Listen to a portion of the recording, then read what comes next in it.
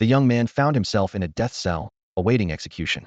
Unexpectedly, a peculiar tale about the celestial warriors of the heavenly court caught the attention of the Empress, prompting her to visit in person to hear him unveil the secrets of the heavens. In the dimly lit cell, three unusual figures sat facing each other. One was a young monk with a refined and serene demeanor. Another was a strikingly beautiful woman with bold eyebrows and a heroic spirit named Qingbai. And the third was a boy named Qingbai, animatedly recounting past events. In my previous life, I opened my eyes in the heavenly court, clad in silver-scaled celestial armor, a dark silk cape draped over my shoulder, boots that chased clouds and moonlight on my feet, and a 7-foot-long spear in hand. Qingbai's eyes sparkled, as if he had returned to that sacred and majestic place. As far as the eye could see, there were soldiers dressed just like me.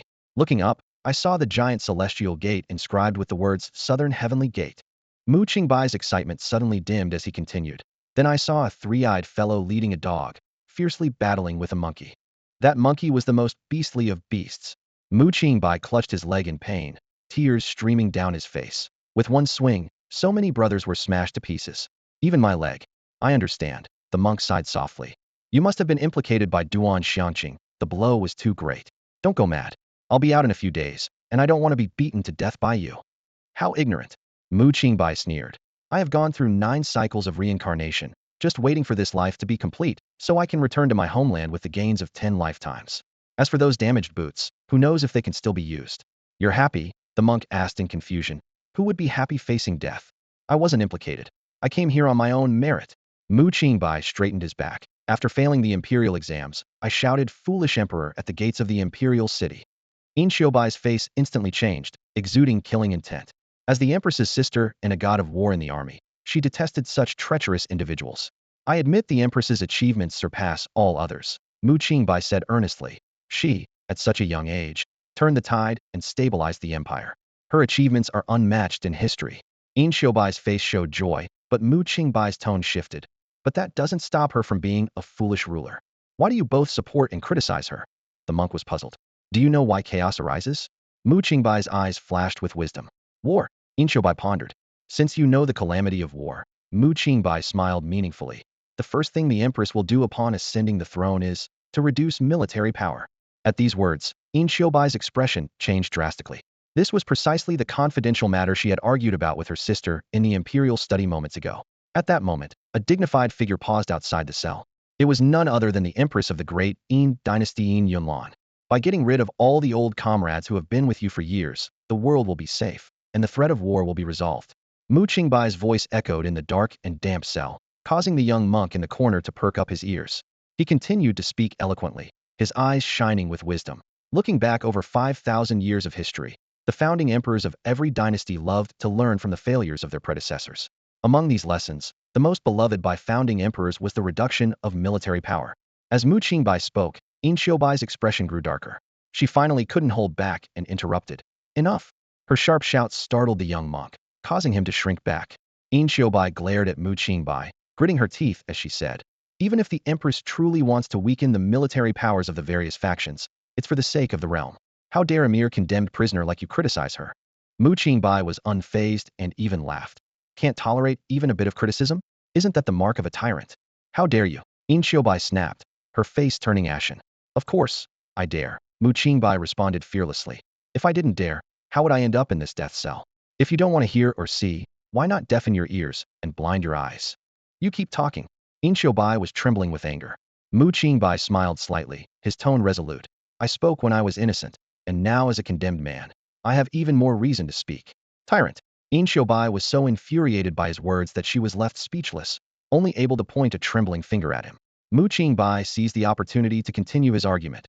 Using bronze as a mirror, one can correct one's attire. Using people as a mirror, one can understand right from wrong. Using history as a mirror, one can foresee the rise and fall.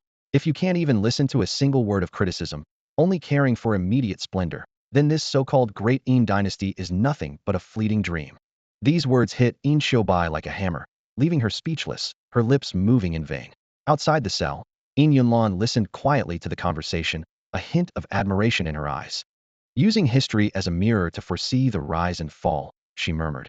Who would have thought a young man could have such depth of knowledge? How did he end up in a death cell? Sensing Yunlan's gaze, The eunuch beside her grew nervous, sweat beading on his forehead. Just as he was about to explain, In Yunlan raised her hand to stop him. The eunuch breathed a sigh of relief. While inside the cell, voices continued to echo. In Qingbai tried to defend the Empress. This is all just your imagination. The Empress has always treated her meritorious officials with great respect and never harmed them. Qingbai dismissed her words with disdain. Of course, she treats them well. Otherwise, she would be scorned by the world. There are countless ways to reduce military power. The young monk's curiosity was piqued, and he asked, like what? Qingbai confidently replied, for instance, I would invite all the military generals to a banquet in the palace. And then, the young monk pressed. Then I would suddenly sigh in front of everyone. Qingbai teased. The young monk scratched his bald head and asked again, and then? Then I would say nothing. Qingbai smiled mysteriously. The young monk pondered for a moment before realizing, oh, I get it. At that moment, I should ask, why is the Empress sighing? Their exchange played out convincingly, and In Qingbai, instead of feeling out of place, nodded seriously. That's how it should be. Qingbai pointed to the pile of straw beneath him with a smile. I would say there's too much competition for the throne. With that, he looked at In Qingbai with a grin. In Qingbai frowned and responded. The Empress is destined by heaven. Who would dare harbor ill intentions? Qingbai became even more engrossed in his role, speaking gravely. All of you hold military power. If one day, your soldiers were to suddenly drape a dragon robe over you, proclaiming you as emperor, even if you didn't want to rebel, would you have a choice? His words left In Qingbai in silence. When she met Qingbai's expectant gaze, she realized he was waiting for her reaction. If the Empress truly said such a thing, In Qingbai slowly replied, then everyone at the banquet would surely be frightened into kneeling. As soon as In Qingbai finished speaking, Qingbai burst into hearty laughter. Ha ha ha, it's just a joke. You are all my dear friends, my brothers. No need to be formal. Let the music play, and let the dancing continue. The young monk frowned and retorted. Even if the Empress really said that, no one would dare to make a joke in front of her. A sly glint appeared in Qingbai's eyes. Exactly. That's why we'll see how many people submit their resignations the next morning. Those who do, I'll reward them generously and give them honorary positions without real power. These words struck In Qingbai like a heavy blow, deeply shaking her heart. Her brows furrowed, and complex emotions churned within her, realizing that Qingbai's words might very well become reality. The young monk blinked, raising another question, what about the few who don't resign? In Qingbai also turned her gaze to Qingbai, clearly eager for an answer. Qingbai's lips curled into a meaningful smile. This banquet is the last courtesy from the emperor to her ministers. If the ministers don't want this courtesy, then the emperor will ensure they have it. What do you mean by courtesy? The young monk still looked confused. In Qingbai fell silent, her tightly pressed lips and trembling hands showing she understood the deeper meaning of Qingbai's words. Qingbai shrugged, his tone nonchalant yet sharp. In the end, there are only two paths. Either you lose your head, or you gain wealth and honor. Almost simultaneously, the sound of heavy thuds was faintly heard outside the cell. Several people around Empress In Yunlan had already fallen to their knees, their bodies trembling like leaves in the autumn wind.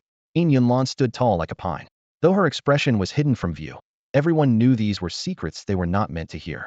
In Yunlan murmured to herself, her voice low and filled with shock. This young man is incredibly perceptive. He can foresee my plans. Is there truly someone who can predict the future? Upon hearing this, the crowd was even more terrified, wishing they could instantly deafen themselves. The condemned prisoner had indeed guessed the Empress's intentions. The Imperial guards exchanged glances, ultimately seeking help from the eunuch.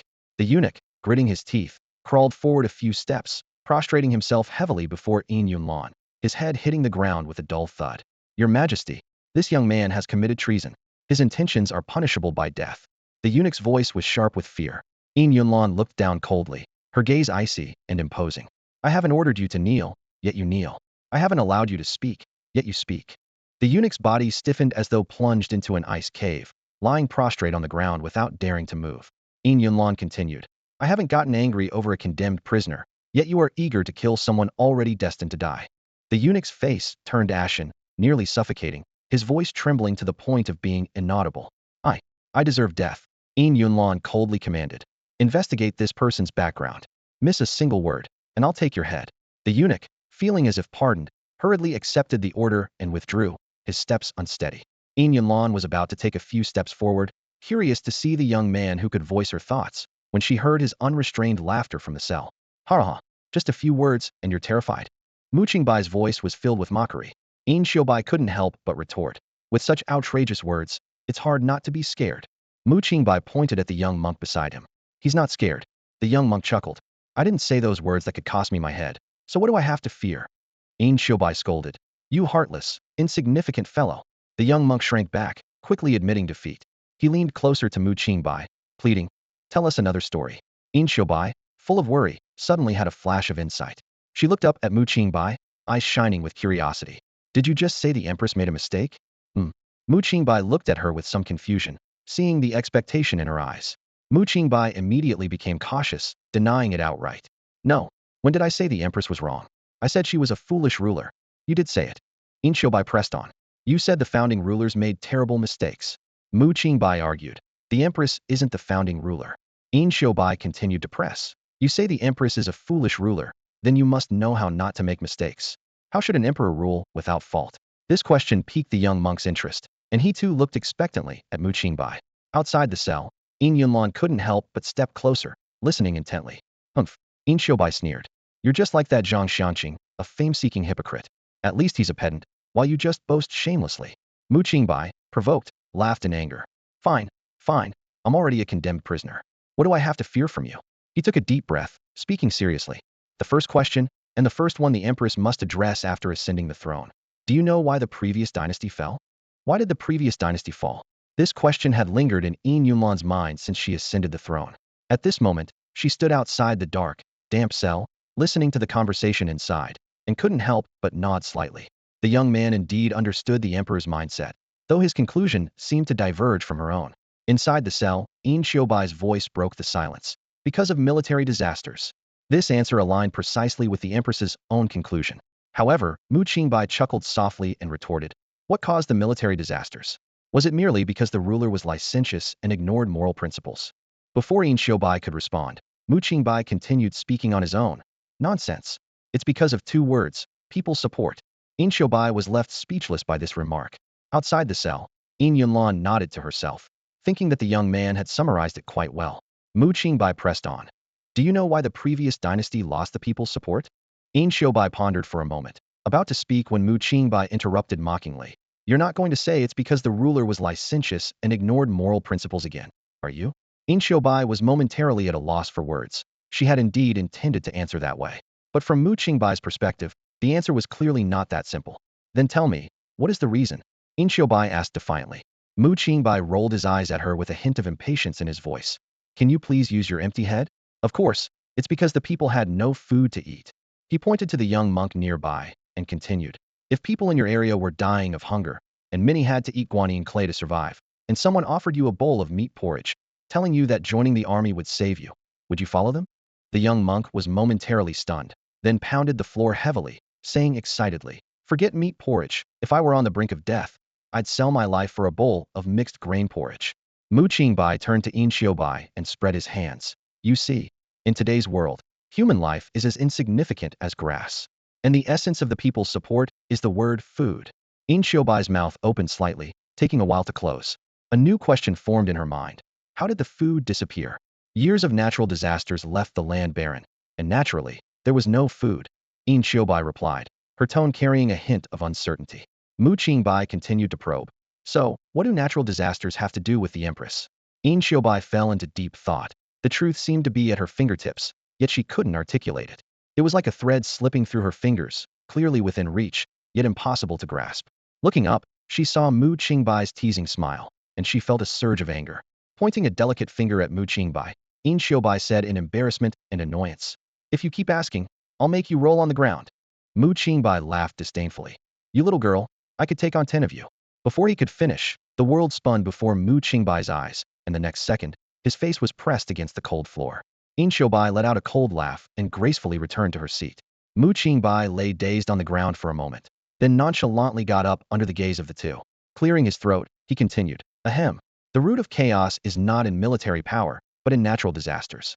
Although the world is newly stabilized, natural disasters continue. The young monk's eyes widened in disbelief, exclaiming, wow. How can you continue talking as if nothing happened after such an embarrassing incident?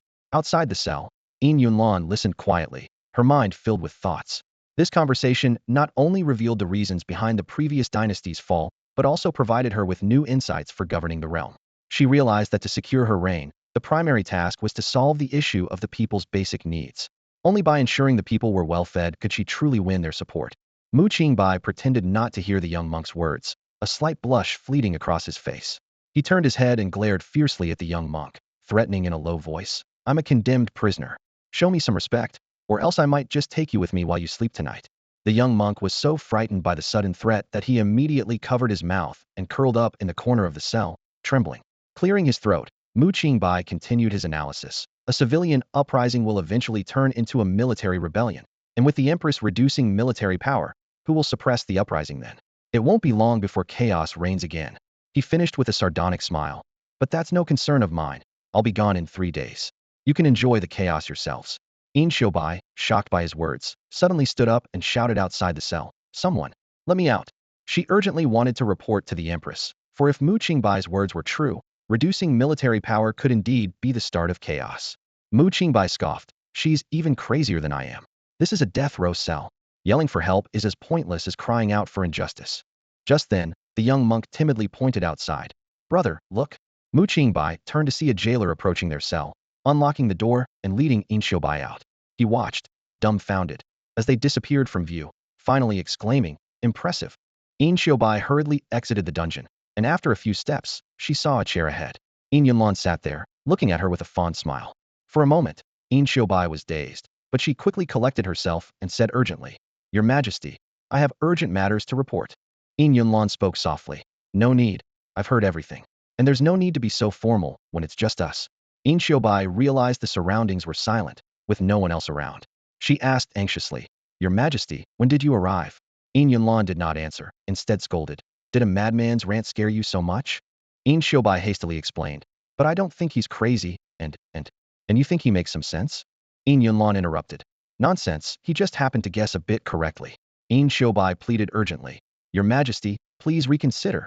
Yunlan sighed, "I'm on my way to ask Master Tsin at Jinghu for advice, and came to fetch you." Seeing Qianbai's hesitant expression, Yunlan frowned, realizing something, and couldn't help but find it amusing. "Do you really think that young man has the ability to govern a country?" Qianbai, though unsure, felt she had no other choice. She implored, "Your Majesty, if you're not in a hurry, it wouldn't hurt to listen to him further." Yunlan shook her head helplessly, sighing, "I understand you don't want our soldiers to suffer, but you shouldn't resort to desperate measures. Perhaps he has some insights, but the rest is utterly absurd." Qianbai, unwilling to give up, said, "Your Majesty, since you think he occasionally speaks wisely, it shows he's not entirely without merit. Continuing to listen might spark some ideas." Yunlan looked at her sister for a long moment before sighing, "I don't have time for your whims." With that, she swept her sleeves and left. As Qianbai watched the Empress's departing figure, she began to waver. She asked herself, must it really be this way, with no other solution? Meanwhile, in the cell, Mu Qingbai suddenly spoke. "In my 8th life, I woke up to find myself a girl, and quite a beautiful one at that. I was in a car, with neon lights outside the window, and the driver. Oh, sorry. You wouldn't know what a driver is. It's like a charioteer, and his name was Herzog." The young monk, half understanding, replied, "What a strange name." And then I got flattened. Mu Qingbai concluded, turning to ask the young monk, "Huh? Don't just huh at me. Tell me, how did you end up here?" The young monk stammered, I'm here because the cell next door was full, so I came to stay for a couple of days."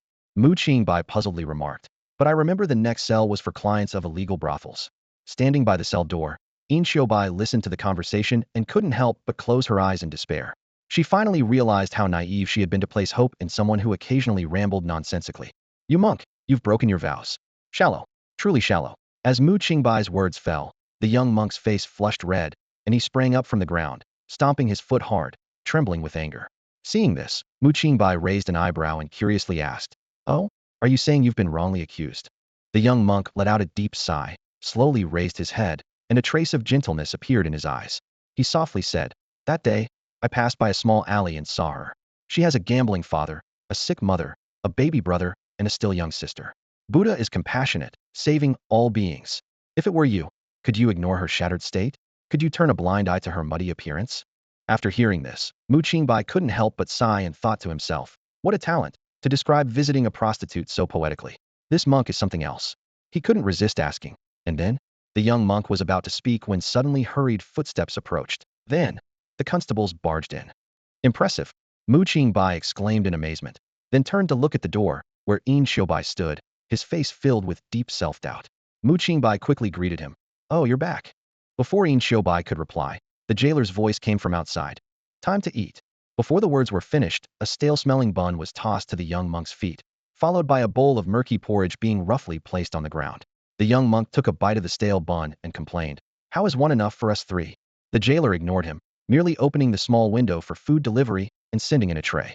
The young monk looked and was instantly stunned. There were 3 meat dishes and even a jug of wine on the tray. Mu Qingbai nonchalantly patted his pants, stood up, and brought the tray over. The young monk was even more displeased and shouted, "You're discriminating against monks. Why does he get wine and meat?" Mu Qingbai casually replied, "It's a last meal before execution. Want to join? I don't mind."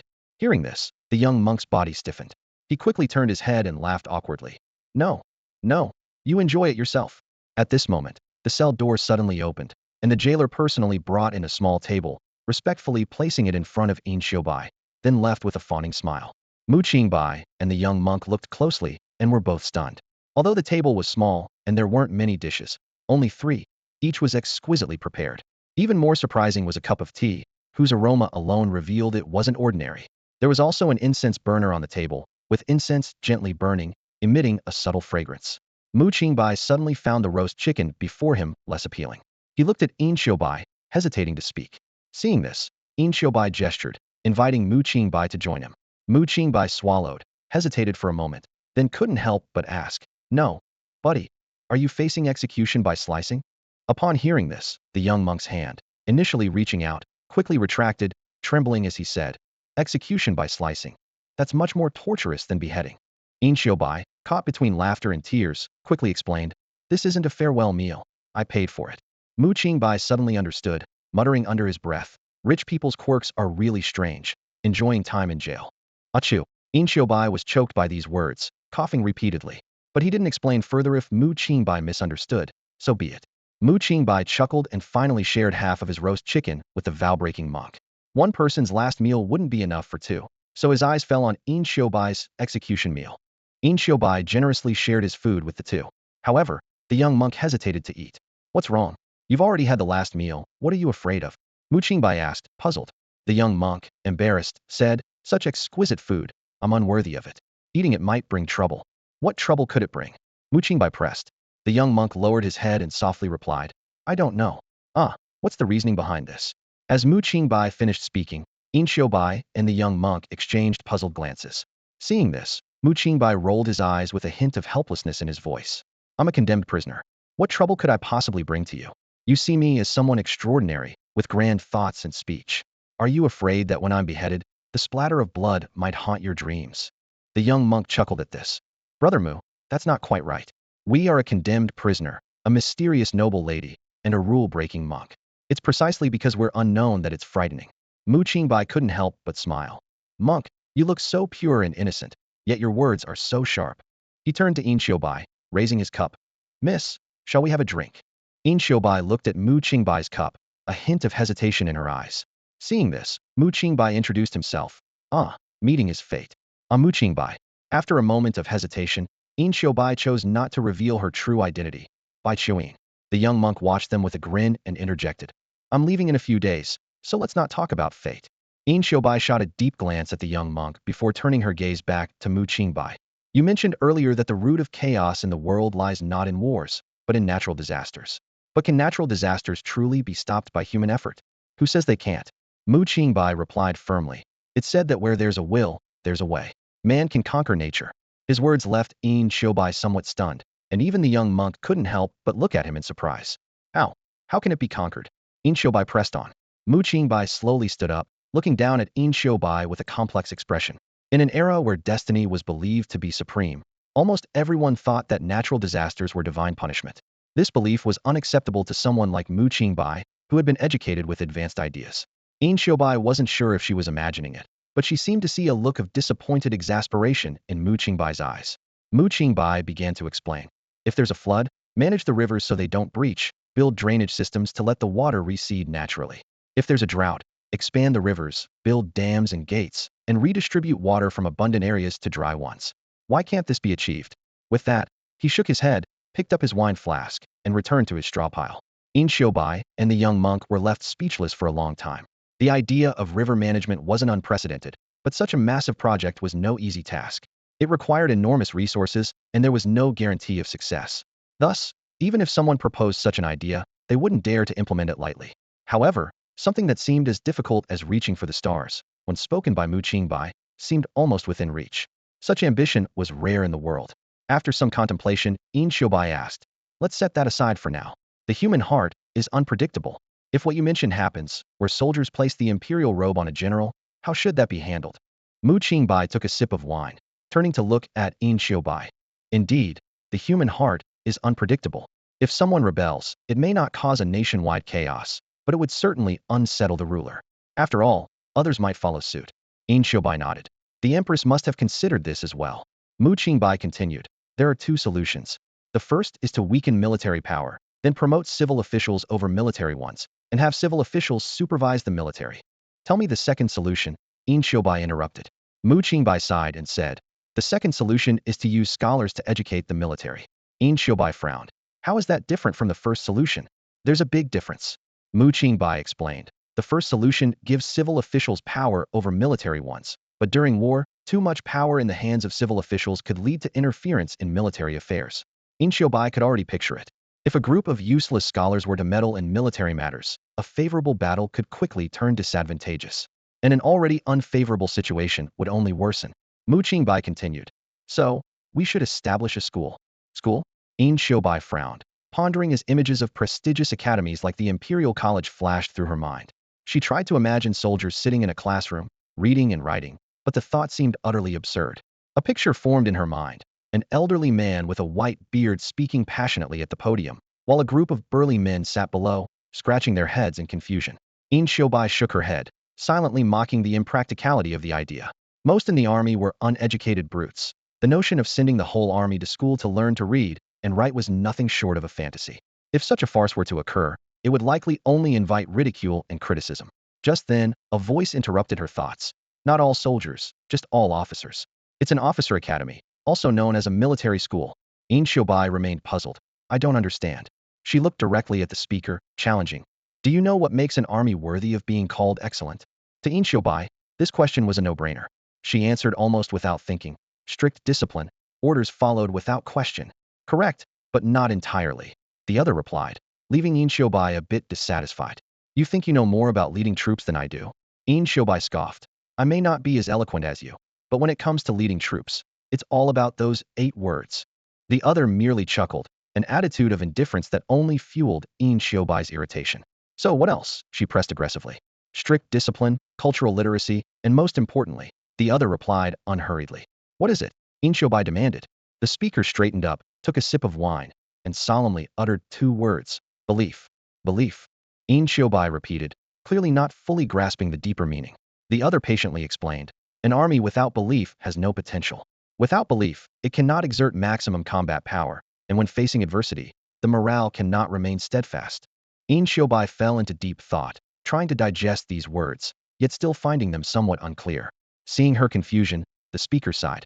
"Are you dense?" Throughout history, people have valued the lineage of their teachers. If the Empress were to establish a military school, making all officers her students, would they dare to rebel against their own teacher? This revelation struck Qingbai like a bolt of lightning, instantly illuminating her mind. She suddenly understood, her excitement palpable. "That's a brilliant idea," she exclaimed. "And belief.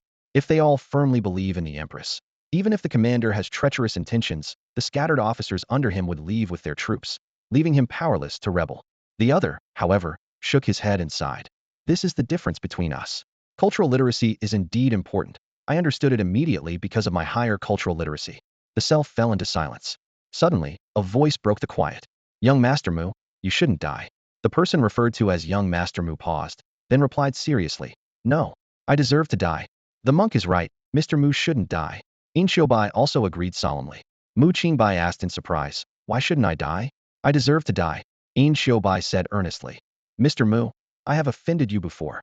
Please forgive me." "What? Why are you calling me Mr. now?" Mu Qingbai was completely baffled, as if his friend had suddenly started calling him father. "You're talented and willing to enlighten me, so of course you're Mr." Qingbai insisted. "Don't worry, Mr. I'll save you from this death cell." Mu Qingbai hurriedly explained. "No, my friend, I'm not wronged." Qingbai remained unmoved, saying seriously, "Mr. There's no need to refuse. I'm saving you, not to hold it over you for repayment. Under Mu Qingbai's stunned gaze, Qingbai called for the jailer, and the cell door was opened. Qingbai left the dungeon without looking back, leaving Mu Qingbai in a state of bewilderment. Mu Qingbai suddenly woke up, scrambling to the cell door, gripping the iron bars tightly, and shouted hoarsely, "Stop! Don't do it! I deserve to die! I deserve to die! Don't save me! I'm set to be executed in 3 days." The young monk stood outside the cell, looking at Mu Qingbai with pity, thinking, Master Mu must be too agitated, his madness has returned. In the dark dungeon, filled with cries of injustice, Mu Qingbai's piercing screams were especially jarring. The surrounding prisoners stopped their wailing, turning their eyes to the young man screaming about his own death. For a moment, the entire dungeon fell silent, leaving only Mu Qingbai's heart-wrenching cries echoing. The prisoners exchanged glances, and finally, someone couldn't help but whisper, "Impressive." Meanwhile, outside the Ministry of Justice's prison, a luxurious carriage was parked quietly by the roadside. The coachman, dozing off, suddenly caught sight of a figure at the prison gate from the corner of his eye. He jolted awake and quickly roused the maid dozing against the carriage door. "Wake up! Our general is out." The coachman swiftly set down the footstool and respectfully greeted, "General, you're finally out. Shall we return to the residence?" "No. To Jinghu." Qingbai replied briefly, then asked, "Is there ink and paper in the carriage?" "Yes," the maid answered promptly. Qingbai pondered for a moment and asked, "Old Huang, is there someone named Herzog in the martial world?" Old Huang shook his head. "General, that sounds like a name from the northern tribes. I've never heard of it. Where did you hear this name?" "Ah, perhaps it really is madness." Qingbai sighed regretfully. "Such a fine person, how did they go mad?" The carriage slowly made its way to Jinghu. The lake's surface was calm as a mirror, reflecting the towering pavilion at its center, creating an illusion of being in the clouds. This was the retreat of Grand Tutor Tsinqing Feng, and the highest sanctuary in the hearts of scholars across the land, the Holy Academy. Qingbai entered the pavilion, finding Empress Yunlan sitting alone inside.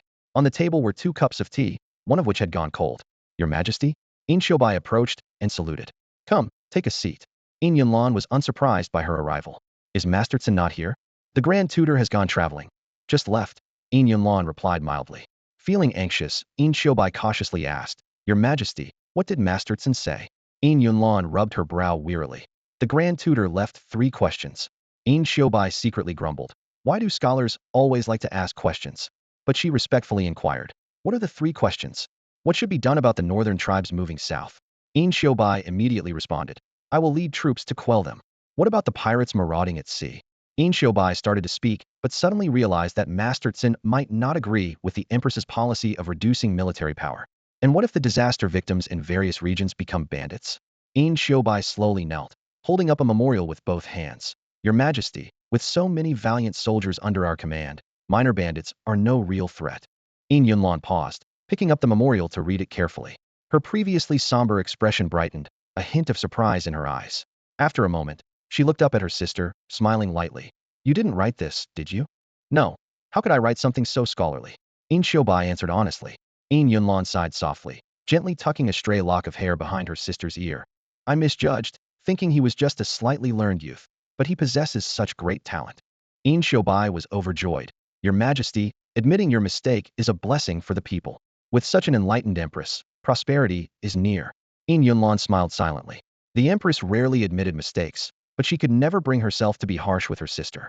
"I must congratulate your Majesty on acquiring a rare genius. You have also worked hard for me. Return home and rest early." Yunlan gently patted Qingbai's back. "Then, I take my leave." Qingbai respectfully exited the pavilion. Once Qingbai's footsteps faded, the warm smile on Yunlan's face vanished, replaced by a cool demeanor. She murmured to herself, "The abilities of the Jinsho department still need to be assessed." In the dark shadows, there was a sudden thud. Yunlan opened a memorial by her side, detailing Mu Qingbai's simple and unremarkable life. She sneered, "A simple young man, guilty but not deserving of death, so ordinary that he even failed the imperial exams. Yet he possesses such genius, and happens to meet my sister in the death row, heh." Yunlan casually tossed the memorial into the air, letting it fall before the person in the shadows. The person hurriedly picked it up, retreating hastily from the high tower, glancing back with unease, cursing inwardly. "Who the hell is it? Don't they know General Yin is the Empress's untouchable one?" After leaving Jing Lake, Qingbai did not return home, but headed back to the prison instead. This decision left old Huang and the young maid in a state of panic. They followed closely behind Qingbai, pleading, "General, Miss. Please, let's not provoke His Majesty anymore. The prison is no place for anyone to stay. Qingbai ignored their pleas and walked straight into the prison. The warden looked troubled but could only cautiously attend to her. As Qingbai reached the cell door, the young monk inside glanced up and put a finger to his lips, whispering, "Sure, he just fell asleep. After you left, young Master Mu went mad again, praying to the heavens and earth, muttering about Buddha, the Jade Emperor, and some god I've never heard of, Jesus, I think. And then," Qingbai pressed, "then he seemed to have an epiphany and told me that as a wealthy young lady, you might have some money, but no connections to pardon a condemned man. And then he fell asleep," the monk replied honestly. Qingbai signaled for the cell door to be opened. The young monk smiled and said, "Young Master Mu is sleeping soundly thanks to the wine. It seems he's been pardoned." Qingbai nodded, carefully lifting Mu Qingbai and carrying him on her back. She looked at the young monk with suspicion, but he quickly explained, "Don't worry about me. I'll be out in a few days. I was just caught for soliciting, not a capital crime. No need for a jailbreak." Qingbai couldn't help but smile, thinking the monk actually believed she was breaking someone out of jail. She quietly said, "Farewell. Take care," the monk said as he watched them leave. Qingbai carried Mu Qingbai out of the prison. The driver, Old Huang, and the maid, Xiaojun, were stunned at the sight. As they were about to speak, Qingbai silenced them with a glare. "Go home," Qingbai commanded succinctly. As they got into the carriage, Mu Qingbai, resting his head on her shoulder, mumbled, "Damn, monkey. Herzog, you bastard." Old Huang was puzzled and turned to Xiaojun, saying, "We should have someone look into that name." Back at the general's residence, Old Huang personally took down the sign at the entrance. This was all for the man Qingbai brought back. From that day forward, Qingbai was no longer addressed as general in the household, but as by Qiuyin, and everyone was forbidden to call her general, only Miss. The servants felt as if the sky had fallen. They whispered among themselves, "The general, I mean, Miss, is infatuated with a failed scholar, a condemned man, and a lunatic. Damn, that man is a disgrace." Meanwhile, Mu Qingbai awoke on a soft couch, scratching his head in confusion. "How long has it been since I washed? I'm so itchy. I wonder if I can bathe before the execution," he muttered to himself, suddenly realizing the unusual softness beneath him. "Huh? Why is this hay so soft? What the?" Mu Qingbai sat up abruptly, bewildered as he looked around. The next moment, he burst through the door, only to be greeted by a meticulously crafted garden. Dozens of wary eyes turned to him in unison, the servants and maids cautiously observing the man who had received special treatment from their general. They scrutinized Mu Qingbai. Though he had decent looks, his disheveled appearance was off-putting, and his bewildered demeanor made him seem like a country bumpkin with no scholarly grace. Not fit for their miss at all. Mu Qingbai was thoroughly confused. "How did I end up here?" he mumbled. "This can't be right. I was in a death cell. Did you break me out of prison? That's a crime punishable by death." A group of people rushed forward, escorting Mu Qingbai back inside. One of the maids comforted him. "Young master, please return to your room to rest. We'll be here to assist you with washing up shortly." After locking Mu Qingbai in the room, everyone exchanged glances, feeling an indescribable bitterness.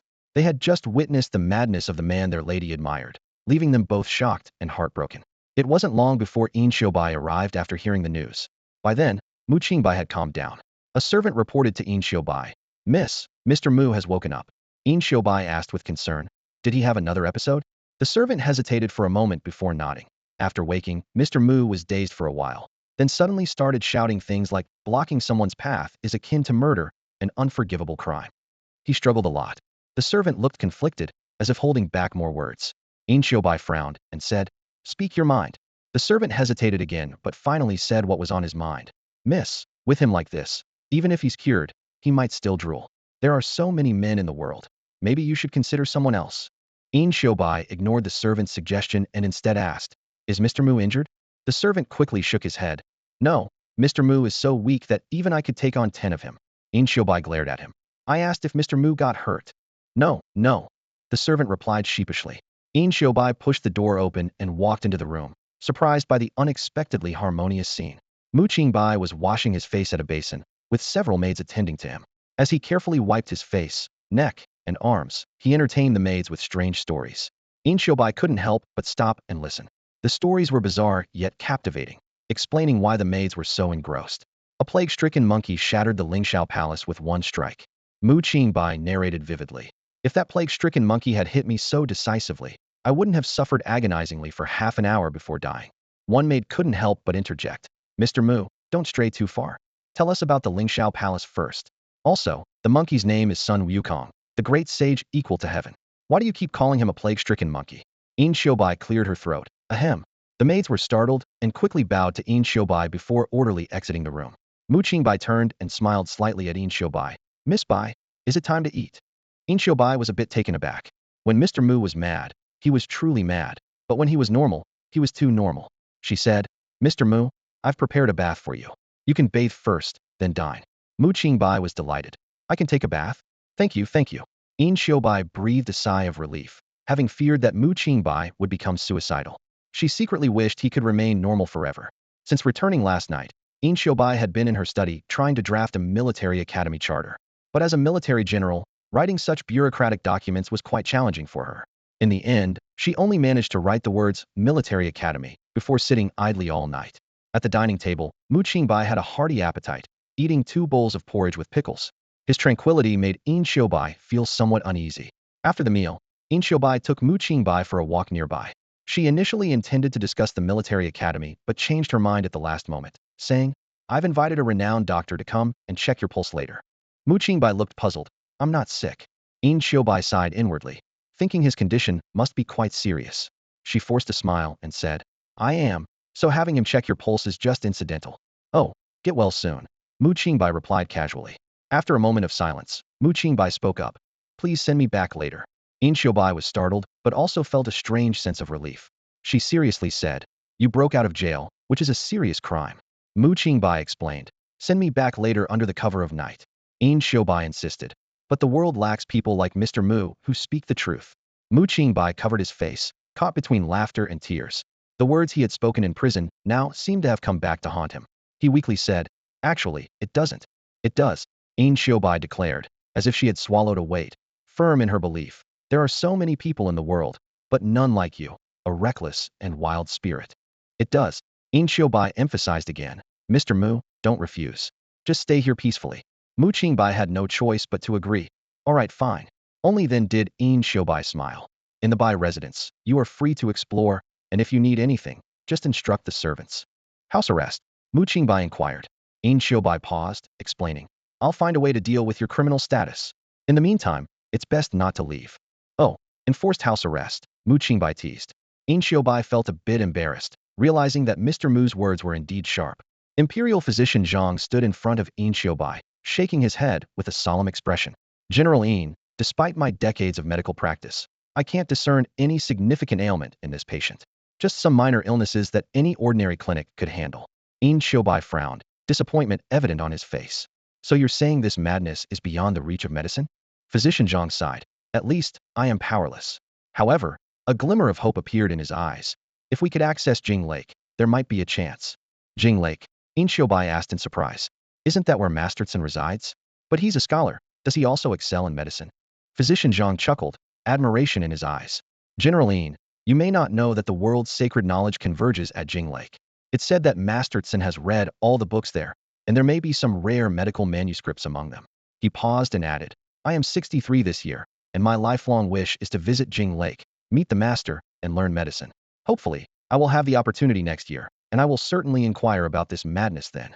In Xiaobai nodded gratefully. Thank you, Physician Zhang. Someone, escort Physician Zhang out. After Physician Zhang left, In Xiaobai sighed deeply and summoned a servant. Where is Mr. Mu? Mr. Mu just finished touring our residence. The servant replied respectfully. In Xiaobai was a bit surprised. Took him that long? Yes, the servant explained with a smile. Mr. Mu was very thorough, stopping to look here and there. When he encountered something novel, he would even ask us about it. In Xiaobai asked warily. And where is he now? He's in the bathhouse, taking a bath. Upon hearing this, In Xiaobai immediately headed towards the bathhouse. The maid urgently called out, General, where are you going? In Xiaobai shot her a glance. The maid quickly corrected herself. Mr. Mu is bathing. In Xiaobai, annoyed, replied, He's probably planning to escape. The maid was puzzled.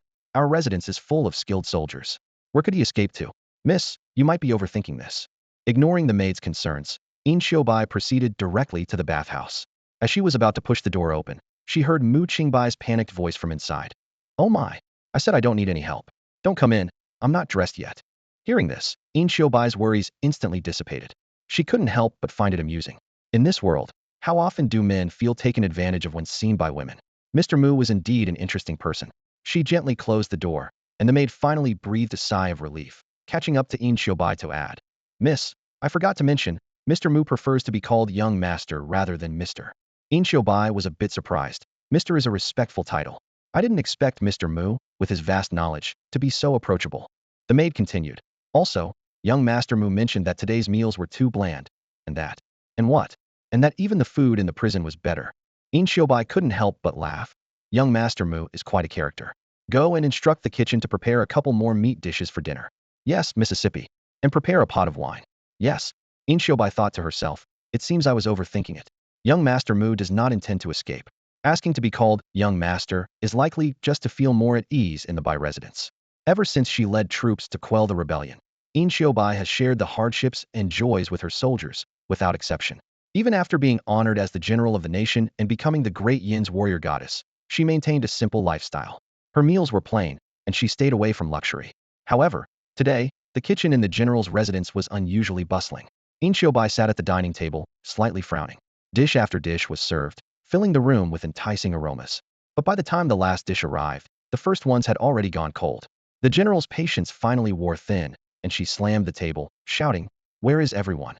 Immediately, the entire residence erupted into chaos. 800 guards and hundreds of servants and maids, over 2,000 people in total, poured out of the gates. This commotion alarmed the capital, drawing the attention of officials and nobility. The Imperial City Defense Regiment even issued orders to guard the armory strictly, fearing In Xiaobai might be planning a rebellion. Fuming with anger, In Xiaobai searched the residence. She found a servant kneeling on the ground and urgently asked, "Where is Mu Qingbai?" The servant, trembling, replied, "It's my fault. Young Master Mu said he wanted to pick flowers from the wall for the lady and asked me to fetch a ladder. And you just left him alone by the wall." In Xiaobai interrupted coldly. "Didn't I tell you to keep an eye on him?" The servant bowed his head in shame, unable to meet her gaze. As In Xiaobai pressed on, Old Huang urged from the side, "Speak the truth now." Under pressure, the servant revealed the truth. The household staff felt Mu Qingbai was unworthy of the general and wanted to see him embarrassed. In Xiaobai laughed in anger and sternly ordered, "What are you waiting for? Go find him." As everyone rushed out of the gates, a figure quietly emerged from the bath. Mu Qingbai smugly muttered to himself, "Who could climb such a high wall? Good thing I'm clever." He stealthily slipped into In Xiaobai's study and wrote a few lines. Seeing the ink-stained words Military Academy on the desk, he pondered for a moment. Finally, he boldly wrote down the regulations of the Whampoa Military Academy founded by the father of his past life. "Those who fear death do not enter this door. Those seeking promotion and wealth, go elsewhere, Mr. Sunday." Under the cover of night, Mu Qingbai quietly returned to the prison. The jailer, seeing him return, was too shocked to speak. "Got any food?" Mu Qingbai asked nonchalantly. The jailer gave him a meaningful look and replied, "Got some stale buns." "Give me two," Mu Qingbai said, unfazed. The palace doors were suddenly flung open, and a eunuch stumbled in, tripping and crawling to reach In Yunlan's feet. Panting heavily, he exclaimed, "Your Majesty, there's trouble." The general's mansion. Before he could finish, the eunuch looked up and fell silent. He saw In Xiaobai sitting calmly before the Empress, sipping tea with a composed expression. In Yunlan furrowed her brows and sternly demanded, "You wretched servant, what do you mean by trouble at the general's mansion? Speak." The eunuch stammered, his eyes darting between In Xiaobai and In Yunlan, unable to form a coherent sentence. "Get out, you useless servant." In Yunlan waved him away impatiently. "Yais, Your Majesty, this servant deserves to die." The eunuch bowed repeatedly before hurriedly exiting the hall. In Yunlan sighed softly, turning her gaze to In Xiaobai. "Quite a commotion tonight, scaring the city guards like that. Xiaobai, you're now the general of the state, the first woman to hold such a high position in history, yet you still act so recklessly?" In Xiaobai lowered her head, her voice tinged with guilt. "Your Majesty, I realize my mistake and am willing to accept punishment." In Yunlan's tone softened. "Fortunately, you're quick-witted, coming to report to me. Otherwise, who knows how many would have lost sleep tonight. However, you should have recalled the soldiers scattered throughout the city before coming to the palace." In Xiaobai suddenly lifted her head, speaking urgently. "Your Majesty, I have an important matter to report." In Yunlan was taken aback, amused. "Aren't you worried about causing unrest in the capital? I thought you were becoming more composed, but it seems I praised you too soon." In Xiaobai, unfazed, quickly retrieved 2 letters from her sleeve and respectfully presented them to In Yunlan. In Yunlan chuckled as she took the letters, placing them casually on the table. She looked at In Xiaobai meaningfully. "I heard you brought that condemned man home from prison and even changed the plaque at your door. What? Don't want to be a In anymore, planning to be a Bai." In Xiaobai hurriedly explained. "Forgive me, Your Majesty, I just thought." In Yunlan interrupted her. "You think this person is talented and could serve the nation. So you took him from death row without my decree. Qingbai was about to kneel, but Yunlan grasped her arm. Speak while seated. I haven't asked you to kneel. Qingbai asked in confusion. Your Majesty, this person has the ability to govern. Why did you intend to execute him? I never intended to kill him. Yunlan replied calmly. I knew you took him from prison and didn't stop you. Do you know why? If you didn't intend to kill him, why not pardon his crime? Qingbai pressed. Yunlan's brow furrowed slightly, her tone growing stern. I am asking you, and you dare to question me? Qingbai quickly apologized. Forgive me, Your Majesty, I... Don't address me as minister, Yunlan interrupted her. If you do, I'll have no one left by my side. Qingbai's heart softened. She picked up the 2 letters, kneeling by Yunlan's side. Sister, please take a look. Yunlan shook her head. I'll read them, but get up. Yunlan opened the first letter, finding it filled with dense writing. Though the handwriting was messy, the content was captivating. As she read further, her expression shifted from serious to solemn, then to delight, finally revealing a look of satisfaction. What a well-organized system, Yunlan thought to herself, impressed. Meticulously arranged, without a single flaw. A genius. As a ruler, Yunlan knew only true leaders and excellent generals could recognize the high level of this military academy regulation. She even suspected the author must have had a solid military background. Yunlan looked up at Qingbai. Although she had already guessed the answer, she couldn't help but ask, who wrote this? Indeed, it was Qingbai. Yunlan slowly set down the first letter, her expression unchanged, though much of her internal doubt had dissipated. She pondered to herself. Even if such a gifted and knowledgeable young man harbors some ulterior motives, what harm could he possibly cause? Qingbai eagerly asked, Your Majesty, how does this military academy regulation read? Yunlan nodded slightly, her gaze sweeping over the words on the letter. If you fear death, do not enter this door. If you seek wealth and rank, look elsewhere. Well written. But why use the name Mr. Sun? Qingbai shook his head, indicating he didn't know. Yunlan contemplated for a moment and decided to be candid. I owe you an explanation. I was worried this person was deliberately getting close to you, so I delayed issuing a pardon to see how he would react after you took him away. Qingbai immediately presented a second letter. Your Majesty, he has already taken action. Yunlan unfolded the letter with a hint of puzzlement. As her eyes fell on the handwriting, even someone as composed as she, who remained unfazed by any crisis, couldn't help but tremble all over, her eyes locking onto each word. I am not afraid of being pulverized, as long as I leave an unblemished name in the world. This verse struck Yunlan's mind like a thunderclap. A profound respect surged through her, and she couldn't help but marvel. Is there truly such a noble person in the world? Coming back to her senses, Yunlan suddenly stood up and called out loudly. Someone, come. At your service, Your Majesty, someone answered from outside the hall. Where is Qingbai? Your Majesty, he has returned to the heavenly prison. Despite having anticipated this, Yunlan was still taken aback. She murmured to herself, indeed, is he really choosing death to prove his innocence? This resolve deeply moved her, leaving her unsettled for a long time. Qingbai urgently advised, Your Majesty, a rare talent like him, with such learning and loyalty, should not be disheartened. Yunlan nodded, about to give an order, but Qingbai interrupted. To pardon a condemned prisoner, there's no need for you to write a decree yourself. Just give me a verbal command, and I will take the token to the prison to bring him back. Yunlan suddenly paused, speaking in a low voice. Qingbai, you should go back first. Your Majesty? Qingbai hesitated, looking at his sister, wanting to say more. Listen to me, go back and wait. I promise not to kill him. Yes. Qingbai reluctantly withdrew. After Qingbai left, a complex light flashed in Yunlan's eyes. She slowly spoke, moved by the commoner Qingbai's determination to prove his innocence and serve the country. His outburst at the palace was indeed a misunderstanding. I hereby pardon his crime, grant him an official position, and appoint him as a censor. The eunuch in the corner hurriedly noted down the verbal order and presented it to Chief Eunuch Fengzhen. Fengzhen quickly reminded, Your Majesty, Qingbai has no official rank. How can he be appointed as an official? Although the position of censor is only an 8th rank official, many aspire to it. Yunlan replied calmly. If I say he has it, then he does. Let the Ministry of Rights handle it. I understand. Fengzhen was about to leave when Yunlan stopped him. Wait. Do not issue the decree for now. Yunlan shook her head. I don't truly believe someone is unafraid of death. Qingbai still has 2 days before his execution. Let's see if he remains calm in prison or becomes anxious. Fengzhen understood, thinking to himself. The Empress is convinced that this audacious scholar Qingbai will ultimately fear death. Indeed, throughout history, few are truly unafraid of death. So-called death protests are merely a performance before the emperor. Yunlan continued to instruct. Order the Jinxiu division to closely monitor him and report daily. Understood. Feng Zhen accepted the order and left. Yin Yunlan stood alone in the hall, her gaze deep. She mused. Merchants value profit, scholars value reputation. Returning to prison and writing a farewell poem. Is he trying to earn a spotless reputation with his life? Let's see how long he can hold out. Wake up, young Master Mu, wake up. It seems like the guards in this death cell have changed. The little monk anxiously leaned close to Mu Qingbai, shaking his shoulder vigorously. Mu Qingbai struggled to sit up, still groggy, trying to open his sleepy eyes, though his eyelids felt as heavy as lead. Jade feet? Where are the jade feet? Mu Qingbai mumbled, clearly still immersed in his dreams. He shook his head, trying to shake off the drowsiness. I get the feeling what you're saying and what I'm thinking are two different things.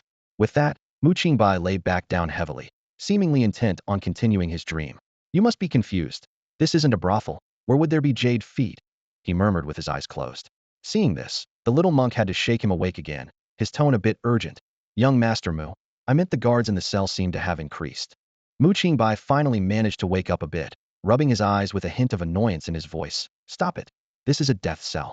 I just got broken out, and once the higher-ups heard about it, they were bound to send more guards. The little monk furrowed his brow in confusion, pressing on.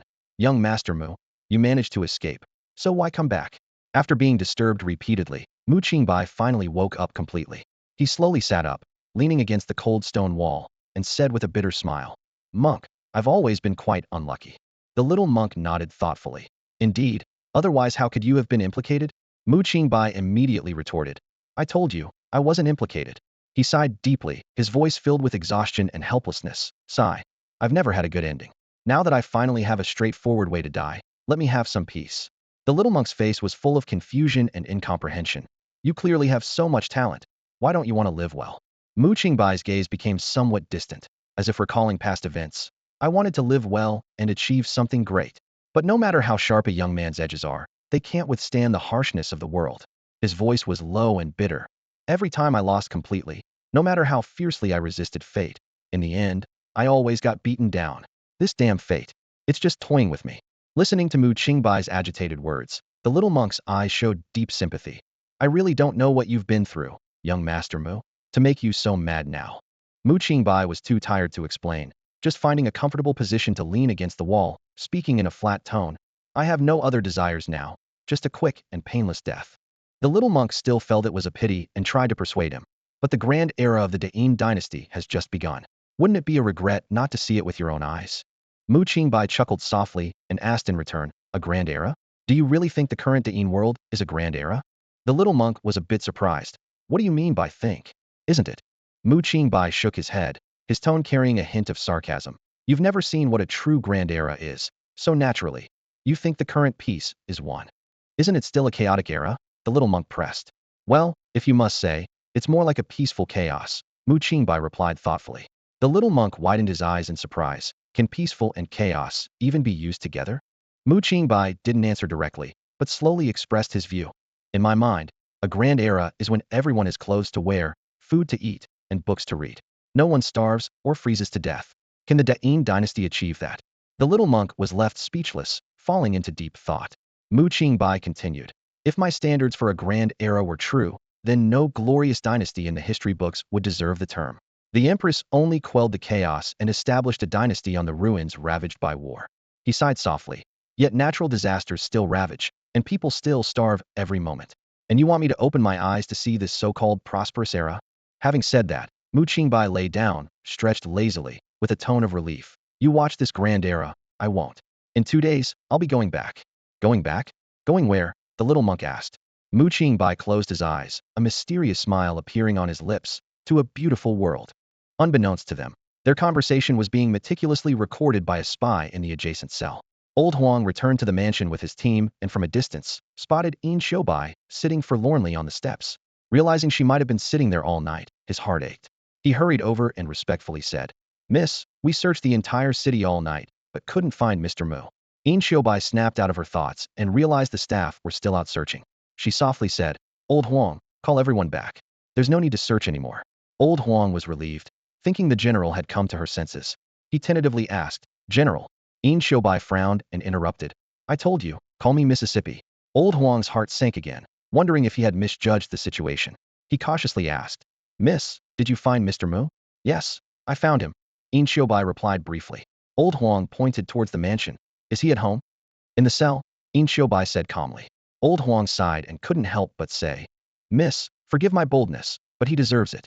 If he had listened to you and not wandered off, he wouldn't have ended up back in the cell. Qingbai shook her head and explained, he wasn't caught. He returned to the cell on his own. Seeing Old Huang's astonished expression, she recounted the events in detail.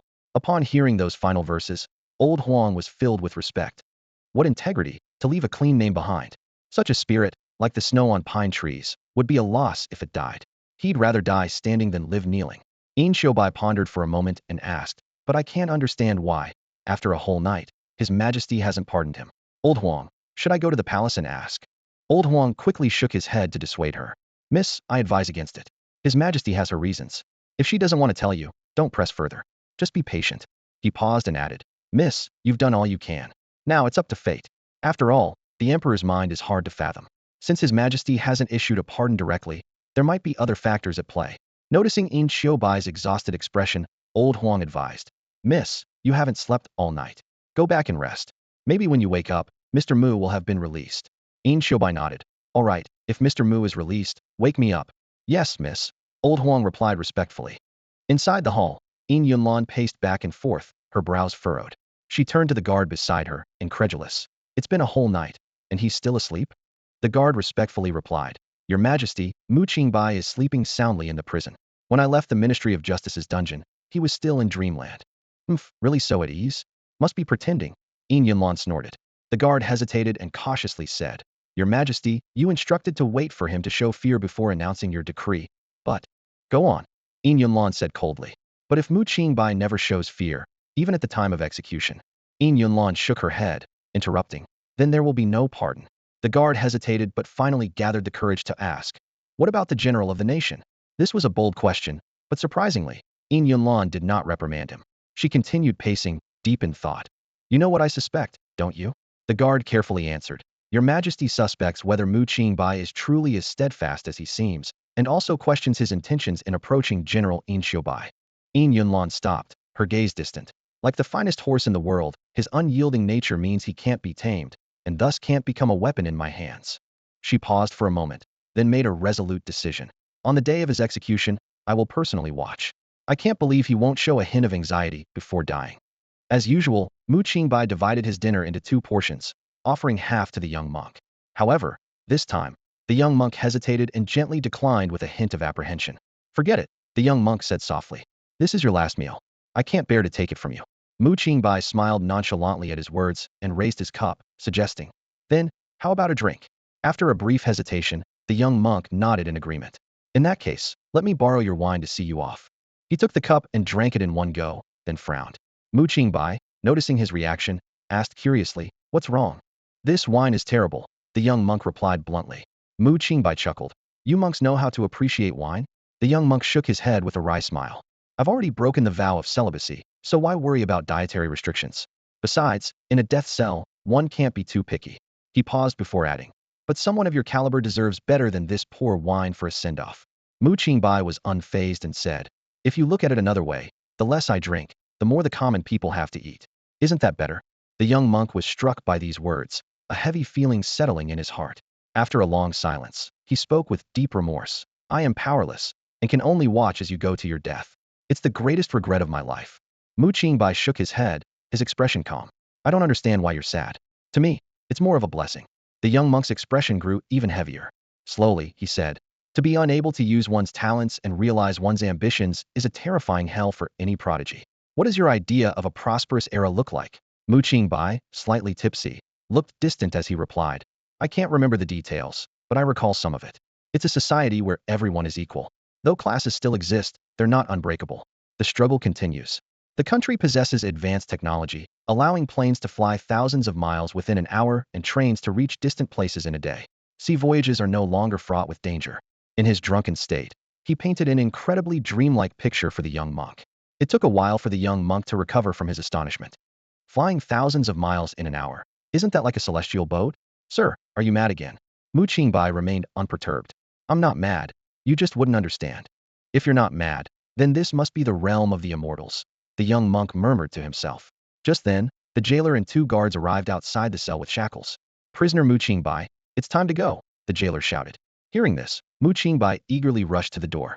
His sudden action startled the 3 outside, but they quickly realized he had no intention of resisting and was cooperating fully. The guards swiftly shackled him. "Sir," the young monk suddenly called out. Mu Qingbai turned back to see the young monk's lips moving slightly, as if hesitating over something. Finally, he asked, "Will the Yin dynasty ever deserve the title of a prosperous era?" "Impossible," Mu Qingbai answered almost without thinking.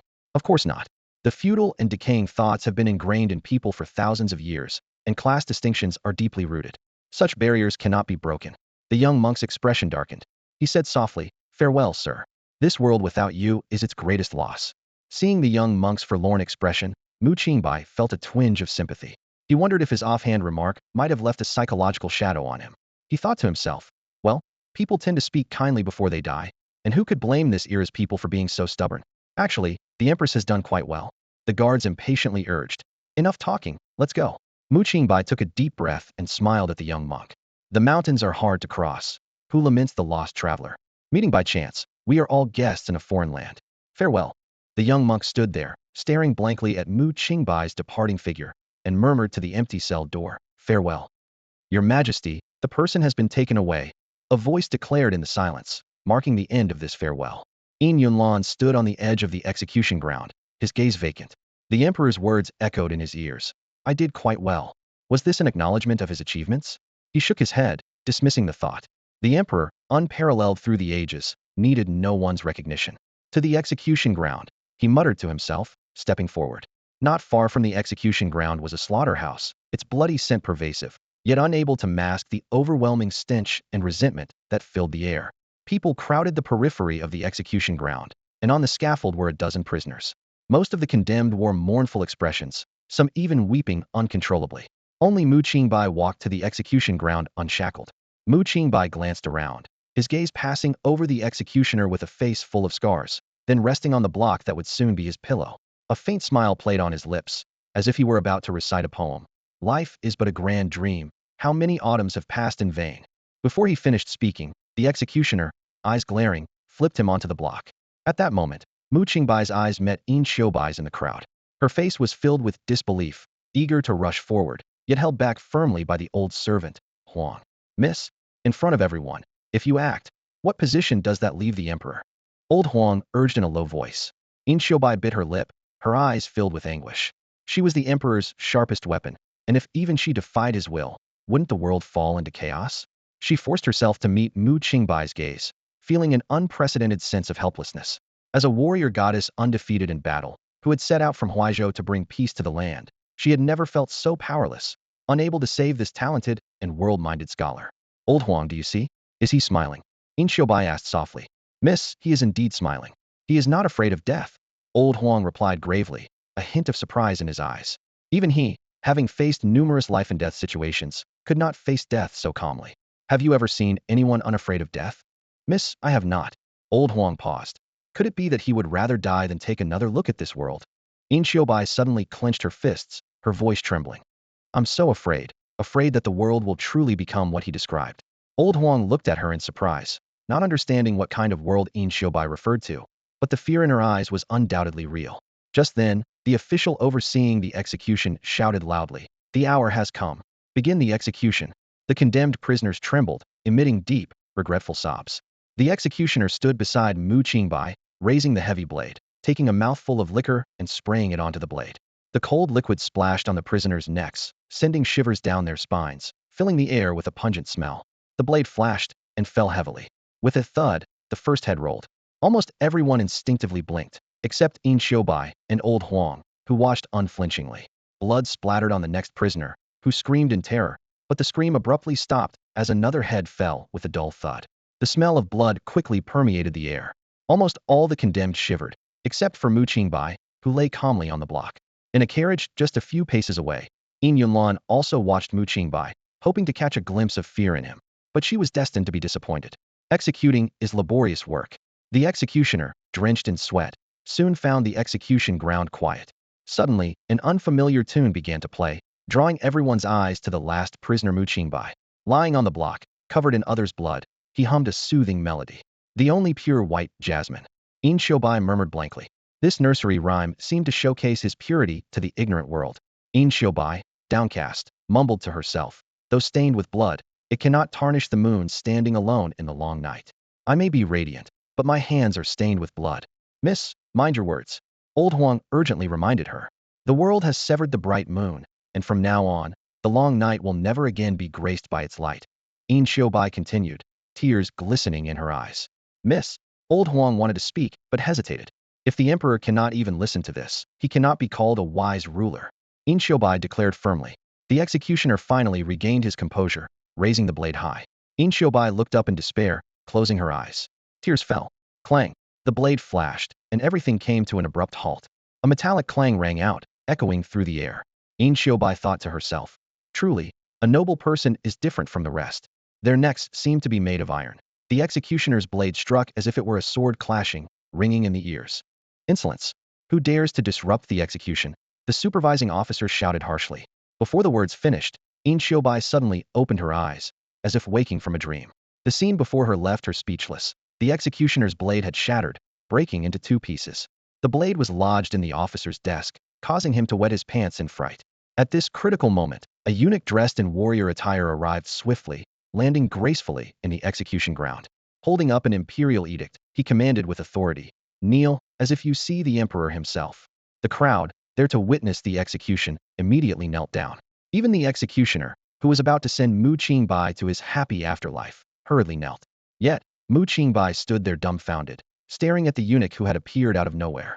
Without waiting for a response, the eunuch walked directly to Mu Qingbai and solemnly read the imperial edict. Once finished, he placed it in Mu Qingbai's hands and departed, leaving Mu Qingbai bewildered. Suddenly, a soft figure leapt forward. "Wonderful, Mr. Mu, wonderful!" In Xiaobai exclaimed, tears of joy streaming down her face as she hugged Mu Qingbai tightly. Old Huang watched from the side, feeling a mix of emotions. "I'm still alive?" Mu Qingbai asked in disbelief. "Of course you are," In Xiaobai replied, wiping her tears away with a smile. "The emperor has pardoned you, and you now hold the title of Gongshi. Your talents will not go unnoticed." Mu Qingbai closed his eyes and pinched his thigh hard. "Ouch," he yelled in pain. "It's not a dream. It's not a dream." In Xiaobai laughed with relief. Mu Qingbai, however, sank to his knees as if drained of energy. After a moment, he suddenly pounded the ground, then jumped up from the pain, shouting incoherently, "Law! Law! Law!" In Xiaobai and Old Huang stood silently, unsure of what to do. "Miss, has Mr. Mu gone mad again?" Old Huang whispered. "Let's take Mr. Mu back home," In Xiaobai suggested, but Mu Qingbai tossed the edict aside and walked off the execution platform. In Xiaobai picked up the edict in a panic and hurried after him. "Mr. Mu, let's go home." Mu Qingbai scratched his head, as if a realization had dawned on him. The emperor can't be that kind-hearted. There must be something wrong here. The emperor is a wise ruler. He wouldn't unjustly punish a loyal and righteous person. In Xiaobai quickly explained. "Are you saying the emperor is magnanimous?" Mu Qingbai questioned. "The emperor is indeed wise and magnanimous," In Xiaobai insisted. Mu Qingbai shook his head.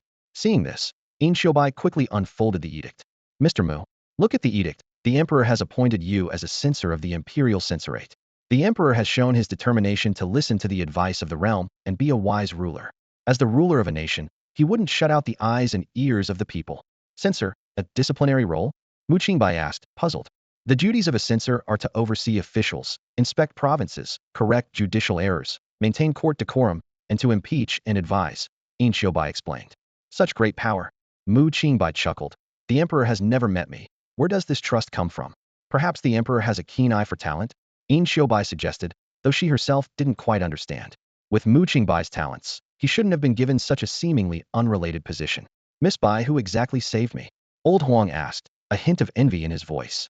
"The Grand General of the state," In Xiaobai replied, her tone carrying a hint of complexity. In Xiaobai frowned and glared at Old Huang, who realized he had misspoken and immediately lowered his head to apologize. In Xiaobai turned to young Master Mu, speaking gently. "Young Master Mu, why don't you come home with us?" Young Master Mu gave a bitter smile. "What home do I have?" A hint of tenderness flashed in Xiaobai's eyes. "If you don't mind, the Bai residence can be your home." Young Master Mu looked serious. "No, Miss Bai, if I get implicated in the future, you'll be in trouble." Old Huang interjected. Young Master Mu is a man of loyalty and righteousness, always thinking of the people. How could he be wrongfully accused? Seeing the stalemate, Old Huang, eager to go home, suggested. "If young Master Mu feels uneasy, perhaps Miss Bai shouldn't insist." Qingbai shot him another glare. Old Huang quickly changed his tune. Young Master Mu is considerate and doesn't want to involve Miss Bai. How about treating it as a temporary stay since you have nowhere else to go? Qingbai expression softened, and she nodded in approval. Young Master Mu reluctantly agreed. I can't refuse such kindness. Old Huang muttered to himself. Such hypocrisy.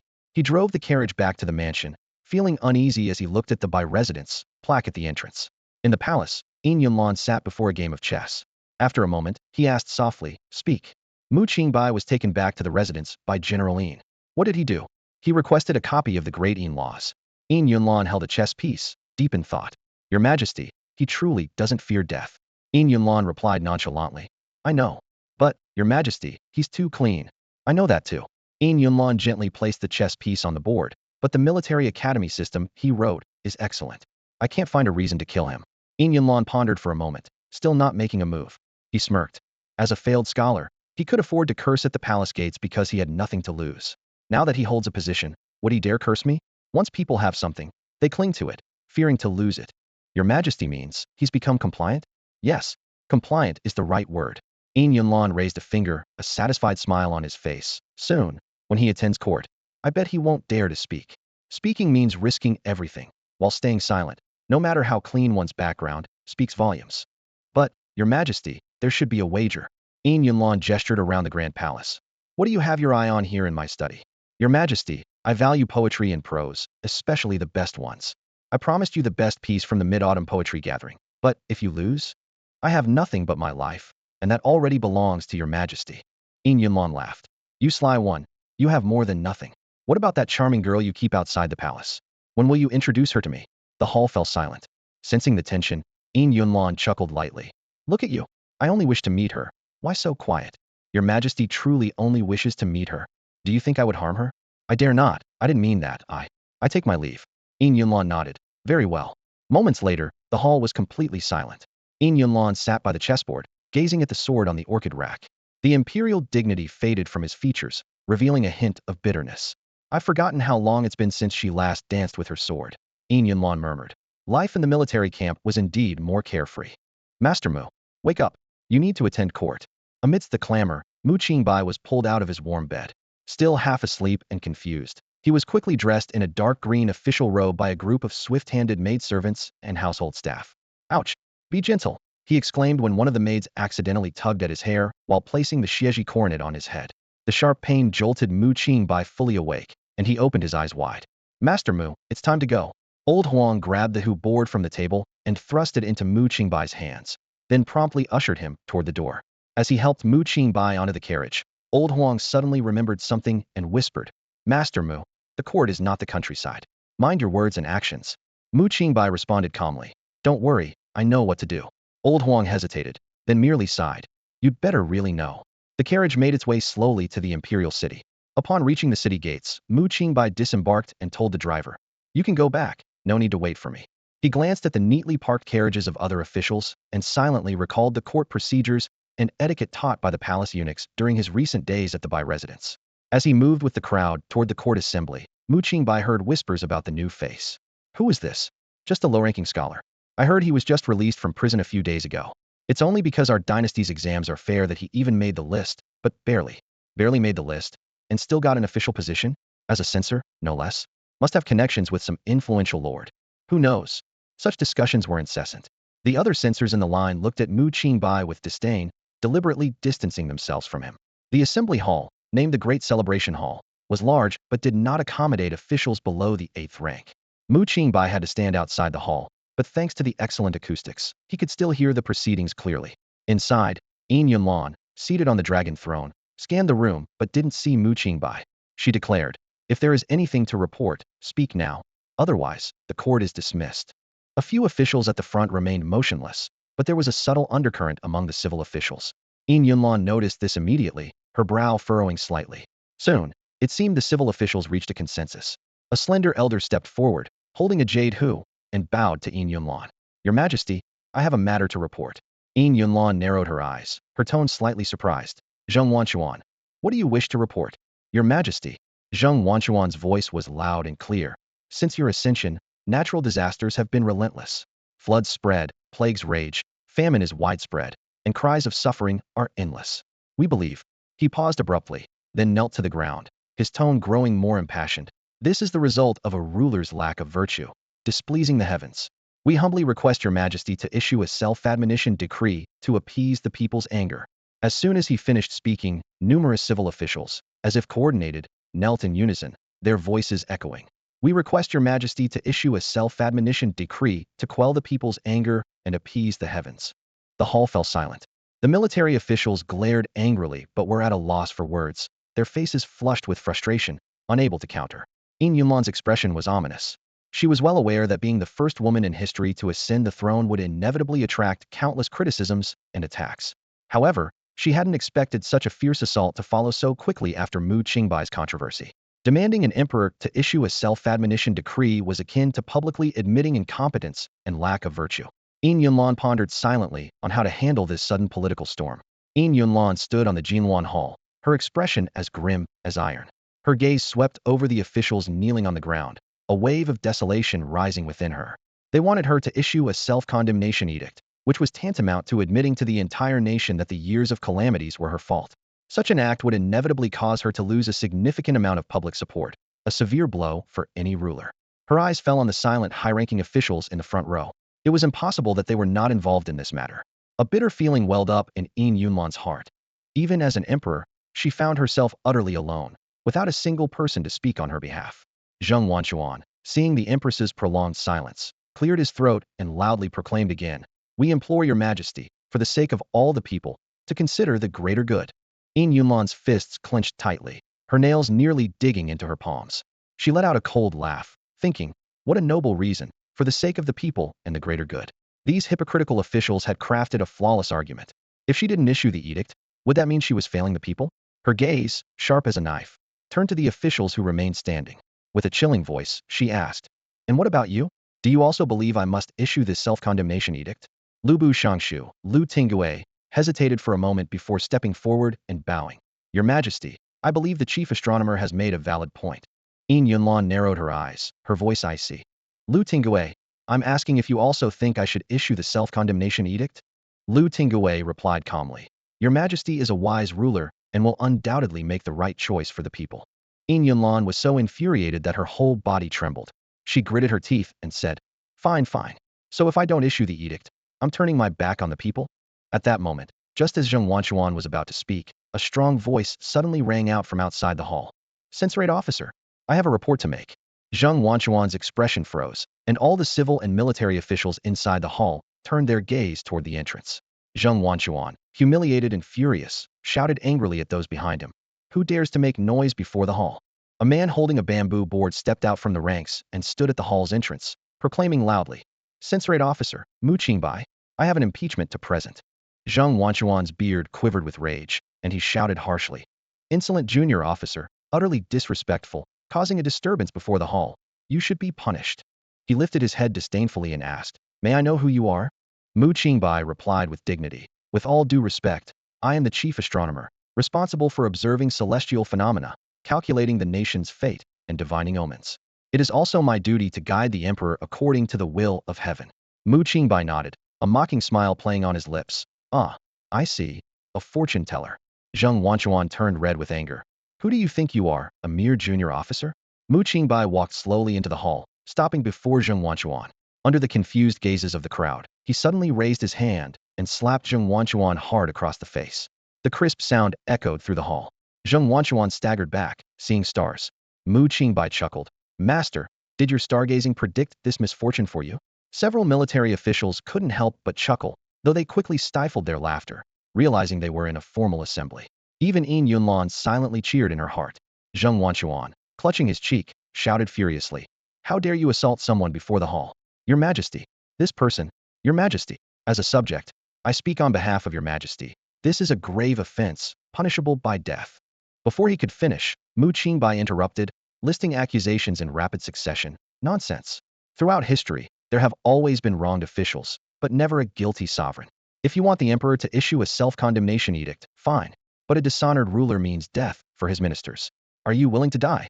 His voice reverberated through the beams above the hall, his question leaving the kneeling civil officials pale-faced and speechless. Qingbai continued, I am a censorate officer, tasked with overseeing the officials and upholding the state. The censorate is the emperor's eyes and ears. A mere chief astronomer dares to interrupt my report, intending to blind and deafen the emperor, so that you treacherous officials can wreak havoc on the court and poison the nation. Yin Yunlan almost wanted to cheer. Mu Qingbai's words and actions were like a heavy hammer, striking the sore spot in her heart. The resounding slap seemed to still echo in the hall, bringing a secret satisfaction. Mu Qingbai surveyed the court, his gaze sharp as a blade. Though his voice was not loud, each word was powerful. When a ruler is humiliated, a minister must die. Natural disasters occur due to the ruler's misconduct. Gentlemen, if this is true, why do you serve here? These words exploded like a bomb in the court. The faces of the civil and military officials changed drastically, and the air seemed to freeze. Zheng Wanchuan's old face turned red with anger, and he pointed a trembling finger at Mu Qingbai, shouting, "You impudent child! How dare you speak such nonsense about celestial signs?" Before he finished speaking, Mu Qingbai struck again, another slap, sending Zheng Wanchuan sprawling on the ground. The military officials gasped, their eyes twitching. This young man was truly ruthless. The elderly Zheng Wanchuan, over 50 years old, was left with a mouthful of blood, sitting on the ground in disgrace. A civil official immediately stepped forward, sternly shouting, "Your Majesty, this boy is insolent and disrespectful, committing an offense in the hall and openly harming his superior. Such a crime is unforgivable." Mu Qingbai turned to look at the man, calmly asking, "May I know who you are?" "I am Kai Jiwu, Deputy Minister of Rights." The man straightened his back and replied proudly. Mu Qingbai, unhurried, said, "Don't rush. Even if you're going to pass judgment, let me finish speaking first." He pointed around the room, raising his voice suddenly. "The entire court is absurd. In this calamity, I see nothing but a bunch of useless officials." The civil officials glared at him, wishing they could tear Mu Qingbai apart. The military officials, however, suppressed their laughter, secretly pleased. Finally, someone was giving the civil officials a piece of their mind. Mu Qingbai continued his questioning. "The Ministry of Revenue has done nothing, waiting for the disaster to escalate, forcing the refugees to flee to the capital, inciting rebellion among the people. Who in the Ministry of Revenue dares to take responsibility for this?" Frowns spread among the officials, and someone from the Ministry of Revenue quickly stepped forward to deflect the blame. "Your Majesty, this boy is ignorant and does not understand the difficulties of disaster relief. The situation is dire, with refugees numbering in the thousands. Transporting relief supplies takes time and cannot keep up with the consumption rate of the refugees." Mu Qingbai laughed coldly. "May I ask, how much has the price of grain risen?" Upon hearing this, the civil officials couldn't help but show mocking expressions. Someone taunted, "Master Mu, are you suggesting we send silver directly to the disaster areas?" This prompted a burst of laughter. Kai Jiwu shook his head, sneering, "Master Mu, even I, as the Deputy Minister of Rights, know that grain prices around have skyrocketed due to the disaster. A dough of rice used to cost 6 coins, but now it's doubled. You think sending silver directly is naive? Do you know how much silver it would take to feed so many refugees?" Mu Qingbai listened quietly, and as he remained silent, the laughter grew more unrestrained. The taunts came one after another. Truly an ignorant child, so righteous, yet hopelessly naive. If governing a country were as easy as talking, the nation would have fallen long ago. "Your Majesty, we request you punish him. Strip him of his office and expel him from the capital. He should be exiled to the border, never to be employed again. This man is a threat to the nation." The military officials shook their heads and sighed, feeling sorry for the young man. The atmosphere in the court was tense, with everyone awaiting the emperor's reaction. The young Mu Qingbai, newly entering the court, dared to confront the entire civil official faction. His youthful arrogance was evident, and as expected, he quickly faced defeat and the grim fate of exile. The court officials unanimously supported harsh punishment from Yin Yunlan. Yin Yunlan's gaze fell on Mu Qingbai, who remained silent, causing a wave of disappointment. Was this his limit? All show and no substance? Mu Qingbai frowned, deep in thought, calculating silently. Exile, not execution? These people were indeed ruthless, keeping him alive to suffer. He had intended to give up, but now it seemed impossible. Suddenly, Mu Qingbai smirked with an enigmatic smile, drawing all eyes in the hall to him. "Who says disaster relief must be with grain?" Mu Qingbai's words were like thunder, shocking everyone. Though they couldn't grasp the deeper meaning, they sensed the rebellious nature of his statement. "Nonsense! Have you lost your mind?" someone shouted. "If not grain, then what?" "Clay." Yin Yunlan's heart sank, realizing Mu Qingbai might indeed be mad. Rumors suggested he could not handle stress without an episode, and now he was losing control in court. Even if she wanted to protect him, it seemed impossible. At that moment, Mu Qingbai calmly said, "A pound of the lowest grade grain can be exchanged for 3 pounds of bran." Though softly spoken, his words hit everyone like a sledgehammer. Even Yin Yunlan on the throne was stunned. Everyone stared at Mu Qingbai in disbelief. Mu Qingbai, what? What did you just say? Yin Yunlan asked, astonished. Such treasonous talk would usually warrant execution. But now, she couldn't focus on that. Did you say bran? Did I hear right? Your Majesty heard correctly. Mu Qingbai replied mockingly. A pound of the lowest grade grain for 3 pounds of bran. The court uses the best rice for appearances. Of course it's not enough. Ridiculous. Kai Zhuang roared. Unfazed, Mu Qingbai approached Kai Zhuang, sneering. Minister Kai, don't be hasty. Have you ever considered the disaster victims as people? You're insane. As a censor, how dare you make such baseless accusations? Kai Zhuang trembled with anger. Mu Qingbai pressed on. Using the best rice for appearances, after layers of embezzlement, what reaches the victims is mixed with sand. How is that different from bran? Kai Zhuang pointed at Mu Qingbai, trembling. You have no proof and slander everyone. Are you saying our entire court is corrupt? His words stirred up a storm, and everyone condemned Mu Qingbai, but he stood firm in the center of the hall. When a stone is thrown, the dog that yelps the loudest is the one hit hardest, Mu Qingbai stated coldly. You? Kai Jiawang's eyes widened as he spat blood and collapsed. Minister Kai? Minister Kai. Several officials rushed to support the fainting Kai Jiawang. Mu Qingbai shook his head in disappointment and continued. You seek reputation but disregard the disaster victims. Why not just use bran? Why pretend to be virtuous? Quoting sages, yet with a pound of the best rice trading for several pounds of bran, one person's grain could save many. With so many officials in the court, is there not one willing to act? Everyone glared at him with murderous intent, wishing to silence him immediately. Yin Yunlan looked at Mu Qingbai with a complex expression, unable to find words to describe the scene. Only when Mu Qingbai met her gaze did she come to her senses. Just as she was about to speak, Mu Qingbai shifted his gaze to the front row, asking, What does the Minister of Revenue have to say? Yin Yunlan solemnly asked, Minister Wen, do you have any words? When Gongdan stepped forward, giving Mu Qingbai a deep look, Mu Qingbai met his gaze without flinching, as if saying, I am not afraid to die. After a moment of silence, when Gongdan finally spoke, I have nothing to say. Mu Yusher's words, though rebellious, are not without reason. A young hero indeed. The shadow of corruption loomed over the court, and the sharp words of the young censor Mu Qingbai startled everyone. When Gongdan took a deep breath, his gaze sweeping across the officials in the hall before finally resting on Mu Qingbai. I will present a memorial on disaster relief for your Majesty's review. When Gongdan spoke slowly, a hint of weariness in his voice. Furthermore, he cast a significant glance at Mu Qingbai. Censor Mu's advice has been invaluable, and I request your Majesty to reward him generously. These words were like a bolt of lightning in the court. The officials looked at Wen Gongdan with admiration, whispering about his magnanimity. However, Mu Qingbai frowned, silently watching Wen Gongdan with a wary glint in his eyes. Wen Gongdan chuckled inwardly. As a shrewd politician, he knew that yielding at this moment was wise. A rash young man had uncovered hidden dealings, and further concealment would be foolish. Besides, the current emperor was not one to be easily deceived. Yin Yunlan was quite pleased with Wen Gongdan's prudence and was about to speak when Mu Qingbai suddenly interrupted. Wait. Mu Qingbai's voice was sharp. I am a censor. When a censor impeaches, if the emperor accepts it, then justice must be served. What now? Does the emperor not intend to punish? Yin Yunlan's breath caught. This aggressive tone was almost like a challenge to the throne, and it was particularly shocking coming from such a young person. If your Majesty does not punish, then what purpose does the censorate serve? If impeachment is useless, who will dare to speak the truth in the future? Mu Qingbai's questions were like arrows aimed at the heart of governance. The military officials couldn't help but applaud, while the civil officials looked grim, glaring at Mu Qingbai.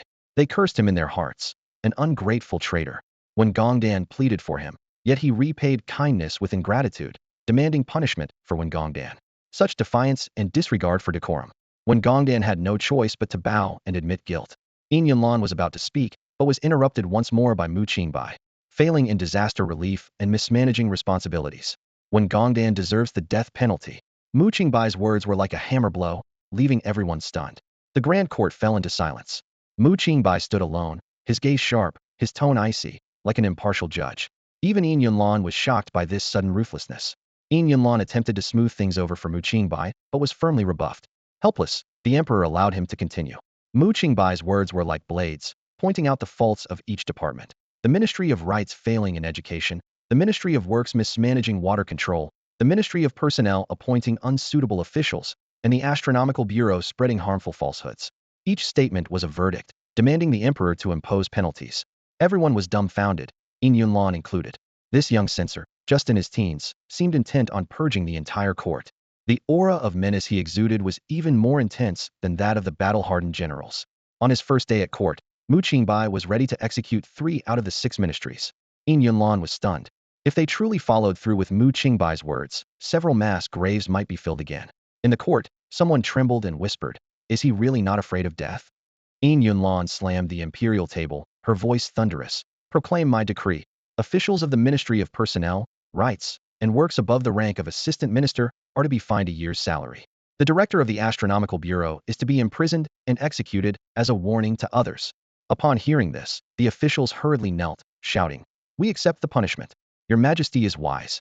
Yin Yunlan turned to Mu Qingbai, intending to reward him, but noticed his expression remained unchanged, as if he had more to say. She lightly shook her head, indicating he should stop, but Mu Qingbai did not heed her subtle warning. "I have another matter to report." Mu Qingbai's voice echoed in the court. Yin Yunlan joked, "Mu Qingbai, if you continue, I will have no one left to use." Mu Qingbai remained unfazed. "I only have this one report, yet trouble finds me even when I try to avoid it." The civil officials inwardly cursed the imprisoned director of the Astronomical Bureau for provoking this troublemaker. Yin Yunlan sighed. "Very well, I grant you permission to speak." Mu Qingbai immediately declared, "I impeach the Grand General of the nation for overstepping authority and disregarding the law. Her crimes are unforgivable." The court fell into a dead silence, and everyone held their breath. The rabbit hairbrush in Yin Yunlan's hand snapped, and the military officials' faces turned grim. None of them expected that what they thought was mere theater would involve their own heads. The Grand General of the nation was undeniably the leader of the military, and also the Empress's younger sister. The civil officials exchanged glances, unable to comprehend Mu Qingbai's stance. As a civil official, he had offended half the ministries. As an ally to the military, he directly impeached the Grand General. He was treading dangerously on the Empress's most sensitive issue. Yin Yunlan's face darkened, and she spoke through clenched teeth. "Do you even know why you stand here?" Mu Qingbai fearlessly replied, "Of course I do. It is because I stand here that I declare her crimes unforgivable." "Absurd!" Yin Yunlan shouted angrily. "I ask you, do you not realize that the Grand General saved your life?" The entire court gasped. Only now did they realize that Mu Qingbai was not just rebellious, but utterly ungrateful. He would even impeach his savior. Mu Qingbai calmly responded, "I am a condemned prisoner. When even a condemned prisoner can be saved, how great is the Grand General's power? Greater than the Emperor's." Yin Yunlan's tone was ice cold. "According to you, how should she be punished? Strip her of her title? Reduce her to a commoner?" Mu Qingbai's answer was unequivocal. The court erupted in chaos. All eyes were on the high throne, awaiting the Empress's reaction. After a moment of silence, Yin Yunlan slowly spoke. "Mu Qingbai, are you truly not afraid of death?" In that moment, the military and civil officials were united, shouting in unison, "This traitor is contemptuous and rebellious, unworthy of life. Only his death can appease the public's anger. We ask your Majesty to execute him." Yin Yunlan suddenly stood, pointing angrily at Mu Qingbai. "Guards, take this man." Her voice abruptly stopped. Sunlight streamed into the hall, casting Mu Qingbai's slender figure in silhouette, outlined by a halo. The guards stood by his sides, their blades frosted with cold. Yin Yunlan, in a daze, seemed to see a fervent, irrepressible excitement in his eyes, akin to that of a saint. For some reason, she recalled the words Mu Qingbai uttered in the prison before his execution. "Mountains are hard to cross. Who pities the lost? Strangers meet by chance. All are guests in a foreign land." Yin Yunlan gazed at the solitary figure, wondering, how disillusioned with the world must one be to so fearlessly seek death? Yin Yunlan sank heavily onto the dragon throne, her expression dark. She ordered sternly, "Issue my decree. Demote the general of the state by 1 rank and dock his salary for 6 months." The ministers were about to proclaim, "Long live the Empress," but suddenly choked on their words, staring at the Empress in disbelief. The atmosphere in the hall froze instantly. "Dismiss," Yin Yunlan said coldly. The ministers exchanged glances and left the hall like a receding tide. As they passed Mu Qingbai, each cast him a cold glance and left with a disdainful snort. Finally, only Mu Qingbai remained in the hall. A eunuch cautiously approached, gave him a sidelong glance, and said sarcastically, "Lord Mu, aren't you leaving? Or are you planning to wait here for your death?" Mu Qingbai spun around and shouted angrily, "Tyrant! Oh my goodness!" The eunuch fell to the ground in fright and scrambled away, trembling and cursing, "You're mad, truly mad."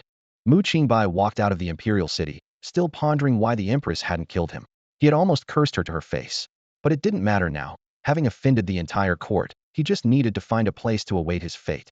"Master Mu, why are you coming out so late?" a familiar voice called out. Mu Qingbai looked up in surprise to see his coachman. "You're still here?" The coachman scratched his head and said honestly, "I was ordered to take you to court, so of course, I should wait to take you back home." Mu Qingbai shook his head. You should go back. I'm not returning to the Bai residence. Don't say that, Master Mu. The coachman said urgently. If I don't take you back, I'll be punished.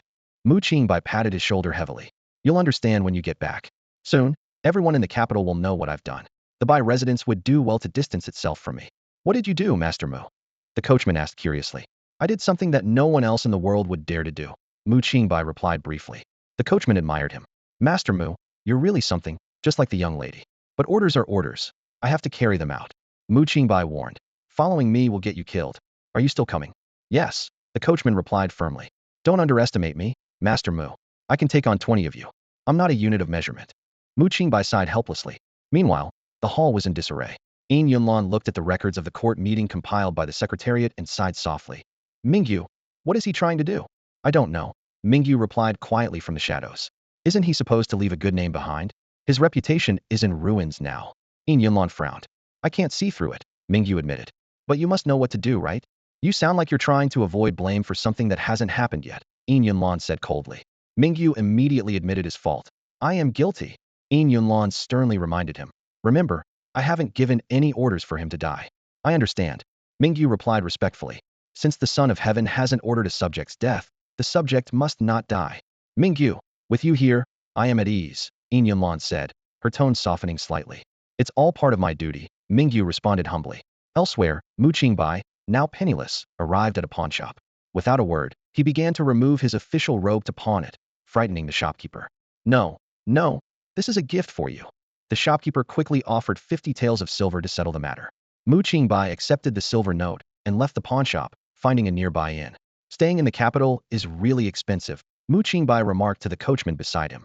The coachman's name is Huzi, following the surname of the steward Lao Huang. The coachman added sincerely. Huzi scratched his head and looked at Mu Qingbai with a puzzled expression. Master Mu, we have a home. Why stay at an inn? Mu Qingbai didn't answer directly. Instead, he turned to the innkeeper, his voice low and firm.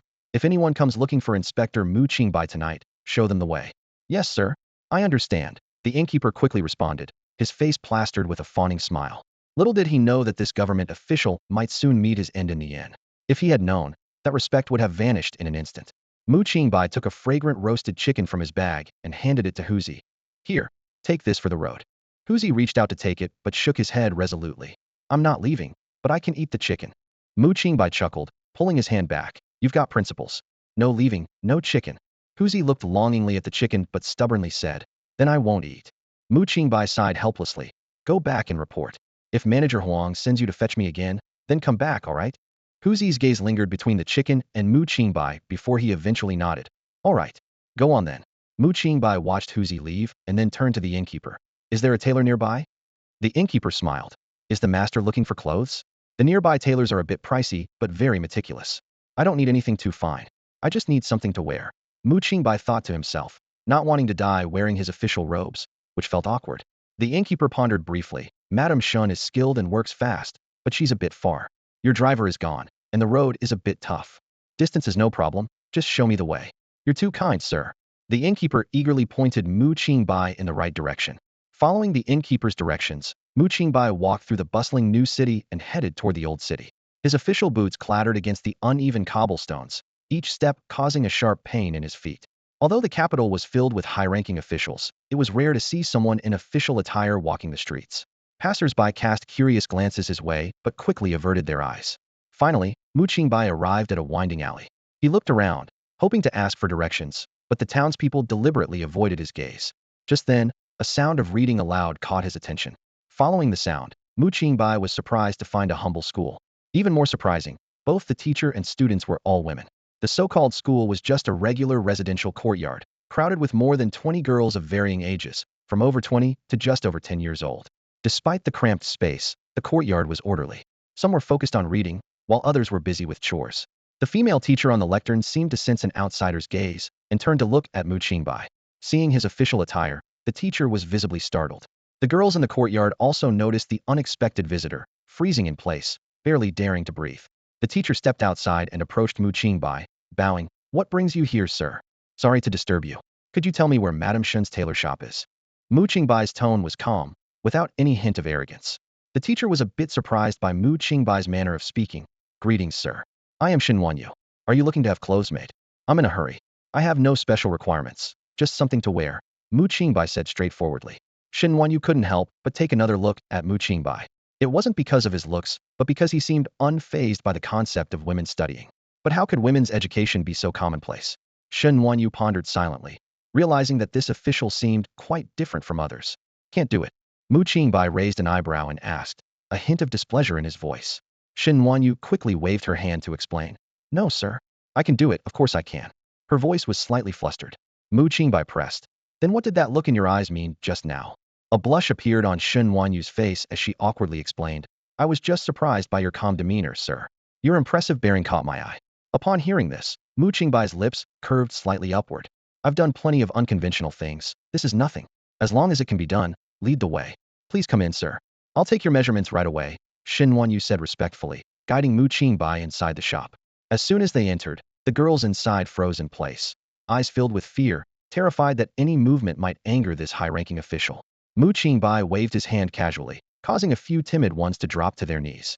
He frowned but chose to ignore it. Seeing this, Shen Wanyu pulled aside a slightly older girl and whispered a few words in her ear. The girl immediately understood and quickly ushered the other girls into the back room. Please don't mind them, sir. They're young and inexperienced, Shen Wanyu apologized. Mu Qingbai shook his head and said, I'm just a minor official, not even strong enough to harm a chicken, yet they are so scared. When you wear those clothes, you naturally exude authority, Shen Wanyu complimented. Mu Qingbai didn't say more. He understood it was a deeply ingrained mindset. I don't know your full name, sir. Once the clothes are ready, I'll personally deliver them to your residence, Shen Wanyu offered. Can it be done today? Mu Qingbai asked. Are you in such a hurry, sir? Shen Wanyu was a bit surprised. Mu Qingbai nodded. Isn't there something ready-made? After a moment of hesitation, Shen Wanyu replied.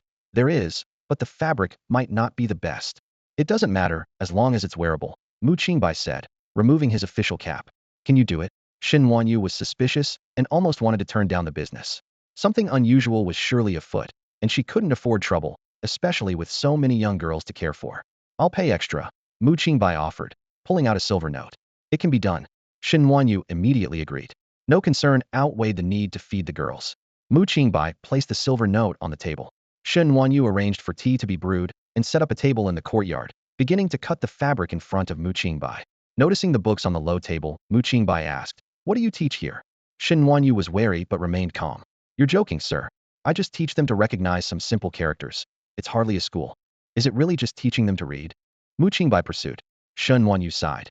In these times, merely surviving is difficult enough. Who dares to hope for more education? Mu Qingbai nodded, casually flipping through the thin book. Shen Wanyu's tailoring skills were skilled, and his presence didn't slow her down at all. With nothing else to do, Mu Qingbai engaged her in casual conversation. Meanwhile, elsewhere, Old Huang took a deep breath, almost losing his balance. Did this guy really do that in the court? He asked incredulously. Yes.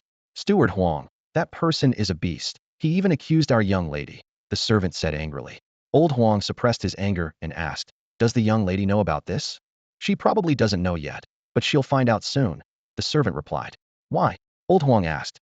The servant explained, rumors are spreading wildly outside, saying there's a censor who openly criticized the director of the Bureau of Astronomy and even pointed at the emperor's nose, calling him a foolish ruler. Old Huang almost fainted, taking a deep breath to calm himself. He urgently shouted, Quick, go find Xiaohu. We also need to put the general's mansion plaque back up. Before he finished speaking, Huzi coincidentally returned and, seeing the commotion, felt uneasy. Steward Huang, young Master Mu refused to come back with me and asked me to report back. Has something happened? Huzi asked cautiously. Old Huang frowned, surprised and contemplative. Seems he knows what he's done, he said, giving Huzi a heavy slap on the head. You fool. Why would you go back for nothing? In the courtyard, Shen Wanyu was introducing the girls to Mu Qingbai. She explained that some of the girls were orphans, while others were bought from human traffickers. Most of them were sold by their parents to traffickers when disaster struck their hometowns. Shen Wanyu bought them, taught them to read and write, gave them work, and ensured they were well fed. Mu Qingbai was amazed by Shen Wanyu's actions and philosophy, curiously asking, What do you teach them? Everything, Shen Wanyu replied. First literacy, then needlework, music, dance, poetry. Once they learn, they can teach the next group. You truly are knowledgeable and talented, Mu Qingbai praised. Shen Wanyu humbly replied. Not really, just a bit of everything. It's rather general. Sometimes I just say whatever comes to mind. Mu Qingbai suggested. You could compile your own set of teaching materials to standardize the education. Teaching materials? Shen Wanyu's eyes lit up.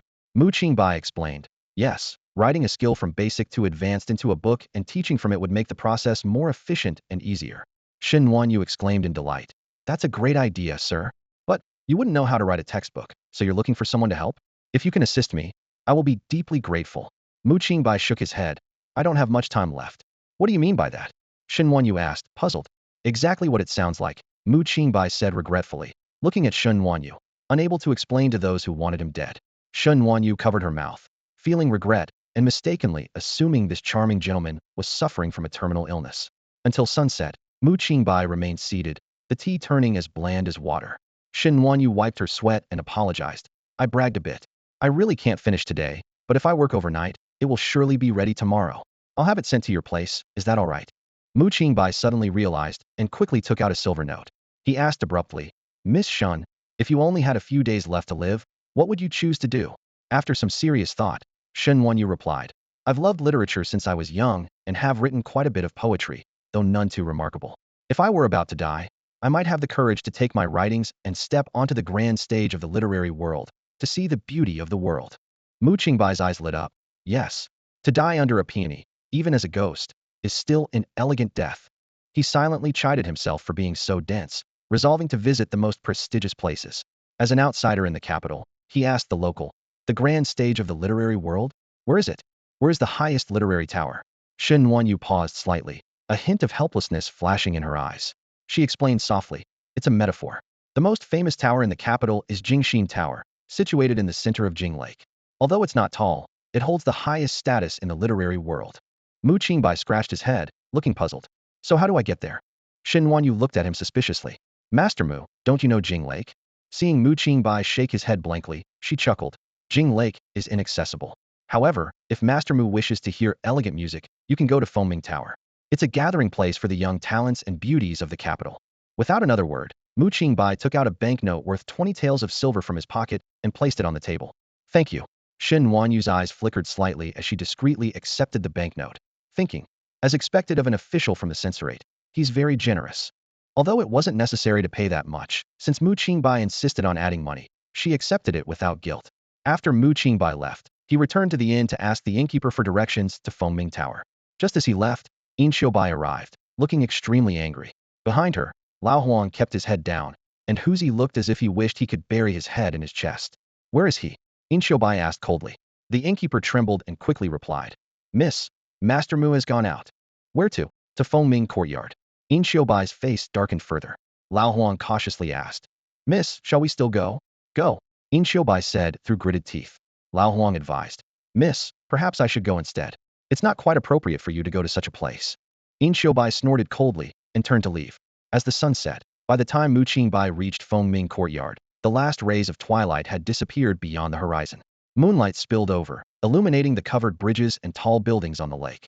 The lights inside the building cast mottled reflections on the lake, and the lanterns in the water created ripples that shattered the silhouettes, like a poem or a dream.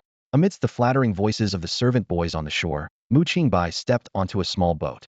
The boat gently drifted towards the center of the lake, with songs and dances on both sides and intoxicating fragrances and sights. Soon, the boat docked, and without looking back, Mu Qingbai walked away, leaving the servant boy dumbfounded. But what about the tip? The servant boy cursed silently. These officials are shameless. Ugh, what bad luck, rowing for nothing. After a few steps, Mu Qingbai couldn't help but marvel. The craftsmanship was astonishing, creating a place on the water comparable to a resort hotel from his previous life, with such a grand scale. His official attire caused quite a stir, and as he walked, almost everyone turned to look. Mu Qingbai chuckled to himself and continued forward, ready to explore the true face of Fengming Courtyard. Mu Qingbai stepped over the threshold of Fengming Tower, drawing quite a few glances in his official attire. A hostess gathered her courage to approach him, wearing a professional smile. Sir, you are here too. What do you mean by that?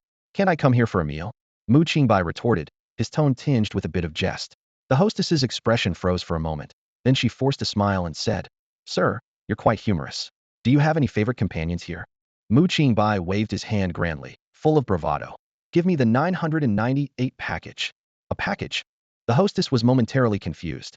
Don't you understand? Mu Qingbai said impatiently. Bring the finest wine, the most beautiful girls, and the most exquisite food.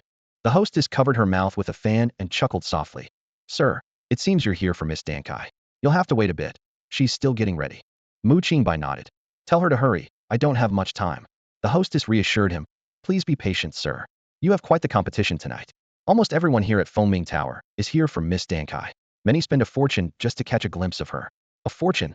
Mu Qingbai was taken aback. Indeed, the hostess explained gently. Our Miss Dankai is so exceptional that mere wealth cannot sway her. It's just the threshold to see her. To earn her favor, one must truly be talented. Wow, that's impressive. Mu Qingbai admitted he might have spoken too loudly earlier. Spending a fortune just for a glimpse? Who would do such a thing? The hostess sized him up and continued. You seem well-mannered and distinguished, sir, as if you are well prepared to win her over tonight. Mu Qingbai immediately adopted a righteous demeanor, superficial. Miss Dankai and I have long been spiritually connected. I'm here today just to hear her play the zither, to soothe my soul. How could I have such sordid thoughts? The hostess was stunned, overwhelmed by his words. In Fengming Tower, many cultured gentlemen came and went, all claiming to be noble, but none truly were. It was rare for someone to come purely for a refined performance. Then, I'll take the 20 tael option, Mu Qingbai finally said, thinking to himself that the 50 taels he extorted with his official robe were not going to last long. Soon, Mu Qingbai found himself on a modestly sized boat. The cabin was a refined room, and a lantern hung at the bow. Many similar boats floated on the lake, catering to those who wished to listen to music privately. Mu Qingbai couldn't help but smile wryly. The hostess had misunderstood and actually arranged for him to listen to music on a boat. A young girl carrying a zither boarded the boat, entered the cabin, and bowed to Mu Qingbai. My name is Cillian, sir. A musician?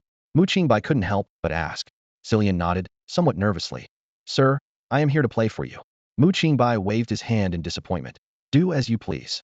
Cillian sat down and began to play the zither. Mu Qingbai listened, feeling it was dull. When the song ended, Cillian cautiously said, I heard from my sister that you came for Miss Dansai's performance. My skills are lacking, please forgive me. Mu Qingbai, somewhat bored, replied. It would be better with accompaniment. No matter how melodious, a solo zither is still monotonous. Cillian whispered.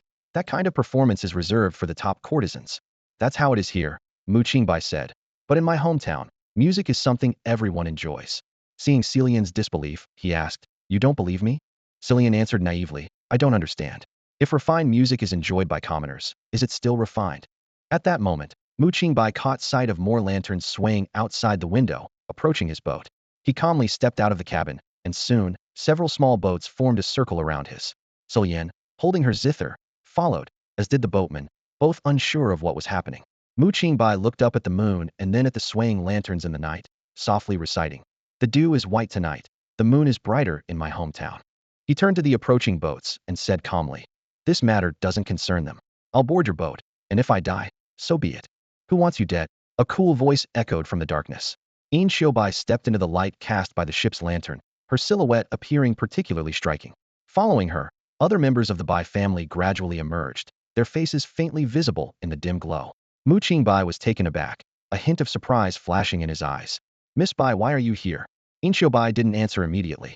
Instead, she turned to look at the zither player Cillian and the boatman. Old Huang understood and politely invited them onto another boat. Then, Qingbai gracefully boarded the small boat where Mu Qingbai was, and Old Huang took over the boatman's duties, skillfully steering the boat towards the shore. The boat gently rocked on the water as Qingbai looked directly into Mu Qingbai's eyes, her tone carrying a hint of reproach. Young Master Mu, didn't we agree that you would stay at my house for a while?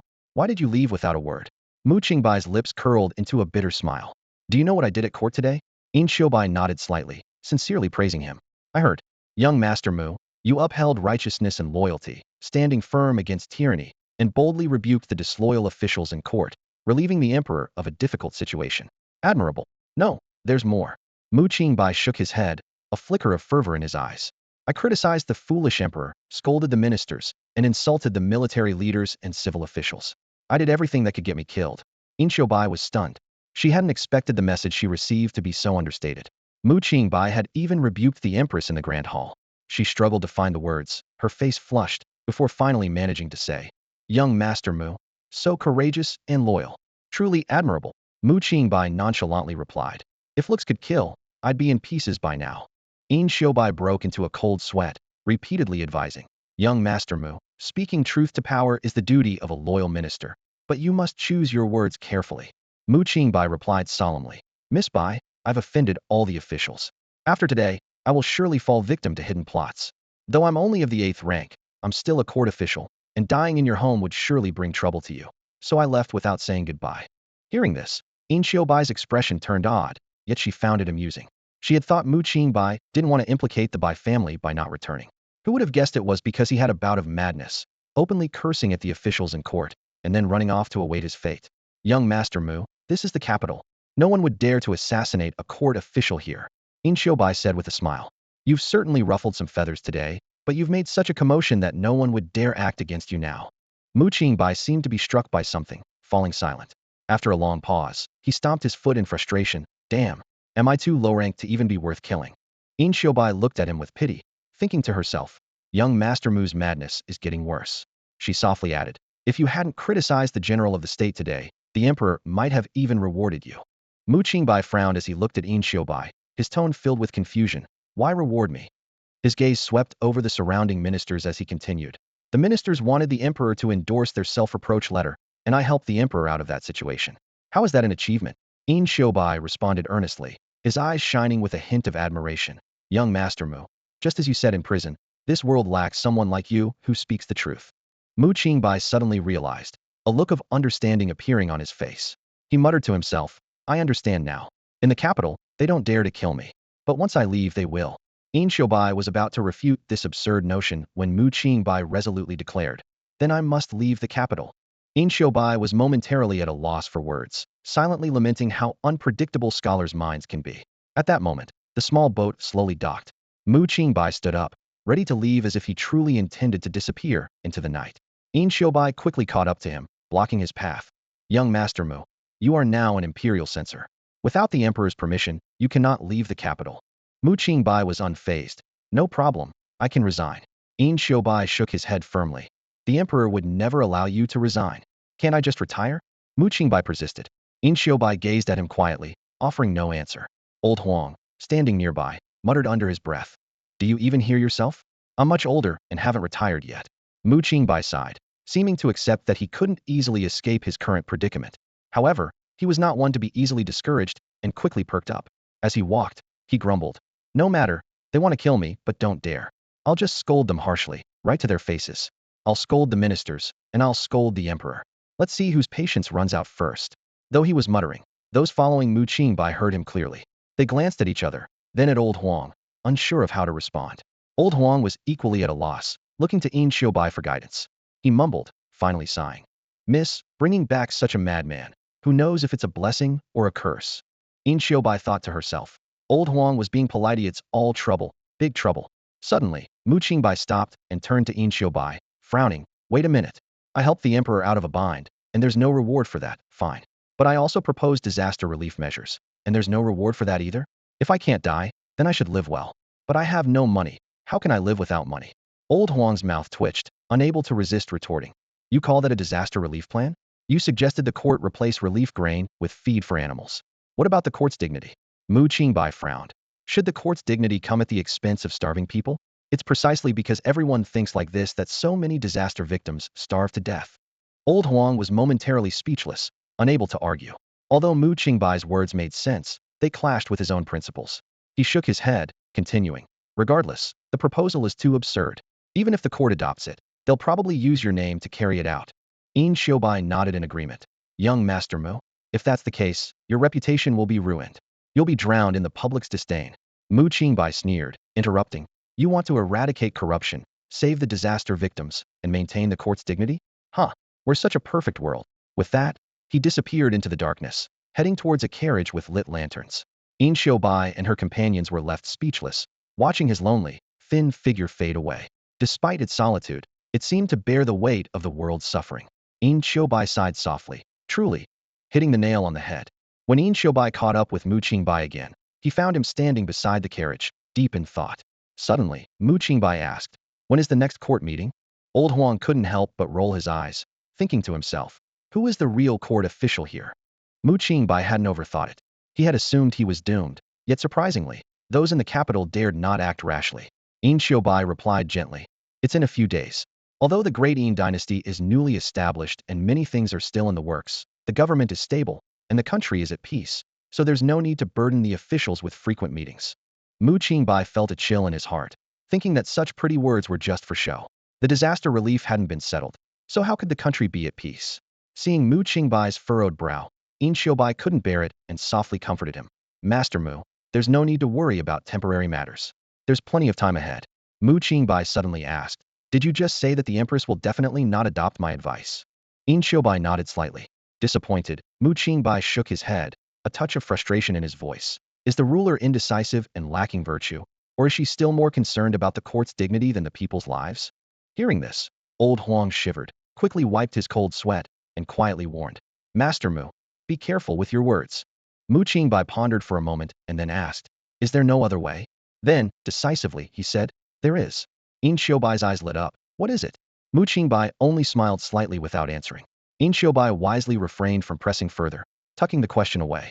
Master Mu, Bai said seriously, although the officials will not attempt to assassinate you, there will certainly be no shortage of schemes and plots in the future. Please be cautious. Mu Qingbai chuckled lightly, appearing calm. No worries, I already have a plan.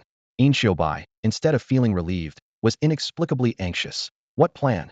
Gritting his teeth, Mu Qingbai said. This foolish ruler. I've practically spoon-fed her the disaster relief plan, and she still hesitates? Bai quickly reminded. Master Mu, be careful with your words. Then he added, anyway, why am I telling you this? If someone overhears, it might bring trouble to you. The two said no more, silently boarding the carriage. They spoke little on the way until they arrived at the Bai residence. This time, Mu Qingbai gladly accepted Bai's kindness, without needing much persuasion. After instructing the servants to escort Mu Qingbai inside, old Huang sighed deeply and couldn't help but say, Miss, he even impeached you, such ungrateful person. Old Huang swallowed the word beast, reluctantly replacing it with person. Bai interrupted, enough. He doesn't know that the general protecting the state is me. Old Huang was still unwilling to let it go.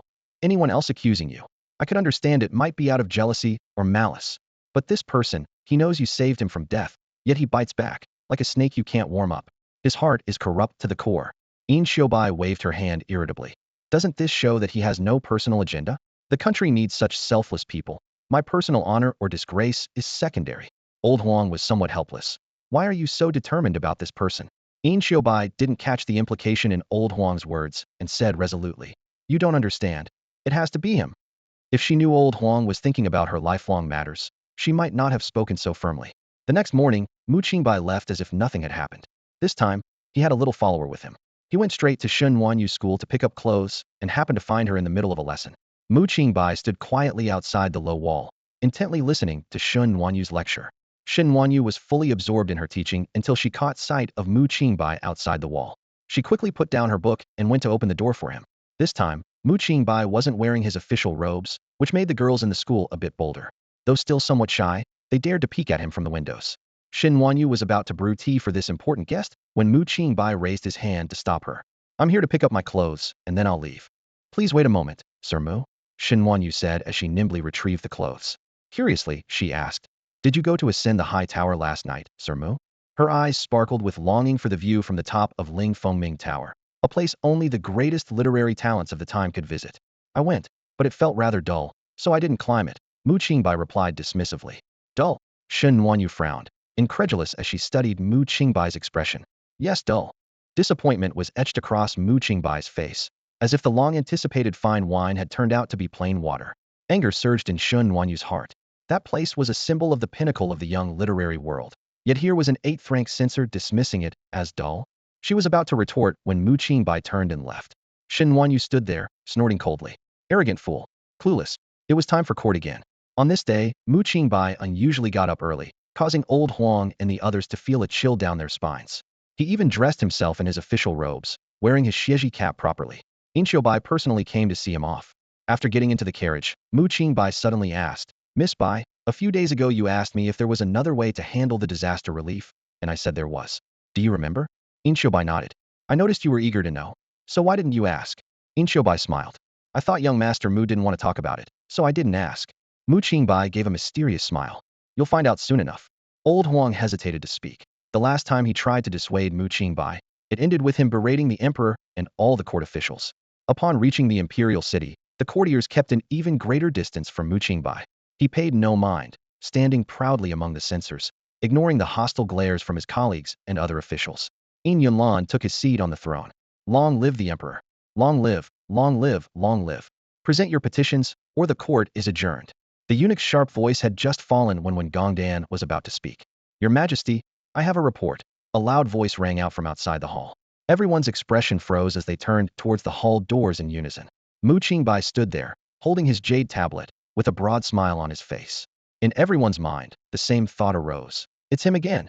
The veins on Gongdan's forehead bulged, his face contorted with anger, yet he forced himself to maintain the dignity expected of the chief civil official.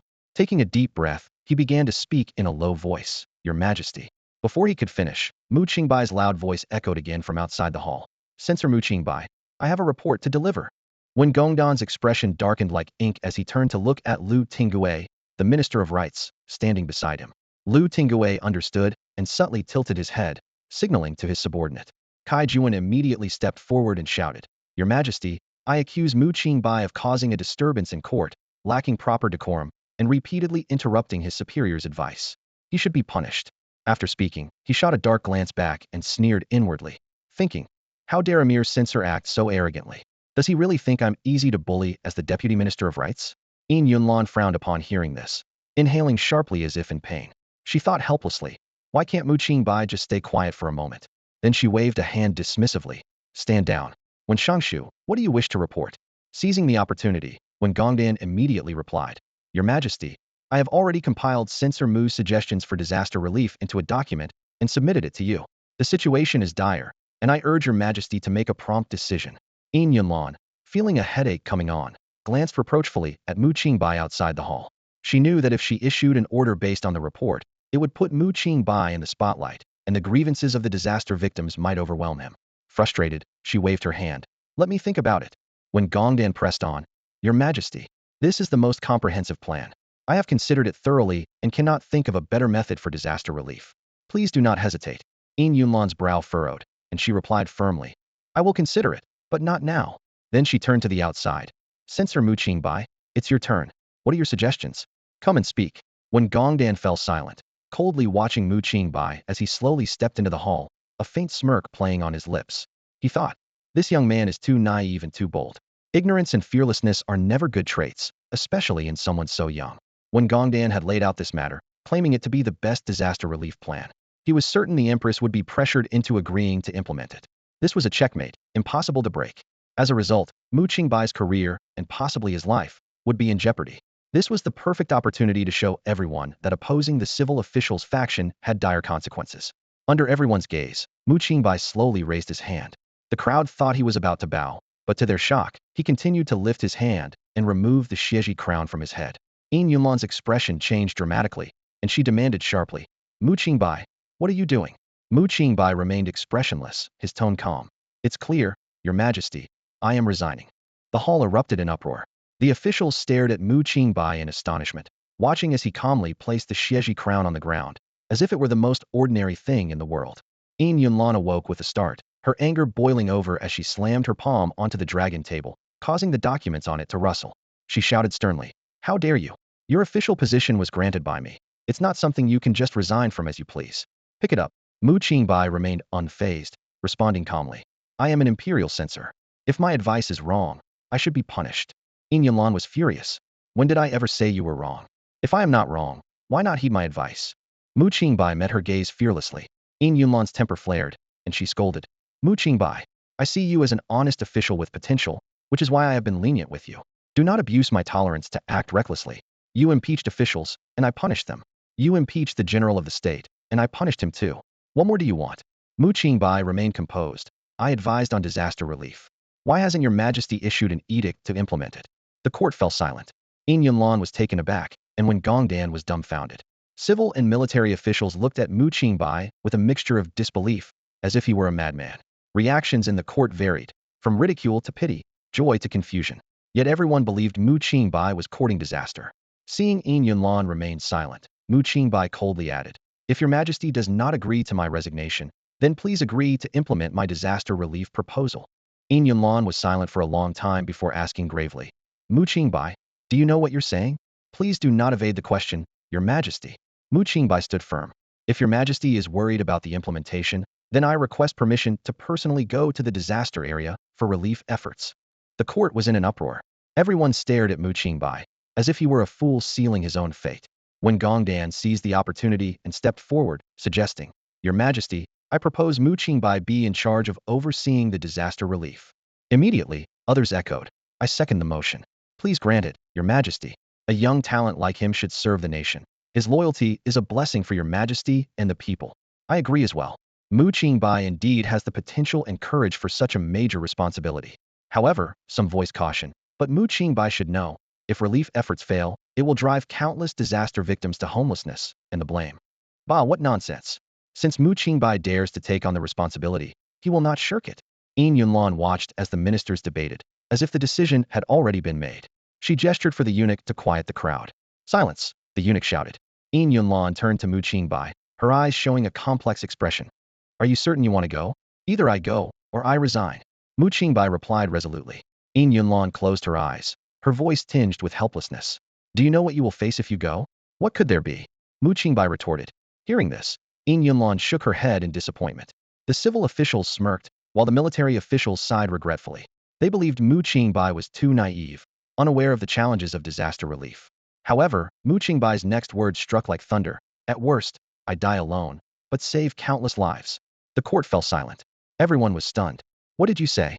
Yin Yunlan asked in shock. "I said, at worst, I die alone, but save countless lives." Mu Qingbai repeated, word by word. A collective gasp was heard. Yin Yunlan gazed into Mu Qingbai's eyes, which were clear and resolute, showing no fear. At this moment, everyone understood. Mu Qingbai was not ignorant. He knew the absurdity of the proposal, but also its potential to save many. He was fully aware that once implemented, he would face condemnation and possibly death far from home. Yet he still resolutely volunteered. The minister's expressions became complex. Some were incredulous at such selflessness from a young man, while others showed admiration. Yin Yunlan was overwhelmed with guilt. She had doubted Mu Qingbai's intentions, but now it was clear that such a patriotic and self-sacrificing person could not be accused of wrongdoing. Yin Yunlan trembled slightly. She had survived wars without faltering, always believing she could turn the tide. But now, faced with this frail young man, she felt an unprecedented helplessness. She wanted to save him, but could not stop someone determined to sacrifice themselves for the people. In this moment, the spirit of a scholar was most vividly embodied in this young figure. In the imperial court, a shocking turn of events was unfolding. Mu Qingbai, a highly regarded court official, unexpectedly removed his official robes in front of everyone. He calmly folded his robes neatly and gently placed the Xieji crown, a symbol of his office, on top. Such an act should have drawn reprimands, yet no one spoke up. To many, Mu Qingbai appeared mad. To some, he was a man marked for death. However, Mu Qingbai's resolute declaration, "I shall die alone, but save the people of the world," echoed powerfully in the court.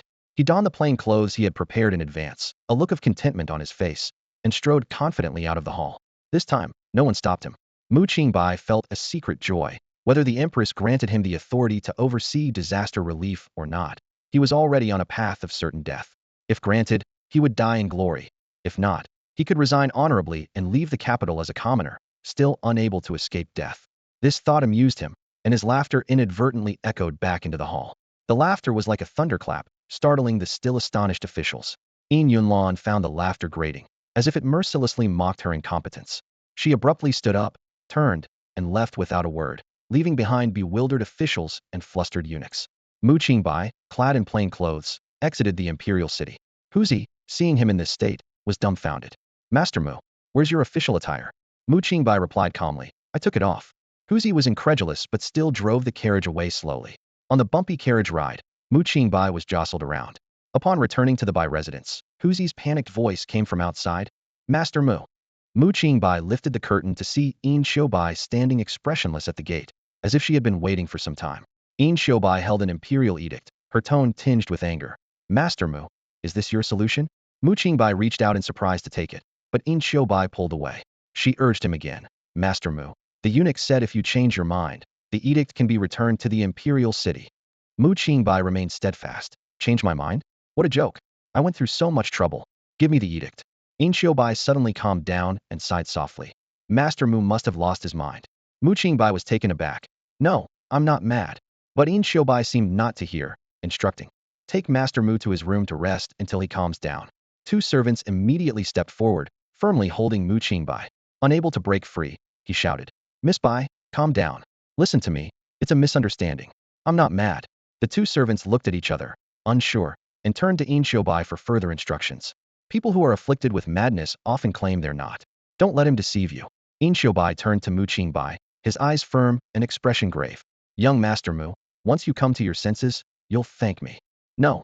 Hey, hey. Mu Qingbai's protests faded into the distance, eventually disappearing into the air. Old Huang stood by, beads of sweat forming on his forehead. After a moment of hesitation, he finally spoke up. Miss, this is an imperial decree, and it's meant for young Master Mu. It's not right to intercept it like this. Qingbai shot Old Huang a cold glance, her gaze sharp as a knife. Old Huang immediately realized he had overstepped, quickly lowering his head and slightly hunching his back. Qingbai took a deep breath, her tone softening slightly.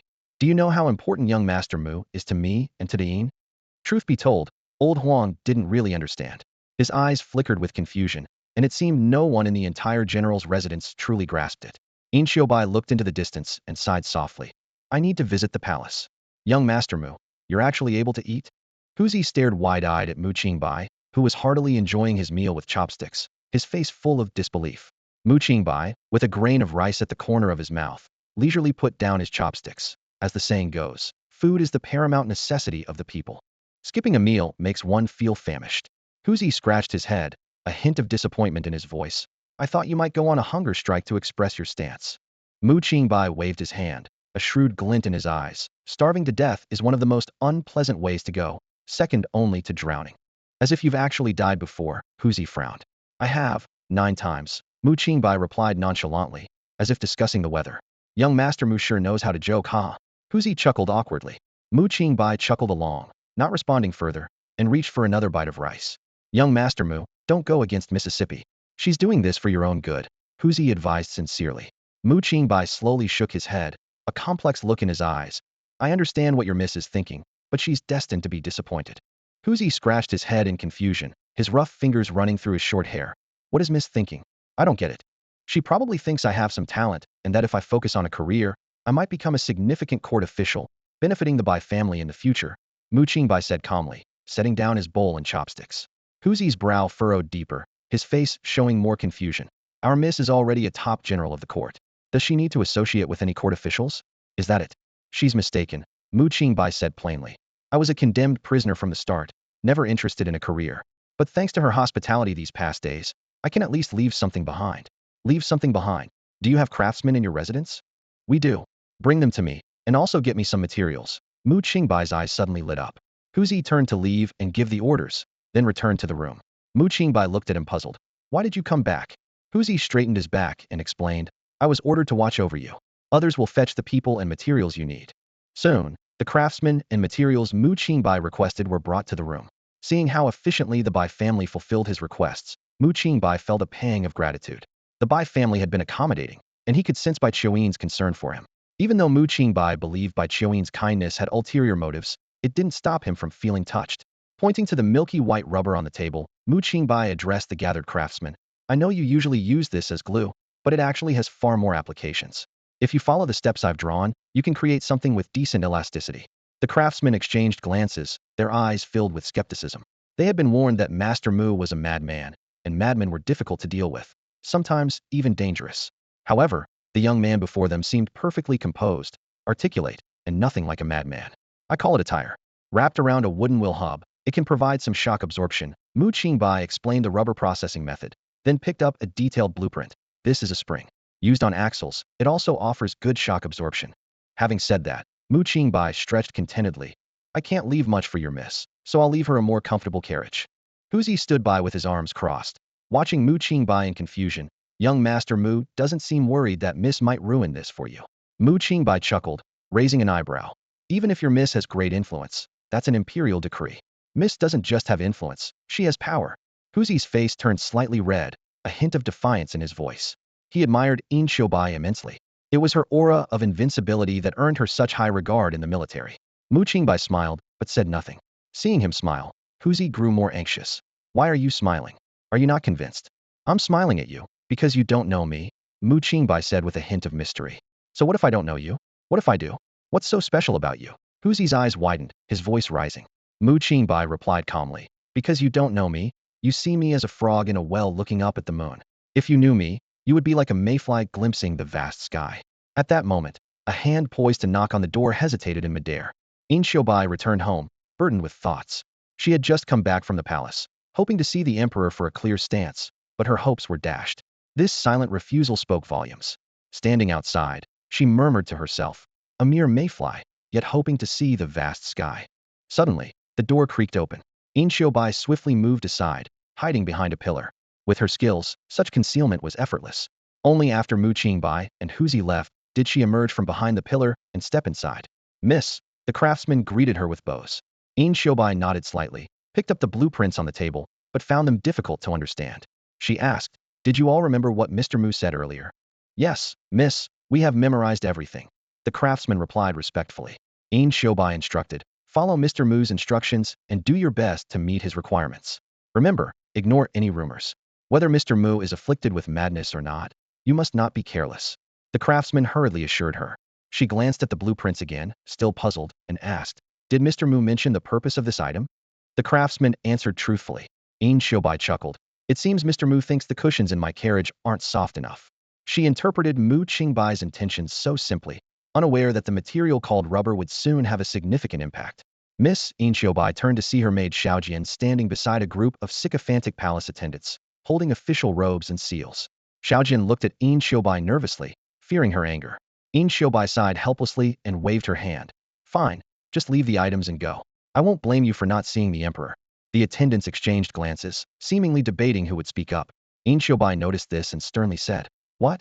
Reluctant to leave? Hoping for a reward.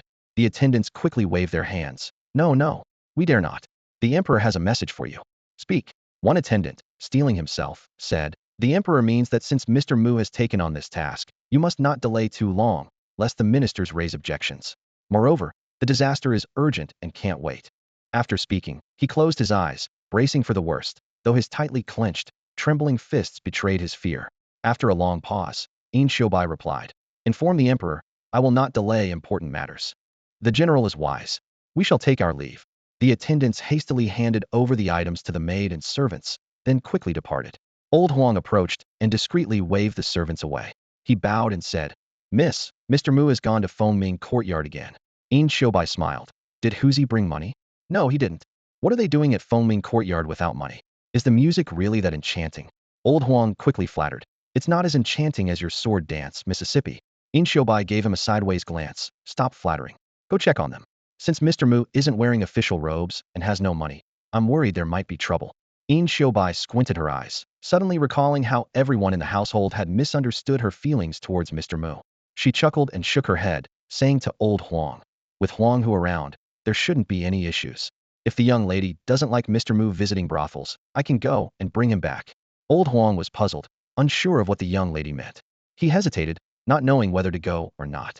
At that moment, Mu Qingbai, penniless, naturally had no right to step into Fengming courtyard. Without his official attire, even the boatman wouldn't let him on board. However, taking a stroll by Fengming Lake cost nothing. By the lake, Mu Qingbai ran into an old friend, the little monk he had met in prison. It seemed he too wanted to catch a glimpse of the grandeur of Fengming courtyard. Unfortunately, both were short on money and could only squat by the lake, staring at the shimmering water. The little monk suddenly had a bright idea and looked at Mu Qingbai with anticipation. In such a setting, shouldn't we compose a poem? Mu Qingbai asked skeptically. Why the sudden interest in such a refined pursuit? The little monk eagerly explained.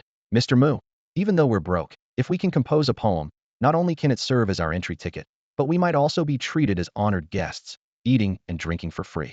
Fengming Tower is renowned in literary circles as a place where poems and essays are valued more than gold and silver.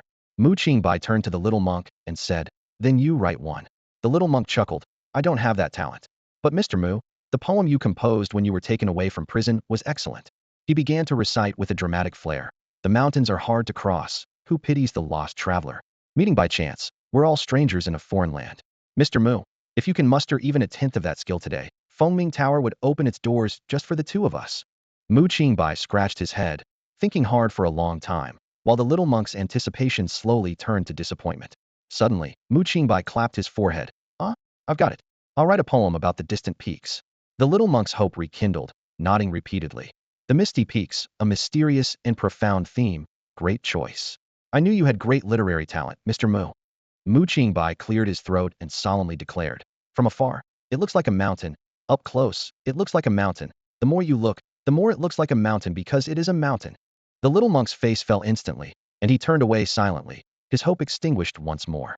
Just then, old Huang's slightly mocking voice came from behind. Ha! Mr. Mu, that's not how you compose a poem. Mu Qingbai turned around. Oh, it's Steward Huang.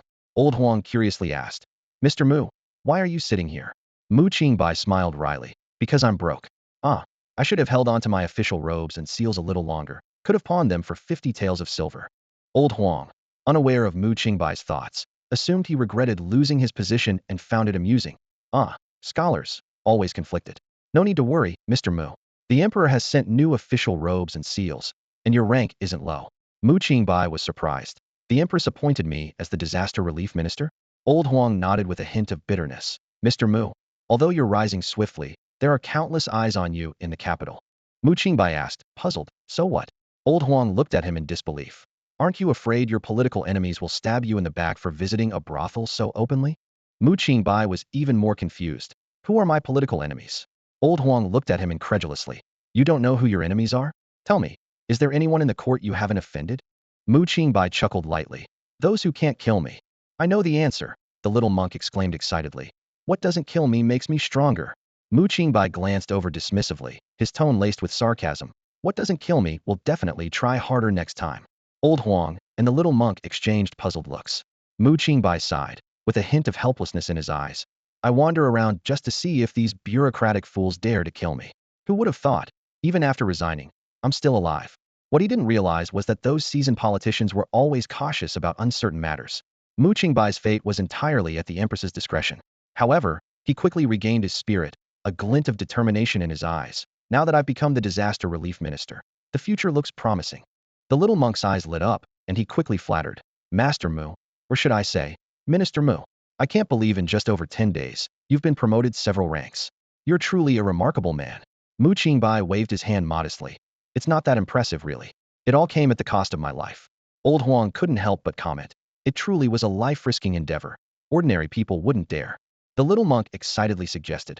Minister Mu, given our deep connection, why not take me along to see the world? Old Huang, feeling a bit uneasy, advised. Little monk, do you know who he really is? Of course. It's Master Mu. The little monk replied confidently. But do you know what he did in the court? No. I just got out of prison, the little monk admitted. But since it's Master Mu, it must have been something monumental. Old Huang muttered to himself. It was indeed monumental. Mu Qingbai patted the little monk's shoulder approvingly. You've got guts. I like that. Are you sure you want to come? Absolutely. The little monk replied with firm resolve. Mu Qingbai asked, will you come back with me or meet at the city gate tomorrow? The little monk glanced back at Fengming Courtyard, smiling shyly. I'll wait for you at the city gate tomorrow. I still want to find a way to sneak in for a look. Aren't you broke? Mu Qingbai asked, puzzled. The little monk proudly explained. Master Mu, you don't get it. This place is frequented by the wealthy and powerful. Begging here, I can quickly gather enough money for the entrance fee. Mu Qingbai shook his head speechlessly. Even begging is about mingling with the elite. You're something else. Back at the Bai residence, Mu Qingbai didn't see Bai, but he did see the official robe he had been longing for, a light red 5th rank official robe.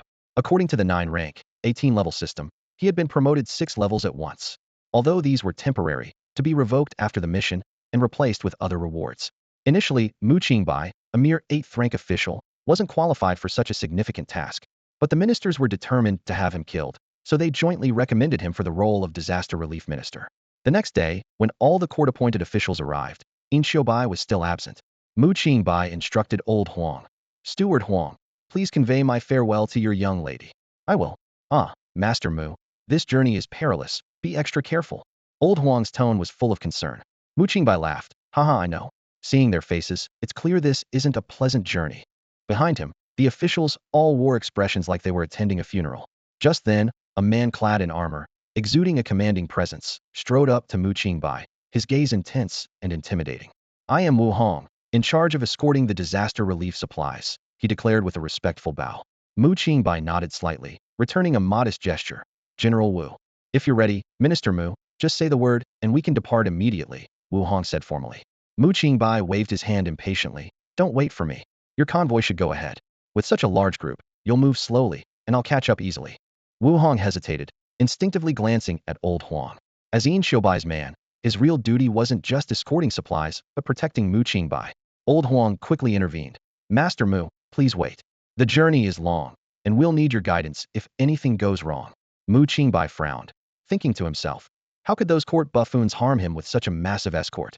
Suppressing his anger, he said, General Wu is a seasoned commander. He'll handle problems better than I could. Time is critical, go ahead. Old Huang quickly signaled to Wu Hong, who reluctantly replied, a short delay won't hurt, before turning away. Mu Qingbai's expression darkened as he plotted to outride the convoy once outside the city. Without further delay, he ordered the departure. Usually, court officials received grand sendoffs, but Mu Qingbai's departure was notably bleak. Understandable, as many considered him a dead man walking. This didn't dampen his spirits, if anything, it pleased him. At the city gate, Mu Qingbai laughed upon seeing the young monk waiting in the corner and pulled him onto the carriage. He handed the reins to the monk and dismissed the driver. Go back to the supply convoy. Then asked the monk, you can drive, right? Yes, the monk replied excitedly. We'll ride fast and won't stop. Understood. The monk enthused, then suddenly asked, Master Mu, am I like that Herzog from your stories? Mu Qingbai's face fell. Just focus on driving. Don't imitate that creature, he's worse than a beast. The monk scratched his bald head, confused. But didn't you say that monkey was the worst beast? Herzog is twice as beastly as that monkey. Enough. Let's end this topic. I don't want to remember that tragic past life. Just as Mu Qingbai was gesturing, a voice called out, Master Mu, wait. Frustrated at the interruption of his grand departure, he turned irritably. Who is it? A magnificent horse galloped up, its rider's face flushed from the chase. It was Qingbai. Looking at the young man standing in the carriage, his face full of youthful defiance, the words she'd planned caught in her throat. Lady Bai, what brings you here? Mu Qingbai asked. Unexpectedly, she said. Master Mu, that poem you composed on the boat that night was beautiful.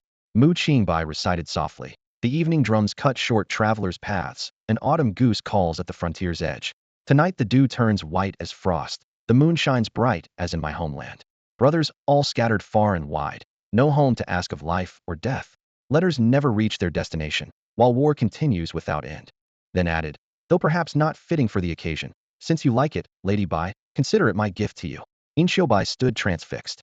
Mu Qingbai smiled gently, bowed farewell. The carriage departed, seeming to vanish instantly into the horizon. When Qingbai came to her senses, she felt moisture on her cheeks. Touching her tears in surprise, she whispered, how strange. Why am I crying? Qingbai turned back to gaze at the people behind him, noticing their tear-streaked faces. These soldiers under his command understood the pain of chaos in a broken land. Although the poem contained no words of sorrow, it pierced the heart like a sharp sword. Wiping the corner of his eye, Qingbai suddenly felt the growing chill of autumn in the air. Miss, it's all in the past. Don't be sad. Lao Huang gently consoled her. Qingbai sighed softly, shifting her gaze to Wu Hong. Wu Hong immediately clasped his fists and declared, Commander Yin, rest assured, I will die before Master Mu. Lao Huang shook his head, causing Wu Hong to hesitate for a moment before quickly adding, even if I die, Master Mu will not. Only then did Lao Huang nod in satisfaction, patting him on the shoulder. Let's set off. Qingbai took one last look at the distant carriage and whispered, Master Mu, take care. Inside the carriage, the young monk quietly remarked, Master Mu, it seems Miss Bai was crying. You must be mistaken. How could that be? Mu Qingbai replied dismissively. Huh. I must tell you, Master Mu, my eyesight is sharp, the young monk boasted. Stop with the nonsense. Pick up the pace. Mu Qingbai urged. We can't go any faster, or this carriage will fall apart. The young monk said reluctantly, adding, and Master Mu, are you sure you're all right? You look a bit pale. Mu Qingbai did indeed seem somewhat pale, showing signs of motion sickness. Seeing this, the young monk slowed down slightly. Don't stop, don't stop. Mu Qingbai hurriedly shouted. Suddenly, the young monk pointed ahead, asking worriedly, Master Mu, are there any other friends coming to see you off? Mu Qingbai followed his gesture and indeed saw a group of people standing discreetly by the roadside. If the young monk hadn't pointed them out, he might not have noticed them at all. You're leaving the capital for a long journey. If they're not friends, they must be assassins, the young monk said seriously. Really? Mu Qingbai asked, suddenly excited. The young monk nodded in confirmation. Really? Mu Qingbai glanced back and saw that the grain convoy had been left behind. He sighed in relief and said, let's slow down a bit. The young monk agreed. Yes, it's safer to wait for the grain convoy. He began to slow the carriage. Mu Qingbai stared at the distant group, puzzled.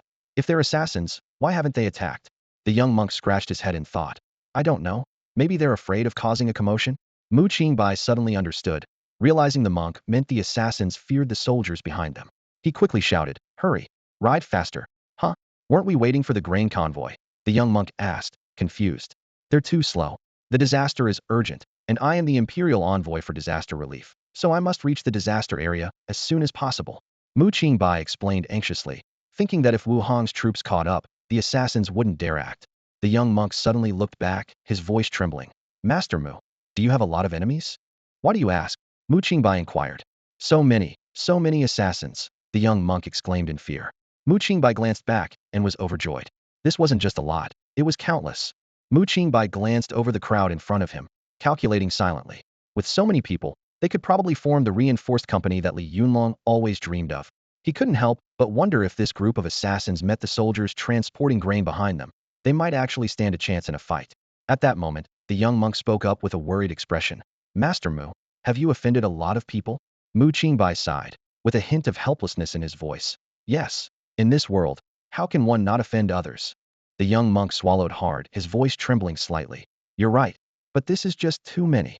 He paused, then added, but don't worry too much. Though they are numerous, I don't sense any murderous intent from them, so they probably won't attack you. Hearing this, Mu Qingbai's heart sank. If they didn't make a move, how could he die? He urgently asked, why won't they attack? The young monk looked bewildered. How would I know? I'm just a monk. I can't know everything. Mu Qingbai was furious. He gritted his teeth and growled. Damn it. I went through all the trouble of leaving the capital just so they could attack without hesitation. Now that I'm right here, why are they hesitating?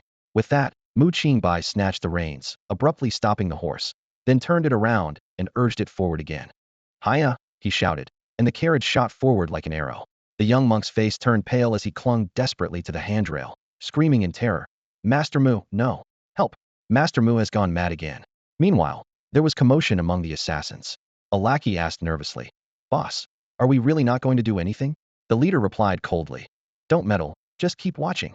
The lackey hesitated, then asked again, but with so many of us watching, is this really watching? It feels more like glaring. The leader smacked him on the head.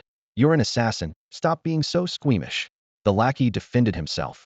Aren't scholars supposed to have integrity, preferring death over humiliation? What if he feels insulted by our glaring and charges at us in anger? The leader replied decisively. Impossible. These scholars value their lives too much, they wouldn't dare.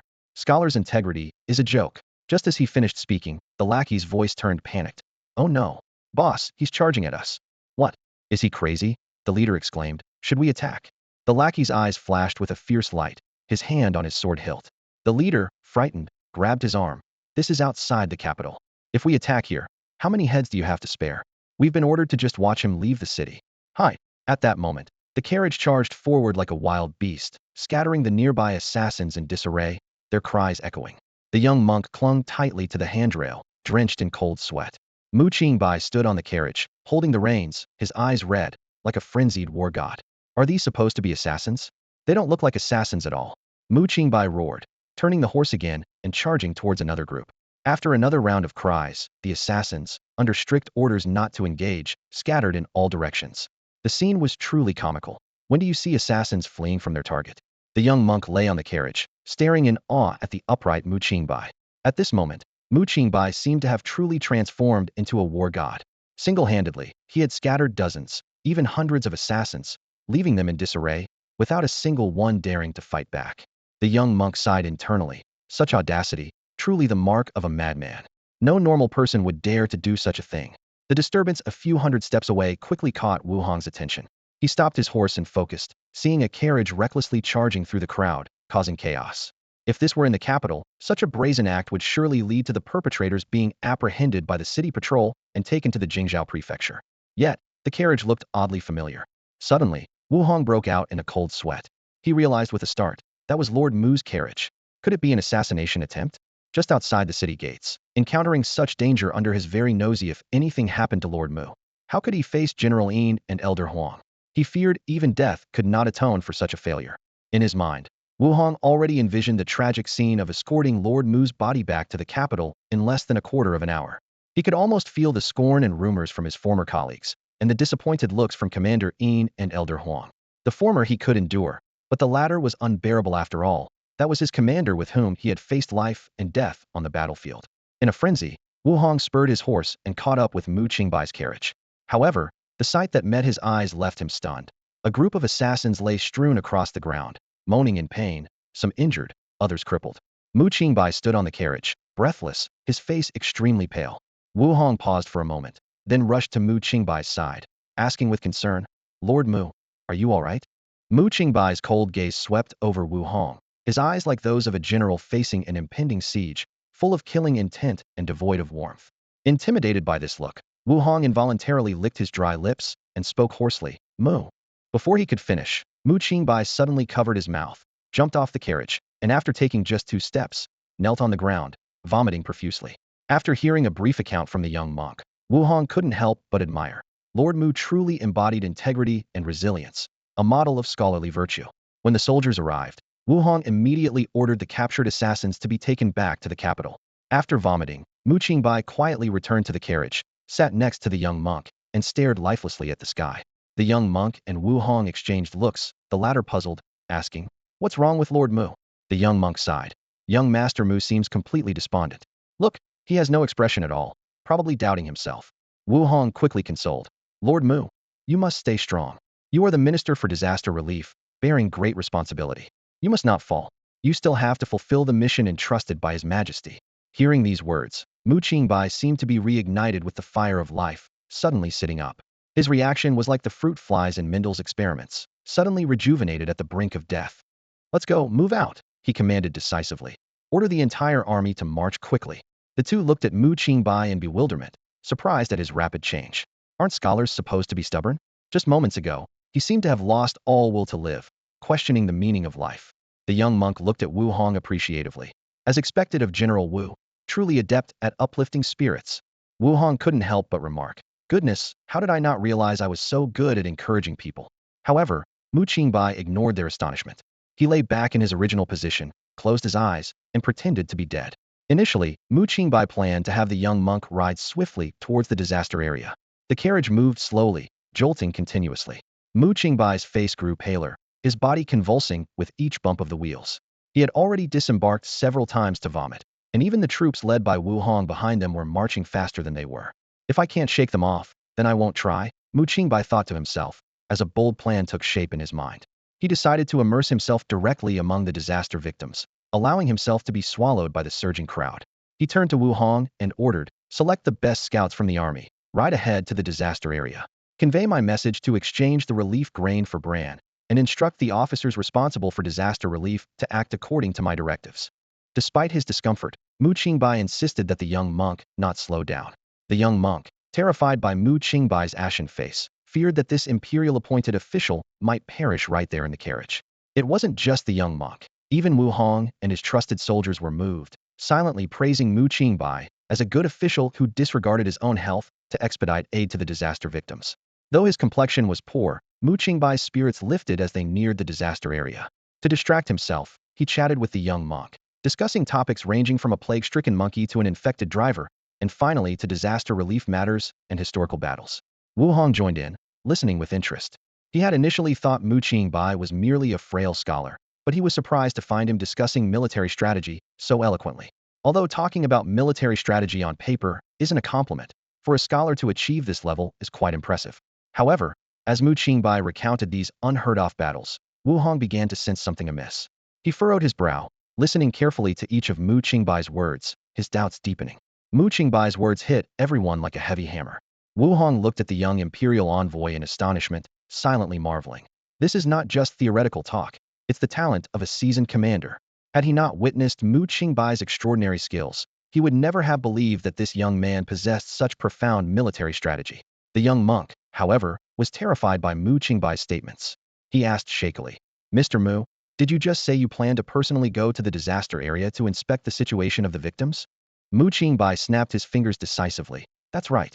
The young monk trembled and continued to ask, "And you said you want to replace the relief food with fodder and some coarse flour?" "Correct." Mu Qingbai confirmed without hesitation. The young monk turned pale and asked nervously, "Then, can I still get off the carriage now?" Mu Qingbai wrapped an arm around the young monk's neck, laughing. "Monk, you have such a delicate face. Why are you so timid?" The young monk hurriedly broke free from Mu Qingbai's grip, exclaiming in fear, "Mr. Mu, aren't you afraid of dying?" Wu Hong couldn't help but look at Mu Qingbai with concern. "Lord Mu, the monk is right. What you're doing is too dangerous." Mu Qingbai remained calm, speaking slowly. "I want to see with my own eyes that every bit of relief food goes into the mouths of the victims, not into the pockets of those who treat them like dirt." The young monk urgently reminded. But Mr. Mu, in the eyes of the victims, you might be the one treating them like dirt. After all, it was your order to withhold food, and you are the imperial envoy sent by the court. Mu Qingbai interrupted the monk. I know, but that doesn't matter. Both the monk and Wu Hong were stunned, looking at Mu Qingbai in confusion. Mu Qingbai continued, I may not be treating them as ordinary citizens, but at least I can ensure they survive. If the people can't survive, what hope is there for this country? The young monk was silent for a moment, then said mournfully, but I'm still afraid to go, Mr. Mu. Are you out of your mind? Mu Qingbai patted the young monk's shoulder, his tone firm. Monk, I see you as someone who can accomplish great things. The young monk quickly retorted, I'm just a wanderer, not someone who can achieve great things. No. Mu Qingbai looked at the young monk seriously. You are someone who can achieve great things. Whether you are or aren't now or before doesn't matter. The young monk asked, somewhat bewildered. Then what does matter? Mu Qingbai's gaze was piercing, his words resounding. What matters is the future.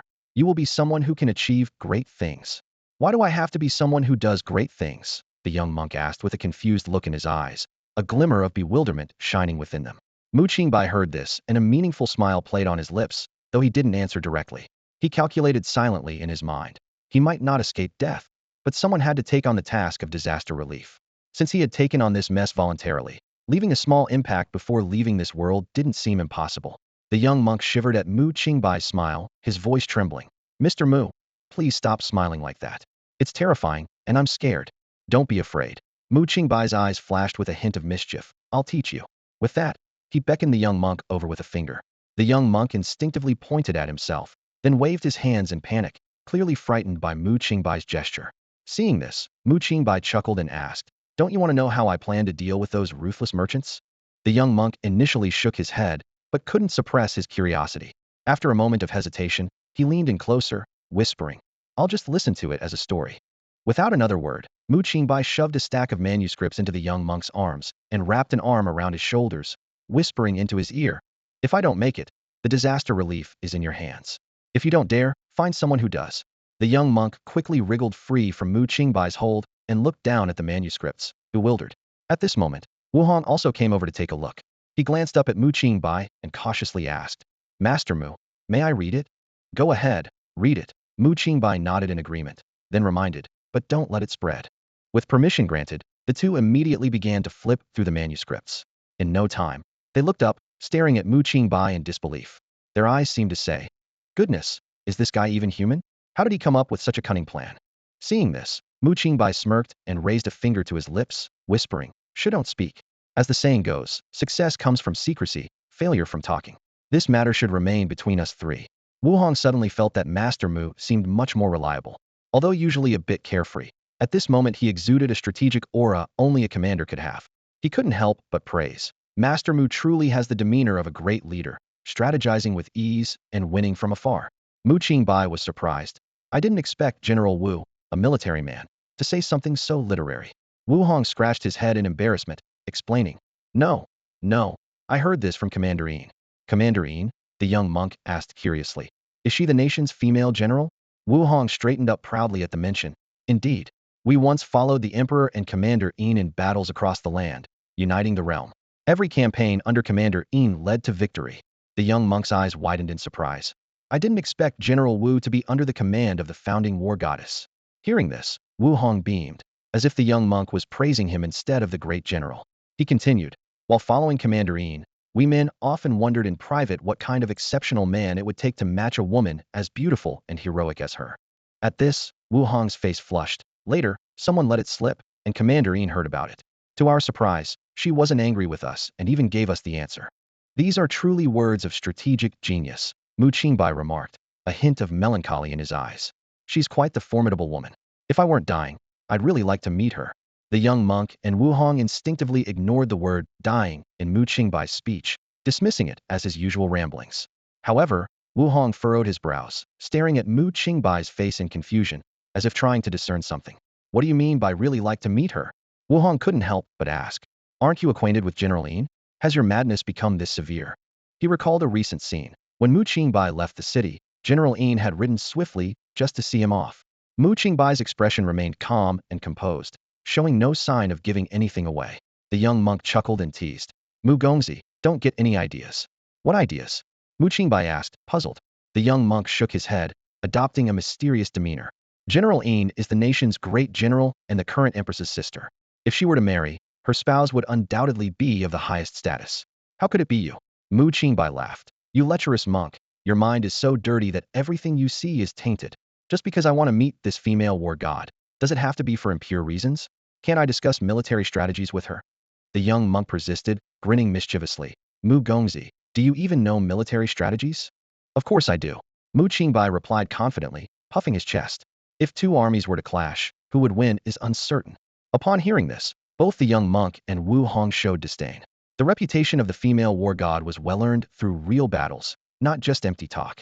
Wu Hong couldn't help but shake his head with a smile. Mu Darren, if you were on the battlefield, you wouldn't last half a day.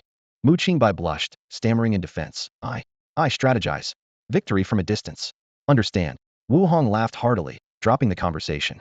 But the young monk suddenly said, Mu Gongzi, General Wu has actually been on the battlefield. If you boast like this, you're hitting a wall. Mu Qingbai sneered. Ignorant mortals, believe what you will. Wu Hong's face darkened upon hearing this. Mu Qingbai's arrogance was unwarranted. Did he really need to boast, especially in front of Wu Hong, claiming he could defeat General Yin? Was he another fool who underestimated her because she was a woman? Taking a deep breath, Wu Hong spoke solemnly. Mu Darren, since you claim to understand military tactics, may I present you with a scenario? Do you dare to respond? Why wouldn't I? Go ahead. Mu Qingbai replied without hesitation. Wu Hong cleared his throat and slowly said, my forces are ordered to attack a fortified city, well defended in a strategic location, easy to defend and hard to attack, with 20,000 rebels inside. The city has a moat, a river at the gate, surrounded by mountains, making it impossible to besiege. The highest ground we can reach is where we came from. We must capture the city within 10 days. I ask, Mu Darren, how many troops are needed to take this city? Mu Qingbai didn't rush to answer, instead falling into deep thought. Wu Hong chuckled, shaking his head. He thought, as expected, just another braggart. Why does General Yin bother with such an arrogant and ignorant young man? Despite his confusion, Wu Hong was committed to protecting Mu Qingbai with his life. It wasn't just because of General Yin's orders, but also his duty as a soldier. Yet, this didn't stop him from feeling disdain for Mu Qingbai. Watching Mu Qingbai in silence, Wu Hong shook his head again. He didn't care about Mu Qingbai's pride. He just wanted to teach the young man a lesson, to show him that not everyone can be casually talked about. Just as Wu Hong was about to ride ahead to join the supply convoy, Mu Qingbai's voice suddenly interrupted, freezing his whip midair. 3,000. What? Wu Hong asked, taken aback. 3,000 troops. I'll take that city, Mu Qingbai said firmly. Wu Hong was initially stunned, then let out a cold laugh, shaking his head in disappointment. Mu Darren, stop joking. Do you know what you're saying? Of course I do, Mu Qingbai replied calmly. Wu Hong turned to the young monk, helplessly asking, has Mu Darren lost his mind again? The young monk couldn't help but advise. Mu Gongzi, there are 20,000 defenders in that city. 3,000 men would just be fodder for the enemy. Mu Qingbai snorted, a fierce glint in his eye. If I can't take it with 3,000 men, you can have my head. Wu Hong narrowed his eyes, his gaze as sharp as a blade as he stared at the young man before him who had just uttered such arrogant words. His displeasure was obvious, and it was clear he was growing increasingly dissatisfied with Mu Qingbai's attitude. The young monk standing nearby shook his head gently and advised in a low voice. Master Mu, perhaps you should say a little less. Wu Hong's voice suddenly turned cold, carrying a hint of authority as he slowly spoke. Master Mu, if you were in the army, you wouldn't dare to make such jokes. You must know, in the military, there's no room for jokes. It could cost you your head. Such words would likely have turned the face of any ordinary scholar pale with fear, their legs weak. However, Mu Qingbai remained unfazed, showing no reaction. He retorted, and how much did you use?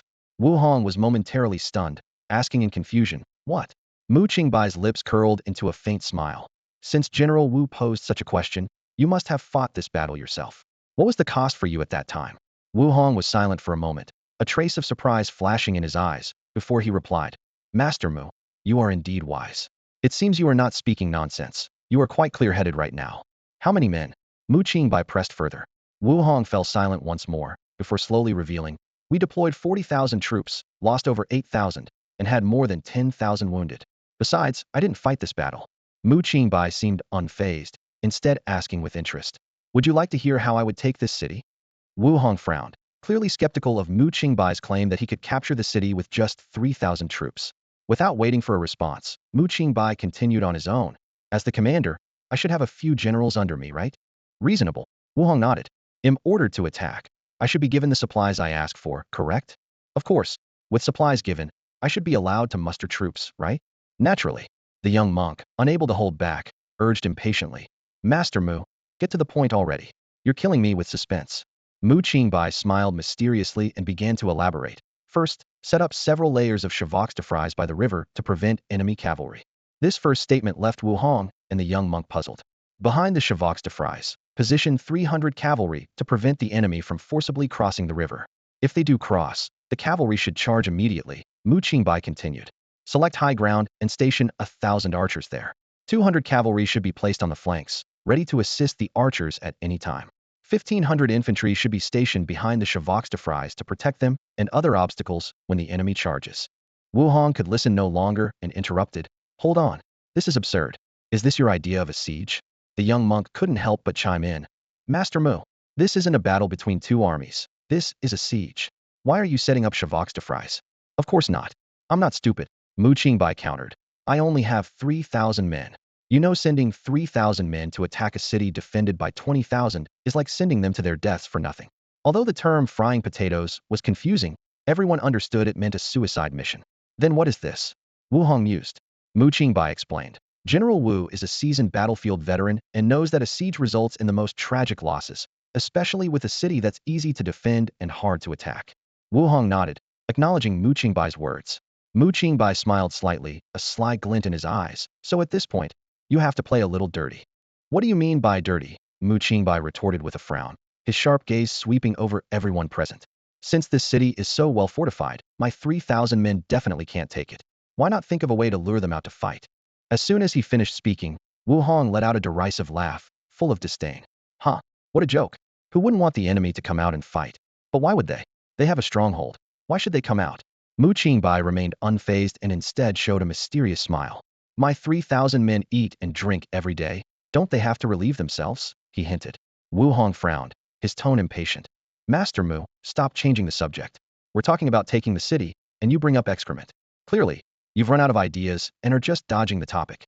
Unhurriedly, Mu Qingbai revealed his plan. I'll order all the waste from my 3,000 men to be loaded onto catapults and flung into the city, making it reek. Over time, it might even cause an epidemic. Wu Hong was momentarily stunned, and before he could respond, Mu Qingbai continued. I'll have soldiers poison the river. The poison will flow into the city, and the soldiers inside will surely be poisoned if they drink it, right? Wu Hong nodded blankly, his mind already picturing the grim scene inside the city. Mu Qingbai elaborated on his strategy. Even in peacetime, poison like this is almost always lethal. I'll poison the water every morning, noon, and night to ensure the river doesn't wash away the toxins. I don't believe those 20,000 people inside can go without water, and everyone knows a person can't survive 7 days without drinking. A ruthless glint flashed in Mu Qingbai's eyes. I'll also throw the bodies of enemy soldiers and decaying animal carcasses over the walls. In 3 to 5 days, even if there's no plague, the enemy's morale will plummet. He looked at Wu Hong with a slight smile, challenging him. If you were the defending general, what would be the best course of action? Come out and fight, perhaps. The young monk looked uncertainly at Wu Hong, waiting for his response. Wu Hong was speechless for a moment before acknowledging the viciousness of Mu Qingbai's plan, nodding. Indeed, the best way to boost morale would be to come out and fight. Plus, with poison in the water, soldiers would die without battle. In 3 to 5 days, many would perish. The young monk suddenly thought of a question. Isn't there a well in the city? Wu Hong shook his head, explaining. There is, but there can't be many. It's certainly not enough for 20,000 soldiers, let alone the civilians in the city.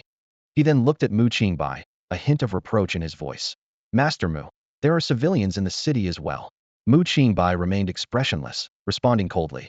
Why are you looking at me? My task is to take this city. Wu Hong couldn't help but emphasize. Master Mu, such indiscriminate killing is not what a righteous army should do. Mu Qingbai scoffed, his eyes cold. In this war, no one can remain untouched. If we don't take this city, perhaps twice as many civilians will die elsewhere.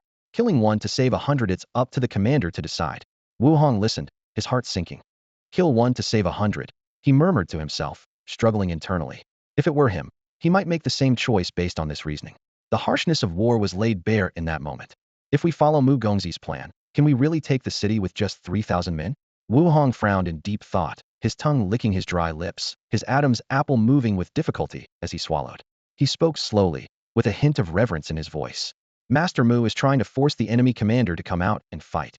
Once the enemy leaves the city, Master Mu becomes the defender, and the enemy becomes the attacker.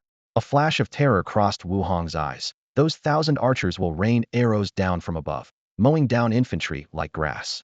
Even if someone braves the arrow storm and reaches the river, the poison water will soon finish them off. He continued describing the battle, his voice becoming more urgent. Our infantry will use long pikes to kill at the chevaux de frise, pushing the enemy into the water. If anyone is lucky enough to reach the shore, 500 cavalry will immediately charge and drive them back into the river. As casualties mount, the enemy will fall into chaos. They'll either drown or be poisoned, turning the whole river red. At this point, Wu Hong shivered, looking at Mu Qingbai with deep apprehension. Master Mu, I am convinced. The young monk was dumbfounded, muttering to himself. This is too much. If I were defending the city, I couldn't endure such humiliation either and would want to lead my troops out to fight. Master Mu, you have won. Mu Qingbai chuckled softly. Actually, if the enemy commander can hold out, I wouldn't be able to take the city. The young monk asked in confusion. But Master Mu, aren't you poisoning the water? Even if they hold back, won't they eventually die of thirst or poison? Mu Qingbai spread his hands. Your thinking is limited. Didn't General Wu just say the city has wells? The young monk was even more puzzled. But General Wu also said the well water isn't enough for all 20,000 troops. What's the use of that?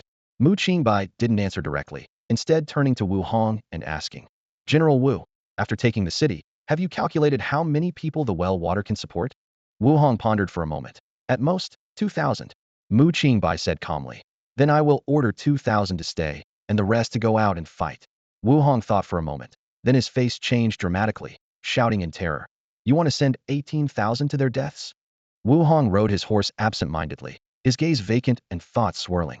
He had initially underestimated Mu Qingbai's military prowess, but he never imagined he had also grossly underestimated the young man's ruthlessness.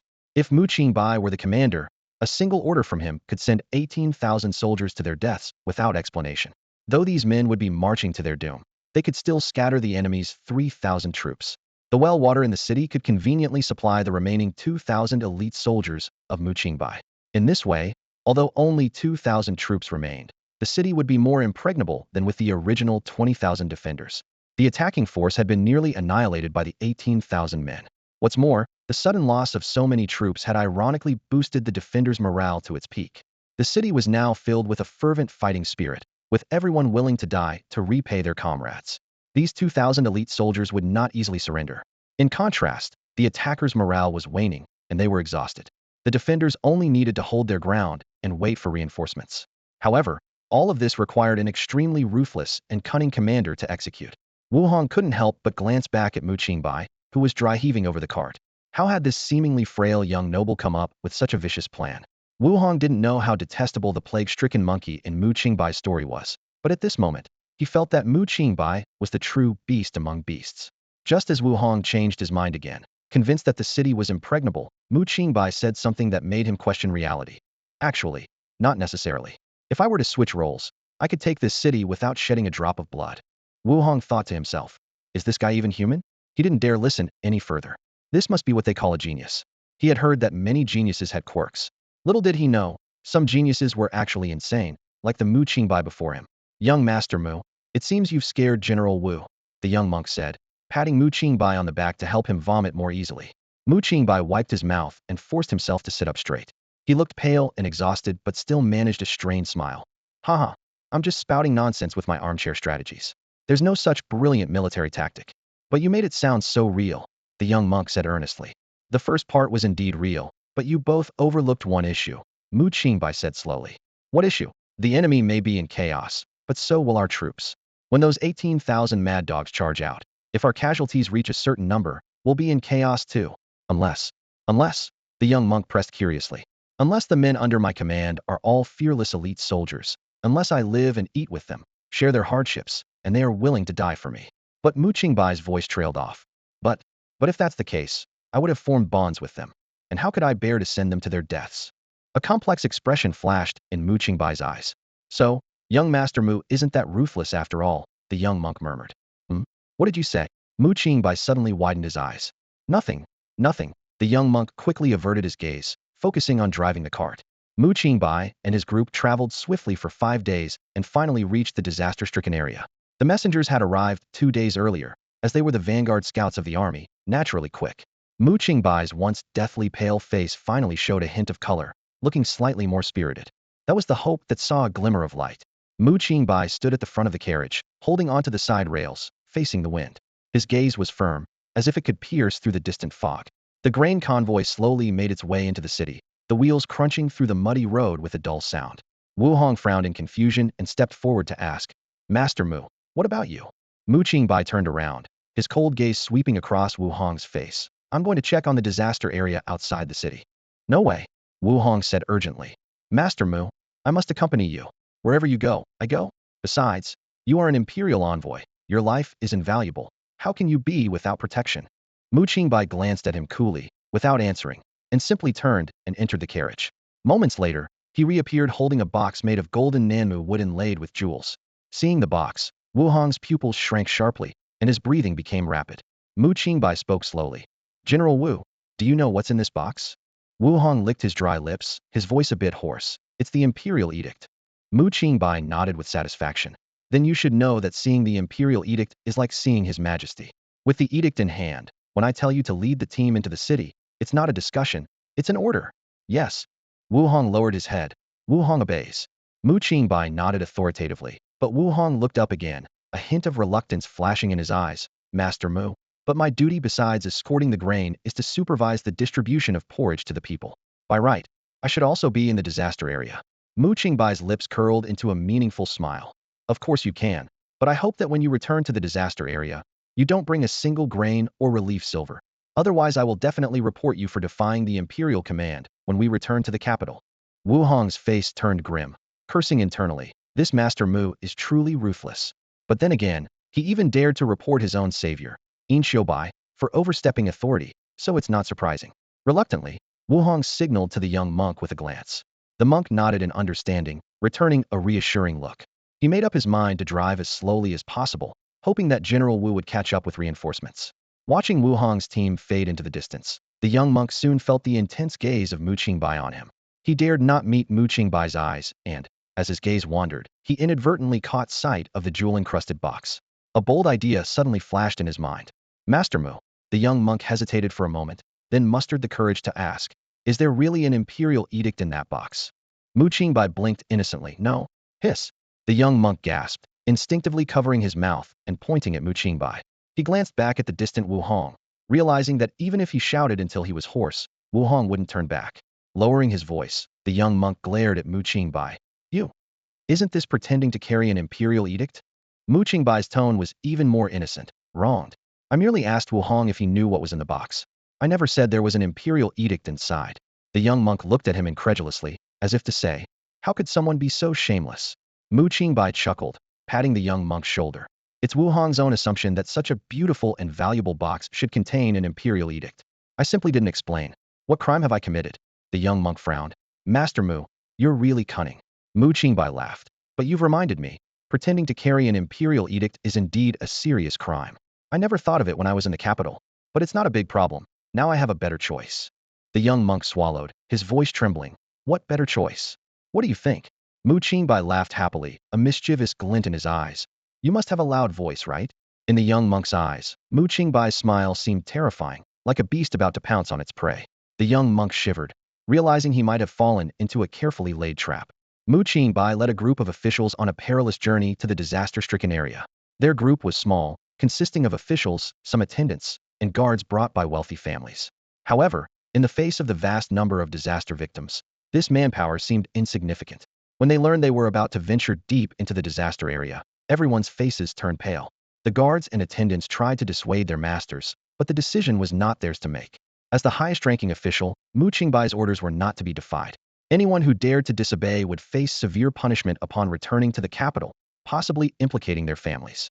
Despite this, everyone knew the journey was fraught with danger. When Mu Qingbai ordered the departure, many officials hurriedly jumped off their carriages to catch up with his. They jogged alongside, desperately pleading with Mu Qingbai to stop. Only if he halted would they have a glimmer of hope. Otherwise, if Mu Qingbai perished in the disaster zone, they too would face retribution upon their return, possibly endangering their entire families. Amidst the rising pleas around him, Mu Qingbai remained indifferent. Someone shouted, "Master Mu, you are a high-ranking official. Venturing into the disaster area without protection is too dangerous. Another urged. Sir, you bear great responsibility. You must not take such a risk. Please reconsider. Yet another cried, Sir, a superior who ignores loyal advice cannot achieve great things. Some even wept. Master Mu, I have elderly parents and young children. Please have mercy. Despite their words, Mu Qingbai was unmoved and even sped up his carriage. Finally, fed up with the noise, he coldly remarked, those who don't want to go can stay behind. Mu Qingbai thought this would relieve them, but to his surprise, they all looked ashen and continued to follow closely.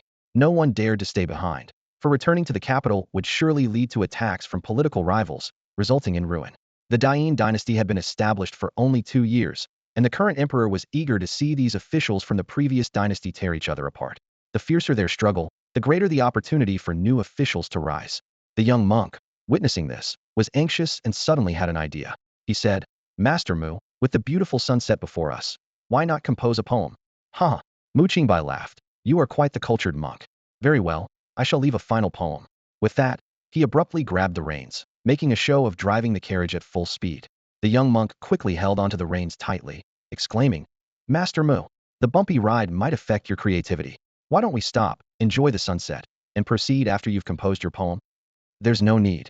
Mu Qingbai said impatiently. We can't afford any delays. With that, he yanked the reins. The startled horse, unsure of where to go, swayed the carriage back and forth on the road, nearly throwing the young monk out. The young monk clung to the railing, watching helplessly as the reins slipped into Mu Qingbai's hands. At that moment, his eyes were filled with despair. You've got some strength there, kid. If you hadn't said anything, I'd think you were a martial monk. Despite being jostled around by the carriage, the young monk couldn't help but boast about his skills. Mu Qingbai glanced at him and laughed heartily. Who am I? Do I need to stop to compose a poem? Have you heard of the 7 steps verse? After the new rain in the empty mountains, the weather is autumn in the evening. The bright moon shines among the pines, clear springs flow over the stones. Bamboo makes noise as the washing women return, lotus stirs as the fishing boat descends. His voice abruptly stopped, and the carriage he was driving slowly came to a halt. The horses finally got a chance to rest, and the young monk clumsily got to his feet, looking around. In front of him was a refugee area, densely packed with disaster victims, creating an overwhelming scene. All eyes were fixed on the impressive convoy, clearly aware of Mu Qingbai's esteemed status. For a moment, the entire area fell into a dead silence.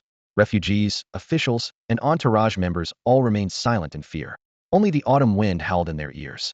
Everyone's hearts were in their throats, worried that the starving people might rush forward or that Mu Qingbai might say something to provoke them. Standing on the carriage, Mu Qingbai looked down at the crowd. The air was thick with a pungent smell from the gruel made of bran and coarse flour, meant for animals. He slowly stood upright, his gaze sweeping over the emaciated and numb-faced refugees. When these people saw Mu Qingbai's splendid official attire, a glimmer of hope appeared in their eyes.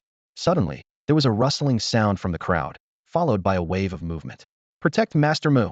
The young monk shouted urgently, but no one dared to make a move. Everyone was pale with fear. Mu Qingbai closed his eyes, bracing for the surge of anger from the refugees. However, what happened next left everyone speechless. He opened his eyes to see all the refugees kneeling down in unison. Justice Lord! Justice Lord! The crowd, like a prairie swayed by the wind, bowed wave after wave.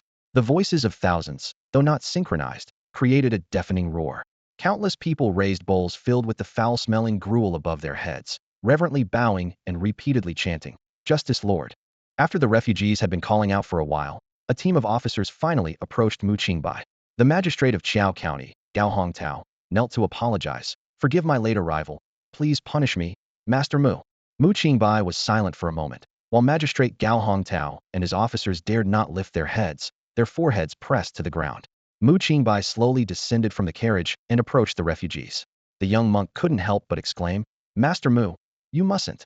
Ignoring him, Mu Qingbai focused intently on the refugees before him. They hurriedly raised their bowls, lowered their heads, and then cautiously looked up again, their eyes filled with hope and reverence.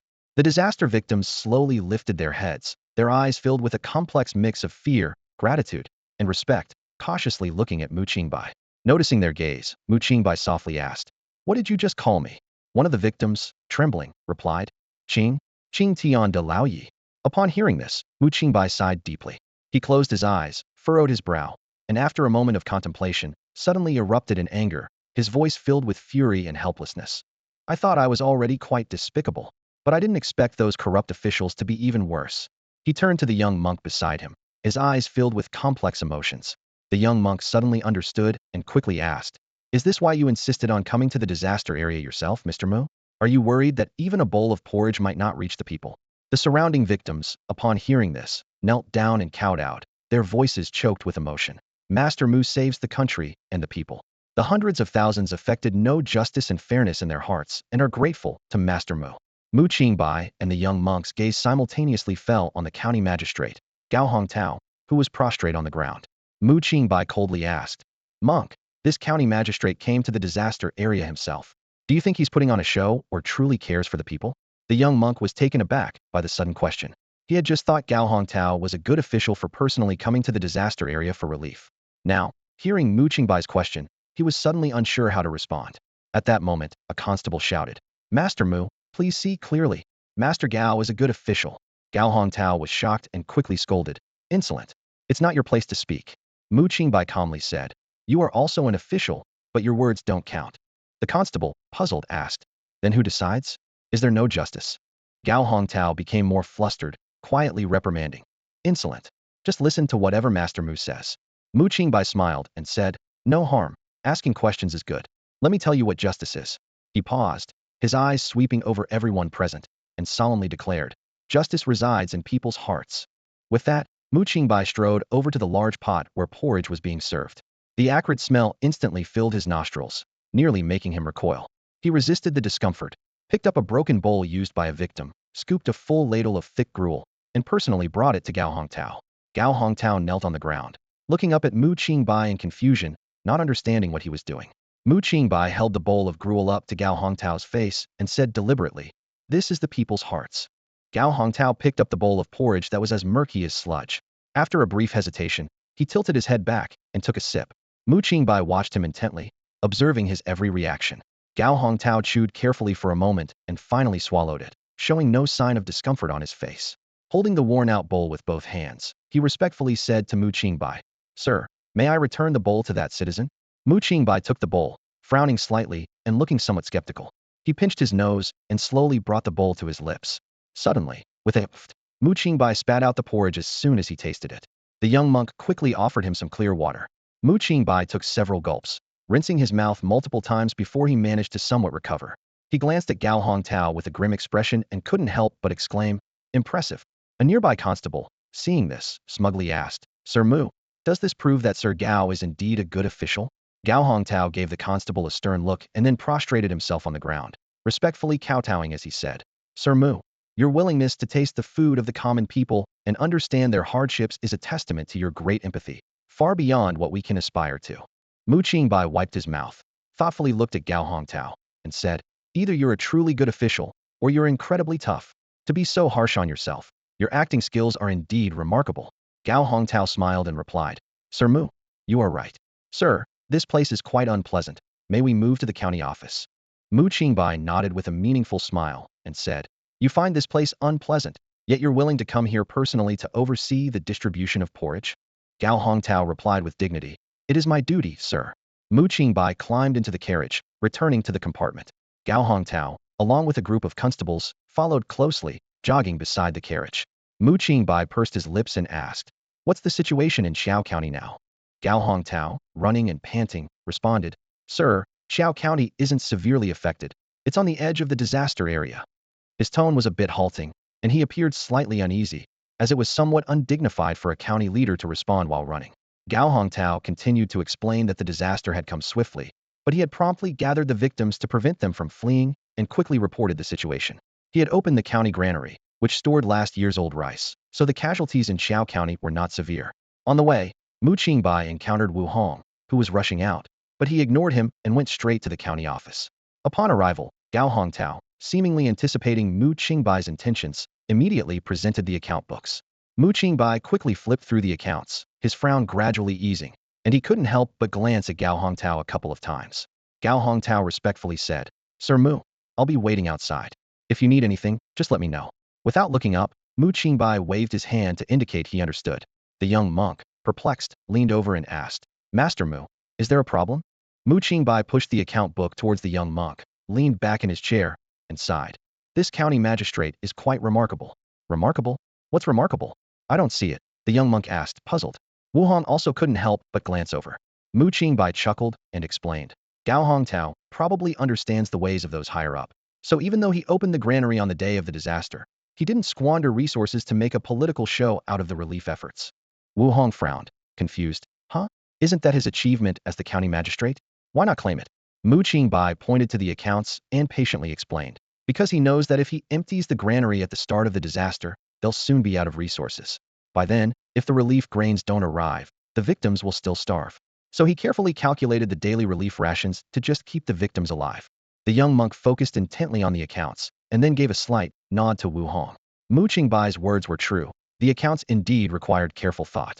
He pondered to himself, clever and shrewd. It seems there's no need to worry too much about the disaster in Xiao County. Mu Qingbai paused for a moment and called out, General Wu. I am here. Wu Hong immediately responded. Mu Qingbai quickly wrote an order and solemnly stamped it with his official seal. He handed the order to Wu Hong, deliberately leaving it unfolded for him to see. Send your fastest soldier to deliver this order to the provincial government. Wu Hong initially wanted to avoid looking, but he couldn't help it. He glanced at it, and his eyes widened in disbelief as he blurted out. What? This? Lord Mu, have you lost your mind? Mu Qingbai replied with a question. Didn't you read my manuscript on the way here? Wu Hong was taken aback and momentarily at a loss for words, looking to the young monk for help. The young monk nodded with a troubled expression. I thought it was something Master Mu wrote for fun. Who knew he would actually dare to do this? Mu Qingbai said nonchalantly. You know the saying. To survive, one must first face death. All three sets of eyes fell on the striking line on the paper. Explicitly raise the grain prices in Yuzhou City, and they must only go up, not down. Mu Qingbai explained. Don't worry, this method has been practiced by wise men before. Although I lack experience, I stand on the shoulders of giants. The young monk looked bewildered. I've never heard of any wise men doing such a thing. Of course, you haven't, Mu Qingbai scoffed. That's from the history of my world. The young monk muttered. Master Mu is speaking nonsense again, wait. He stared suspiciously at Mu Qingbai. You didn't write this order in a moment of madness, did you?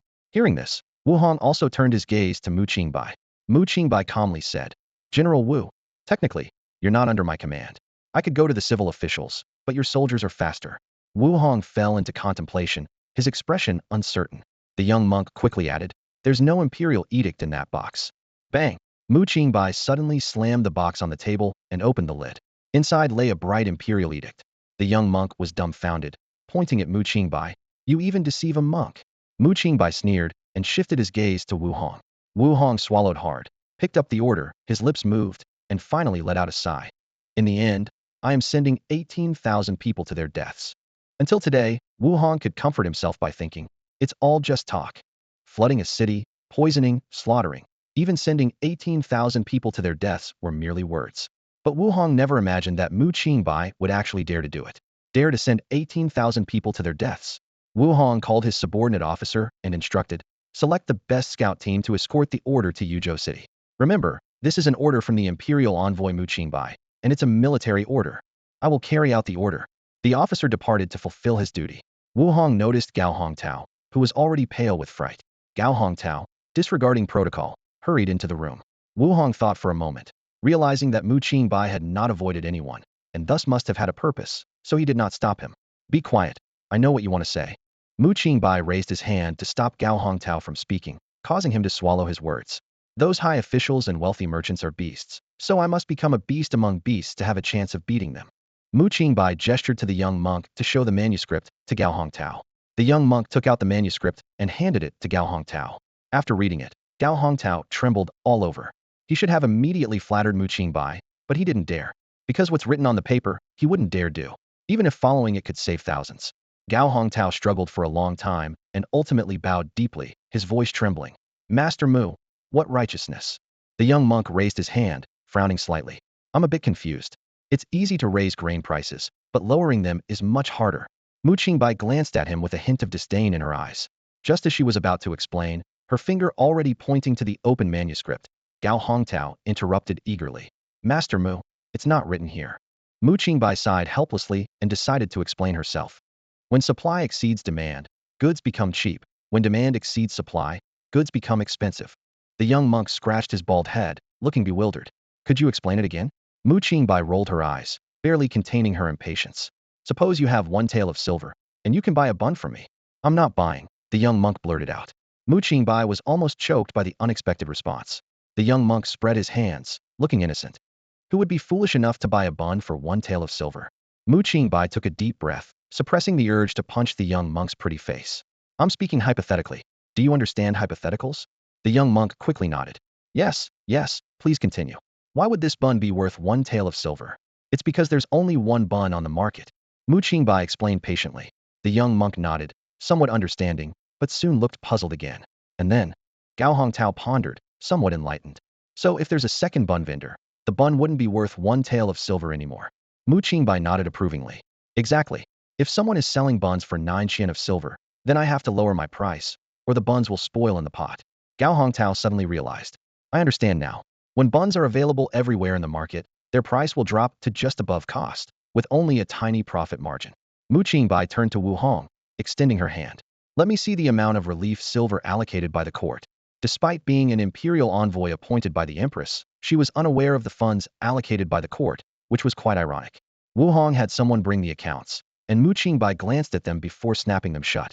Clutching her chest, she spoke with a hint of irony. Such wealth. I must say, if all this money and grain were entrusted to one person, even I'd be tempted. How much is it? The young monk asked curiously. Mu Qingbai replied meaningfully. Enough for you to live lavishly at Fengming Tower for 3 months. The young monk blushed, breathing rapidly. What about public funds? Mu Qingbai glared at him. Have some ambition, will you? Instead of thinking about spending public funds, why don't we just go to the prefecture and feast on the big shots there? When are we going? The young monk asked excitedly. Today. Mu Qingbai answered decisively. Master Mu, I'll wait for you in the carriage. The young monk dashed out eagerly. Mu Qingbai turned to Gao Hongtao. I'll leave you some grain. Convert it all into relief supplies, and hold on a bit longer. I understand, Master Mu. I'll await your good news. Gao Hongtao replied respectfully. Mu Qingbai nodded and strode out of the yamen, jumping into the carriage and issuing orders. Speed up, head for the prefecture city. Got it. Got it. The disaster is urgent. The young monk nodded hastily. No, we're going to collude with those prefecture officials, Mu Qingbai said coldly. The following days were a bumpy journey. The closer they got to Yuzhou City, the more severe the disaster became. The villages they passed were either deserted or filled with starving bodies. Mu Qingbai's expression grew darker, almost as lifeless as the corpses. The young monk felt increasingly uneasy. Let it be, Master Mu. The young monk tried to comfort her. A little delay won't matter. We're not far from Yuzhou City now. Mu Qingbai leaned weakly against the window, his gaze unfocused. He muttered to himself, those state officials better have some guts and give me a swift death. Otherwise, if I live, they'll regret it. The young monk looked helplessly at Wu Hong, who was riding alongside on horseback, and whispered, General Wu, young Master Mu is having another episode. Let's follow his instructions and find a medical officer once we enter the city. Suddenly, the young monk's eyes lit up, and he shouted, Young Master Mu, we've reached the city. Mu Qingbai, hearing this, sprang to life as if energized, and climbed out of the carriage. On the horizon stood a magnificent city. Yuzhou City. Charge! Mu Qingbai exclaimed excitedly, grabbing the young monk by the collar. The young monk spurred his horse, with Mu Qingbai holding on, and they sped ahead, followed by 1,000 troops. The sudden commotion startled the guards at the city gate, who thought an army was invading. Luckily, the young monk reined in the horse just in time, preventing the guards' spears from turning the carriage into a pincushion. Mu Qingbai complained, Why did you stop? Wouldn't it be better if they killed me? The guards, while checking Mu Qingbai's official documents, were sweating profusely. Good thing we didn't act rashly. What's this high official saying? If you want to die, don't drag us into it, they thought, not daring to speak out, and allowed them to pass. Once inside the city, the young monk was taken aback by the bustling scene. Yuzhou City seemed unaffected by any disaster, with people and vehicles moving about, a stark contrast to the devastation they had seen on the way. Suddenly, a grand procession of carriages appeared. Leading it was a portly middle-aged man, his expression a mix of arrogance and shrewdness. I am Guoshuji, the prefect of Yuzhou City, here to welcome Inspector Mu. Guoshuji said with a bow, though he did not bend his waist, subtly hinting for Mu Qingbai to acknowledge the hierarchy. Mu Qingbai walked up to Guoshuji and said calmly, By rights, I'm a court-appointed inspector, rank 5, with authority above local officials. Shouldn't you be saluting me? Guoshuji's expression faltered, internally labeling Mu Qingbai as young and easy to manipulate.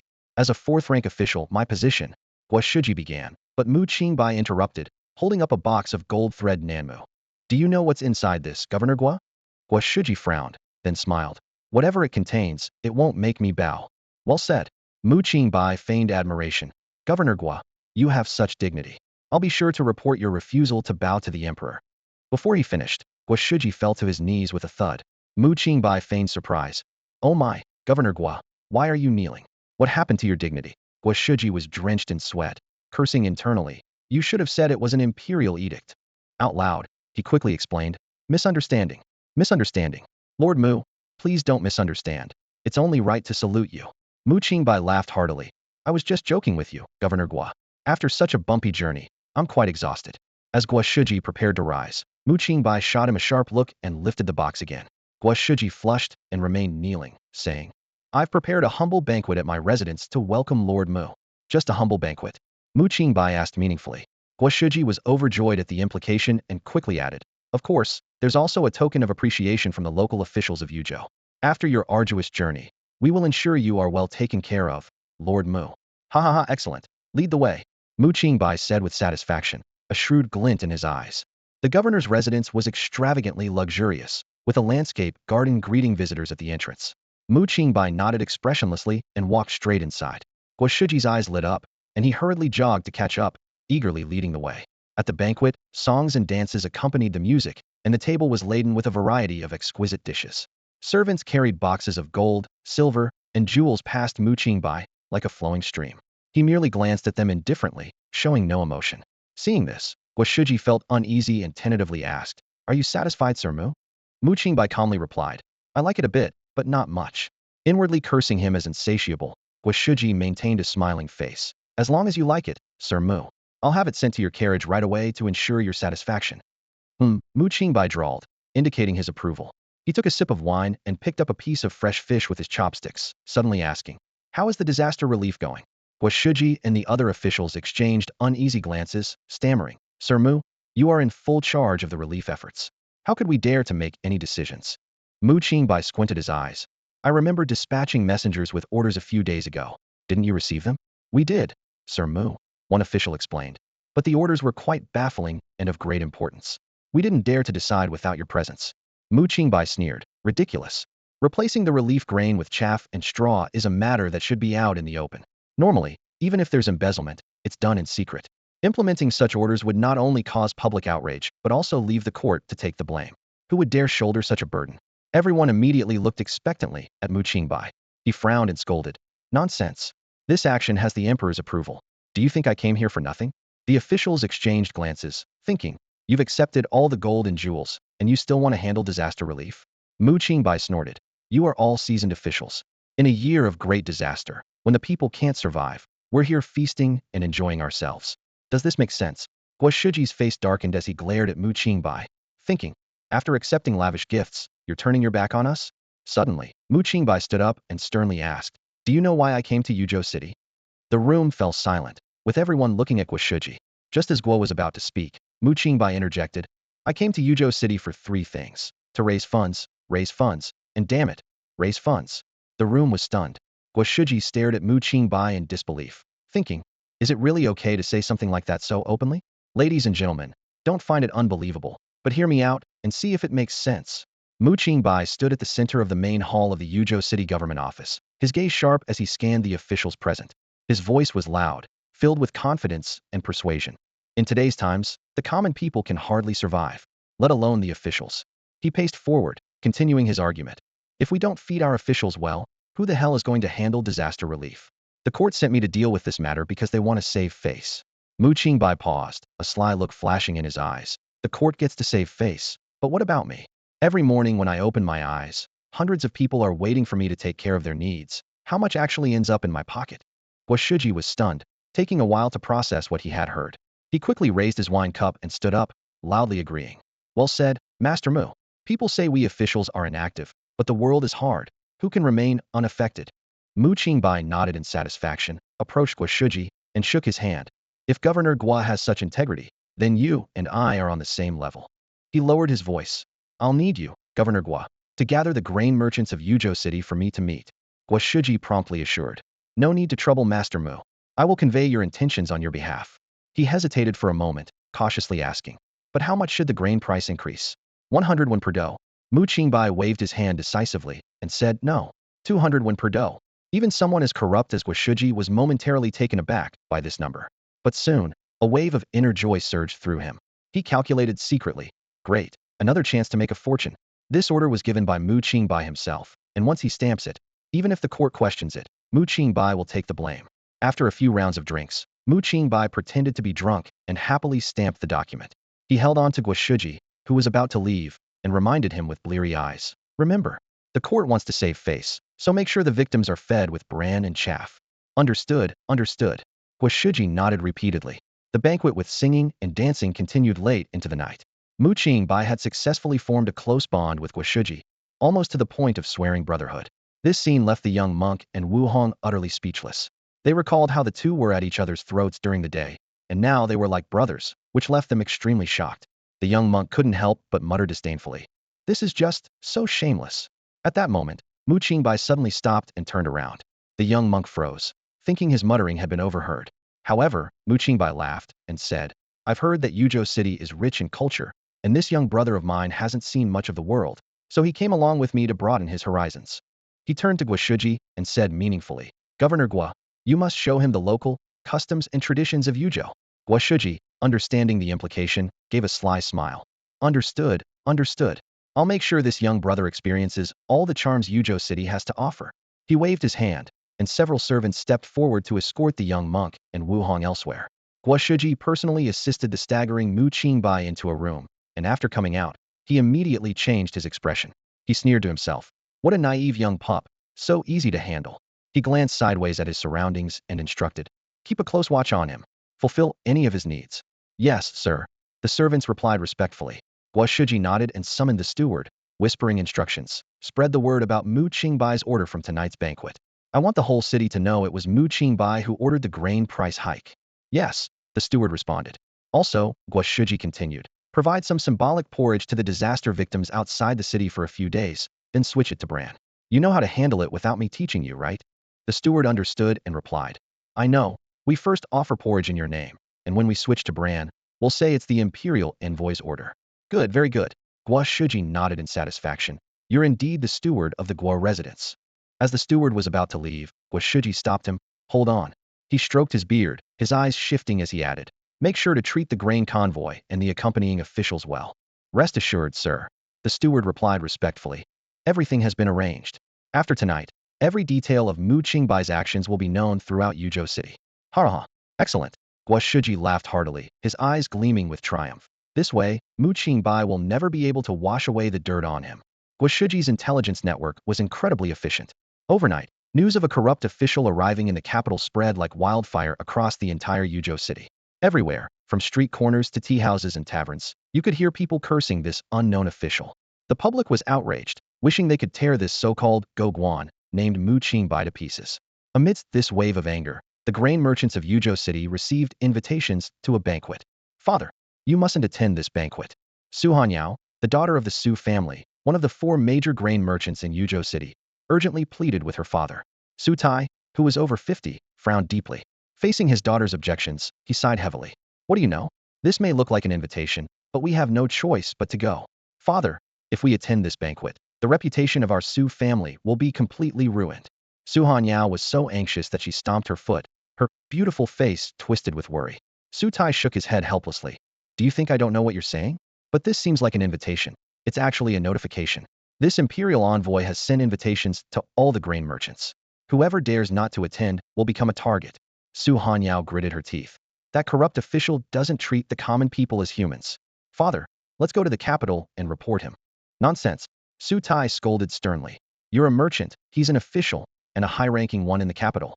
He's well established in the capital, and he's already a 5th-rank official at a young age. How can we report him?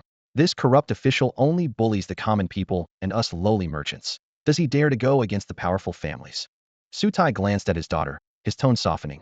I know you've been setting up tents to distribute porridge outside the city. I've turned a blind eye before, but from now on, you're not allowed to go. Hearing this, Su Hanyao became anxious. Father, if the disaster victims outside the city lose this food, they will starve to death. Enough. Su Tai interrupted harshly. From today onwards, you're not allowed to leave the house, and stop associating with those shady friends of yours. Do you hear me? Father. Su Hanyao's eyes widened as she anxiously defended herself. The people I associate with are not shady. Su Tai reprimanded in a stern voice. In these troubled times, don't bring trouble to the family. I don't care if they're from reputable sects or dubious paths. You're not to associate with them. Someone, take the young lady away and keep her under strict watch, not allowing her to leave her room. Although Su Hanyao felt indignant, she had no choice but to comply with her father's orders and was taken away reluctantly. Holding the invitation, Su Tai pondered for a moment before ordering. Have the steward prepare a batch of gifts to send to the prefecture. Just say it's a tribute from the Su family to Lord Mu Qingbai. Meanwhile, at the prefecture, Mu Qingbai looked at the courtyard filled with gold and silver treasures, so crowded that there was no room to stand. The line of sycophants bringing gifts stretched out beyond the moon gate, bowing with their hands holding visiting cards. Mu Qingbai said to the young monk beside him, "Count them, take whatever you like and pocket it." The young monk quickly waved his hands. No, I won't take this money. Taking this money is a sure way to lose your head." Mu Qingbai chuckled. "Why would you lose your head? Aren't you at all afraid, Mr. Mu?" The young monk asked worriedly. "These people are openly giving you gifts, clearly with bad intentions." Mu Qingbai patted his shoulder, looking relaxed. "Of course I know." "You know?" The young monk repeated in disbelief, eyes wide. Mu Qingbai nodded. "Anyone with a bit of social sense knows that when giving gifts, you need to come up with clever pretexts and do it discreetly." The young monk nodded, furrowing his brows slightly. "Indeed, who gives gifts so blatantly?" Mu Qingbai's lips curled into a slight smile, a hint of cunning flashing in his eyes. "If I didn't give them some leverage, how would these shrewd merchants dare to be my guests? They're not the timid type." He pursed his lips and continued. "True, they're bold enough to take risks and make a fortune, but they wouldn't dare accept unexpected wealth so easily. So I have to appear greedy, with an appetite that scares them. If I don't take their benefits, they'll be restless." The young monk looked worried and asked softly, "Aren't you afraid of being exposed, Mr. Mu?" Mu Qingbai laughed heartily at this, his eyes gleaming with confidence. "I wish they would report me directly to the capital. Unfortunately, they don't dare. However, this matter will definitely reach the capital." The young monk's eyes widened in surprise. "Do you already know someone will report you to the capital?" "Indeed," Mu Qingbai replied calmly. "Do you know who it is?" the young monk asked, curiosity filling his eyes. Mu Qingbai gave a mysterious smile and pointed to himself. The young monk's gaze turned puzzled. Mu Qingbai grinned proudly and said, "Of course, it's me." "What?" the young monk exclaimed in shock. Mu Qingbai turned and entered the house, leaving the young monk in bewilderment. Watching Mu Qingbai's retreating figure, the young monk thought to himself, "How strange. Who reports themselves? No, Mr. Mu must have a deeper purpose." Mu Qingbai never intended to hide his actions. Even if he had narrowly escaped in Yuzhou City, his blatant behavior here would inevitably attract impeachment from many officials at the court. Once back in the capital, at least he could choose a dignified way to face his fate. As night fell, the banquet began. Mu Qingbai sat in the main seat, his gaze sweeping over the crowd. Governor Guoshuji personally brought a troupe of singers and sat beside Mu Qingbai. All the grain merchants of Yuzhou City were shocked by this scene. They whispered among themselves, taking cover under the melodious music. Mu Qingbai observed everyone's reactions, his lips curving upwards with satisfaction. He cleared his throat, and the music abruptly stopped. The murmurs also ceased, and all eyes focused on Mu Qingbai in the main hall. Facing the intense gazes of the crowd, Mu Qingbai calmly waved his hand and spoke. "All of you present are the pillars of Yuzhou City. I know many of you are wealthy merchants, and some are not satisfied with the seating arrangements, feeling the banquet is not grand enough." Just as the crowd was about to humbly utter some polite words, Mu Qingbai interrupted. "In fact, today's seating arrangement is quite deliberate. I wonder if you've noticed, the Su family, seated closest to me, was the earliest and the most generous in giving gifts." His words caused a stir, leaving everyone stunned as they turned their eyes to Su family's head, Su Tai, who was equally bewildered, thinking, "Who airs private matters so openly at a banquet?" Mu Qingbai sneered and continued. "I can tell that many of you aren't too fond of me, the imperial envoy. That's fine, I understand. But please, feel free to leave. My banquet doesn't welcome unwilling guests." The crowd instantly grasped Mu Qingbai's implied message. This was blatantly demanding bribes. No more hiding, just openly taking what he wanted. As Mu Qingbai's words fell, the hall was plunged into a dead silence. Everyone froze like statues, even their breathing became cautious. This was not just a simple threat, but a blatant intimidation. The merchants exchanged glances, their eyes flickering with disbelief. Although they were accustomed to collusion between officials and merchants, they had never witnessed such brazen extortion. It was as if extortion had become open robbery, utterly outrageous. After a moment, a quick-witted merchant was the first to react. He hurried forward, kneeling before Mu Qingbai, his voice trembling slightly. "Your Excellency Mu, I only just learned of your arrival in Yuzhou City, and in my haste, I failed to prepare properly. Please forgive me." He gestured towards the hall entrance. "I have prepared a feast with sincerity, hoping to share a drink with your excellency. His words seemed to open the floodgates. Nearly 10 merchants scrambled to their feet, echoing in unison. Your excellency, Mu. The same goes for us. Mu Qingbai's lips curled into a slight smile as he leisurely picked up a slip of paper. The maid beside him understood the cue, bending to hold a tray up to him. Mu Qingbai casually tossed the paper onto the tray, as if discarding a piece of scrap. The maid then presented the tray to the merchants. As the merchants reached for the paper, Mu Qingbai's voice rang out again. Master Su, the jade pot and agate you sent were quite impressive. Those pearls are so lustrous and full, they inspire a poetic mood. At this, the merchants eagerly examined the paper, quickly realizing it was no ordinary slip, it was a ticket, or rather, a guide. Though Su Tai's face twitched involuntarily, his years of dealing with high officials allowed him to quickly regain composure. He feigned calmness and said, How fortunate we are to hear your excellency Mu's masterpiece firsthand. Mu Qingbai laughed heartily at this. Seizing the moment, Su Tai said earnestly, I consider myself decent at calligraphy. May I have the honor of writing for your excellency? Mu Qingbai nodded appreciatively, instructing, Bring the brush and ink. Soon, a servant brought a desk and set it in the middle of the hall. All eyes turned to Mu Qingbai. Clearing his throat, Mu Qingbai began to recite. From afar, it's a pearl. Up close, it's a pearl. The more you look, the more it resembles a pearl indeed. It is a pearl. Applause, please. The hall was silent. Even Su Tai, who was used to grand occasions, stood frozen, the pen suspended in midair. His instincts told him to applaud, but the words stuck in his throat. In the brief moment of Su Tai's inner struggle, a burst of enthusiastic applause erupted from behind and beside him. Bravo! What a poem! Truly, your excellency Mu is young and talented, exceptionally gifted. Wonderful poem. Simple yet profound, breaking conventions. Your excellency, you truly are a rare poetic talent. Seizing the opportunity, the three major grain merchants, excluding the Su family, began offering bids. Your excellency Mu, might I have the honor of acquiring this poem? I offer 100 taels of silver. A mere 100 taels is disgraceful here. Your excellency Mu, such a poem deserves to be with someone who appreciates it. 200 taels, please consider my offer. 300 taels, I implore you. Your excellency, I truly adore this poem, please grant it to me. I am willing to offer 400 taels as a token of appreciation. Su Tai was dumbfounded, realizing that these three families were shamelessly discarding their dignity to curry favor with the official. Is there no limit? Is there no limit? This is truly outrageous. My lord, I am willing to offer 500 taels. 500 taels of gold for your writing. This loud exclamation was like a thunderclap, silencing the entire hall. Everyone turned their eyes towards the speaker Su Tai. Brother Su is truly a man of passion. It seems you love Master Mu's writing even more than I do, a merchant sneered. In that case, I shall reluctantly let go of this opportunity to satisfy Brother Su's desire for treasure. Brother Su, I admire you. The other three families clasped their hands, their eyes gleaming with mockery, as if regretfully leaving the scene. Spending 500 taels of gold on a lousy poem was something they wouldn't dare to do. Su Tai's face flushed crimson, the color extending to his ears. He had shouted such a ridiculous sum in a moment of desperation. But once spoken, words are like arrows released from a bow, impossible to retract. Since Master Su holds me in such high regard, I will reluctantly accept, Mu Qingbai said, his lips twitching as he struggled to suppress a smile. Su Tai, his face a deep shade of liver, beads of sweat forming on his forehead, forced himself to say, Thank you, my lord, for your gift. Mu Qingbai laughed heartily, raised his hand to quiet the room, and said, Yuzhou is a large city with a population of 600,000 to 700,000. To support such a population, you grain merchants are truly admirable, wealthy gentlemen indeed. His gaze shifted, and his voice stretched slowly. Before coming here, you must have received notice, but without a specific number.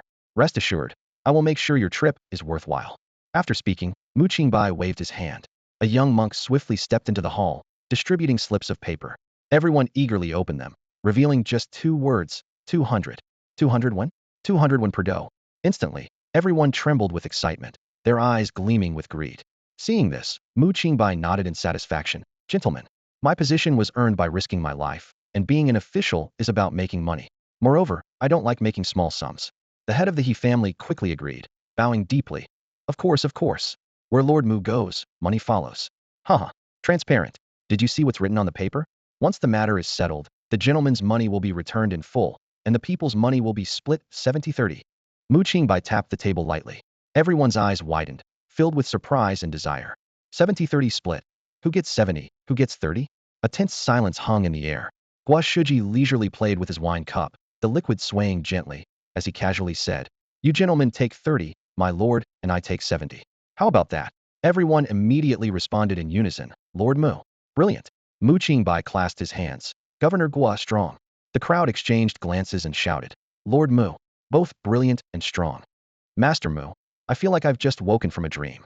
Mu Qingbai leaned back in his chair, sipping a steaming bowl of hangover soup, exhaling deeply with his eyes half closed.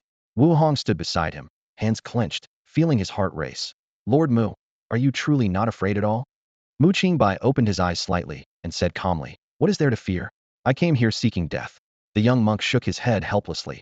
Master Mu, you're drunk and talking nonsense again. Wu Hong straightened his back and said seriously, Lord Mu, there aren't many people I admire in this life. Apart from His Majesty and Commander Yin, now there's you.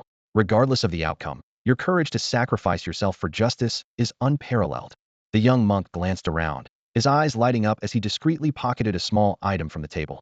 Wu Hong, quickied, grabbed the monk's wrist sternly. What are you doing? The young monk's expression changed, and he awkwardly returned the item to the table. I just thought this ink looked nice and wanted a closer look.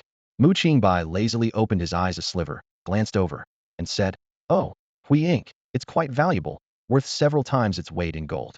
Who sent it? The young monk leaned in, eyes shining with excitement. The He family sent a box of it. Mu Qingbai waved his hand. And these 2 inkstones. The Ding family sent them, I know. They're Shi inkstones. Also quite valuable, not inferior to Hui ink, the monk chimed in. And this set of brushes, top quality Huzhou brushes. Master Mu. Mu Qingbai rubbed his temples in annoyance, waving dismissively. Take them, if you like them. The young monk trembled slightly, pulling a wad of silver notes from his pocket with shaky hands. Mu Qingbai didn't open his eyes, his voice languid. That's because they see you, a monk, always by my side and think you're my confidant or something else. Something else. The monk blinked. Those who understand, understand. Don't ask if you don't. Oh, the monk nodded in realization. Starting tomorrow, don't follow me. Go enjoy yourselves. This filthy money might as well be spent. Mu Qingbai waved them off. Wu Hong's expression darkened, disdainful. I won't indulge in laziness with such dirty money. Mu Qingbai opened his eyes, looking tiredly at Wu Hong. Then keep your soldiers in line. You can stick to your principles, but they might get corrupted. Wu Hong's expression shifted, and he saluted with a clenched fist. Yes, I will follow your orders. Mu Qingbai turned his gaze outside the window, lost in thought. Wu Hong and the monk exchanged a glance. Wu Hong whispered, let's go. Lord Mu's mind must be in turmoil. He's trying to control everything, and the pressure must be immense. This isn't as simple as taking a city. The monk nodded, and together they quietly retreated. In truth, Mu Qingbai was wondering, will any righteous soul attempt an assassination tonight? Father, you spent 500 taels of gold on a doggerel written by a corrupt official. Su Hanyao stared at her father in disbelief, her voice filled with shock and confusion. Su Tai slammed the table and shouted angrily. Silence. What do you know? His face was clouded with anxiety, his eyes flickering with worry.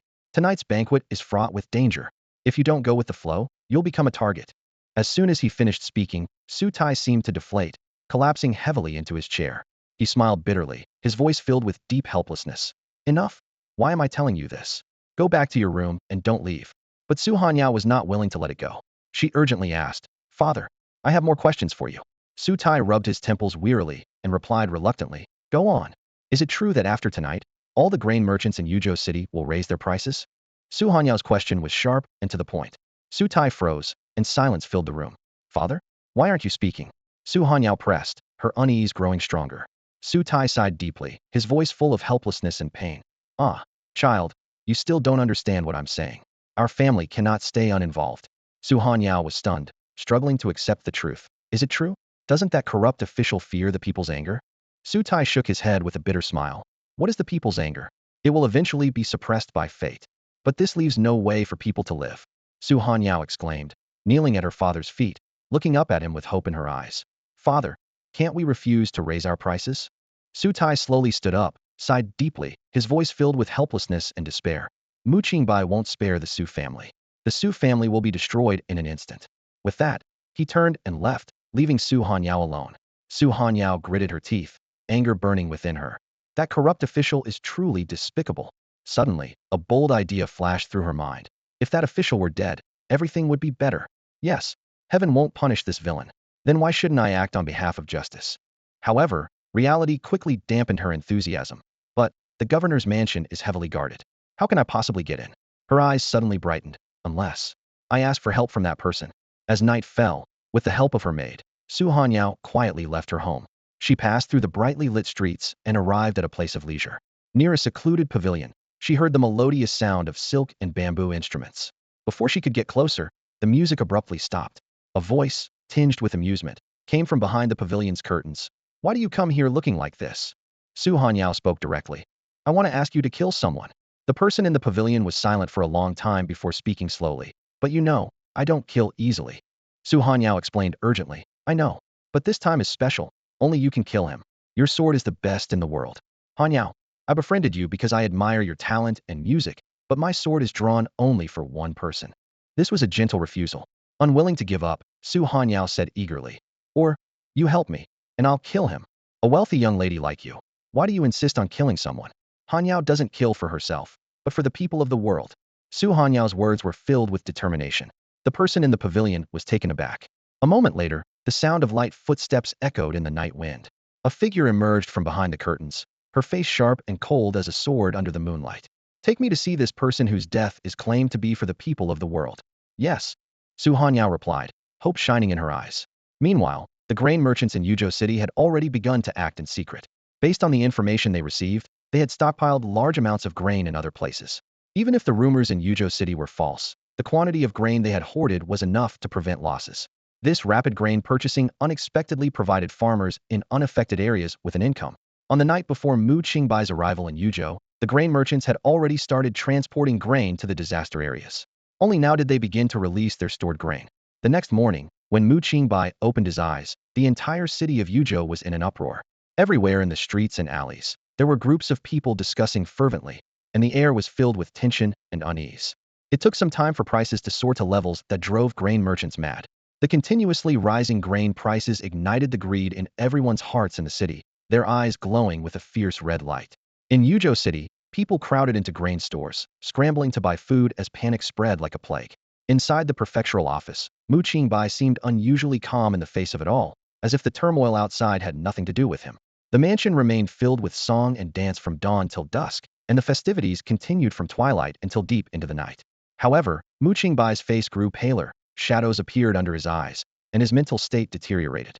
He wasn't ignoring the situation. He was waiting for the right moment. 2 days passed. "Master Mu, you were right." Wu Hong finally couldn't hold back and strode into the inner chamber, with the little monk following behind. "Guoshuji has been sending people to offer condolences to my troops outside the city nonstop for the past 2 days. Mu Qingbai lay on the table, not even lifting his head, his voice low but clear. "Accept it. Don't fall. Can you do that?" "We can." Wu Hong straightened his back and replied firmly. "Those who follow me have been my loyal subordinates for years." The little monk took out a stack of silver notes from his sleeve and placed them on the corner of the table. "Those grain merchants invite me daily to Yuzhou City's finest establishments. Not only do I not have to spend a penny, but they also give me money."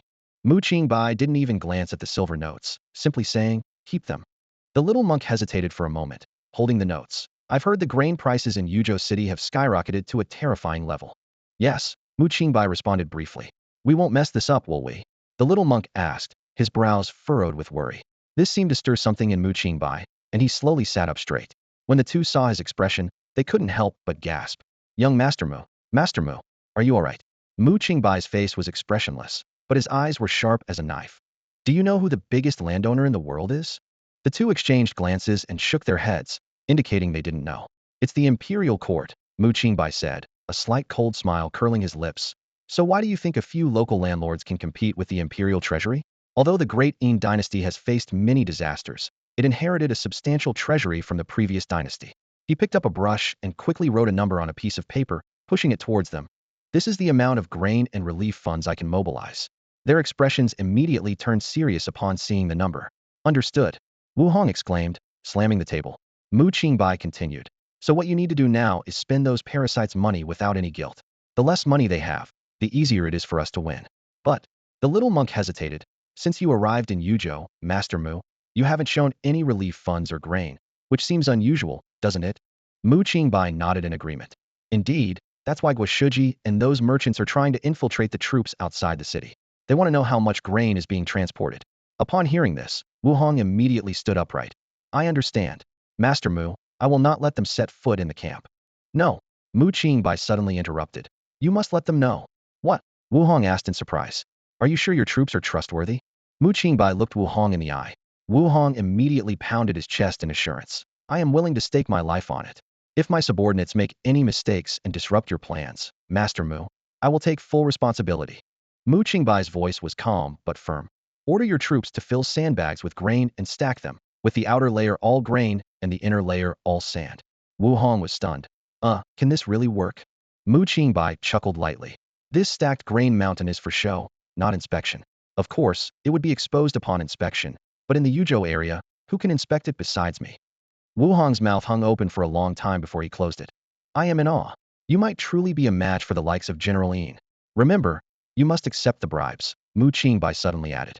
Wu Hong was taken aback, his brows furrowed with reluctance. He had always been upright, never stooping to such petty dealings. Accepting bribes was more painful than death to him. Mu Qingbai explained earnestly. Merchants and the prefect are suspicious by nature. These people are not only the worst of the worst, but also the sharpest of minds. If you don't take the money, they won't trust you. If you do, they'll believe what they see with their own eyes. Wu Hong gritted his teeth and reluctantly agreed. Oi, I understand. If you truly can't let go of your principles, then give all the money to the monk, Mu Qingbai suggested. The little monk's face lit up with a smile. I can let it go. I can let it go. Wu Hong solemnly clasped his hands. You both are willing to sacrifice your reputation for the people of the world. How can I, Wu Hong, cling to a trivial reputation? Mu Qingbai suddenly looked at them seriously, a rare gentleness in his gaze. The two of you. You must survive. These words nearly brought the little monk to tears.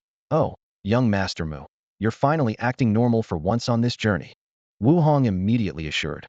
Rest assured, Master Mu, with me, Wu Hong, here, no matter how difficult or dangerous, the two of you will return safely to the capital. Mu Qingbai smiled, but did not respond. He already had a plan in mind. Someone had to carry out the disaster relief. He couldn't leave a mess behind if he died, for it would only bring suffering to tens of thousands of people. That would be unfair. Even in death, he had to leave a plan in place. Now that the plan was set, Mu Qingbai's role was complete, and Wu Hong alone would be more than enough for what lay ahead. Mu Qingbai looked out at the bright moon hanging in the sky and sighed softly. Young Master Mu, don't sigh. Soon the grain merchants in Yuzhou will be utterly defeated. The little monk comforted. Looks like no one will come to kill me tonight.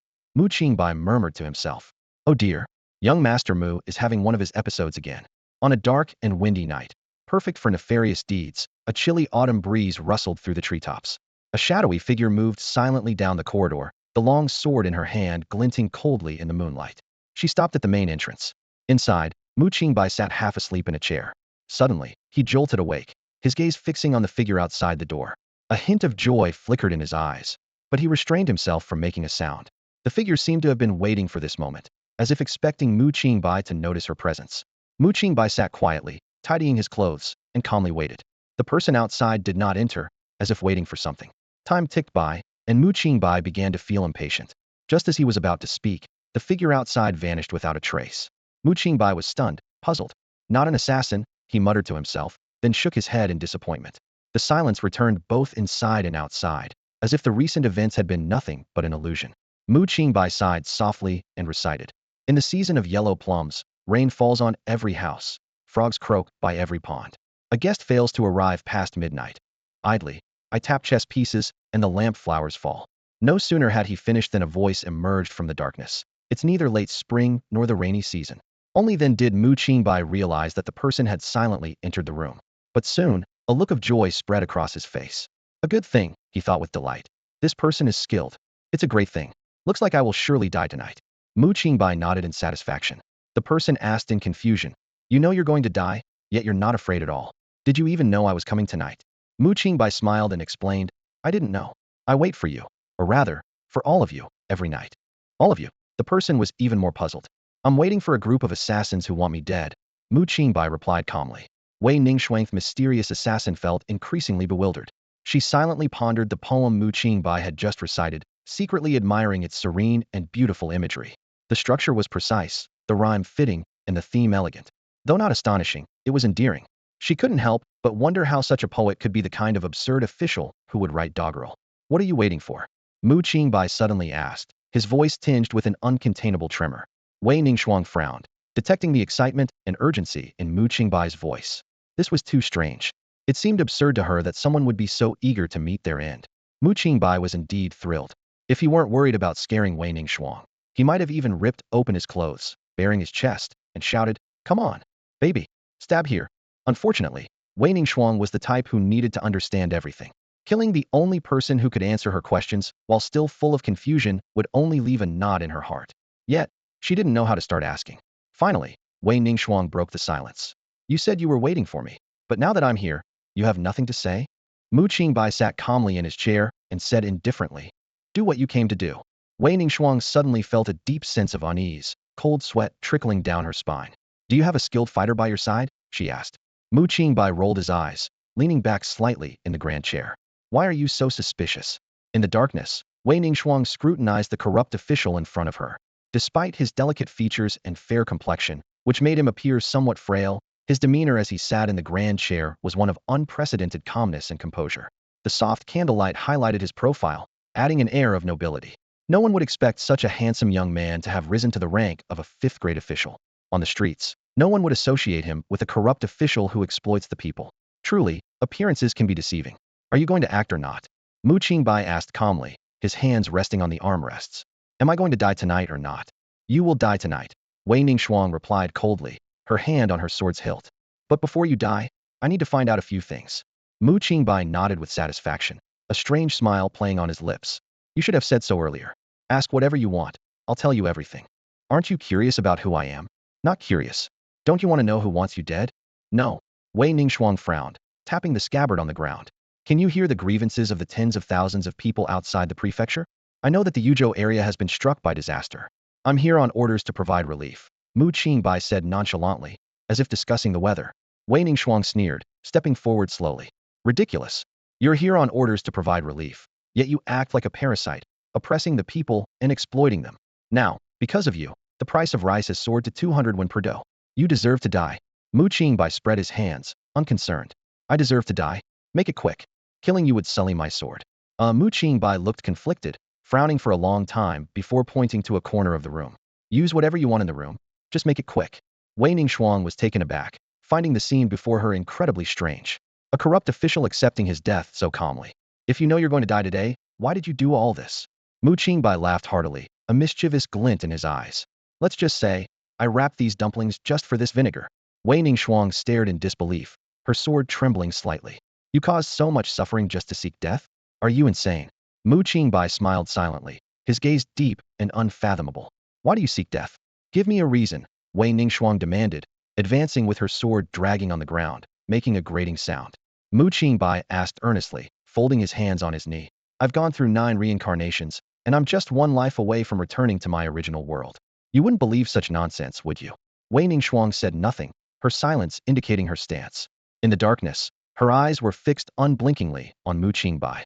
Taking a deep breath, Mu Qingbai suddenly shouted, his face shifting dramatically. "There are countless people who want to kill me. You're just one of them. What's wrong with you? Needing a whole bunch of reasons to kill someone. Do I have to cater to you?" Wei Ningxuang clenched her fists, veins bulging on her hands. She slowly drew her sword, its cold light reflecting her icy expression. "For someone like you, a quick death is too easy. I'll kill that bald monk first, then the general, and bring their heads to you before I kill you." Mu Qingbai froze, his body suddenly tense. "What do they have to do with it?" "Huh, finally moved you, have I?" Wei Ningxuang's lips curled up. "The rumors say the corrupt official loves debauchery, fond of handsome monks and rugged generals, spending nights together." Mu Qingbai's eye twitched, his mouth quivered, and his face flushed with anger. Finally, he slammed the table with a loud bang, making the teacup jump. "Who spread such rumors? Damn it. A gentleman can be killed, but not humiliated. I have no such proclivities." Wei Ningxuang chuckled, her sword tip tapping the ground. "If you have no such proclivities, why are you so concerned about their lives?" Huh. Sensing something was wrong, Mu Qingbai suddenly sat up straight, focusing on a corner of the darkness. "What are you looking at?" Wei Ningxuang pressed, her sword pointing at his throat. Mu Qingbai seemed to have caught on to something, and burst into laughter, the sound echoing in the empty room. "What are you laughing at?" Wei Ningxuang was inexplicably furious, her brows furrowing deeply. "You must be young, right? Huh. You can't kill Wu Hong." Mu Qingbai relaxed back into his chair.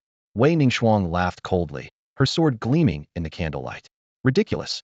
You don't look old either, yet you've become a corrupt official." Mu Qingbai didn't argue, simply looking at her calmly. "As for the young monk, he can be killed, but if you do, your claim of upholding justice will be easily disproven. You say you're not afraid of death, but no matter how calm you act, you're just stalling for time with your words." Wei Ningxuang, taking on an air of having seen through Mu Qingbai, looked at him with disdain. His misdeeds were indefensible, yet he was still trying to argue. Killing a corrupt official while also killing an innocent monk, you're just killing on a whim. You're committing murder. You corrupt official. If anyone's guilty of murder, it's you. Countless people have died because of you. Wei Ningxuang was furious. She had practiced swordsmanship since childhood, reaching a state of tranquility, yet today she was enraged by a corrupt official. It's the same in nature, Mu Qingbai said calmly. You think the monk deserves to die, so he dies by your sword. You, like me, place yourself above the masses. Bah, you corrupt official, you're truly eloquent. Wei Ningxuang stepped out of the shadows, her sword drawn, reflecting a cold light. The sword wielder, with a demeanor like ice and snow, and an aura like a clear orchid, had skin like jade and a face like a perfect sculpture. Moonlight streamed through the window lattice, outlining her flawless features. Mu Qingbai sat as still as a mountain, looking at Wei Ningxuang's face, a hint of admiration in his eyes. You're quite beautiful. Thank you, but you still have to die, Wei Ningxuang said, her sword aimed at Mu Qingbai's heart. Mu Qingbai remained unhurried, tapping his fingers on the chair arm. I just advise you, after you kill me, don't kill the monk. You can suggest all you want, but I won't be swayed by your words. For every word you say, I'll stab you once more. Wei Ningxuang advanced step by step. If you had to kill one person to save 100, what would you do? The sword stopped in midair, emitting a hum. In that instant, Wei Ningxuang felt as if a constraint in her mind had been broken. At that moment, her senses cleared. Kill one to save 100? Wei Ningxuang never expected to hear such a question. Mu Qingbai's words pierced through her determined defenses like a sharp sword, burrowing straight into her heart. Mu Qingbai looked down at the tip of the sword, the sharp metal just centimeters from his skin. He wrestled with himself, longing to end it all by rushing forward, but reason held him back. He looked up, his eyes filled with pleading as he gazed at Wei Ningxuang. Wei Ningxuang narrowed her eyes, scrutinizing Mu Qingbai closely, her voice calm and probing. Kill one to save 100. Are you suggesting that this one person should be you? Mu Qingbai instinctively replied, his voice trembling slightly. No, it could be an ordinary person, an old man, a child, a boy, or a girl. Suddenly, he seemed to realize what he was saying and quickly corrected himself. No, what am I saying? Are you going to kill or not? Hurry up. To his surprise, Wei Ningxuang did not get angry. Her voice remained calm, tinged with contemplation. So, this one person should be innocent, but among the 100, how many are good people and how many are bad? Mu Qingbai abruptly stood up, slamming the table in frustration, his face full of impatience. Wei Ningxuang's gaze turned sharp, her voice threatening. Sit down, or I'll slice your flesh off piece by piece. My sword is sharp and steady. You'll be a skeleton before you die. Mu Qingbai's mouth hung open, a flicker of fear crossing his eyes. Obediently, he sat down, thinking to himself. He wanted to die, but not suffer. That would be a lingering death. Answer my question. Wei Ningxuang's voice brooked no argument. Mu Qingbai answered weakly, his voice barely squeezing through his teeth. It's hard to say, who knows. Among the 100, there might be good people, there might be bad, just like among refugees. Can you guarantee all refugees are good? Wei Ningxuang fell silent, as if Mu Qingbai's words had struck a chord within her. Mu Qingbai stared at the sword's tip, his voice tinged with a hint of hope. Are you going to do it, or not? You're right, I shouldn't kill a monk. Wei Ningxuang's voice carried a hint of relief. Thank you. Then please proceed, Mu Qingbai said, then added. By the way, my name is Mu Qingbai. Some people don't like nameless ghosts under their swords. Please, get on with it. He closed his eyes, calmly awaiting his end. At that moment, a loud bang shattered the room's silence. Bang! The door burst open. Mu Qingbai opened his eyes in shock, finding the spirited female assassin gone. In her place stood a delighted young monk, panting heavily at the doorway. Mu Qingbai's expression twisted into a snarl, gritting his teeth. Are you insane? The young monk seemed oblivious to Mu Qingbai's anger, excitedly exclaiming. Master Mu, the grain has arrived. The grain has arrived. I've finally made it through. All the grain merchants have shipped their grain to Yuzhou City. Mu Qingbai ignored him, urgently searching the room, but he found no trace of anyone else. Master Mu, what are you looking for? Can I help you find it? The young monk asked, puzzled. Mu Qingbai was on the verge of tears, gritting his teeth. You bald monk, why did you have to burst in and ruin my moment? I ruined your moment. The young monk was momentarily confused, then realized, exclaiming, Whoa, impressive. Master Mu, you like to sneak around in the study.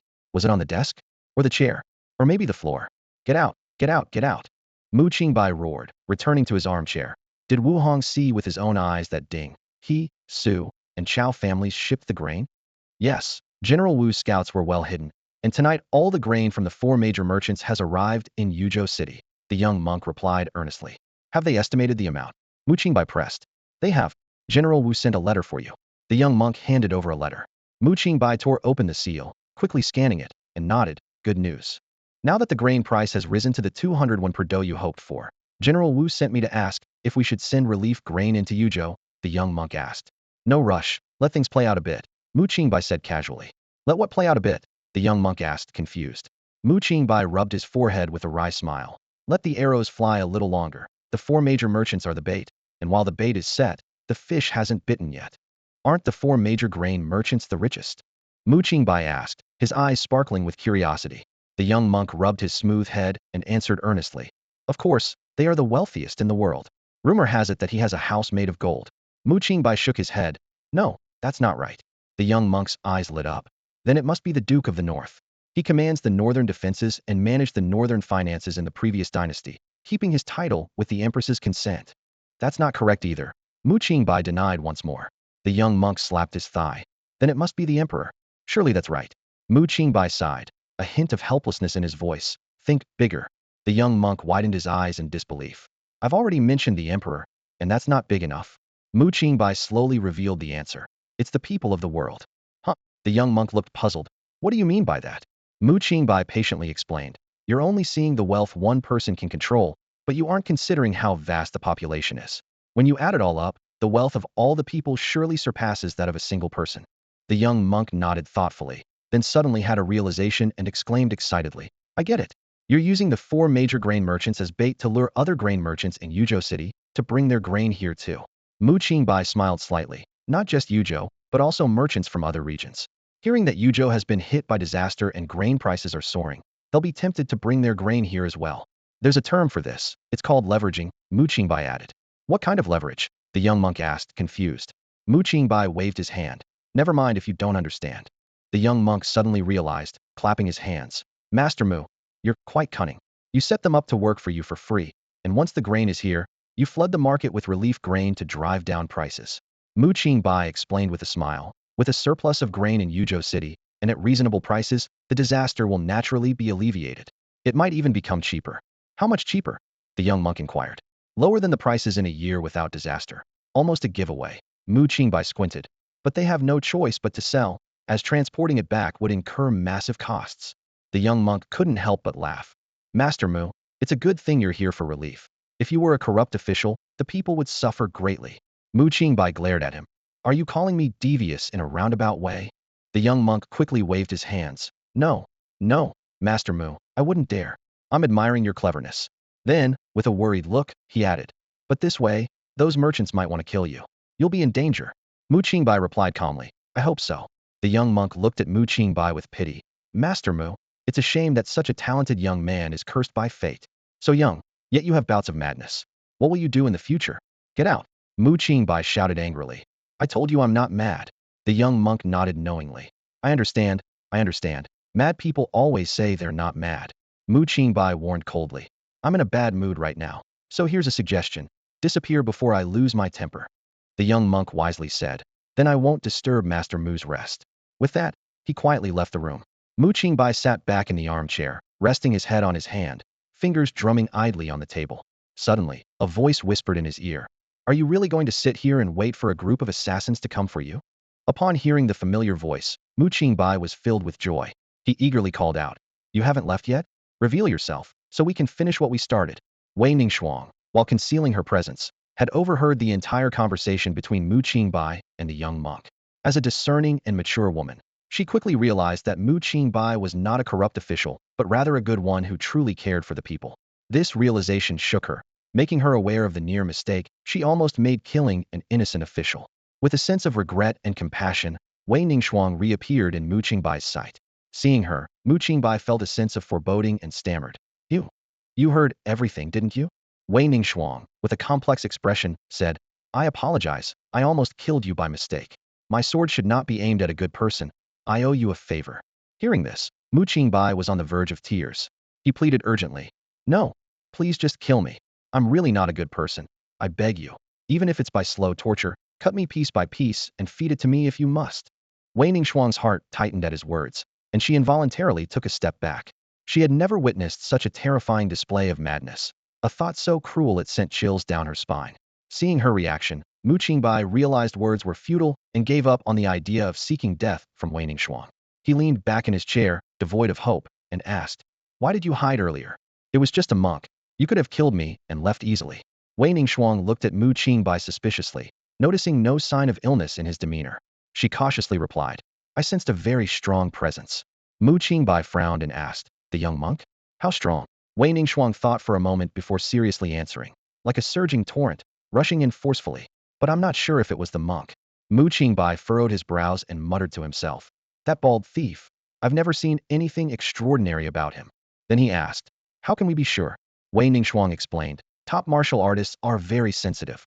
Their reactions are ingrained in their very bones. A probing strike would reveal the truth." After speaking, she scrutinized Mu Qingbai closely. Feeling uncomfortable under her gaze, Mu Qingbai retorted, "What are you looking at? Never seen a handsome guy before." Wei Ningshuang sighed helplessly. "I've met countless people, yet I can't tell if you're truly mad or just pretending." Mu Qingbai pointed to himself and insisted, I am not sick." Wei Ningshuang countered, "But without madness or folly, ordinary people don't seek death." Mu Qingbai replied indifferently, "I'm not ordinary, nor am I a good person." Wei Ningshuang exclaimed passionately, "But you're saving the world. If you're not a good person, you must be a saint." Mu Qingbai looked at Wei Ningshuang for a moment before suddenly revealing a bitter smile. "Haven't you figured out that question yet?" "What question?" "Killing one to save 100. Wei Ningshuang shook her head. "I won't kill." Mu Qingbai, with a detached expression, said, "I will." "What?" Wei Ningshuang asked in shock. Mu Qingbai pointed to himself and calmly stated, "I am killing one to save 100. Wei Ningshuang's mind felt as if it had been struck by lightning, leaving her in complete bewilderment. Mu Qingbai was on a killing spree, but it was to save the people. His sword claimed countless lives, both good and evil. Among them were the elderly with white hair and innocent children. Each swing of his sword tore at his heart, but he forced himself to ignore these lives because only then could he save more. Wei Ningshuang stood at a distance, watching Mu Qingbai's figure, suddenly feeling so insignificant. She realized that while she could choose not to choose, Mu Qingbai had to make a decision. He dared to bear the infamy of killing to save the masses, a courage that was admirable and made many feel ashamed. Unconsciously, Wei Ningshuang used a respectful title, the words Master Mu softly escaping her lips. Her murderous intent had long dissipated, replaced by deep respect. Mu Qingbai turned around, his gaze indifferent. "Heh, is not pure goodness still goodness? How do you know I'm not using a good deed to cover up something more filthy and vile?" His voice was filled with sarcasm. "Leave." Mu Qingbai lost interest and waved his hand dismissively. Wei Ningshuang was reluctant to leave. "Master Mu, I have one more question." "I don't want to answer." Mu Qingbai replied coldly. Wei Ningshuang took a deep breath and asked anyway, "If Master Mu hasn't lost his mind, then why is he so intent on seeking death?" Mu Qingbai was silent for a long time, his gaze piercing through Wei Ningshuang as if looking into the distance. Loneliness. What? Wei Ningshuang didn't immediately understand. A master's solitude, do you understand? Mu Qingbai's voice carried a subtle bitterness. Wei Ningshuang suddenly understood. As a master herself, she knew the loneliness of having no one worthy of drawing her sword against. But just because of these two words, she couldn't kill a man with the noble cause of saving the people. Wei Ningshuang solemnly placed her sword on the table. "This is my sword. Today I offer it to Master Mu as an apology. One day, Master Mu may use this sword to ask me for a favor." "No need." Mu Qingbai refused without hesitation. Wei Ningshuang was not angered, merely placing the sword down quietly before turning to leave. Mu Qingbai looked at the sword thoughtfully. This demon monk, could he be a hidden master?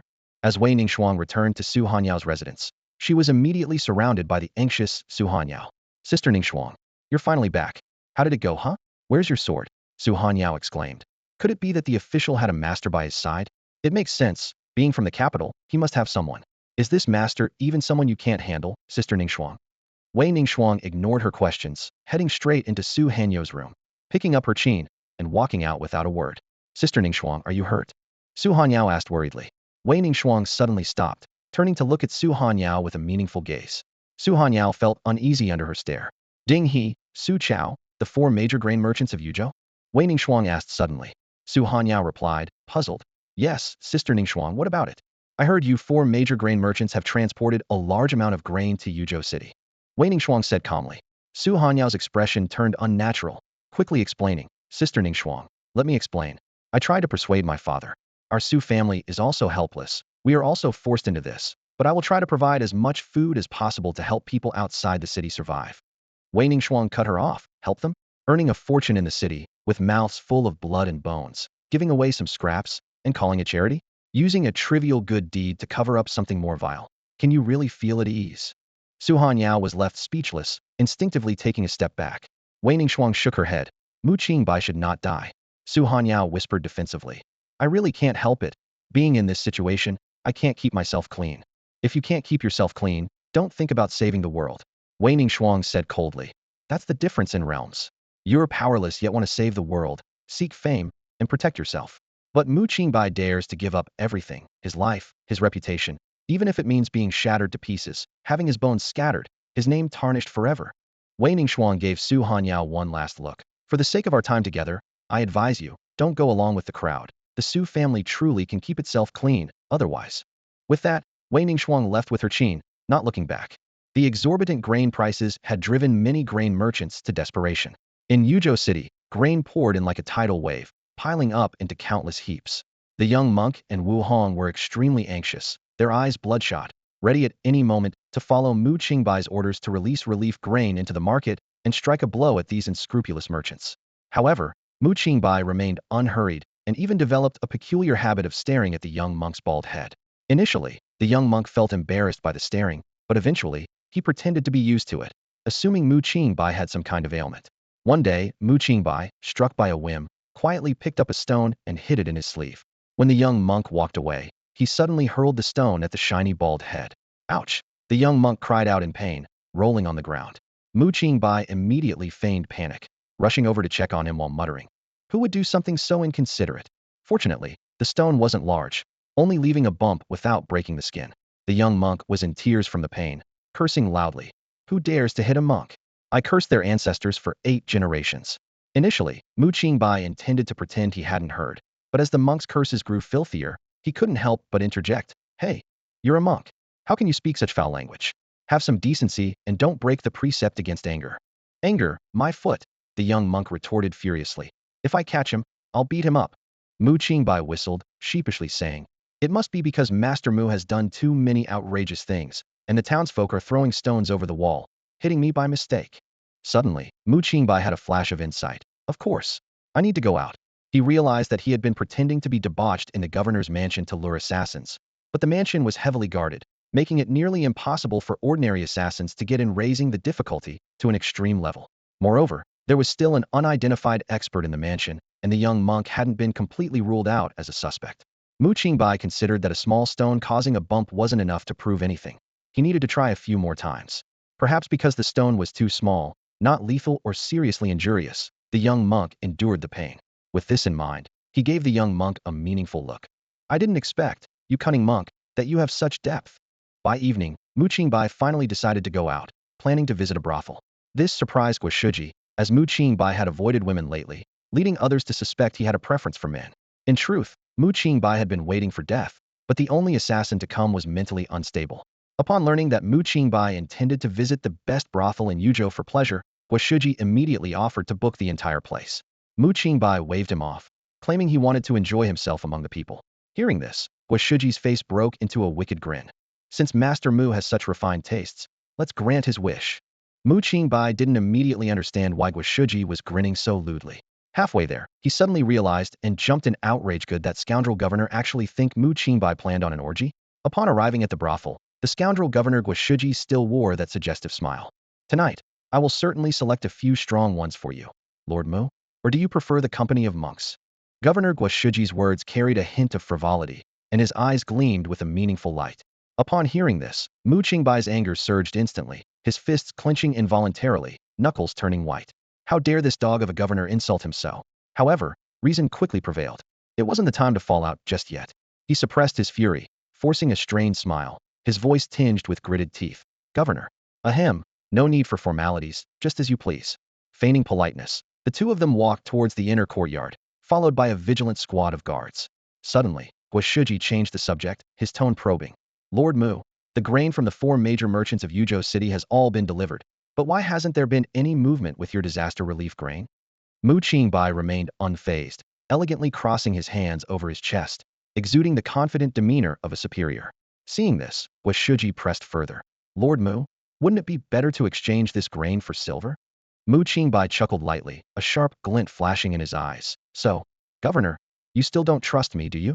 Guo quickly waved his hands, his face plastered with a sycophantic smile. No.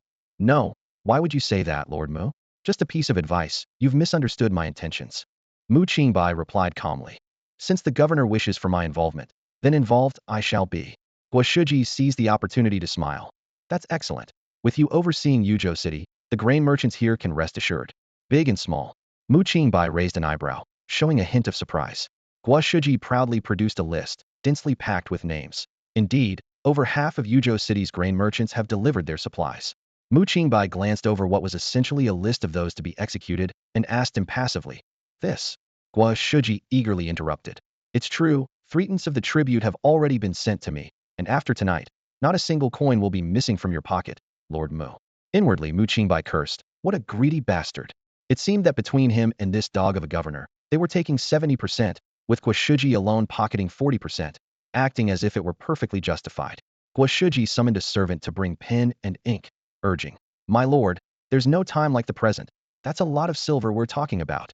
Mu Qingbai sneered inwardly but remained composed outwardly. Very well, may it be as the governor wishes, and after tonight, there will be plenty of silver flowing into my pockets. With that, he wrote an order and casually tossed it to a nearby young monk. Quickly, take this to General Wu. The young monk, understanding the implication, was so moved he nearly cried, repeatedly agreeing. Yes, sir. Surveying the area, Mu Qingbai noticed that the guards were even more vigilant. He had an idea and suggested. Tonight is an auspicious night. How can it be just the two of us? Wouldn't it be better to invite the grain merchants of Yuzhou City to join us? His plan was simple. The more people there were, the harder it would be to control the situation. The more chaotic it became, the more opportunities there would be for the assassins. Unaware of Mu Qingbai's true intentions, Guo assumed he wanted to extract more from the merchants and laughed heartily. Haha, for them to dine with Lord Mu is an honor. I'll send for them immediately. At Mu Qingbai's request, all the merchants were also required to bring their families. Most of the merchants eagerly complied, while the few reluctant ones were forced to attend due to Mu Qingbai's influence. In the banquet hall, glasses clinked and laughter resounded. Seated at the head, Mu Qingbai lightly pinched his wine cup, his gaze sweeping over the crowd, pondering from which direction the assassin's blade would come. He stood up and exaggeratedly proclaimed, Drink. Drink to your heart's content. Consider this your last meal. Hearing this, the attendees' faces turned grim, yet they dared not show it, forcing themselves to smile and echo his call. At that moment, Mu Qingbai keenly noticed a disturbance in the crowd. A young woman followed her father towards him, her eyes filled with hatred and restraint, something sharp seemingly hidden in her sleeve. Lord Mu, this is my daughter, Su Hanyao, here to offer you a toast. The merchant said respectfully, then sternly urged his daughter. Hurry, pay your respects to the Lord. Su Hanyao clenched the cold dagger hidden in her sleeve, suppressing the tumult within her, bowing her head. This humble girl, Su Hanyao, greets Lord Mu. However, just as she was preparing to rise, Mu Qingbai suddenly strode forward, blocking her view. Su Hanyao's heart raced, her hand gripping the dagger trembled slightly. The moment had arrived. Mu Qingbai walked swiftly to stand in front of Su Hanyao, closing the distance between them to an unsettling proximity. Guo misunderstood the situation, a mischievous smile playing at the corners of his mouth. Su Tai's expression turned peculiar. Su Hanyao shivered all over, slowly lifting her gaze to meet Mu Qingbai's condescending stare. His eyes were cold and indifferent, yet carried a hint of mocking amusement. She froze instantly, barely daring to breathe. Could it be, the corrupt official has sensed my intent to kill? Su Hanyao was filled with terror. She had never thought much of this official, but at this moment, even with a dagger in hand, just a step away from ending his life, she found herself unable to move. At this moment, Su Hanyao deeply understood the chasm that lay between their statuses. Even though the official was flesh and blood like anyone else, the power he wielded was like an invisible shackle, suffocating with just a glance. She hesitated, despite the opportunity to assassinate Mu Qingbai, gain righteousness, and make a name for herself in the martial world, possibly even rivaling the Sword Immortal. Her brief intersection with the Sword Immortal could have been a celebrated tale, but she dared not gamble. Mu Qingbai stood before her, his mocking, indifferent eyes seeming to watch a prey, awaiting a spectacle. Master! Su Tai's voice shattered the tense atmosphere. Mu Qingbai merely glanced at him, and Su Tai hurriedly bowed, apologizing, saying his daughter was ignorant and had offended the official. Mu Qingbai looked down at Su Hanyao, shaking his head in disappointment. She felt utterly humiliated by the contempt, disappointment, and helpless amusement in his eyes, as if mocking her incompetence. Boring, tired. Mu Qingbai shook his head with a cold laugh. After the banquet, Su Hanyao dared not leave her house. Su Tai was deeply worried, thinking his daughter had been frightened. I told you not to go. I told you, but you insisted on coming along. Now look, you've offended Master Mu and scared yourself, Su Tai lamented. Su Hanyao's face was pale. For days she lived in constant fear, worried that soldiers might burst in, drag her into the streets, and throw her into a dark dungeon to face those merciless eyes again. Father, I'm fine. Master Mu didn't do anything to our family, did he? Su Hanyao asked, trying to appear calm. Su Tai sighed. Don't overthink it. Master Mu hasn't made any moves since the banquet. Still, Su Hanyao was anxious. She would rather Mu Qingbai had flown into a rage or made outrageous demands. This calm was even more terrifying. Well, if you don't go out, you don't go out. It's probably for the best. Once Master Mu leaves Yuzhou City, everything will get better, Su Tai said helplessly, trying to comfort his daughter. Su Taiqiang tried to remain calm, reassuring himself. At least his daughter would no longer bring disgrace to the family. Just then, a panicked shout broke the courtyard silence. Master! Master! Something terrible has happened. The sudden shout startled Su Hanyao, making her tense up. Su Tai, enraged, shouted at the approaching servant. You fool! Screaming like that and frightening the young lady. Watch out, or I'll have your head. The servant quickly knelt and apologized, his voice trembling. Master, there's been a major incident at the grain store. Su Hanyao let out a small sigh of relief, thinking, as long as it's not Lord Mu coming to call us to account. Su Tai frowned and asked, what happened? The grain prices, they've dropped. The servant answered nervously. What? Su Tai was stunned and incredulously asked, how can fixed prices drop? The servant stammered, I don't know, sir. Suddenly, a large amount of grain appeared in Yuzhou City at very low prices, and people are buying the cheap grain instead of ours. When did this happen? Su Tai pressed. Why yesterday? The servant answered cautiously. Su Tai was furious. Something happened yesterday, and you're only telling me today? Do you want to lose your head? The servant, feeling wronged, defended himself. Master, it's not my fault. The store managers thought someone was being charitable and that the grain would sell out quickly. But it didn't, and now. Su Tai's face darkened as he pondered. This was the first he'd heard of such a strange occurrence. If he had known yesterday, his judgment might not have been much better than the manager's. But now, he realized this was clearly a well-planned attack. How could such cheap grain appear out of nowhere? What's the motive? Su Tai muttered to himself. He quickly understood that this was a premeditated action. Selling from yesterday to today would certainly impact Yuzhou City's grain market.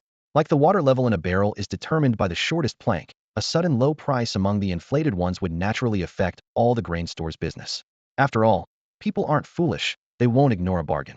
Su Tai's expression shifted before he forced himself to remain calm. Analyzing the situation, he said, since we know, it's clear that both the governor and Lord Mu are also aware. He then ordered, prepare the carriage. I'm going to the governor's office.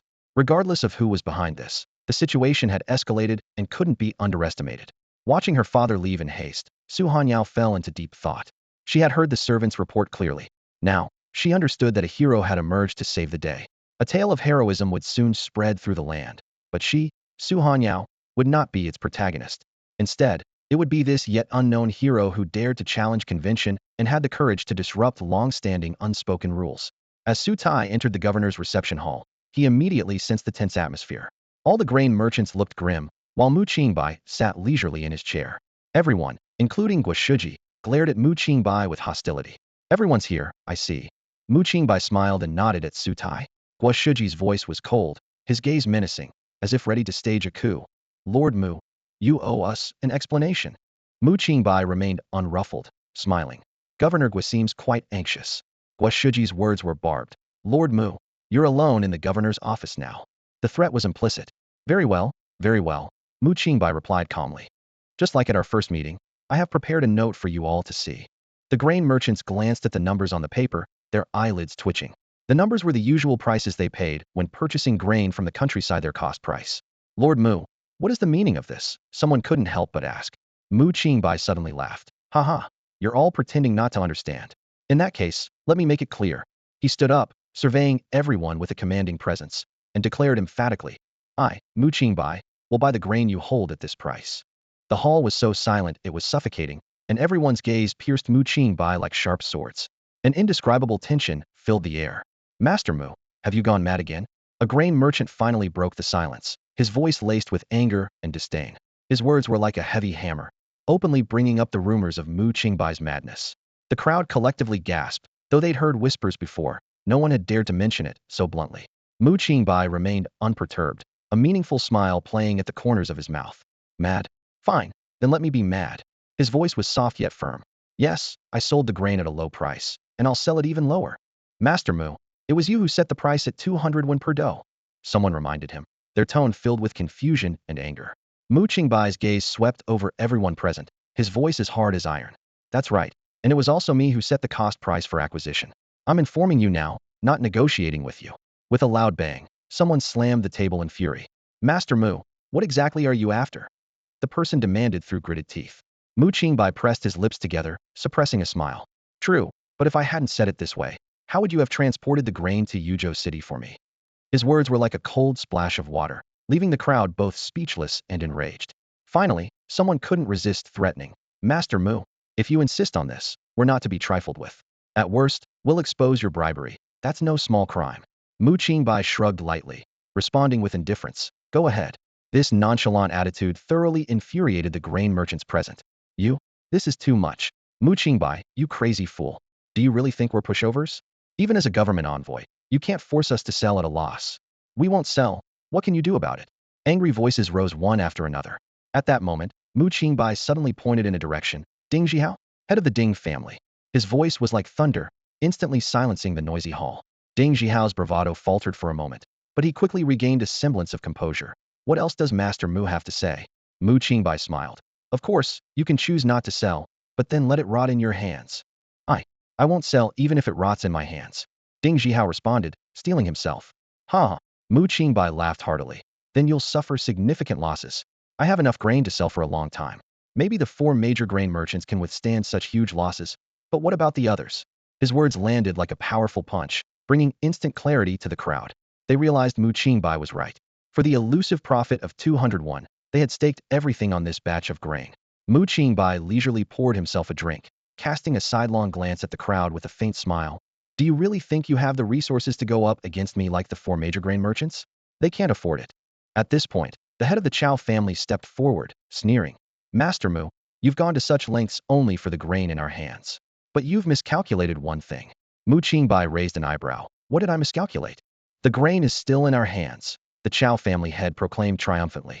Even if we can't sell it in Yuzhou City, we'll transport it elsewhere to sell. It's better than being slaughtered like sheep here. Everyone nodded, as if seeing a glimmer of hope.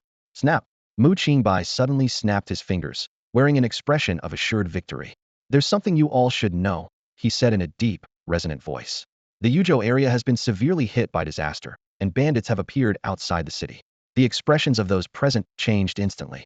Mu Qingbai continued. This group of bandits isn't large. Their leader wears a 9-barrel hat and is known in the underworld as Zhang Matzi. They're well-trained and specialize in attacking grain transport convoys. Because they're small in number, they kill but don't steal grain, leaving it behind for disaster victims to loot. His words were like a heavy blow, shattering the grain merchants' last hope. Their faces turned ashen, grayer than the clouds outside the window. The head of the Chao family pondered briefly before erupting in anger, his face turning from pale to red as he slammed the table. You sent your thousands of soldiers to become bandits? Mu Qingbai remained unruffled, slapping the table as he spoke with piercing eyes. Slander. This is slander. They are not my soldiers and are not under my command. Everyone in the hall was silent as if in fear, daring not to speak. The Ding, Chao, and He families were restless and finally couldn't sit still, shouting in unison. Governor, is there no law anymore? Guo Shiji's face was as cold as water, his eyes glinting coldly. Mu Qingbai, do you think you can walk away unscathed? On your first day in Yuzhou, you demanded bribes, squandering money and resources from the people. Accusing you of disrupting the court and oppressing the people is not excessive. Mu Qingbai picked up his teacup, his expression calm and composed. Governor Guo, you have taken quite a bit yourself. He set down the cup, tapping the table lightly with his finger. Mu Qingbai's head can be chopped off, but can yours? Guo Shiji sneered. Haha. How do you know I would be as foolish as you?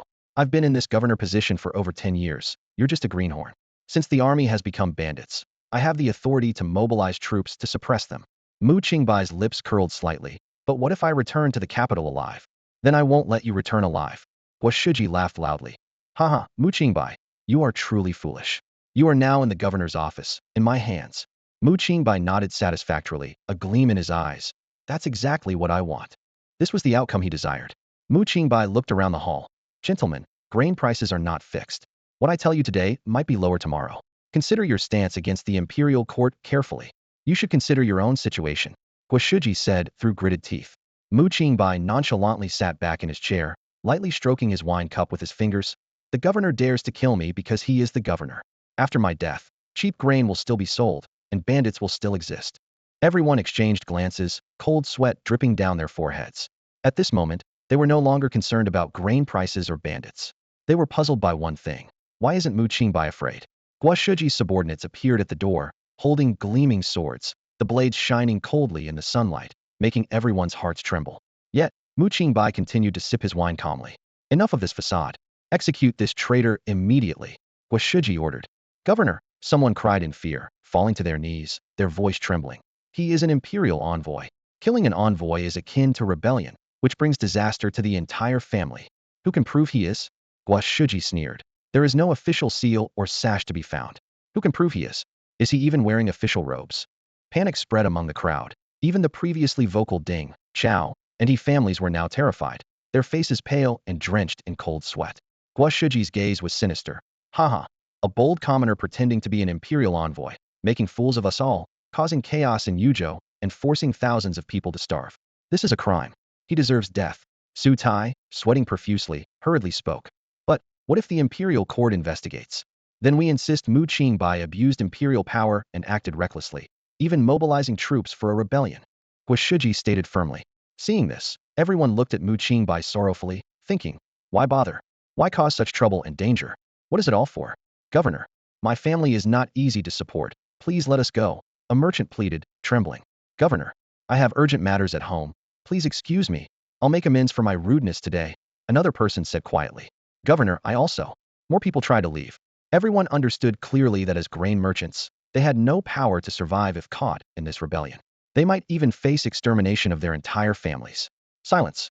Guoshuji roared, his voice like thunder. No one leaves. Bang. Mu Qingbai slammed the table, his eyes sharp. Enough of this nonsense. Are you going to kill me or not? Guoshuji, furious, his eyes red, shouted, kill him. Stop. Everyone looked over, thinking they were saved, only to see a small monk standing at the door, looking anxious. Mu Qingbai shook his head helplessly.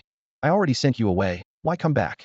The small monk held a box of gold thread Nanmu wood above his head, his voice sharp yet loud. The imperial edict is here. Kneel immediately. Everyone was shocked, exchanging glances. An imperial edict? Even the guards holding swords, who were ready to kill, widened their eyes, their swords trembling slightly as they looked at Guoshuji, unsure of what to do. Guoshuji shouted hoarsely. This charlatan doesn't have an imperial edict. Kill Mu Qingbai, then kill him. The small monk hurriedly opened the box, taking out the imperial edict, the golden words on yellow silk shining brightly in the sun. To act is to rebel. Kneel immediately. Clatter. Tables and chairs fell, swords dropped. Everyone knelt in unison, shouting long live the emperor. Guoshuji's face was ashen, his hands falling limp. Mu Qingbai's eyes glinted with a fierce light, a cold smile on his lips. The small monk's face was flushed, his hand holding the edict trembling slightly, thinking to himself, so this is what it feels like to hold great power. It's just an imperial edict, and you're all scared stiff? Mu Qingbai's voice was full of disdain and anger as his gaze, sharp as a knife, swept over the guards kneeling on the ground. Do you have any backbone at all? The guards, as if struck by lightning, kowtowed vigorously, their foreheads hitting the ground with a dull thud. Lord Mu, we deserve to die 1,000 deaths, we deserve to die. Their voices trembled with fear. Mu Qingbai let out a cold laugh and pressed on. Have you ever thought that it might be fake? The guards looked up in disbelief, their eyes wide with shock and confusion. One of the braver guards stammered. Who in the world would dare to fake an imperial edict? If it gets exposed, how many heads would it cost? Forget about beheading. Even a swift death would be a mercy. I wouldn't dare. I wouldn't dare. Mu Qingbai impatiently waved his hand. An imperial edict isn't gold or silver. It could very well be fake. That bald monk is tired of living. Maybe he's gone mad. The guards were struck dumb by his words, unable to respond, and continued to kowtow. The room was silent, and no one dared to breathe loudly. Although Mu Qingbai's words offered a glimmer of hope, none of them dared to gamble on that slim possibility. A wrong bet meant the extermination of their entire families. Mu Qingbai sighed deeply and stepped around the kneeling men, approaching the little monk.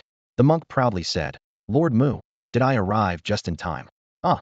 Before he could finish, Mu Qingbai punched him hard in the eye. The monk clutched his eye, looking aggrieved, and asked, Lord Mu, why did you hit me? Mu Qingbai was furious. Why the hell did you come back? Upon hearing this, the little monk was deeply moved. Even in such peril, Lord Mu still cares for my safety. How could I flee for my life alone? Mu Qingbai took a deep breath, ready to unleash his anger, but the monk spoke first. Lord Mu, General Wu said he would die before you. If you die now, wouldn't you be letting him down? It would be a waste of your promising future. These words softened Mu Qingbai's heart, but his anger was stuck, neither rising nor falling, making him almost go crazy. At that moment, the neighing of warhorses came from outside. General Wu has arrived with reinforcements, the little monk shouted excitedly. Mu Qingbai walked out of the room, his eyes vacant. Wu Hong, clad in armor, rushed in hastily.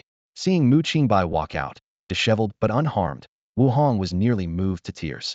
He quickly approached Mu Qingbai, unable to contain his joy. I apologize for my delay. I'm relieved you're safe, Lord Mu. With that, Wu Hong knelt down, looking up at Mu Qingbai with admiration. Mu Qingbai gave him a brief glance and walked outside. In front of the prefecture's office, accompanying officials knelt and called out. We pay our respects to Lord Mu. Their voices were full of anticipation and admiration. Mu Qingbai silently sat on the steps in front of the prefecture, looking desolate and forlorn. A cautious official approached and bowed, asking, My lord, what should we do next? What do you think we should do? Mu Qingbai asked in a tired voice. The official immediately replied. The prefect of Yuzhou, as a parent official, oppresses the people, colludes with merchants, and attempts to harm the imperial envoy. Caught red-handed, he should be dealt with according to the law. Arrest the criminal and send him to the capital for the emperor's judgment. Then why are you asking me? Mu Qingbai's voice was filled with obvious irritation. The official awkwardly explained. Such a major decision should naturally be ordered by you, Lord Mu. Get out. Mu Qingbai shouted angrily, clearly in a foul mood. Despite Mu Qingbai's bad mood, the cleanup work still had to proceed. He sat at the entrance, getting in the way, but no one dared to complain. The accompanying officials and Wu Hong's officers coordinated efficiently, conducting the arrests and confiscation of property. The Yuzhou garrison was also mobilized to confine the merchants to their homes. The guilt of the merchants couldn't be determined yet, and Mu Qingbai didn't want to convict them rashly, so they had to wait for the emperor's decision. In the meantime, the merchants were strictly forbidden from leaving their homes, and the entire Yuzhou was enveloped in a tense atmosphere. Master Mu has been sitting at the doorway all day without eating or drinking. Is he really okay? The young monk squinted his eyes, trying to appear mysterious, and said to Wu Hong, This is where you don't understand, General Wu. People like Master Mu often feel very lonely. Wu Hong frowned and retorted, But you're not a sage, so how would you know Master Mu is lonely? The young monk was momentarily speechless, then insisted, But I can empathize. Wu Hong nodded thoughtfully, his gaze falling on the back of Mu Qingbai. Suddenly, he envisioned a figure in armor in Qiubai. It was the same contemplative look in Qiubai had after the army's victorious campaign, just like Mu Qingbai now. I see. Wu Hong murmured to himself. The young monk might actually be right. He was about to step forward to offer comfort when Mu Qingbai suddenly stood up, dusted off his clothes, and sighed lightly. The young monk exclaimed excitedly, Master Mu is going to compose a poem. Wu Hong looked at him in surprise. How can you be so sure? The young monk explained mysteriously. Poets are like that. They love to gaze at the night sky and express their feelings. Quick, listen carefully and remember Master Mu's masterpiece. It could be worth money in the future. Wu Hong quickly instructed his officers to prepare writing materials to record Mu Qingbai's masterpiece. However, Mu Qingbai just shivered and muttered, Damn, it's freezing. With that, he turned and went inside, glancing perplexedly at the two of them standing there dumbfounded as he passed. One of the officers whispered, Should we still write it down? The young monk looked embarrassed, while Wu Hong laughed and scolded, Write down what? The scene shifts to the study. Mu Qingbai sat in the grand chair, a dim lamp before him. The sound of rain on pear blossoms tapped gently against the window. He softly recited. On paper under the cold lamp, the pear blossom rain falls cool. I await another year of wind and snow. Outside, a branch trembled slightly, as if a small bird had quietly flown away. Mu Qingbai called softly, Ningxuang Jiejie. Meanwhile, elsewhere, Su Hanyao stood facing Wei Ningxuang. Surprised by Wei Ningxuang's sudden appearance, Su Hanyao hurriedly said, You must leave. You shouldn't be here. My family is disgraced and might implicate you. Wei Ningxuang replied gently, I understand your situation. In these chaotic times, it's not your fault that you're powerless. Hearing this, Su Hanyao's eyes filled with tears. Ningxuang Jie, I thought you would despise me. Wei Ningxuang said softly, I wouldn't, because compared to Mu Qingbai, I also feel insignificant. What? Mu Qingbai? Master Mu? That corrupt official? Su Hanyao exclaimed. Wei Ningxuang lowered her eyes and slowly said, Reputation is important, especially for an official. Although you can't save the world, you can at least do something for those who can. Su Hanyao was stunned for a moment, then asked excitedly, Ningxuang Jie, have you met the person who dared to sell grain at a low price? Would you honor him with your words? Yes. Let me tell you his story. Wei Ningxuang began. He has bright eyes and a graceful demeanor, a noble aura. He stands alone like a solitary cloud. He came to Yuzhou City, saw the starving people, the desolation, and the emptiness. He must have felt powerless, but his wisdom is profound, his courage astonishing, daring to stir the winds and clouds. So he decided to use his reputation and life to save this absurd world, even if, after death, he leaves no trace of his name. Su Hanyao listened intently, eagerly asking, "What is his name?"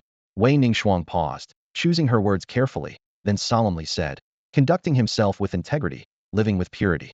Qingbai mu Qingbai." Relief efforts were underway. The grain merchants not only cooperated voluntarily, but even offered to provide grain at lower prices. This wasn't out of the goodness of their hearts. Rather, they were intimidated by Mu Qingbai's extreme behavior. They feared that this madman might, in a fit of rage, annihilate them completely. Who wouldn't be afraid of someone so recklessly unpredictable? Mu Qingbai skillfully used the limited relief funds to secure an ample supply of relief grain. Centered around the prefecture, county magistrates came to collect the disaster relief materials. The situation improved quickly, and it was time for Mu Qingbai to return to the capital to report on his duties. Before his departure, a brand new carriage appeared before Mu Qingbai. A follower respectfully said, "Young Master Mu, the previous carriage you traveled in wasn't comfortable enough. General Wu specifically had craftsmen in Yuzhou City build this new carriage to ensure your comfort along the journey." Mu Qingbai nodded in approval, and the follower asked, "What should we do with the old carriage? Should we take it back to the capital?" Mu Qingbai rolled his eyes at him, about to say, "Of course, the old carriage should be sold for scrap," but suddenly realized his slip. He slapped himself in frustration and angrily said, "Smash the old carriage. Damn it, my mind must be broken, thinking about selling it." The young monk looked confused and turned to the others, saying, "Did you hear that? Smash it. Oh, and bring some sunflower seeds. Young Master Mu wants to eat them." Ouch! Suddenly, a stone hit the young monk. Mu Qingbai pretended to look elsewhere, whistling nonchalantly while occasionally sneaking glances at the hopping young monk. The young monk was furious. "Who threw that? Who's so rude, throwing stones around?" Mu Qingbai quickly intervened. All right. It was probably just some kid. Remember, you're a revered monk now. Keep your composure." The young monk reluctantly calmed down. "Humph. I'm a virtuous monk. I won't stoop to the level of petty people." Wu Hong approached the carriage, asking if Mu Qingbai was ready to depart. The accompanying officials needed to stay in Yuzhou to handle the details of the relief efforts and would not travel with Mu Qingbai. As the convoy reached the main road, it suddenly stopped. The jolts made Mu Qingbai uncomfortable, and his temper flared. "What's going on? This lousy carriage could be driven better by a dog. Let me take over. Young Master Mu, please come out and have a look." Cursing, Mu Qingbai stepped out of the carriage, only to be stunned. In front of the carriage, several people were holding up a massive parasol. Behind it, tens of thousands of commoners knelt in unison. As Mu Qingbai emerged, their voices rose in a unified, thunderous cheer. "Greetings, Lord Mu. We thank Lord Mu for saving our lives," the young monk exclaimed. "In just one night, your deeds have spread throughout Yuzhou City. Such eloquence. Jade bones and cloud robes, a lone figure under the bright moon, surely written by a poet of great talent." Wu Hong also praised. "I was worried your reputation was tarnished, but now it seems not only unscathed but also celebrated far and wide." Mu Qingbai looked at the enormous parasol installed on the carriage and suddenly smiled. Seeing this, the young monk laughed. "General Wu, see, I told you young Master Mu isn't heartless. He appreciates his achievements and the people's admiration." Wu Hong nodded. "Lord Mu is truly exceptional. Even Yin Shui received a parasol of this kind." Although Wu Hong continued to emphasize Yin Xiaobai's prowess, he failed to notice that he was subconsciously comparing Yin Xiaobai to Mu Qingbai. At that moment, a brilliant smile suddenly spread across Mu Qingbai's face, as if he had thought of something amusing. "I just thought of something," Mu Qingbai said softly, his eyes gleaming with mischief. "Do you think I might be killed for overshadowing my superiors?" Wu Hong and the monk exchanged glances, thinking to themselves, "Lord Mu is at it again." They both showed expressions of helplessness, clearly accustomed to Mu Qingbai's occasional flights of fancy. Meanwhile, within the general's residence in the capital, a young woman was pacing anxiously. She was Yin Xiaobai, and despite her luxurious gown, her every movement exuded the spirit of a soldier. "Xiaowan." Yin Xiaobai turned to her personal maid, her voice carrying an undeniable note of anticipation. "How many days do you think it will take for Master Mu to return to the capital from Yuzhou?" Xiaowan smiled wryly. "Miss, you've asked this many times already. Master Mu should arrive in the capital within the next couple of days." Even with Mu Qingbai away from the capital, everyone in the general's residence still referred to Yin Xiaobai by her title. This was at Yin Xiaobai's request, but over time, everyone became accustomed to the affectionate term. After all, the invincible General Yin on the battlefield deserved a softer side once she laid down her armor. Yin Xiaobai mused. Do you think Master Mu is a genius? Xiaowan quickly agreed. Yes, yes, if you think so, then he certainly is. Yin Xiaobai rested her chin on her hand, gazing thoughtfully. It's not just what I think, he truly is a genius. Have you ever seen anyone control a disaster in less than half a month? Xiaowan shook her head, genuinely admiring. Master Mu is indeed a capable person, but compared to you, miss, he's still far behind. Nonsense. Yin Xiaobai lightly scolded, then changed the subject. If you really miss Master Mu, you can meet him at the city gates when he arrives. Yin Xiaobai's gaze fell on a letter on the desk, her brow furrowing. Xiaowan couldn't help but lean over, curious. Miss, is it a letter from Wu Hong? A sly look flashed in Yin Xiaobai's eyes as she teased. Oh? Do you have someone you miss too? Xiaowan blushed immediately, hastily denying. Miss, don't say that. I don't miss Wu Hong. I didn't say who it was. Yin Xiaobai chuckled. Miss, you tricked me. Xiaowan exclaimed, both embarrassed and annoyed. Yin Xiaobai continued to tease. If you're interested, I could play matchmaker for you too. Back on the battlefield, you and Wu Hong were quite the invincible pair. Xiaowan quickly shook her head. I just want to stay by your side, to serve you. So you're interested? Yin Xiaobai pressed. Xiaowan hesitated, speaking softly. Who knows what he's thinking? Back then is back then. Now he's a great general, and I. When he escorts Master Mu back, shall I ask him for you? Yin Xiaobai suggested. Xiaowan, blushing, agreed quietly. Then she changed the subject. Miss, what did Wu Hong say in his letter? Yin Xiaobai sighed. He wrote about Master Mu. His journey was fraught with danger. Xiaowan immediately became worried. Oh? And Wu Hong? Wu Hong is fine. Yin Xiaobai reassured her. But Master Mu's madness is getting worse. Yin Xiaobai had learned the whole story from the letter. She understood the peril Mu Qingbai faced as he single-handedly took down corrupt officials and unscrupulous merchants, threatening the state and harming the people. Despite the danger, he remained unshaken, thanks to timely rescue from his companions. Otherwise, the consequences would have been dire. What puzzled Yin Xiaobai was that afterward, Mu Qingbai sat dazed on the steps for an entire day. She couldn't help but wonder what he was thinking. Miss, are you all right? Xiaowan asked with concern. Yin Xiaobai forced a smile. I'm fine. Master Mu received a tribute from the people, which is a great honor indeed. Xiaowan exclaimed excitedly. Oh, and miss, the craftsmen in the residence managed to create the rubber Master Mu talked about. They say it makes the wheels run much smoother. Yin Xiaobai's eyes lit up, and she smiled. Master Mu always complains about the bumpy rides. He must have had a rough journey. I'll gift him a carriage then. The next day, the capital city awoke to an unusual morning. A messenger rushed back, bringing news that Mu Qingbai was about to arrive in the capital, stirring a wave of excitement throughout the city. As a significant figure on an official mission, Mu Qingbai's movements naturally caught the attention of the entire court. This return to the capital was not only for reporting on duties, but also involved escorting a notorious criminal, making the court particularly attentive.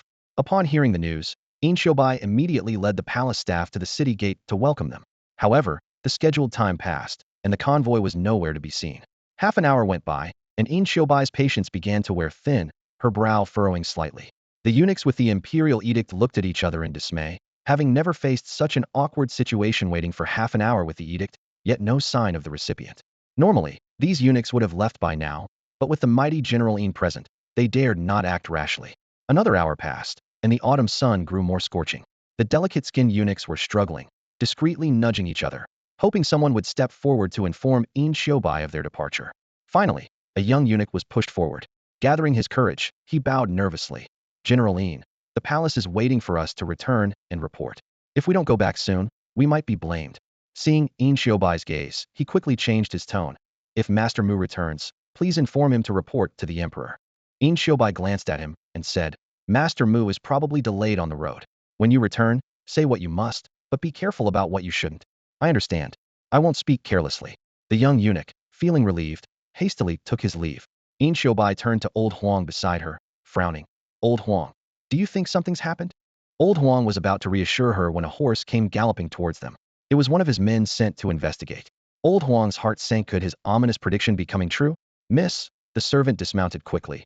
Master Mu is not in danger. He just stopped halfway to fish by the river. Fishing. Old Huang and Yin Xiaobai both looked incredulous. The servant nodded, equally baffled. I tried persuading him for a long time, even mentioning the edict waiting at the gate, but Master Mu wouldn't budge. Brother Wu Hong said this might be one of Master Mu's episodes. After surviving the disaster in Yuzhou, he also sat still for an entire day. Old Huang, worried, said, Miss, this isn't good. Delaying the schedule might not sit well with the Emperor. Master Mu has made many enemies in the capital. There will likely be many impeachment petitions. Qingbai paused in silence, then sighed softly. Let's head back to the residence. Meanwhile, on the road back to the capital, a young monk said to the still immobile Mu Qingbai, Master Mu, we've arrived in the capital. With that, he stopped the carriage, placed the reins beside him, and jumped down, bowing with hands together to bid farewell. Throughout the process, Mu Qingbai remained silent, seemingly oblivious to the impending storm in the capital. You're leaving? Mu Qingbai looked at the young monk in surprise, having assumed the monk would continue to accompany him. Yes, Mr. Mu, I must take my leave now. Thank you for allowing me to witness such thrilling sights along the way. The young monk clasped his hands together and bowed slightly. Wu Hong stroked his beard and nodded, a hint of admiration in his eyes. You're quite a unique monk. In your situation, most would cling to Mr. Mu, afraid of losing such fortune and opportunity, yet you seem unfazed by it. The young monk scratched his bald head sheepishly and said with a smile, To be honest, I just think following Mr. Mu is too dangerous. More dangerous than Yuzhou City? Wu Hong frowned, puzzled. The capital is the capital, it's not like Yuzhou. No matter how perilous Yuzhou City is, Mr. Mu is the biggest concern. In the capital, there are many bigger concerns than Mr. Mu. The young monk replied sincerely. Wu Hong looked at the monk who had traveled with them, feeling a tinge of reluctance. Even without deep bonds, their time together had created a camaraderie. So where will you go? Wu Hong asked. Anywhere is fine. I have money, so I'm not worried. The young monk replied easily. Wu Hong was immediately confused. Where did you get the money? He remembered the monk always claiming poverty. With no money to his name, Wu Hong even paid for his meals. The wealthy folks in Yuzhou gave it to me, and Mr. Mu allowed it, the monk winked. If there's a problem, General Wu can report Mr. Mu to the court. Get lost, do I look like someone who would do that? Wu Hong laughed and scolded. The monk became serious. Mr. Mu, the waters in the capital run deep, with many skilled people. Take care, Mr. Mu, General Wu. Farewell. With that, he turned to leave. Hey, monk, Wu Hong called out. I don't even know your monastic name or your secular name. The monk looked troubled. It's better not to know. With your high status, Mr. Mu and General Wu, associating with me would seem like a great fortune to others, but it's a burden I can't bear. The monk chanted a Buddhist mantra and disappeared into the bustling crowd. Suddenly, Mu Qingbai jumped off the carriage. Wu Hong thought he was going to see off a friend, so he dismounted and stood half a step behind Mu Qingbai. Unexpectedly, Mu Qingbai bent down, picked up a stone, and aimed it at the bald head in the crowd. Ouch! Who did that? Such inconsideration, even hitting a monk. The monk's voice cried out from afar. Mu Qingbai quickly looked elsewhere and began whistling nonchalantly. Wu Hong was dumbfounded by the scene. Hurry, let's go. Mu Qingbai quickly climbed back into the carriage, grabbed the reins, and drove off before Wu Hong could ask any questions. Wu Hong immediately sent someone to report to the general's residence. When Mu Qingbai returned to the mansion, he suddenly stopped at the entrance. Wu Hong also halted his horse, staring in bewilderment at the plaque on the gate where General's Mansion had been replaced with by Mansion. What happened to the General's Mansion plaque? Wu Hong asked, puzzled. Mu Qingbai rubbed his chin, frowning slightly. This plaque looks new. Wu Hong remained silent. Of course, it looked new. It had clearly just been replaced. But why would Commander Yin change it to such a plaque? And if it was to be changed, why not to Yin Mansion? At that moment, Wu Hong's soldiers unloaded Mu Qingbai's luggage. Wu Hong noticed a sword among the belongings. The sword was slender and finely crafted, clearly well maintained, yet it seemed more suited for a woman. Mr. Mu, have you practiced martial arts? Wu Hong asked curiously. Mu Qingbai turned and saw the sword, realizing the monk must have packed it for him. I was attacked once in Yuzhou City. What? When did this happen? How come I didn't know? Wu Hong was alarmed, his face full of surprise. Mu Qingbai waved his hand and recounted the night's events to Wu Hong without omitting any details. Wu Hong was stunned for a long time before regaining his composure. So, Mr. Mu suspected the monk was the expert all along. Mu Qingbai nodded. Do you think the monk is an expert? No. Wu Hong answered almost without hesitation. Mu Qingbai furrowed his brow, still feeling something was off. Are you sure he doesn't seem like one at all? No. Why not? Because he doesn't look like an expert. What does an expert look like? Wu Hong thought for a moment and explained. In our martial arts community, people at Mr. Mu and the monk's age should focus on building a solid foundation. But this monk is a lecherous rogue, unconcerned with depleting his vital energy, which is a major taboo. Young Master Mu, you're finally back. The young lady has missed you for quite some time. Please, come in. Mu Qingbai was startled and turned to see Old Huang standing at the door with a cheerful smile. He couldn't help but ask, Old Huang, how do you walk without making any sound? Wu Hong, standing nearby, praised, Lord Mu, now that's a master for you. The monk was really innocent along the way. Mu Qingbai curiously asked, is Old Huang really that skilled? Wu Hong replied without hesitation, of course, he is. Old Huang quickly humbly responded, General Wu, you're too kind. I'm just a servant of the Bai family. How could I dare accept such praise from you? Wu Hong fell silent at these words, realizing the underlying meaning. In front of Mu Qingbai, he couldn't acknowledge knowing old Huang, and the general's residence had become the Bai residence. This implied that Mu Qingbai wasn't aware this mansion belonged to the general, nor did he know that the person he had reported against, Commander Yin, was the very host treating him with such hospitality. Wu Hong looked at Mu Qingbai with a peculiar expression. Mu Qingbai turned to old Huang and asked, "Do you remember that little monk?" "I do. What about him?" Old Huang replied. "Is he a master?" Old Huang looked at Wu Hong in surprise, who shrugged and pointed to his own forehead in resignation. Old Huang understood and said, "Oh, I almost forgot. Young Master Mu has a bit of madness." "No," Mu Qingbai denied. "He's just a monk who has wasted away his body with indulgence. Though he has a good appearance, he doesn't dedicate himself to chanting or worship, but instead indulges in pleasure." Mu Qingbai nodded. "I guess I really misjudged him." Old Huang inadvertently glanced at the sword, his pupils suddenly constricting in shock. "This is..." Mu Qingbai explained. "This is a sword from an assassin. The assassin was a bit odd, but let's not talk about him." Suddenly remembering something, he returned to the carriage, took out a fish, and handed it to old Huang. "Consider this a gift for your young lady." Old Huang was momentarily puzzled, and before he could react, Mu Qingbai hurriedly entered the mansion. Seeing Mu Qingbai walk away, Wu Hong explained to old Huang, "Young Master Mu bought it from a fisherman on our way back." Old Huang contemplated for a moment, amused. "You spent an hour fishing outside the city and didn't catch a single fish?" "Yes, young Master Mu isn't skilled at fishing and lacks patience," Wu Hong answered. "Not patient, yet he fished for an hour?" Old Huang asked, a strange thought occurring to him. Could it be that he did it on purpose? Purposely torturing himself? Who knows? Wu Hong shook his head. Old Huang took Mu Qingbai's luggage, giving the sword a meaningful glance, murmuring, "As expected." "Old Huang, what's with the sword?" Wu Hong asked. "It's the sword of the sword immortal of Yaoqi," Old Huang replied. "Sword immortal?" Wu Hong's face changed dramatically. "Wow, Lord Mu was attacked by a sword immortal and survived. That's incredible." Old Huang handed the fish to a servant, then drew the sword to examine it closely, confirming, "No mistake, it's definitely the sword immortal's sword." Wu Hong asked blankly, "Could it be that I'm blind, and Lord Mu is actually a top master, not only fending off the assassination but also taking the sword immortal's sword? Impossible. In martial arts, young Master Mu is almost a lost cause," Old Huang firmly denied. Wu Hong paused in surprise. Then why didn't the sword immortal kill him? Now it was Old Huang's turn to be puzzled. Why would the sword immortal want to kill young Master Mu? Only then did Wu Hong realize that news traveled slowly between Yuzhou and the capital. He detailed the events of their journey to Old Huang. After listening, Old Huang's face turned red with anger, saying, "Young Master Mu's actions have truly angered heaven and man alike. If it were up to me, I'd also be tempted to kill such a corrupt official." Finally, he sighed. "Well, at least he's not dead." Young Master Mu had just returned from Yuzhou and was lying on his bed, utterly exhausted. Yin Xiaobai burst into his room, her voice urgent. "Young Master Mu, you need to change into your court attire and head to the palace to see His Majesty. This is the proper protocol between a sovereign and his ministers." She kept urging him, her eyes filled with concern. If it were anyone else, they wouldn't even dare go home. They'd head straight to the palace, afraid that if they were late, they'd be reprimanded the next day. Mu Qingbai remained lying on the bed, his expression calm. Seeing this, Yin Xiaobai softened her tone. "I brought you a gift, and you're just going to send me away like this?" Mu Qingbai sighed lightly and sat up. "All right, you can rest for now, but today you must go to the palace to report." "Haven't I already submitted my report?" Mu Qingbai retorted. Yin Xiaobai replied seriously. "It's about protocol and the duty of a minister. No one can ignore that." Mu Qingbai nodded reluctantly, then changed the subject. "By the way, it seems like there are fewer people in the residence. Where have they all gone?" Yin Xiaobai's eyes flickered as she casually replied, "I've sent them out on errands."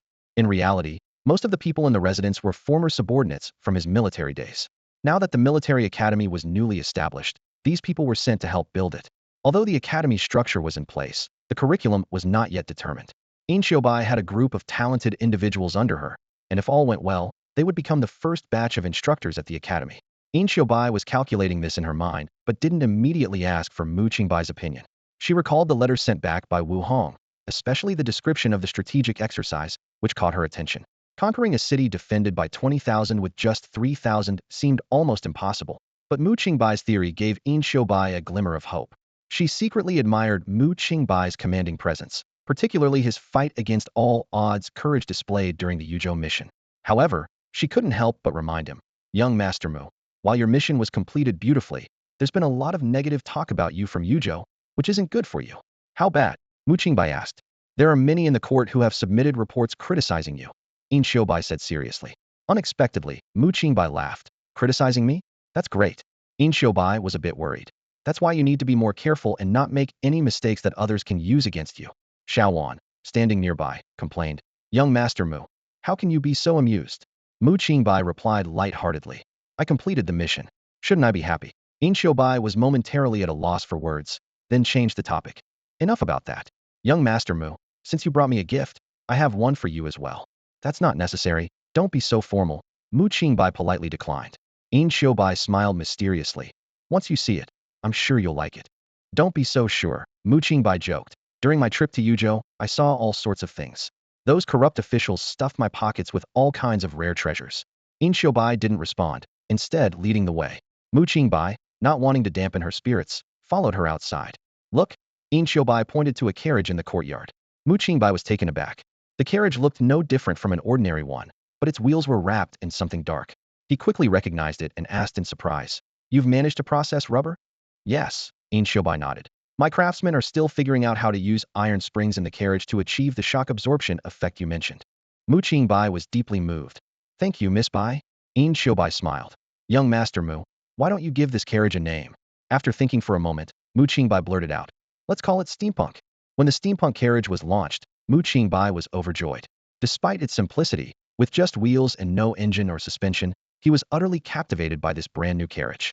However, his joy was short-lived. After dinner, a swarm of servants and maids surrounded him.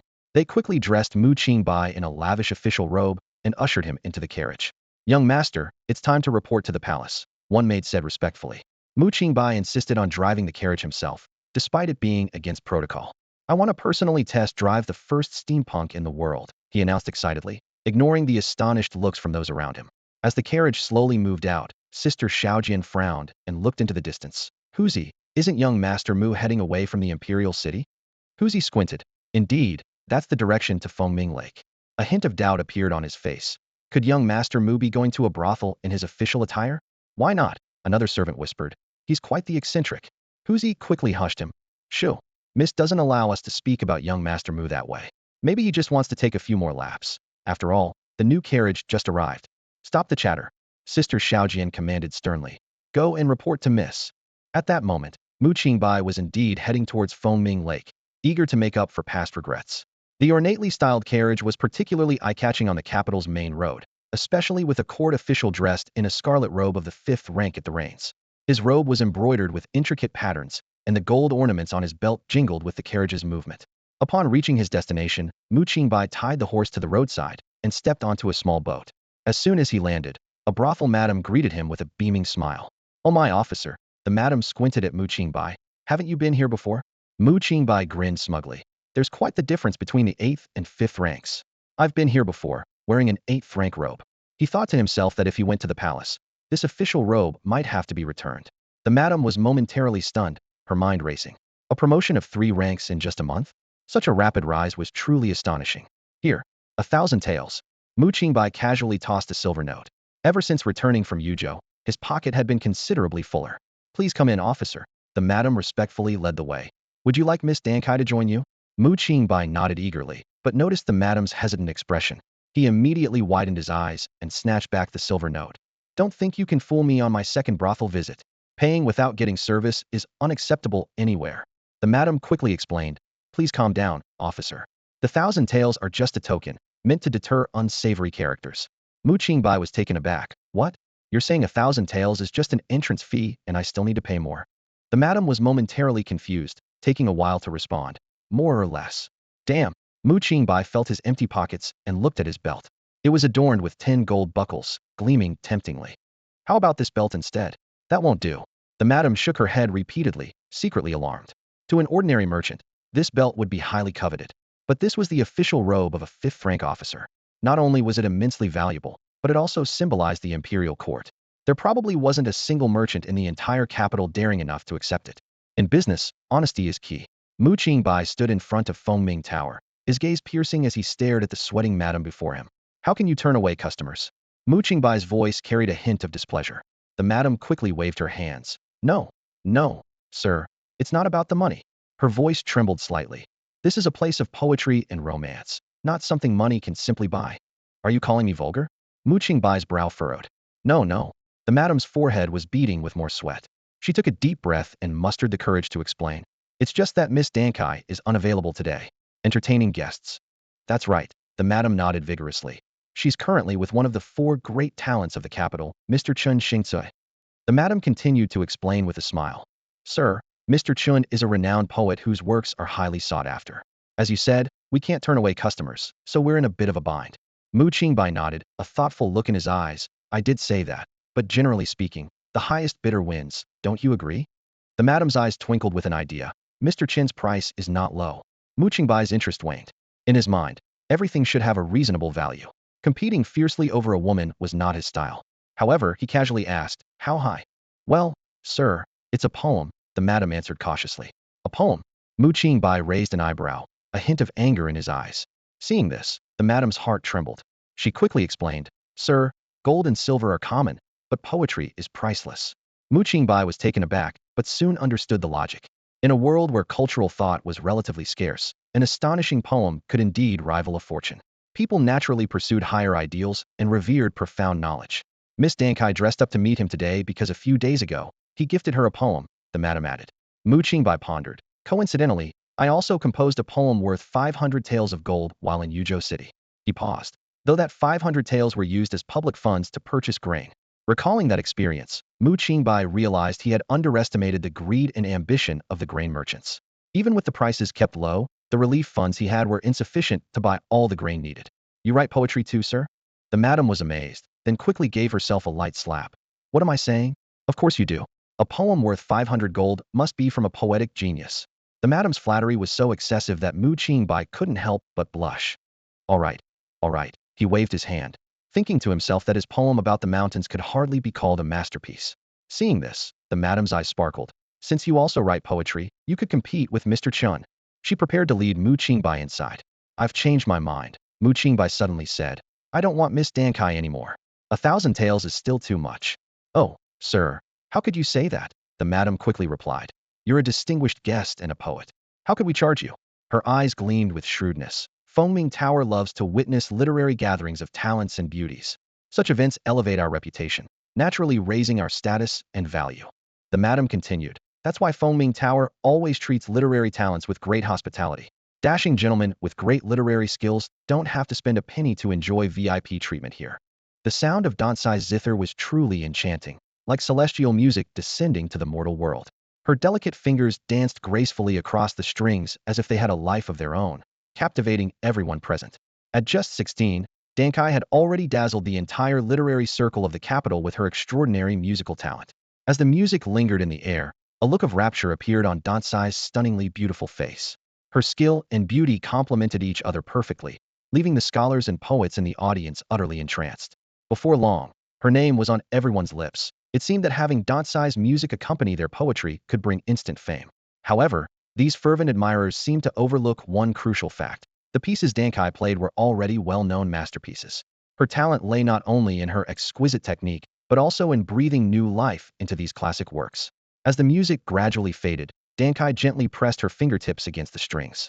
Amid the waves of praise, she offered a modest smile, her eyes shimmering. Thank you, gentlemen, for your kind words. It is my privilege to play for those who appreciate music, she said, her voice melodious yet slightly aloof, maintaining just the right distance. After speaking, Dansai's captivating eyes briefly glanced at Chun Xingcui, who sat nearby, before quickly looking away. The fleeting exchange was brief, but laden with meaning. Chun Xingcui lightly fanned himself, a slight smile on his lips, evidently pleased by the glance. Just then, the door to the private room swung open, shattering the serene atmosphere. The madam entered, bowing and smiling ingratiatingly. This sudden interruption immediately angered the scholars present. How dare you? Who is so rude as to disturb our enjoyment of the elegant music? One scholar demanded angrily, and others cast disapproving glances. Even the usually composed Chun Xingcui frowned, a hint of displeasure in his eyes. The madam, intimidated by their furious gazes, stood awkwardly, unsure of what to do. Just as she was about to explain, a young gentleman interrupted. Why are you still standing here? Get out. The madam swallowed her humiliation, about to speak again when another voice chimed in. How thoughtless. Do you not know who is sitting here? Not just anyone can. However, the speaker suddenly fell silent. Everyone turned to see a young man standing at the door, dressed in the robes of a fifth-rank official. This unexpected sight left everyone stunned. Mu Qingbai, the young fifth-rank official, seemed equally surprised to find so many people inside. His expression was more bewildered than anyone else's. Although Dan Kai was taken aback by Mu Qingbai's official attire, she was adept at assessing situations. After a brief moment of surprise, she gracefully stood and bowed to him. Chun Xingcui frowned slightly, then feigned a look of realization. So, you're the one who just made the cut in the Imperial exams. This comment seemed to jog everyone's memory, and they began whispering about Mu Qingbai's identity. I wondered who it was. Turns out he's just a low-ranking 8th-rank official. I heard the Emperor granted him the temporary right to wear 5th-rank robes for official duties. Didn't expect him back so soon. Probably messed up the assignment. No one returns to report after a relief mission in less than a month. Since he's back to report, he should revert to his original position and wear the 8th-rank censor's robes. Why is he still in these 5th-rank ones? Regardless of the outcome of his duties, he must return the borrowed rank once back in the capital.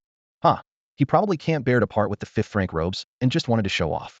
The room buzzed with dismissive chatter, with no one showing Mu Qingbai any respect. Hearing these remarks, the madam regretted her decision. Just a failed 8th-rank official with no future prospects. Shouldn't have brought him here, she thought to herself. Chun Xingcui and the others openly displayed their disdain, showing no respect for the crimson official robes. The atmosphere in the room became tense, as everyone awaited the next development. Scholars often measure each other's worth by their academic achievements.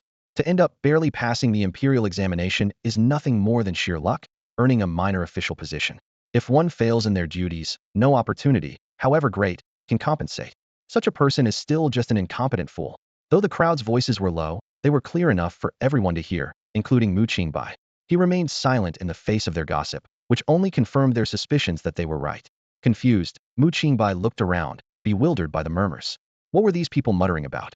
He turned to the madam. His eyes filled with reproach. Did she bring him here just to observe a group of fools? The madam misunderstood his gaze, thinking he was embarrassed and angry.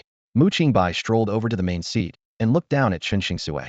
The murmurs around them gradually faded as his unusual behavior left everyone uncertain. Chun Xingcui's expression stiffened instantly. Mu Qingbai smiled slightly and spoke slowly. According to the laws of this dynasty, failing to salute an official is a breach of etiquette, punishable by 30 strokes. The crowd was stunned, all eyes turning to Chun Xingcui, who was seated at the main table. Ha. So, Lord Mu wants us to salute. Chun Xingcui laughed, though inwardly feeling more disdain. To him, Mu Qingbai was using his position to compensate for being ignored. But this Mu's calculation is wrong. Lord Mu, we are scholars, not ordinary civilians. Indeed, Brother Chun is renowned as one of the 4 great talents of the capital. If he hadn't been occupied with urgent matters during the Imperial examination, the top spot might not have fallen to someone else by sheer luck. The young scholars exchanged sarcastic remarks, mocking Mu Qingbai's position as one earned by luck. Chun Xingcui couldn't suppress a smirk and raised his hand to calm the crowd, pretending to be magnanimous. Hey, that's not right. We are just newly minted scholars, still learning. Since Lord Mu wishes us to salute, we should comply. Chun Xingcui laughed and gave a slight bow to Mu Qingbai. Chun Xingcui and my fellow scholars greet Lord Mu. Mu Qingbai nodded, appearing satisfied. All right, now that you've greeted me, you may leave. What? Chun Xingcui was taken aback. Mu Qingbai waved his hand. I want you all to leave. I am not accustomed to having others around when I indulge in entertainment. Chun Xingcui was stunned, then spoke with anger. Lord Mu, isn't this going too far? Yes, Lord Mu. On what grounds are you driving us away? This is the Fengming Tower, a place where talents gather. We came to listen to music. Have we broken any laws? The Fengming Tower has always been for talents and beauties. Is Lord Mu relying on his official position to enter? Mu Qingbai nonchalantly cleaned his ears and, seeing they weren't leaving, casually sat next to Dan Kaier, who immediately tensed up. The crowd, seeing this, stood up in anger. How rude. This is an insult to our dignity. Mu Qingbai, don't think you can act recklessly just because you're wearing that official robe. In the end, you're just an 8th-rank censor. That robe doesn't even belong to you. Even though we don't hold official positions, we can file a joint petition against you. Mu Qingbai calmly took out a box and placed it on the strings of Dan Kaier's zither. Failing to kneel before an imperial envoy is akin to defying authority, and by law, is punishable by death. Thud, thud. As soon as Mu Qingbai finished speaking, those who had just angrily stood up all dropped to their knees. You all knelt pretty quickly. Everyone stared in horror at the long box, fearfully looking at Mu Qingbai, who wore a smile. Guess what's inside? Cold sweat dripped from Chun Xingcui and the others since Mu Qingbai dared to say such things. It was clearly an imperial edict. They almost forgot this man was an imperial envoy, certainly carrying a decree from the emperor. Mu Qingbai said with a smile, "Get out." Chun Xing shot a resentful glance at Mu Qingbai and, as he was about to leave, muttered through clenched teeth, "Lord Mu, we shall meet again." Mu Qingbai sighed helplessly. "I told you to leave, not to make threats. I said crawl out, yet you walk out. It seems even imperial authority can't bend Chen Jinshi's backbone." Chun Xing paused, nearly grinding his teeth to dust. "Lord Mu, don't push us too far. We will inevitably cross paths again." Someone else added, "I doubt Lord Mu's box even contains an imperial edict. It might just be an empty box." Mu Qingbai spread his hands. "You can open it and see for yourself." That statement left everyone speechless. Who would dare? Who would risk it? Mu Qingbai watched with a smile as Chun Xing and his companions stumbled out the door in disarray. Chun Xing's face was so dark it seemed like it could drip water. He turned back and glared fiercely at Mu Qingbai, gritting his teeth, and said, "Mu Qingbai, today, I bowed to imperial power, not to you." Mu Qingbai replied nonchalantly, his tone carrying a hint of threat, calling an official by name. "If this gets to the Ministry of Rights, I could have your titles stripped." This statement was like a bucket of cold water poured over Chun Xing's head, freezing his expression instantly. Seeing this, one of the scholars accompanying him quickly consoled, "Brother Chun, there's no need to get angry over such a petty person. His future prospects are bleak. He might be facing his end soon." Mu Qingbai paid no mind to the hostile stares of the crowd. He retrieved the box and turned to Dan Kaier, giving a brief command, "Sing." Dan Kaier, the top performer, was accustomed to grand occasions. Even after such a scare, she quickly adjusted her state, playing the zither with ease. The music flowed gracefully, like a gentle stream, and her clear, ethereal voice wrapped the lyrics in a soulful garment. After the song ended, Dan Kaier gently pressed the zither strings, but no expected praise came. She couldn't resist sneaking a glance at Mu Qingbai, only to find him looking uninterested, even cleaning his ears and yawning. Dan Kaier felt deeply discouraged. Her zither skills, which she had always been proud of, seemed so mediocre in Mu Qingbai's eyes. She cautiously asked, "Did my zither playing disappoint you, sir?" "Oh, no, I just don't understand it," Mu Qingbai replied honestly. Dan Kaier didn't believe him. Thinking how could a scholar not understand music? She pressed further. "What is the name of this melody?" "The tune is called Bu Su Ci, written for me by Mr. Chun," Dan Kaier said, her face slightly flushed, her expression filled with pride as she recited the words. Loose hair in a simple bun, light makeup, green smoke and mist surrounding her, drifting like willow catkins. The more Mu Qingbai listened, the more it felt off, and he blurted out, "Isn't this Shi Jiangyu?" Dan Kaier nodded slightly. "It does have that alternate name." Mu Qingbai, like reciting a familiar jingle, quickly recited, 7 or 8 stars beyond the sky, 2 or 3 drops of rain before the mountain, by the old thatched inn near the village grove, the path turns, and a stream bridge suddenly appears. This text, ingrained in his memory, came out effortlessly. Dan Kaier was stunned by this half-poem, her mouth slightly agape, unable to close for a while. These short 4 lines, without lavish words, conveyed a grand vision and unrestrained spirit. The last line, "The path turns, and a stream bridge suddenly appears," was particularly striking, capturing the essence of finding hope in despair. In comparison, Chun Xingsui's Bu Su Ci, even with its ornate language, paled in front of Mu Qingbai's 4 lines. "Sir, what's the first stanza?" Dan Kaier inquired. Bright moon startling the magpies on separate branches, clear wind chirping with cicadas at midnight, talking about a bountiful year in the scent of rice blooms, listening to the chorus of frogs, Mu Qingbai recited casually. Dan Kaier was silent for a moment, internally comparing this poem with Chun Xingsui's once more. The result was clear. Chun Xingsui's talent was not even a tenth of Mu Qingbai's. She sighed quietly to herself. If Mu Qingbai were to rise to prominence, perhaps the title of one of the 4 great scholars of the capital would not belong to Chun Xingcui. Dan Kaier once more plucked the zither strings, playing the tune of Mu Qingbai's Bright Moons startling the magpies. However, after the song, Mu Qingbai remained expressionless, plunging Dan Kaier into deep self-doubt. Is her musical talent really that poor? Dan Kaier is not one to give up easily. She played several pieces in succession, all of them renowned compositions. Her delicate fingers danced skillfully across the strings, with melodious notes echoing throughout the elegant room. However, she was unaware that Mu Qingbai was telling the truth. As a product of a rigorous education system focused on exams, Mu Qingbai's mind was filled with formulas and theorems, leaving no room for an appreciation of musical beauty. The boomerang of education hadn't yet hit the back of his head, but he was already bored, standing up to examine the room's furnishings in detail.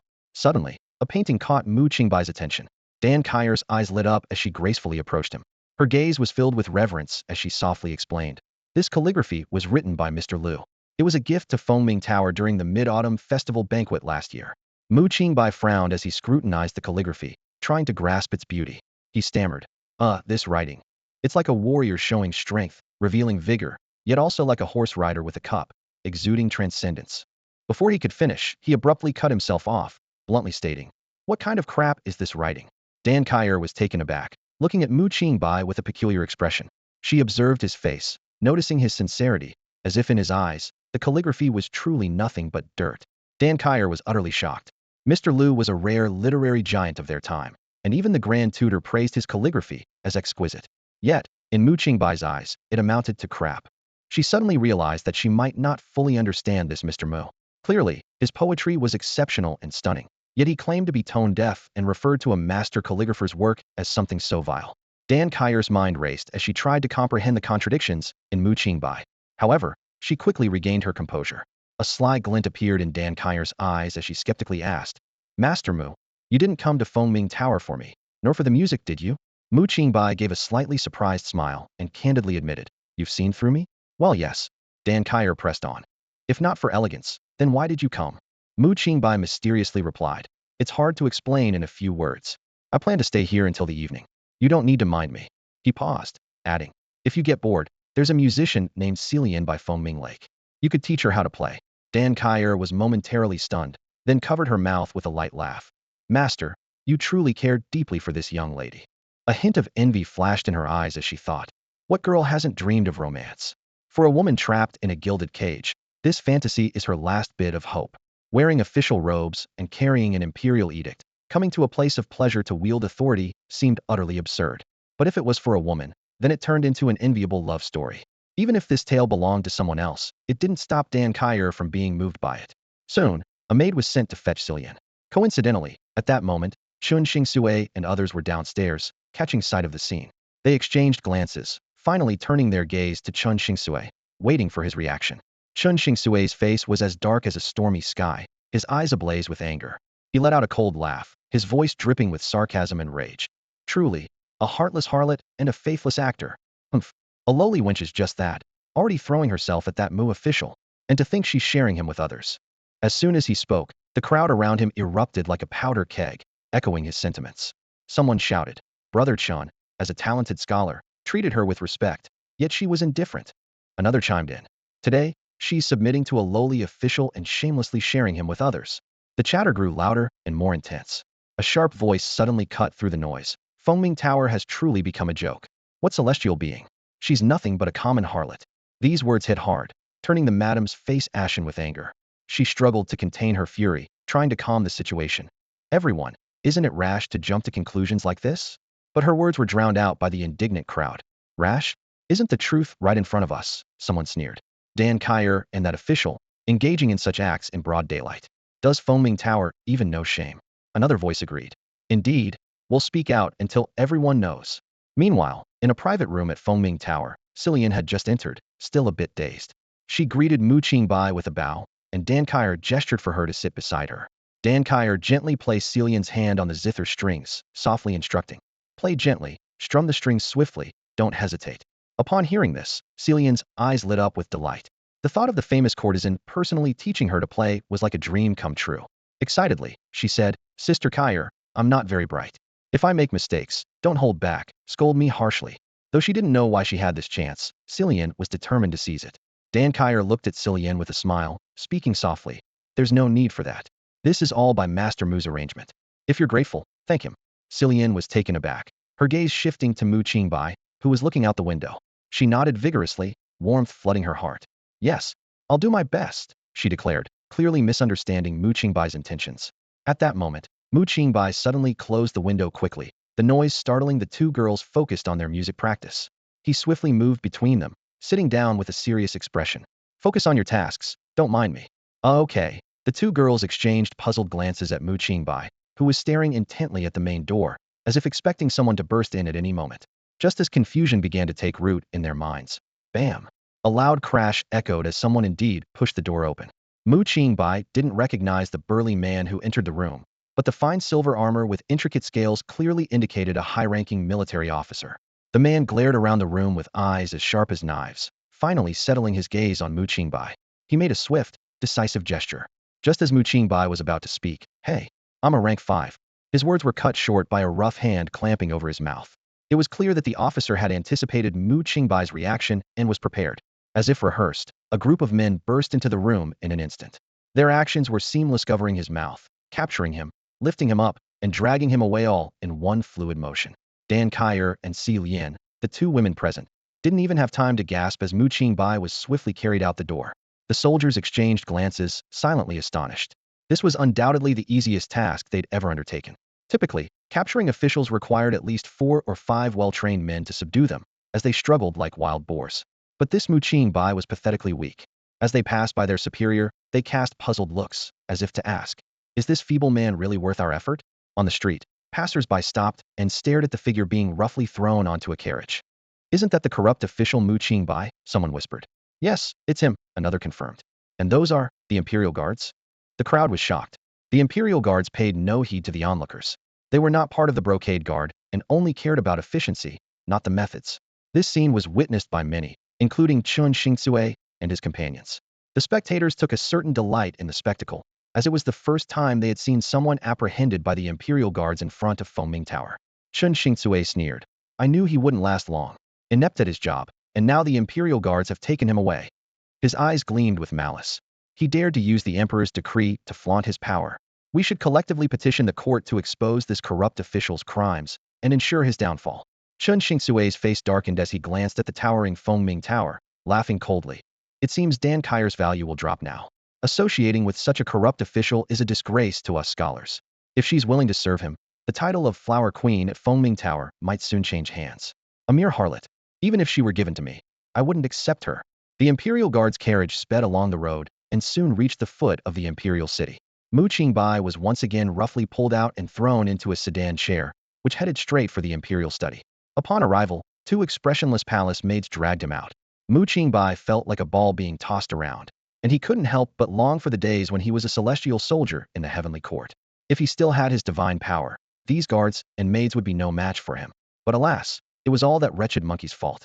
Outside the Imperial study, people came and went without sparing him a glance. Mu Qingbai considered barging in, but the warning looks from the 2 palace maids at the door advised against it. With no other options, he sat down and idly searched for ants in the cracks of the clean stone steps to pass the time. Inside the Imperial study, Yin Yunlan irritably pushed aside a stack of memorials. "Where is Mu Qingbai?" he asked impatiently. Mingyu respectfully replied, "Your Majesty, he is waiting outside." "Waiting?" Yin Yunlan raised an eyebrow. Mingyu added, with a hint of helplessness in his voice, "Master Mu seems to be having another episode. He's looking for ants in the cracks of the stone steps outside." Yin Yunlan hesitated, furrowing her brows slightly. She turned to Mingyu, her tone inquisitive. "Do you think he's truly gone mad?" Mingyu was momentarily puzzled and cautiously asked, "What does your Majesty mean?" Yin Yunlan replied calmly, "I sent the Imperial Guards to capture him at Fengming Tower, rather than the Embroidery Bureau. Do you know why?" Mingyu thought for a moment and carefully responded, "Your Majesty intends to teach Lord Mu a lesson, but it just so happens that he fell ill at this time." Yin Yunlan neither confirmed nor denied, but changed the subject. "All right, tell me, what did Mu Qingbai do in Yuzhou during his short stay of half a month?" Mingyu began to report on Mu Qingbai's every move in Yuzhou, methodically and without missing a single detail. "Impressive." Yin Yunlan couldn't help but exclaim, a look of admiration flashing in her eyes. "From arrival to departure, it all seems pre-planned. Seamless and flawless, like a fierce general, charging in and out of the enemy's ranks without hindrance." Mingyu agreed. "Indeed impressive. Even I am amazed by Lord Mo. Despite his occasional illness, he managed to carry out the plan so smoothly. Such strategy is truly rare." Yin Yunlan raised an eyebrow. "Oh? You say he falls ill from time to time?" Mingyu hesitated for a moment and nodded lightly. "Your Majesty, if he's pretending to be mad to this extent, then his scheming is exceptionally deep." Yin Yunlan tapped her fingers on the table, a hint of deep thought in her eyes. "Let him in." The eunuch Feng Zhun, waiting by the door, quickly opened it and announced loudly, "Summon Censor Mu Qingbai." Mu Qingbai was absorbed in passing the time and didn't react at first. It wasn't until Feng Zhun called out again that he turned around in confusion, pointing at himself. "Me? Who else? You can't have forgotten your own name, can you?" Feng Zhun hurried over, grabbed Mu Qingbai, and pushed him into the Imperial study. Mu Qingbai awkwardly scratched his head, looking around the vast palace. Feng Zhun whispered a reminder. "In the presence of Her Majesty, Shouldn't you kneel and pay your respects? Instead of complying, Mu Qingbai stood even straighter, showing no fear. Feng Zhan, seeing this, dared not speak further, thinking to himself, this is bad. Whether he's truly mad or not, being disrespectful before the throne is a serious offense, and the Empress is not in a good mood. Come and grind the ink, Yin Yunlan spoke suddenly. Feng Zhan instinctively moved, but then realized the Empress wasn't addressing him. He hurriedly nudged Mu Qingbai. I don't know how. Mu Qingbai stubbornly resisted the Empress. Yin Yunlan laughed in exasperation. A scholar who can't grind ink? And you claim to come from a humble background. Mu Qingbai replied nonchalantly.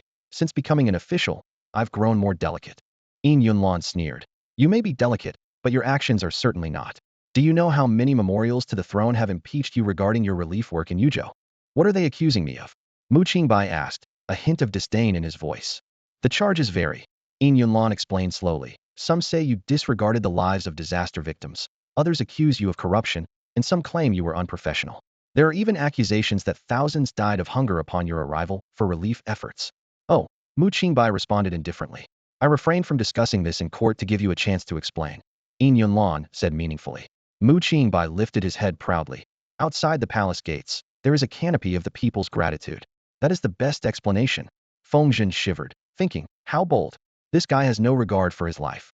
There was a moment of silence behind the beaded curtain. Yin Yunlan suddenly spoke. Come forward. I refuse. Mu Qingbai replied without hesitation. Feng Zhan's heart trembled once more. Yin Yunlan chuckled softly. Are you afraid?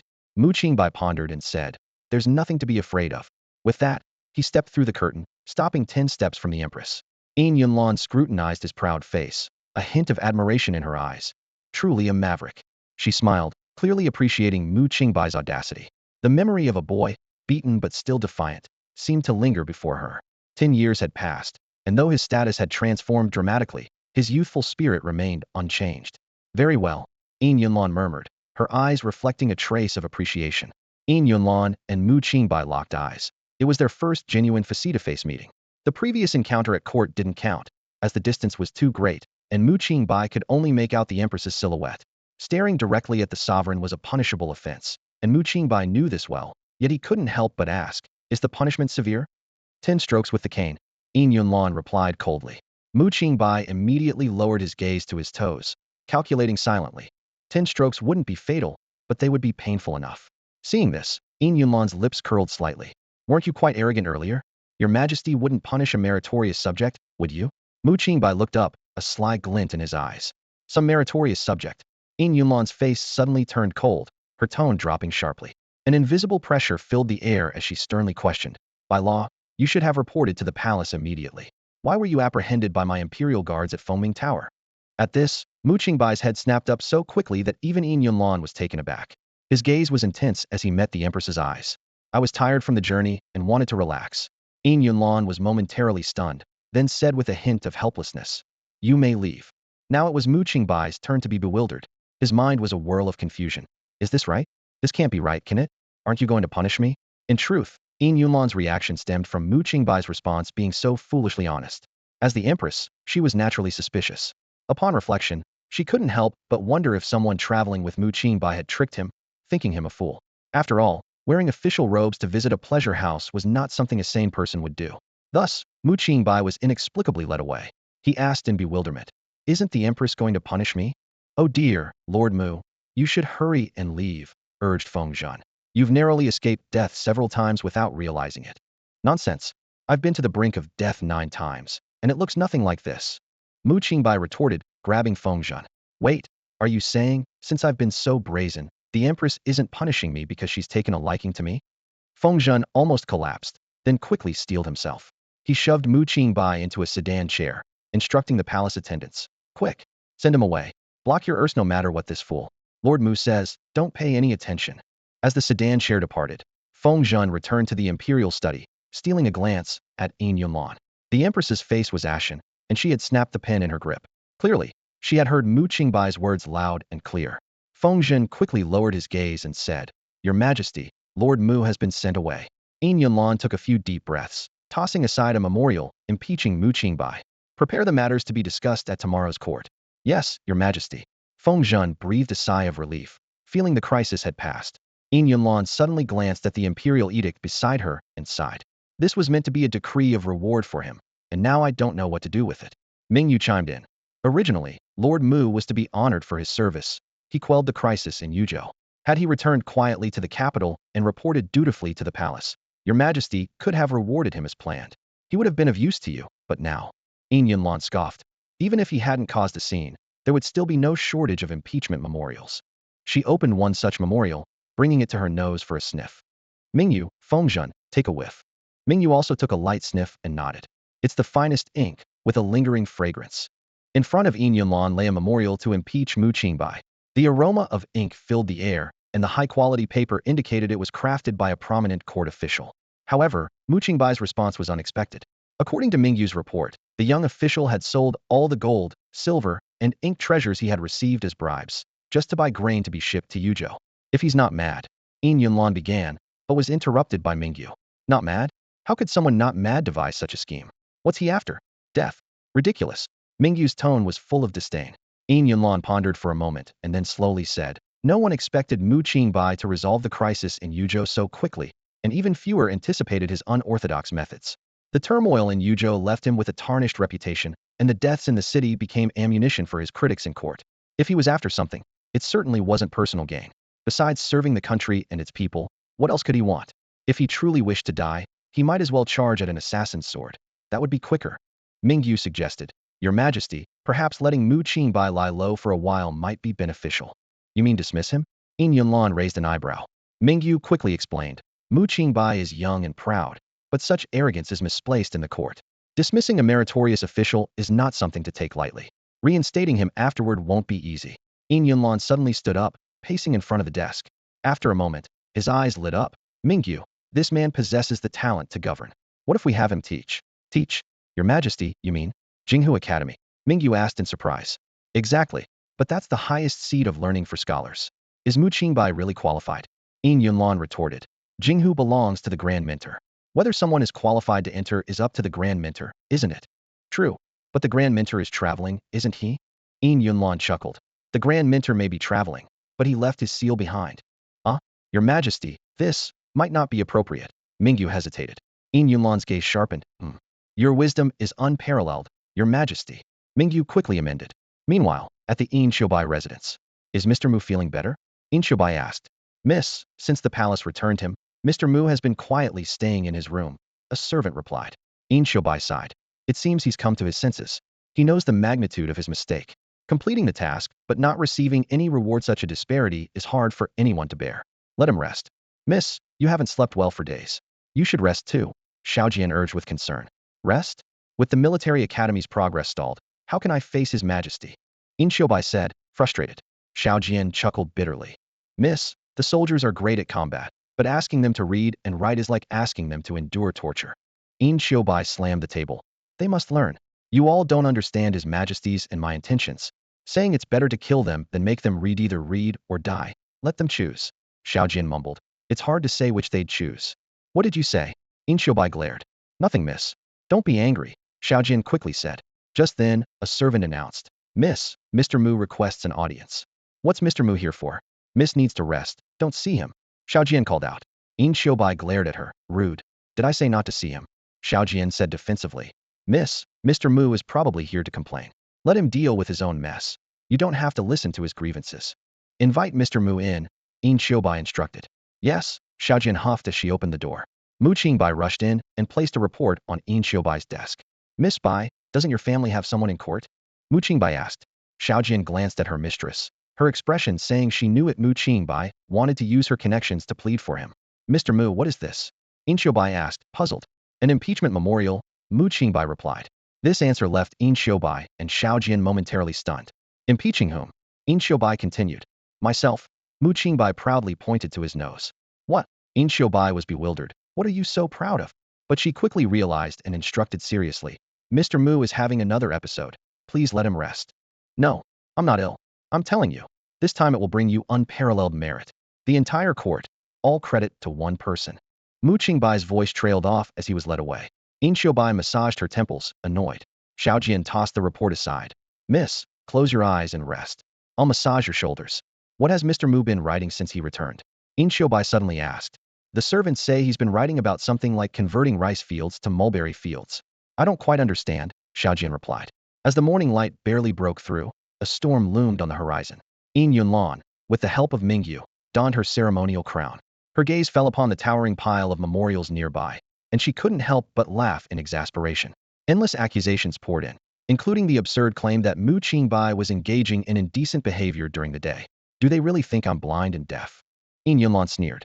If they hadn't been to Fengming Garden, how would they know about Mu Qingbai's daytime antics?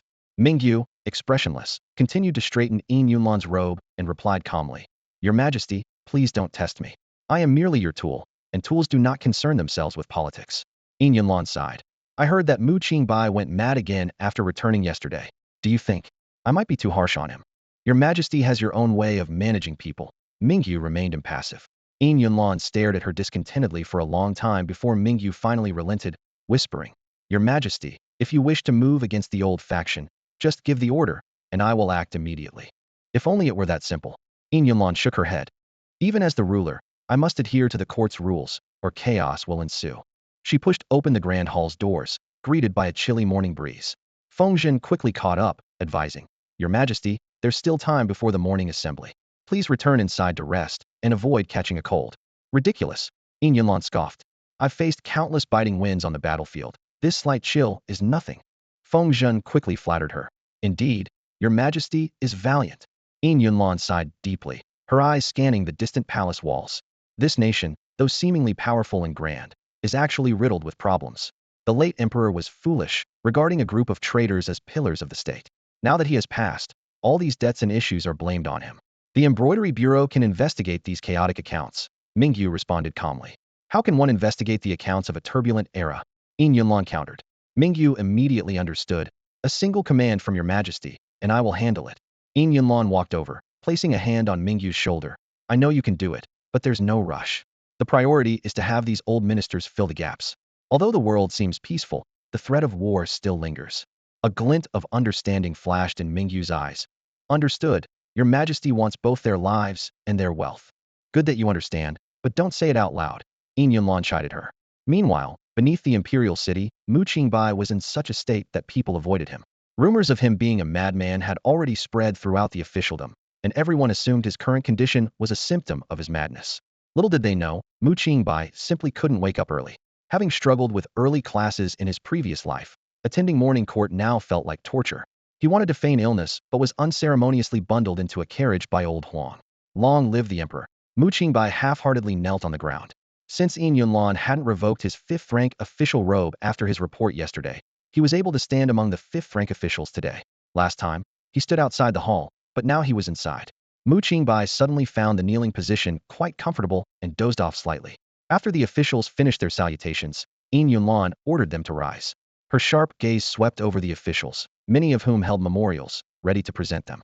The atmosphere in the court was as heavy as iron, with all the ministers holding their breath, their eyes fixed on Yin Yunlan.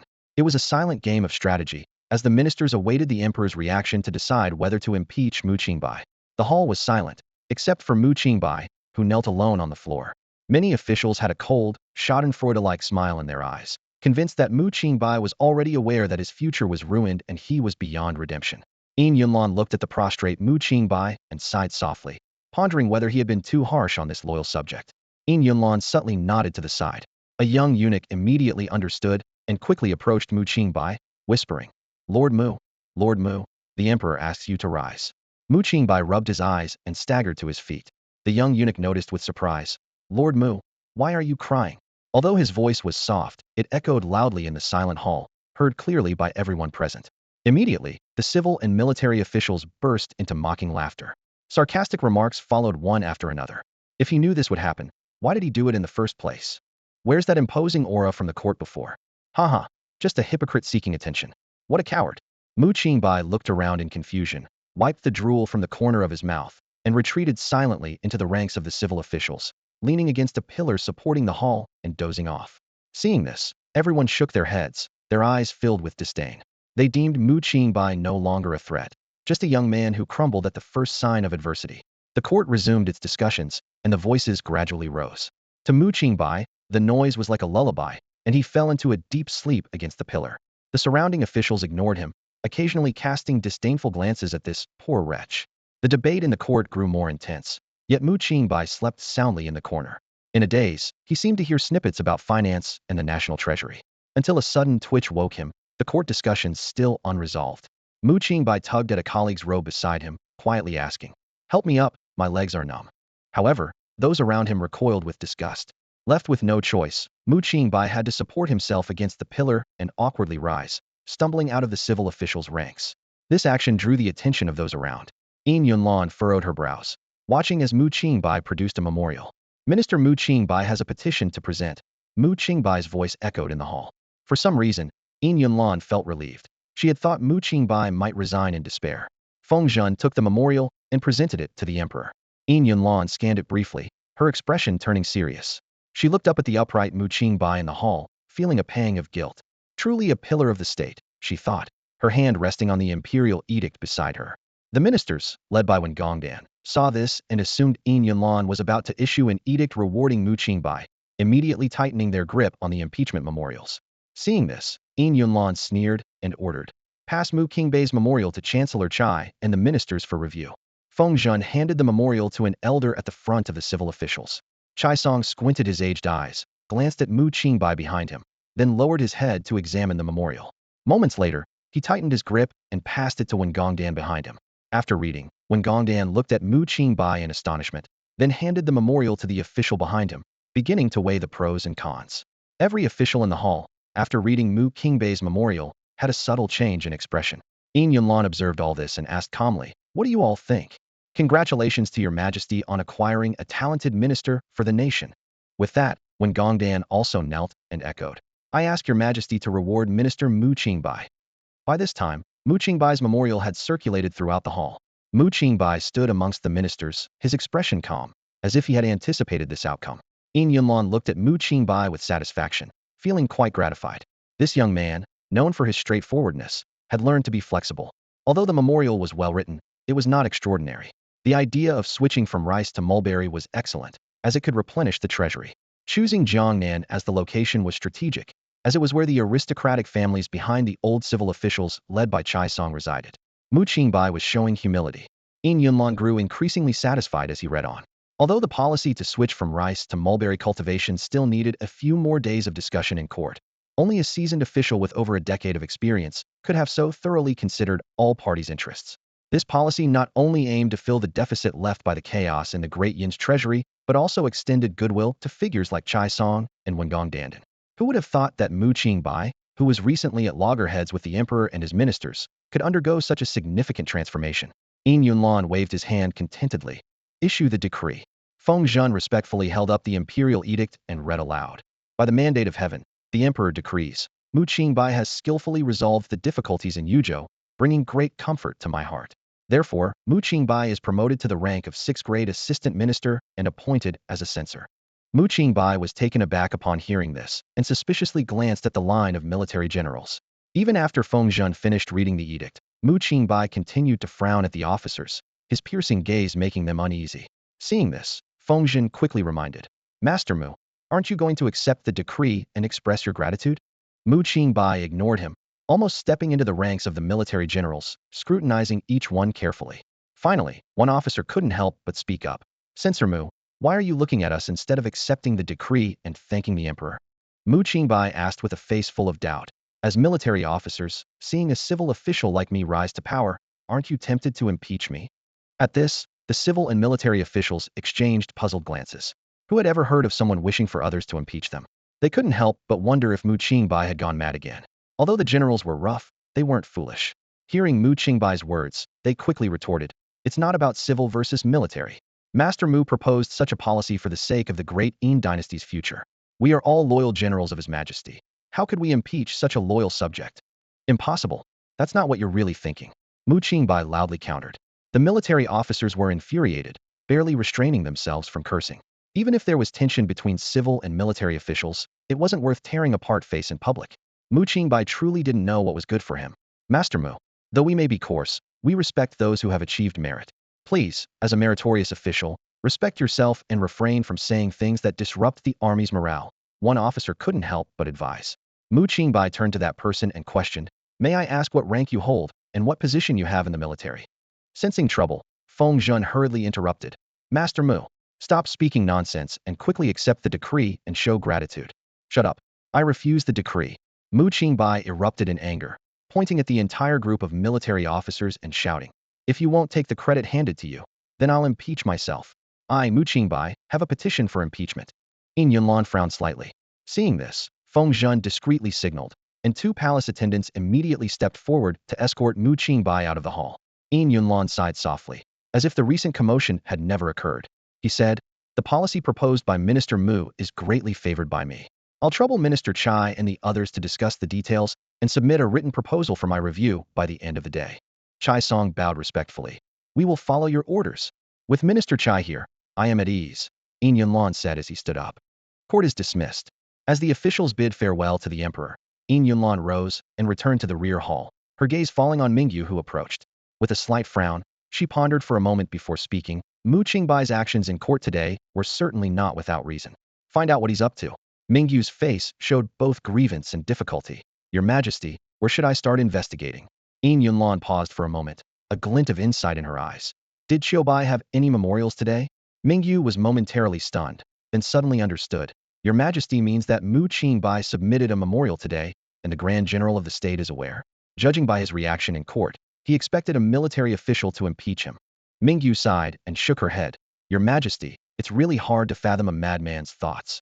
Yin Yunlan smiled calmly. If you can't figure it out, don't try. Just know that if he planned to have someone impeach him, there must be something unusual in his memorial. Yet I can't see any issues with this national policy. Mingyu respectfully bowed. Your Majesty, may I take a look at Mu Qingbai's memorial? Yin Yunlan nodded slightly and instructed, Feng Zhen, show it to her. Feng Zhen immediately presented the memorial to Mingyu. She took it and began to examine it carefully. Yin Yunlan waited patiently for her opinion. After a moment, Mingyu looked up and said, this is a good policy, with no obvious flaws. I can't see the mystery in it. I'm afraid I need to consult the Grand General of the state. Yin Yunlan's eyes showed a hint of approval. Go immediately. Return to the palace before sunset, and report back before the memorials from Chai Song and others arrive. Yes. Mingyu accepted the order and left. Mingyu arrived at the Bai residence almost at the same time as Mu Qingbai, though one entered through the main gate and the other took the path of a stealthy guest. In the martial arts field, Yin Qiubai wielded a long sword, the blade flashing brilliantly. Xiaowan and Lao Huang stood by in attendance. Suddenly, Yin Qiubai performed a flourish, and the sword shot out like a meteor. I've long heard that the lightness skills of the Jinxiu division are unparalleled in the world, and now that I see it, it truly lives up to its reputation. You come and go as you please in my general's residence. Yin Qiubai's voice came from the martial arts field. Lao Huang and Xiaowan were startled and quickly looked up to the eaves. Mingyu's figure lightly descended, cupping her fists. General Yin, forgive me. I came to the general's residence by the emperor's decree and had to take the beam path to avoid Minister Mu. Yin Qiubai stepped forward and was about to kneel and salute. Mingyu quickly stopped him. The emperor did not issue a decree for General Yin. There's no need for such formalities. Yin Qiubai asked in confusion. Then why did the emperor send you? Mingyu succinctly explained the events in court. Yin Qiubai listened, his expression a mix of amusement and disbelief. Yesterday, Master Mu did mention it, but I thought it was just nonsense. Mingyu explained, Master Mu's proposal to switch from rice to mulberry was well written. Neither the emperor nor I could see any issues. But his actions in court today were truly suspicious, so I was sent to inquire. Yin Qiubai smiled nonchalantly. Master Mu may be somewhat reckless, but his scholarship is solid. If the emperor sees no issues, then there are truly no issues. At this moment, Xiaowan suddenly spoke. Miss, didn't Master Mu leave a memorial of impeachment yesterday? Mingyu quickly looked to Yin Qiubai for confirmation. Is this true? There is, but Yin Qiubai hesitated. Perhaps it was written in a fit of madness. Did General Yin read it? Is there a need? Mingyu felt a bit helpless, thinking that the Empress's suspicion was understandable. Throughout history, which ruler hasn't been suspicious? But she dared not express this to Yin Qiubai directly. Seeing Mingyu's intent, Yin Qiubai said, if you think it's necessary, there's no harm in taking a look. Please, Inspector, step into the study. Thank you, General, for leading the way. Yin Qiubai led Mingyu to the study, where they found the memorial in a corner of the desk. They opened it, and, after a quick glance at its contents, were both dumbfounded. Miss Bai was deeply engrossed in studying a lengthy memorial with Mingyu when Mu Qingbai's voice startled her. Yin Qiubai instinctively hid the document behind her back, as if caught doing something wrong, but quickly regained her composure. Mr. Mu, you're back from court. This is my friend Mingyu. Qingbai introduced, trying to appear calm. Mu Qingbai politely raised his hand in greeting. Hello, Miss Ming. Mingyu returned the gesture. Greetings, Mr. Mu. She took the opportunity to scrutinize Mu Qingbai, who appeared calm. Having preconceived notions about his supposed hysteria, his normal demeanor now seemed unusual to her, especially since he had recently caused a scene in court. If he was pretending, his deep and unreadable nature was intimidating for someone so young. Mu Qingbai smiled and said, Please, continue with your work. Mingyu quickly excused herself. Mr. Mu, no need to see me out. I was here for a small matter and must be on my way. It was an honor to meet you today. I shall take my leave. With that, she swiftly departed the study. Mu Qingbai watched her leave with a puzzled expression, then turned to Qingbai. Miss Yin, do you know Mingyu? Qingbai looked slightly uneasy. Not really, but it seemed like she rushed off as soon as I arrived. Qingbai forced a smile. That's just your imagination. She attempted to change the subject. Why does Miss Bai look troubled? Is there something you can't solve? Mu Qingbai smiled. Not at all. Qingbai was taken aback. I was too busy yesterday to read the memorial you gave me, so I didn't present it to our family's connections in the court. You're not upset. Mu Qingbai replied calmly. I expected you wouldn't take my words seriously because you think I'm mad. Qingbai was even more surprised, almost blurting out. Isn't that so? Mu Qingbai said quietly. Anyone would think I'm mad, but that's because people of this era can't understand my reasoning. I don't blame you. Have you read the memorial now? I have. Qingbai answered softly. So you know what the right course of action is. Qingbai looked at Mu Qingbai with deep confusion. Sensing her doubts, Mu Qingbai said gently, Feel free to ask anything. Qingbai earnestly inquired, Mr. Mu, could this national policy, beneficial to the country and its people, really escalate to such an uncontrollable state as you wrote in the memorial? It will. Mu Qingbai replied emphatically. Why? Qingbai pressed further. Mu Qingbai smiled and asked. The crisis in Yuzhou was simply because the people had no food. The grain allocated by the Ministry of Revenue could have overcome this natural disaster. So why did it turn into a man-made disaster? Because of collusion between officials and merchants, because of their greed. Qingbai realized. Exactly, Mu Qingbai nodded. So why was I able to ensure the governor of Yuzhou fed the disaster victims and merchants transported large quantities of grain there? Again, because of greed. Qingbai answered thoughtfully. Mu Qingbai nodded approvingly. Exactly, so it's still because of greed that the southern regions, controlled by the civil officials group and the gentry behind them, are bound to suffer the severe consequences of land annexation. Mu Qingbai took a deep breath, looked firmly at Qingbai, and said with a hint of self-mockery in his voice, Because I'm bad, I deserve to die. Qingbai frowned slightly and forced a bitter smile. Young Master Mu, you're speaking nonsense again. I'll have someone escort you to rest. Mu Qingbai, however, was relentless, raising his voice slightly. I'm not speaking nonsense. These are my heartfelt words. He clenched his fists, his eyes flashing with a complex light. But young Master Mu saved an entire province. Hundreds of thousands of people owe their lives to you. Isn't that good? Mu Qingbai shook his head with a bitter smile, speaking faster. That's because I'm not thoroughly bad. My mind is filled with harmful thoughts, yet I still have a conscience. That's where the problem lies. I'm full of wicked intentions, but I have a moral baseline. Qingbai was left speechless, unsure how to respond. Mu Qingbai's words sounded mad, yet they were logically clear and even somewhat reasonable. Mu Qingbai continued. So if someone were to strike me down now, that would be the greatest relief for me. With that, he turned and walked away briskly, leaving Qingbai stunned. Qingbai watched Mu Qingbai's departing figure, shaking her head gently. Are all geniuses mad? Her gaze fell on the memorial on the table, filled with deep concern. This memorial no longer needed to be presented to the emperor, as Mingyu would report back to the palace. Although Qingbai couldn't fully grasp Mu Qingbai's intentions, she was convinced that the man who risked everything in Yuzhou City for the people's sake couldn't be a villain. She resolved silently. He's just ill, and illness needs treatment. After returning to the Bai residence, Mu Qingbai didn't go out again, but continued telling the unfinished story to the young maidservants. One maid said excitedly, Young Master Mu, if this story were written down, it would surely be popular. Mu Qingbai shrugged lazily. I have no such intention. Writing is too tiring, and I don't want to move. The maidservants insisted, offering to write for him if he'd just speak. They eagerly served him tea and pastries, which he placed on the table, asking with a wry smile, Why are you all so eager?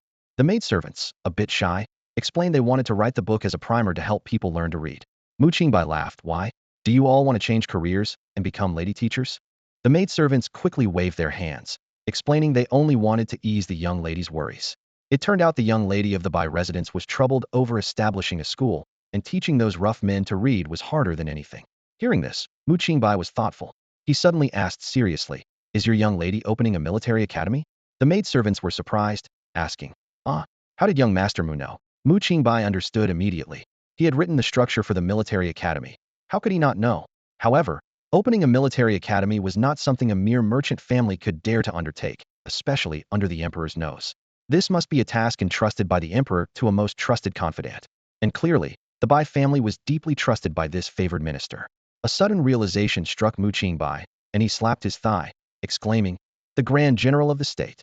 The maidservants turned pale at once, as Mu Qingbai had evidently hit upon the truth.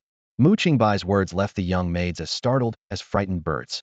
They looked at him with trepidation, fearing that they might accidentally reveal some secret.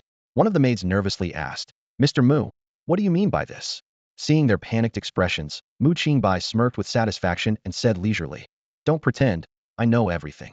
His words were like a hammer blow, shattering the maids' composure instantly. Their faces turned pale as their minds raced to recall every conversation they had with Mu Qingbai, worried that they might have let something slip. Finally, one maid gathered the courage to cautiously ask, What is it that you know, Mr. Mu? Mu Qingbai smiled mysteriously and slowly revealed his guess. Your lady's connections at court. She's the legendary female war hero of the Great Qin dynasty, isn't she? The maids exchanged glances, secretly relieved. One of them quickly replied, We don't know about that, sir. You should ask the lady herself. Mu Qingbai shrugged it off with a smile. No worries, I've already figured it out. This little drama had the maids on edge, fearing he might continue to pry and make more wild guesses. They hurriedly changed the topic, with one of them saying, Let's talk about the book instead, Mr. Mu. This story needs a title. Mu Qingbai smoothly picked up the thread, smiling. This book is about a plague-stricken monkey who apprentices under a plague-stricken bald monk. The monk rides an unlucky dragon, meets a plague-ridden pig, and picks up a river demon, all while journeying west. So let's call it monkey, monk, dragon, pig, and fish. Nonsense, one maid playfully scolded. Mr. Mu, you should be serious. How can it have such a name? You're a scholar. It should have an elegant title. Mu Qingbai shrugged nonchalantly. All right, it's up to you. Whatever you say goes. A flash of inspiration hit one of the younger maids, who suggested, Since they're traveling west, it should be called Journey to the West. Mu Qingbai spat out his tea, spraying it everywhere. The maids quickly rushed to clean up, flustered, while Mu Qingbai stared at the maid who had suggested the name, eyes wide with shock. The maid, puzzled by his gaze, asked, Why are you looking at me like that, Mr. Mu? Mu Qingbai snapped back to reality and said earnestly, In this moment, your thoughts align with those of a great sage. His words left everyone in deep thought, and a sense of indescribable mystery filled the air. The young maid blushed and spoke softly. How could I deserve such praise? I'm just a humble servant, nothing like the great scholars. Mu Qingbai shook his head firmly. Why not? Even our emperor is a woman. What's stopping you from becoming a scholar? The other maids laughed teasingly. Look at that. Now that Master Mu has praised Xiaohong, she's going to be a female scholar. As they joked, they finished grinding the ink and looked expectantly at Mu Qingbai, waiting for him to begin.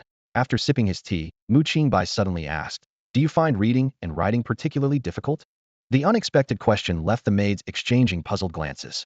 Seeing their hesitation, Mu Qingbai chuckled. Just speak your mind. What's there to think about? Xiaohong carefully replied. To be honest, Master Mu, we do find it challenging. We're only able to read, thanks to Our Lady's kindness. It wouldn't be right to complain. Mu Qingbai nodded. I find it difficult too. The characters are too complex. Yesterday, writing 2 court memorials nearly killed me. The maids giggled behind their sleeves. But Master Mu, you're still so young. Looking thoughtful, Mu Qingbai asked, What if we could simplify the characters? Wouldn't that make learning easier? The maids froze at this suggestion, looking somewhat fearful. Mu Qingbai picked up his brush and wrote 2 versions of the character, Ju, one traditional, one simplified. The maids stared at the paper in disbelief. Though similar in appearance, the second character used far fewer strokes. They were amazed not only by Mu Qingbai's idea, but by his boldness in actually writing it down. The maids sensed this was too significant a matter for them to comment on. They exchanged glances, reaching a silent understanding. Master Mu, we must take our leave. Xiaohong quickly grabbed the paper and rushed out. Soon after, the maids presented the paper with the 2 characters to Yin Xiubai. Her eyes lit up as she carefully examined the writing. Such brilliance. The simplified character maintains its essence while being instantly recognizable, Yin Xiubai exclaimed. Noticing the maid's hesitation, she asked, Is something wrong? They stammered. We're not sure, my lady, but something feels improper about it. Yin Xiubai paused, then smiled. Xiaohong, Master Mu was right about you. Though confused, the maids brightened at their lady's smile. Shall we invite Master Mu to join you? No need. Return and attend to him well. Yes, my lady. Yin Xiubai studied the 2 characters thoughtfully before calling out. Send for my carriage. Yes, my lady. Old Huang responded from outside. I'm going to the palace. Later, Qingbai arrived at the palace. Yunlan had commissioned a lake modeled after Mirror Lake, with the imperial study positioned alongside it. When calm, the water's surface was mirror-like. Yet Yunlan felt it somehow fell short of the prime minister's Mirror Lake, though she couldn't quite explain why. The emperor sat quietly by the lake, his expression unreadable. Mingyu stood respectfully by his side, reporting everything she had observed at the residence of the Grand General of the state. After listening, Yunlan did not immediately react. Instead, he gazed at the calm surface of the lake, as if lost in thought. Your Majesty, will you not issue an edict? Mingyu asked cautiously, breaking the silence. Yunlan slowly turned his head and looked at Mingyu with sharp eyes. What edict? To whom? Mingyu was momentarily speechless, then replied. Naturally, to Chancellor Chai. Yunlan's lips curved into a slight, meaningful smile. Qingbai originally intended for him to propose a harmful policy to the nation, and then have Qingbai impeach him. Mingyu, what do you think would be his fate if things went as planned? Mingyu frowned in thought for a moment, then shook her head. Your Majesty, I find it hard to say. Oh, Yunlan raised an eyebrow. Share your thoughts. Mingyu carefully responded. According to Qingbai's impeachment memorial, everything is just baseless speculation. How can something that hasn't happened be predicted to occur in such an unrealistic manner? It's too incredible. Yunlan nodded in approval. Exactly. Chancellor Chai and the civil officials would say the same, and the military officials who proposed the impeachment would face criticism and attacks from the civil group. So, since Qingbai has brought it up, this matter cannot be stopped. Mingyu's brow furrowed deeply, still puzzled. But what is Qingbai's ultimate plan? Good question. Yunlan stood up and began to pace. This policy of switching from rice to mulberry, even if not proposed by Qingbai, would have been suggested by someone else. Qingbai dares to be the first, intending to show weakness to the civil officials and give me an explanation, while also setting a trap for the Jiangnan civil officials. A trap? Mingyu inquired further. Yes, a big trap, Yunlan said with deep meaning. Mingyu remained bewildered. But if things develop as Qingbai envisions, and General Yin arranges for someone to impeach Qingbai, that memorial will become a warning for the Jiangnan group. Yunlan chuckled lightly.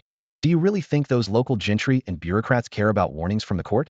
Everyone knows that corrupt officials face no good end when exposed, yet there are still those who are greedy. So Jiangnan's switch from rice to mulberry will surely lead to disaster, and furthermore. Mingyu pressed on.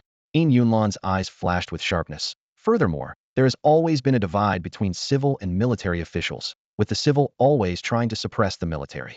The impeachment by the military will not serve as a warning, but will instead fuel their arrogance. Mingyu suddenly understood. Qingbai is indeed deeply scheming, laying out the grand plan to clean up old ministers for the Empress. If this is true, Qingbai is truly formidable. Yunlan nodded slightly, seemingly satisfied with Mingyu's understanding. Mingyu hesitated for a moment, then tentatively said, but it will be the people of Jiangnan who suffer. Yunlan's expression turned cold instantly. I said, someone would have done it first. Mingyu immediately fell silent, realizing that the emperor had already made his decision and she should not speak further. Yunlan's tone softened slightly. Mingyu, you should learn from Qingbai. This is true wisdom in governing a nation, to think as I think and worry as I worry. Mingyu bowed respectfully. Your Majesty, I am merely a sword in your hand. A sword has no thoughts of its own. At that moment, a guard approached quickly and whispered a few words in Yunlan's ear. Yunlan nodded slightly and said to Mingyu, the Grand General of the state and Chancellor Chai are waiting outside the hall to see me. Yunlan sat with poise in the imperial study, exuding an air of authority mixed with a hint of leisure. She waved her hand and said, everyone's here, I see. Bring the memorial from Minister Chai. She then added, Minister Chai is getting on in years.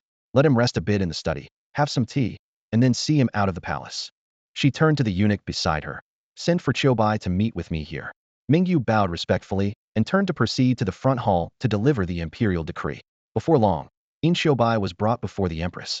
Her gaze involuntarily fell on the memorial held by the eunuch, then uneasily shifted to Yunlan. Noticing her sister's concern, Yunlan gestured for her to sit and enjoy some tea. The Empress picked up the memorial, reading it with a meaningful smile. Impressive indeed. As expected from a loyal minister who served since the previous emperor's reign, the memorial is beautifully written. Qingbai was taken aback and looked at her sister in confusion. Your Majesty, she began, but Yunlan raised a hand to stop her. The Empress casually tossed the document onto a nearby low table, smiling indulgently. What brings you to the palace? Speak freely, nothing will be denied. Qingbai glanced worriedly at Mingyu, seemingly seeking support. Mingyu, however, pretended not to notice and stood quietly. Yin Yunlan walked over to her sister, gently lifting her chin to meet her gaze. You, my dear, worry too much. Qingbai bit her lip but couldn't help asking. Your Majesty, aren't you going to reject this memorial? Yin Yunlan chuckled. Oh, you haven't listened to a word I've said, have you? I don't want to hear about this matter right now. Tell me about your own concerns. Mingyu lowered her head, thinking to herself that only Qingbai could be so persistent with the Empress. After all, Qingbai was the Empress's only family. Is it about Mu Qingbai? Yin Yunlan asked. Yes. Qingbai couldn't help but glance again at the document on the table. Yin Yunlan bent down to take the paper from Qingbai's hand. Her expression turned serious upon reading it. Mingyu, at your service. Mingyu responded promptly. Yin Yunlan gave her a look, and Mingyu understood, immediately dismissing everyone else from the room, leaving only the Empress and her sister. Only then did Yin Yunlan spread the paper on the table, smiling with a resigned sigh. Mu Qingbai certainly knows how to create surprises. I don't even have to think to know these 2 words were written by him. It's a shame his handwriting is so poor. Qingbai's focus remained entirely on the memorial, not hearing her sister's remarks. Enough. Yin Yunlan raised her voice. Stop thinking about changing rice fields to mulberry fields. I will make the decision. What? Do you not trust me? Qingbai snapped back to attention and quickly stood, saying, Of course, I trust your Majesty. Seeing this, Yin Yunlan couldn't help but smile, pinching her sister's cheek. I was just teasing you. Why so anxious? She turned serious. Tell me, who else has seen these words? Qingbai replied truthfully. Besides me and Mr. Mu, a few maids have seen it. Can they be trusted? Yin Yunlan pressed.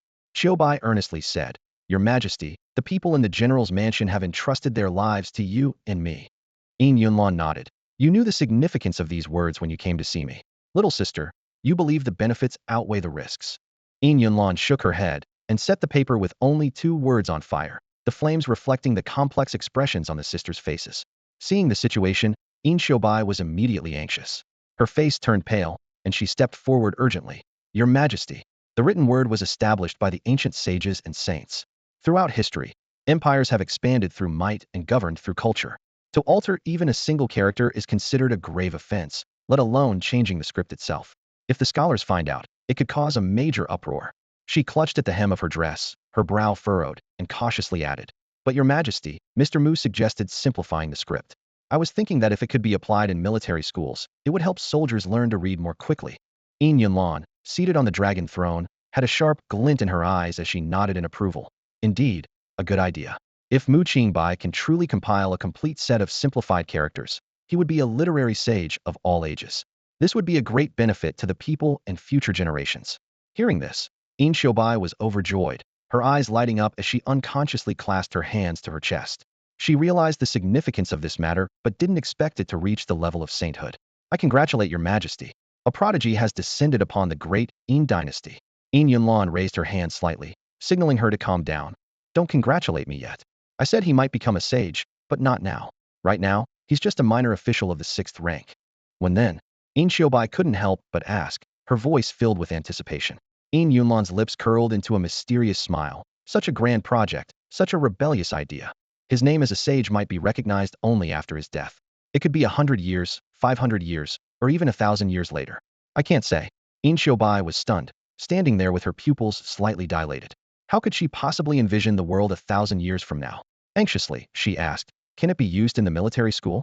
Her voice carried a sense of urgency.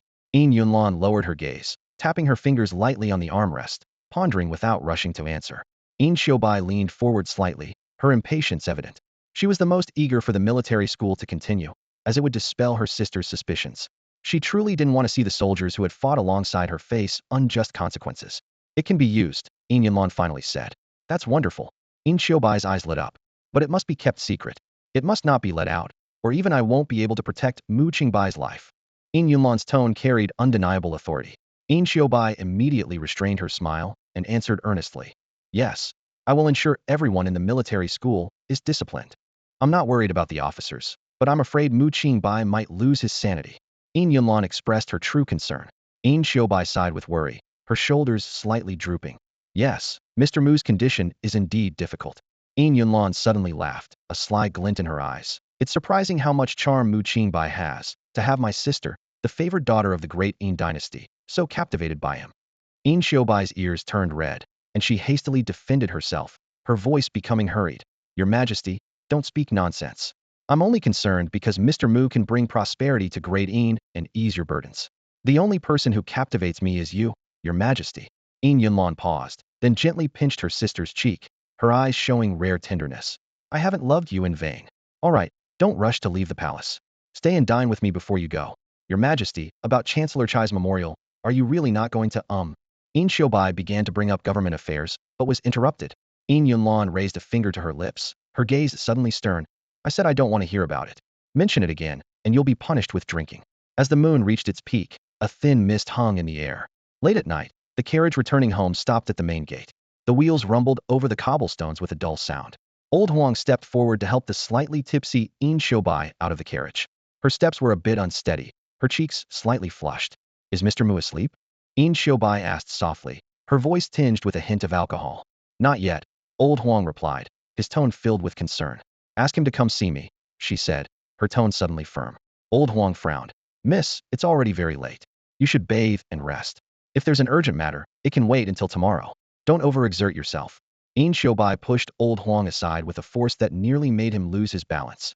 Ask Mr. Mu to come to my courtyard. Old Huang watched her stubborn silhouette with a sigh and turned to Xiao Wan. Go and fetch Mr. Mu. Xiao Wan hesitated, worry etched on her brow. Is this appropriate? Mr. Mu is a man. How can he enter the young lady's chambers? In the past during battles, there weren't so many rules and formalities. Go on, go on.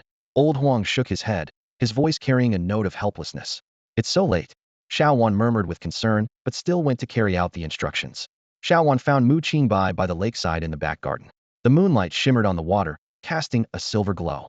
Mr. Mu, she called softly. Mu Qingbai turned to look at her, a look of surprise on his face. Perfect timing. I suddenly have a question. Could you help me answer it? Xiao Wan lowered her eyes, speaking softly. I'm afraid I don't have the young lady's wisdom and might not be able to answer Mr. Mu's question. Just listen first. Mu Qingbai's eyes sparkled in the moonlight. If someone pushes me into the water and I drown, would that be considered murder? Xiao Wan looked at him, puzzled, her brow furrowed. Of course, but who in this manner would push Mr. Mu into the lake? Mu Qingbai didn't respond directly, instead asking, if I knew how to swim but let myself sink and refused anyone's help, would that be considered suicide or murder? Xiao Wan was taken aback by the question, unable to respond for a long moment, her eyes wide and her lips parted without a word. Good question. She truly couldn't answer it. Mu Qingbai shook his head at her reaction. What did you come to find me for? The young lady requests your presence, Xiao Wan replied, quickly coming back to the task at hand. Mu Qingbai nodded. I'll go right away. Xiao Wan, full of curiosity, led Mu Qingbai to Een Xiaobai's residence and waited at the door. At that moment, Old Huang arrived, his step steady, though his face showed signs of weariness. What are you thinking about? Old Huang asked. Uncle Huang, if someone pushes me into the lake and I let myself sink, refusing help, would that be considered suicide or murder? Xiao Wan repeated Mu Qingbai's question.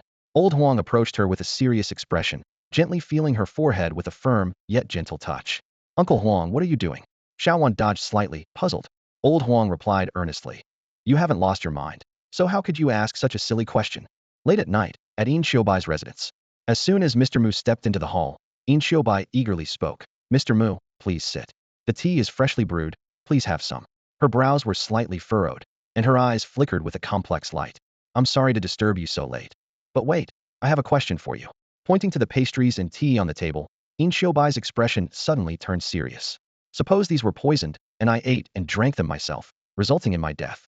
Would that be considered suicide or murder? Mu Qingbai was momentarily surprised by her words. Then he appeared thoughtful. Een Xiaobai watched Mu Qingbai intently, seeking an answer, and pressed her lips together before sighing. Well, do you think that's a good question? She shook her head. Never mind, it was wrong of me to call you here so late. Mr. Mu, you're unwell and should rest. Someone, please escort Mr. Mu back. Mu Qingbai quickly waved his hand. Okay, I was wrong. Forget I said anything, go ahead and ask. Een Xiaobai scrutinized Mu Qingbai once more, ensuring he was clear-headed before speaking. I've had your impeachment memorial urgently submitted to the palace, but the emperor doesn't seem to care. What do you mean by doesn't care? Mu Qingbai was stunned, clearly not expecting this turn of events. Een Xiaobai explained. After reading it, the emperor not only didn't reject the proposal submitted by Minister Chai, but seems intent on continuing to promote the policy of switching from rice to mulberry cultivation. Mu Qingbai frowned. Are you saying the Empress is an oblivious ruler who only cares about making money, disregarding the people's welfare? Een Xiaobai hastily shook her head. No, the emperor is by no means a tyrant. She is a wise ruler who ascended the throne amidst war and deeply understands the people's suffering. She would never. Mu Qingbai interrupted. Stop. I know your admiration for the Empress is unwavering.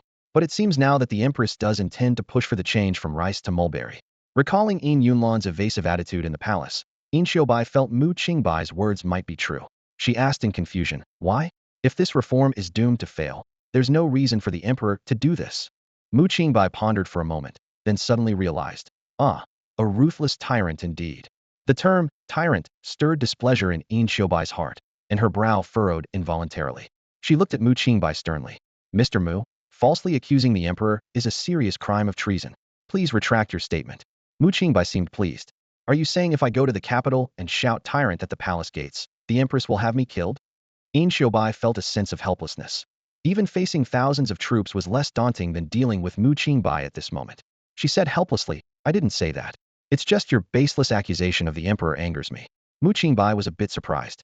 I thought tyrant was a compliment. You actually understood it that way. Compliment. Yin Xiaobai exclaimed in surprise. Tyrant has always been the most vicious insult to a ruler. How can it be a compliment? If it were anyone else, she would have taken harsh measures long ago, rather than being so patient now. Mu Qingbai asked in confusion. Isn't the heavens as a chessboard, stars as pieces, the earth as a lute, and roads as strings worthy of the title of tyrant? Yin Xiaobai's eyes brightened, and most of her anger dissipated. Well said. The heavens as a chessboard and stars as pieces, the earth as a lute and roads as strings. Such grandeur. She then corrected. Mr. Mu, this should describe an enlightened ruler, not a tyrant. What is a tyrant? Someone who, for personal gain, disregards the lives of the people is a tyrant. For instance, the late emperor, who indulged in pleasures amidst chaos. Mu Qingbai said calmly. Doesn't the empress use the Jiangnan region as a chessboard and the people of Jiangnan as pieces? In your view, isn't that tyrannical? Yin Xiaobai was stunned by his words. Mu Qingbai continued. Knowing it's impossible, but still doing it, letting the civil officials handle the switch from rice to mulberry, which will surely lead to disaster. Using this disaster as a means to weaken the old ministers from the previous dynasty. Isn't that tyrannical? Yin Xiaobai's heart trembled. Her pupils slightly contracted. You mean, the emperor? Mu Qingbai smiled. Someone who treats human lives as insignificant, isn't that a tyrant? Or are they a saint? Yin Xiaobai was shaken to the core, her lips moved, but she couldn't utter a single word of rebuttal. At this moment, she felt that Mu Qingbai was the clearest-minded person in the world. Ah, brilliant. Mu Qingbai suddenly shouted, startling Yin Xiaobai out of her daze. Mu Qingbai clapped his hands, laughing joyfully. So brilliant. I'll write a memorial denouncing the tyrant. I refuse to believe I won't survive this time. You stay here. I have to get back to work. After Mu Qingbai left, Yin Xiaobai remained lost in thought for a long time. Old Huang entered, worriedly asking, Miss, did Mr. Mu have another episode? Xiaowan also looked at Yin Xiaobai with concern. Miss, are you alright? Did Mr. Mu's episode scare you? Yin Xiaobai shook her head. It's not Mr. Mu's fault. He's not ill. In fact, I think he's the clearest-minded person in the world. The next morning, the sky was just beginning to lighten. The autumn wind was biting, cutting into one's neck like a sharp blade. Old Huang, who had been living a comfortable life for a long time, couldn't help but wrap his clothes tighter around himself, thinking to himself, getting old really does make even the autumn wind feel overwhelming. Suddenly, Old Huang's eyes widened as if he'd seen a ghost. He saw Mu Qingbai walking briskly past him, greeting him warmly. Today was not a day for court, so officials of the Dayu dynasty should have been enjoying their rare day off. Seeing Mu Qingbai voluntarily up so early on a morning without court was something Old Huang could hardly believe. Just then, Xiao Wan came running out in a hurry, barely catching her breath before anxiously asking, Uncle Huang, have you seen young Master Mu? He just left, Old Huang replied tersely. Xiao Wan immediately instructed, quick, send someone fast with the young lady's command to the palace gate, saying it's her order to intercept young Master Mu's memorial. Hearing this, Old Huang felt a headache coming on, thinking, what is Mu Qingbai up to now? If the young lady is doing this, His Majesty is bound to find out. But seeing Xiao Wan's anxious expression, he could only agree. All right, just hurry up and do it. Meanwhile, Mu Qingbai, dressed in his sixth-rank official robes, had already arrived at the imperial city alone. On a day without court, his arrival made the palace guards at the gate stand alert. Mu Qingbai solemnly handed over the memorial to them, his eyes shining with determination, as if entrusting something of great importance. Make sure it reaches His Majesty, Mu Qingbai instructed firmly. The palace guard, feeling pressured by his intense gaze, quickly responded, Rest assured, Lord Mu, I understand. With that, he rushed into the depths of the palace, the oppressive feeling of being watched only easing once he disappeared into the shadows. At that moment, a burly man suddenly blocked the guard's path. The guard's face darkened as he instinctively reprimanded. How dare you, a lowly servant, block my way? But before he could finish, he saw a command token presented before him. The guard was taken aback and quickly bowed his head. Forgive me, I didn't recognize you were from the general's residence. The burly man raised his hand in salute, speaking calmly. Greetings, I am here on orders to retrieve Lord Mu's memorial. The guard, seeing the man's gesture, was dumbfounded. But this isn't in accordance with protocol. The memorial is supposed to be submitted to the Directorate of Ceremonies. If you take it, His Majesty will surely know, and I'll be held accountable. The man replied indifferently. No need to worry. The general's residence won't make things difficult for you. Just tell the palace the truth. As he spoke, he stepped forward, continuing to demand the memorial. The young eunuch's eyelids twitched, thinking, I've heard these military men are stubborn and fearless, and now I've seen it for myself. How could he dare hand over the memorial like that? If he's truly questioned, he wouldn't even have a chance to defend himself.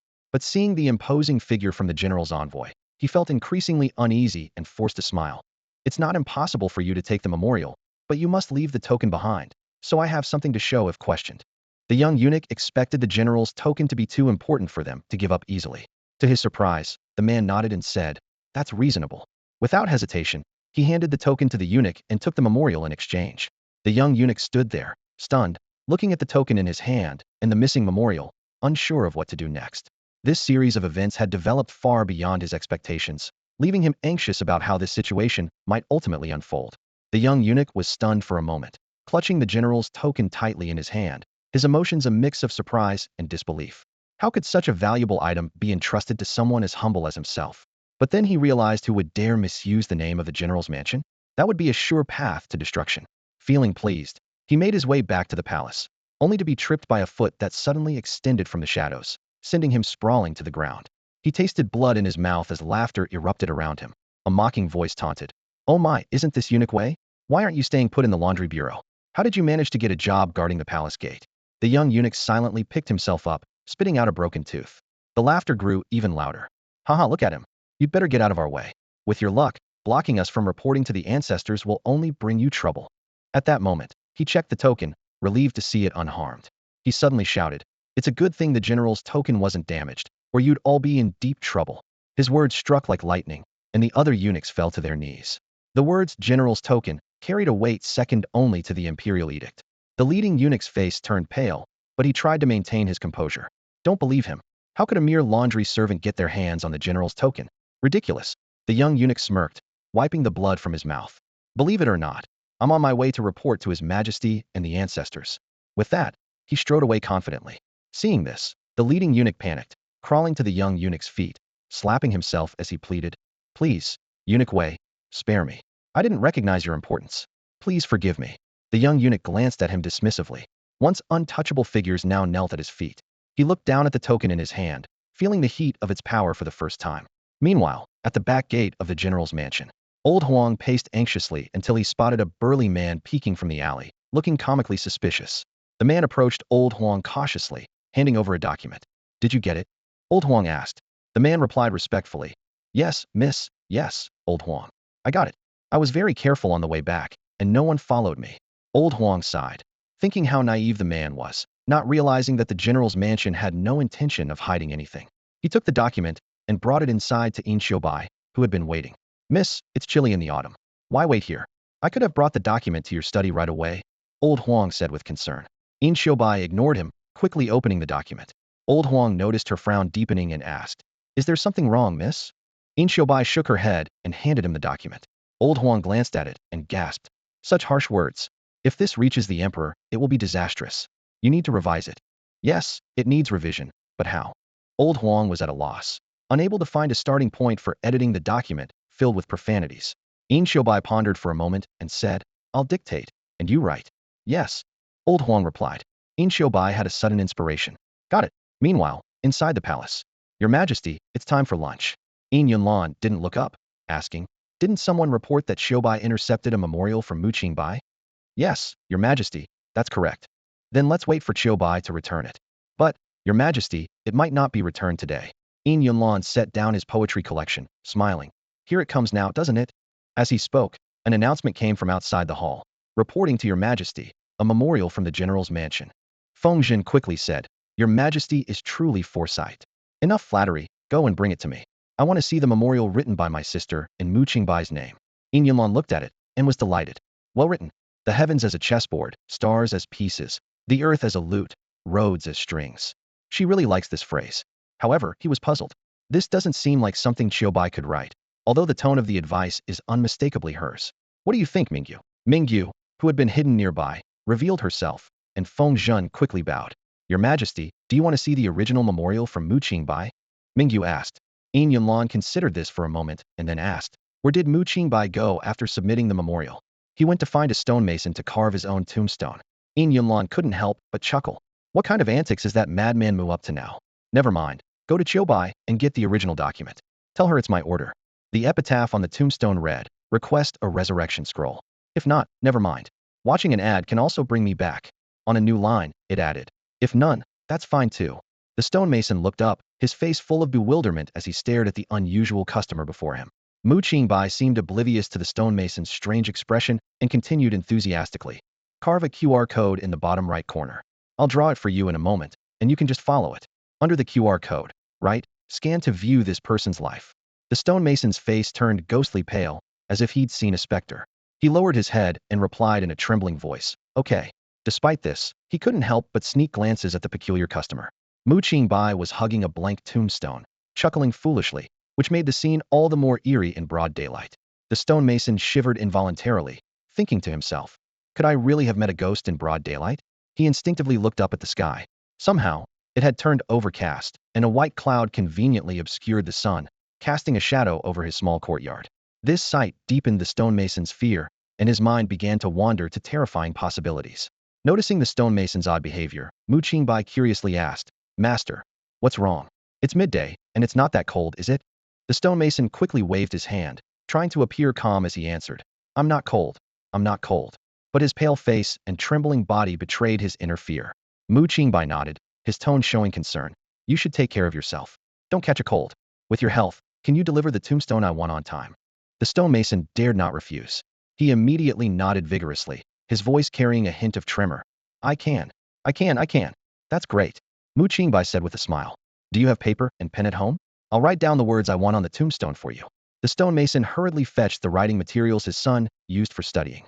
Mu Qingbai took the pen, eagerly drew a QR code on the paper, and then handed it to the stonemason.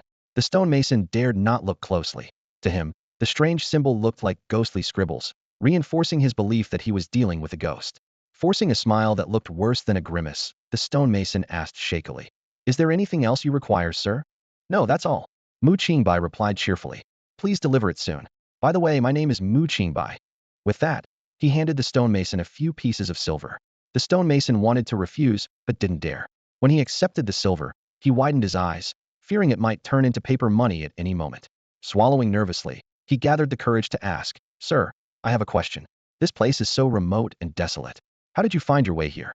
Mu Qingbai laughed and replied, Don't underestimate yourself. Good wine needs no bush. I asked someone at the alley entrance, and that person, shaking, pointed me in your direction. Hearing this, the stonemason nearly ground his teeth in anger, inwardly cursing. That coward at the alley entrance, just wait until I get my hands on you. The stonemason cautiously escorted Mu Qingbai to the door. Just as Mu Qingbai stepped out, a loud bang came from behind him. Startled, he turned to see the door had closed, and he heard the hurried sound of the lock being secured. Mu Qingbai walked out of the alley, puzzled, only to unexpectedly encounter a group of well-dressed noble youths. One of them pointed at him and shouted sternly, Are you Mu Qingbai?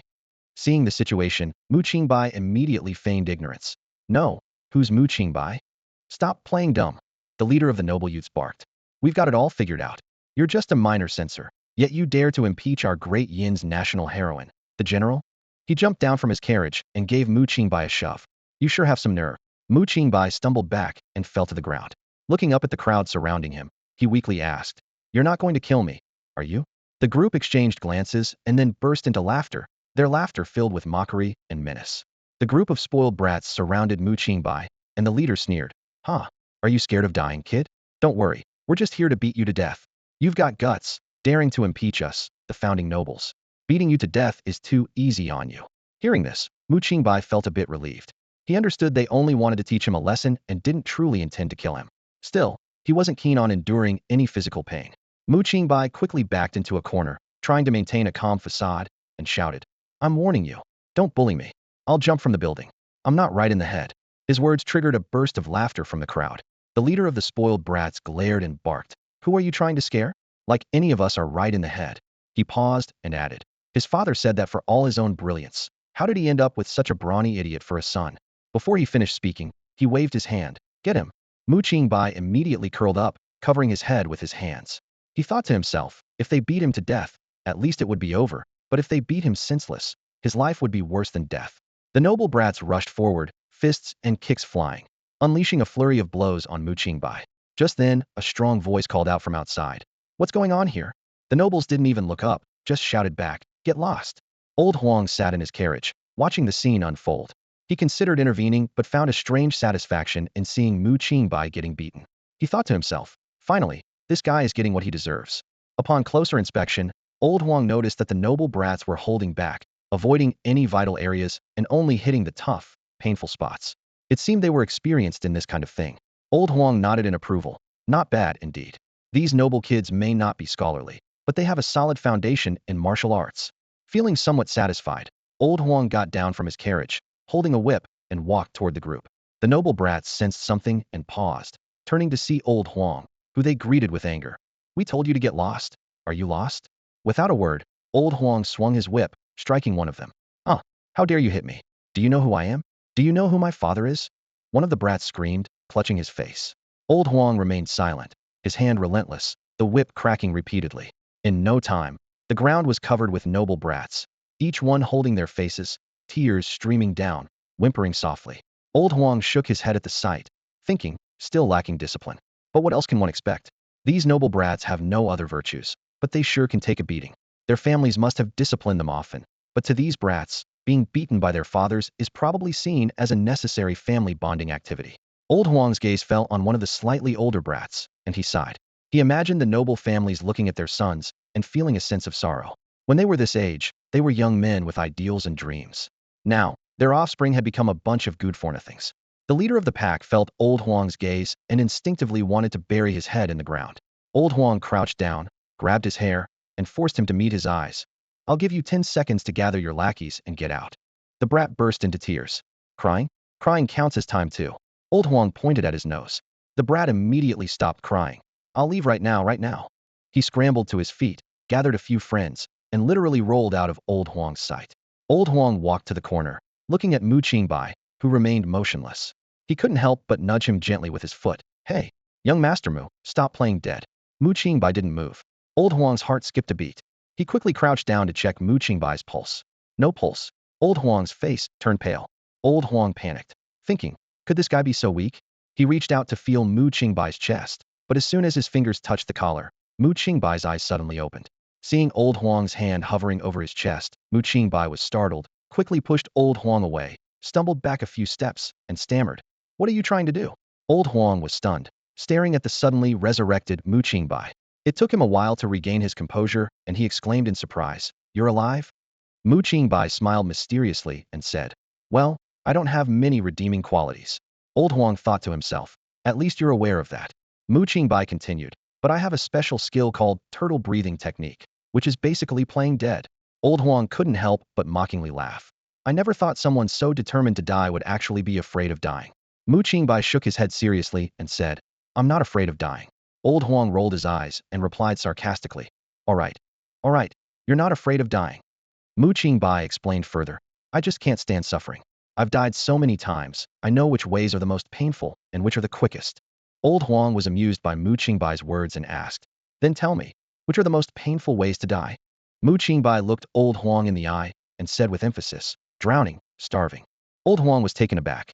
For some reason, Qingbai's words were so earnest, it didn't seem like a joke. It was as if he really had died before. Old Huang quickly dismissed this absurd thought, thinking, Haha, I'm being silly. How could a living person have died? Talking nonsense costs nothing, claiming to have died twice, no less." Old Huang helped Qingbai up and thoughtfully brushed the dust off his clothes. He was worried about getting scolded by the young lady when they returned, hoping Qingbai would put in a good word for him in return for his gesture. Qingbai suddenly asked, "Butler Huang, those were noble children. Aren't you afraid of their retaliation for being so heavy-handed?" Old Huang scoffed. "Retaliation? Them? They wouldn't dare. If they ask their fathers, they'd know that when I led troops to battle, their fathers all called me general. Mu Qingbai reminded him. But they don't know who I am. Old Huang retorted. But they know me. So, Master Mu, be cautious when you go out in the future, don't let them catch you. Mu Qingbai looked at Old Huang speechlessly, thinking, so you're putting this on me, huh? He then asked, who are these brats? Do you know them, Old Huang? Old Huang shook his head, I don't know. Mu Qingbai nonchalantly said, never mind, I'll just report them all. Beating an Imperial Censor in the street, at least they'll get a good scare. Old Huang gave Mu Qingbai a disdainful look, thinking, you? A mere 6th rank official wanting to challenge noble families? That's like an ant trying to shake a tree. However, Old Huang didn't stop him. He thought to himself, now that the empire is at peace, these nobles have gotten a bit too arrogant. Letting Mu Qingbai take this to the emperor might help curb their arrogance. Old Huang was anxious, worried that if Mu Qingbai returned looking so disheveled, they might run into the young lady and he would be punished. Suddenly, a thought struck him, and he suggested, Master Mu, how about going fishing? Meanwhile, Mingyu arrived at Yin Xiubai's residence. Lord Ming, why are you here again? Yin Xiubai asked. Mingyu replied, I'm here for the original draft of Master Mu's memorial. Yin Xiubai, having anticipated this, calmly responded, I burned it. Mingyu said helplessly, General Yin, I can't report back to the palace like this. Yin Xiubai replied calmly, just relay my words to His Majesty as they are. Mingyu, curious, asked, His Majesty is curious how you could write such a beautiful piece? I'm also curious, how bad was Mu Qingbai's original for you to take over? Hearing this, Yin Xiubai's ears turned red. Though she had some literary knowledge, she wasn't good at writing. The words I write are those of Mu Gongzi, and the memorials are all heartfelt expressions. Standing by the lake, Yin Xiubai tossed a nut into the water, creating ripples. As she listened to Mingyu, she understood the underlying message. Mingyu came with the emperor's intentions, serving both as a warning and a reminder. General Yin, you have the emperor's favor, a unique position in our dynasty. Do not defy the emperor, Mingyu warned. Yin Xiubai took a deep breath and nodded reluctantly. I understand. The emperor's message is to keep Mu Qingbai in check, to stop him from writing any more advisory essays. Before the emperor implements the policy of replacing rice with mulberry, let him stay put. If he can't, find him a task to keep him occupied. She turned irritably and instructed her attendant, go bring Mu Gongzi back. Soon after, Mu Qingbai arrived by carriage at the lakeside. Old Huang smiled and said, Mu Gongzi, this is the best lake near the capital. Mu Qingbai asked, puzzled, isn't Jing Lake the best? Old Huang chuckled. That's what they say, but who dares to fish in Jing Lake? Besides, whether there are fish in Jing Lake is questionable, but the fish here are the plumpest I've seen.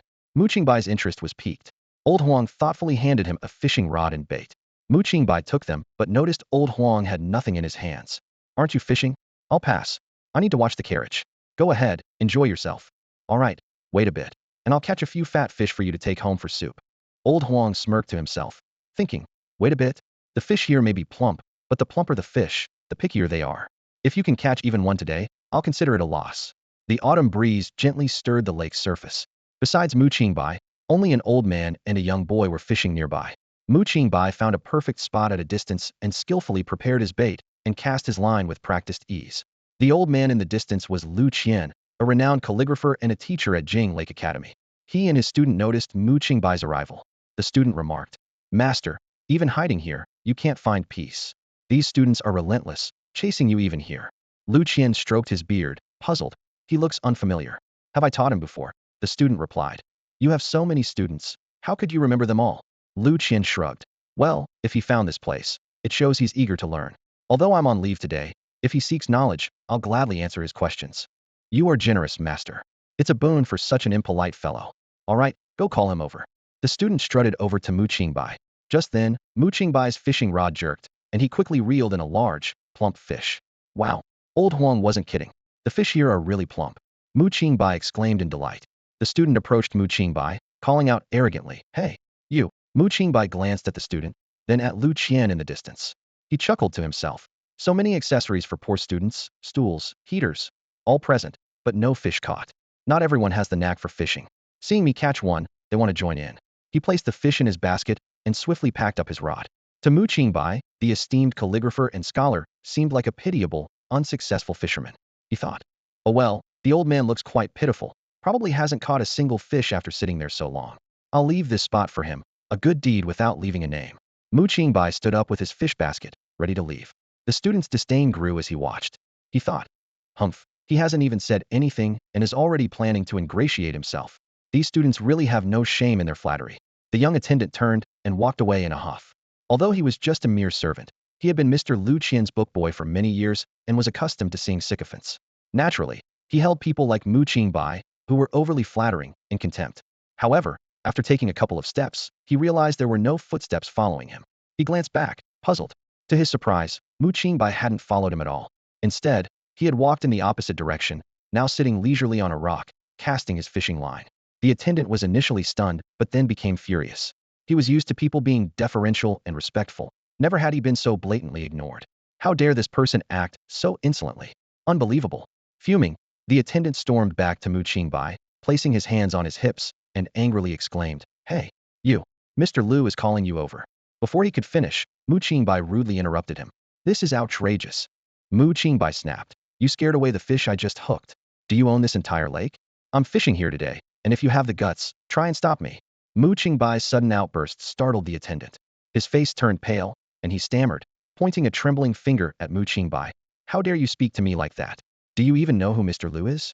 Mu Qingbai, unimpressed, picked up a stone and threatened, "Get lost. You're really pushing your luck. Just wait and see." He made a motion as if to throw it. Terrified, the attendant fled, stumbling and scrambling away. Mu Qingbai snorted disdainfully. "Can't even handle that." He then tossed the stone aside, dusted off his hands, and calmly resumed fishing, ignoring the attendant's hasty retreat. The attendant rushed back to Lu Qian, dramatically embellishing his tale. "Sir, that ruffian was so disrespectful, he didn't even care about your name. I mentioned you, but it didn't faze him. He even threatened to stone me. If I hadn't run away quickly, I wouldn't be here to serve you." From a distance, Lu Qian had witnessed the scene, though he couldn't hear the conversation. He could tell that the young man wasn't one of his students and that their encounter was purely coincidental. The misunderstanding arose from his attendant's presumptions. Lu Qian glanced at him without comment, knowing the boy's usual behavior and thinking it might be a good lesson for him. Unaware of Lu Qian's silent reprimand, the attendant continued to complain, "Sir, that person is incorrigible and unteachable." Lu Qian interrupted. "Quiet. You're scaring the fish away." The attendant paused, begrudgingly muttering, "It's all that guy's fault, ruining your peaceful fishing." Lu Qian glanced towards Mu Qingbai in the distance, noticing he had already caught a second fish, while his own basket remained empty. How odd. The fish in this lake were known to be picky, yet this young man had caught 2 in a row, while he had sat there all morning without a single catch. Could it be the bait? Just as Lu Qian pondered this possibility, he saw Mu Qingbai reel in a third fish. He couldn't help but twitch his eye, forcing himself to focus on his fishing rod. As Mu Qingbai caught a 4th fish, Old Huang hurried over to him, whispering a few words. Reluctantly, Mu Qingbai packed up his fishing gear, but not before showing off the 4 plump fish to Old Huang. Old Huang was stunned, his eyes wide open in disbelief as he looked at the 4 plump, fresh fish in Mu Qingbai's hand. "Did you really catch these? You didn't just scoop them up, did you?" His voice was full of doubt. Mu Qingbai frowned, a hint of displeasure in his tone. "What are you implying? Even if I had the skills, it's freezing cold in autumn. Do you think I dare go into the water?" Old Huang clicked his tongue, attributing it to Mu Qingbai's beginner's luck. He cleared his throat and changed the subject. "Indeed. Master Mu, Miss has sent someone to find you. We should head back to the manor." Mu Qingbai nodded in agreement and casually remarked, "Perfect. I have something to discuss with your Mississippi." In the distance, Lu Qian couldn't sit still when he saw Mu Qingbai leaving with 4 big fish in such a short time. He got up and asked the scholar beside him, "Sir, where are you going?" The scholar respectfully replied, "To inquire about what bait they're using."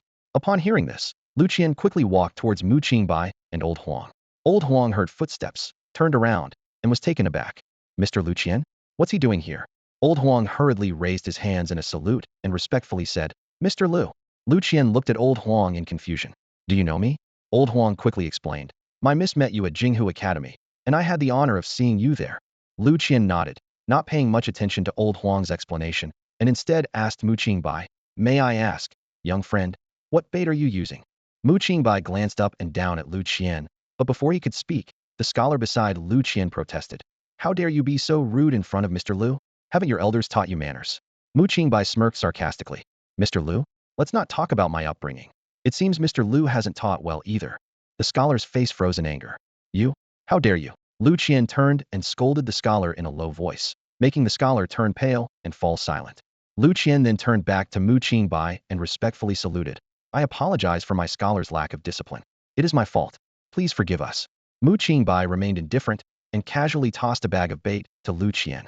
Lu Qian caught it and said, "Thank you for your gift, young friend." Without another word, Mu Qingbai turned and left. Old Huang inwardly lamented and quickly bowed to Lu Qian before rushing after Mu Qingbai. The scholar, still fuming, muttered, "Sir, that fellow knows less about manners than a servant." Lu Qian gave him a cold glance.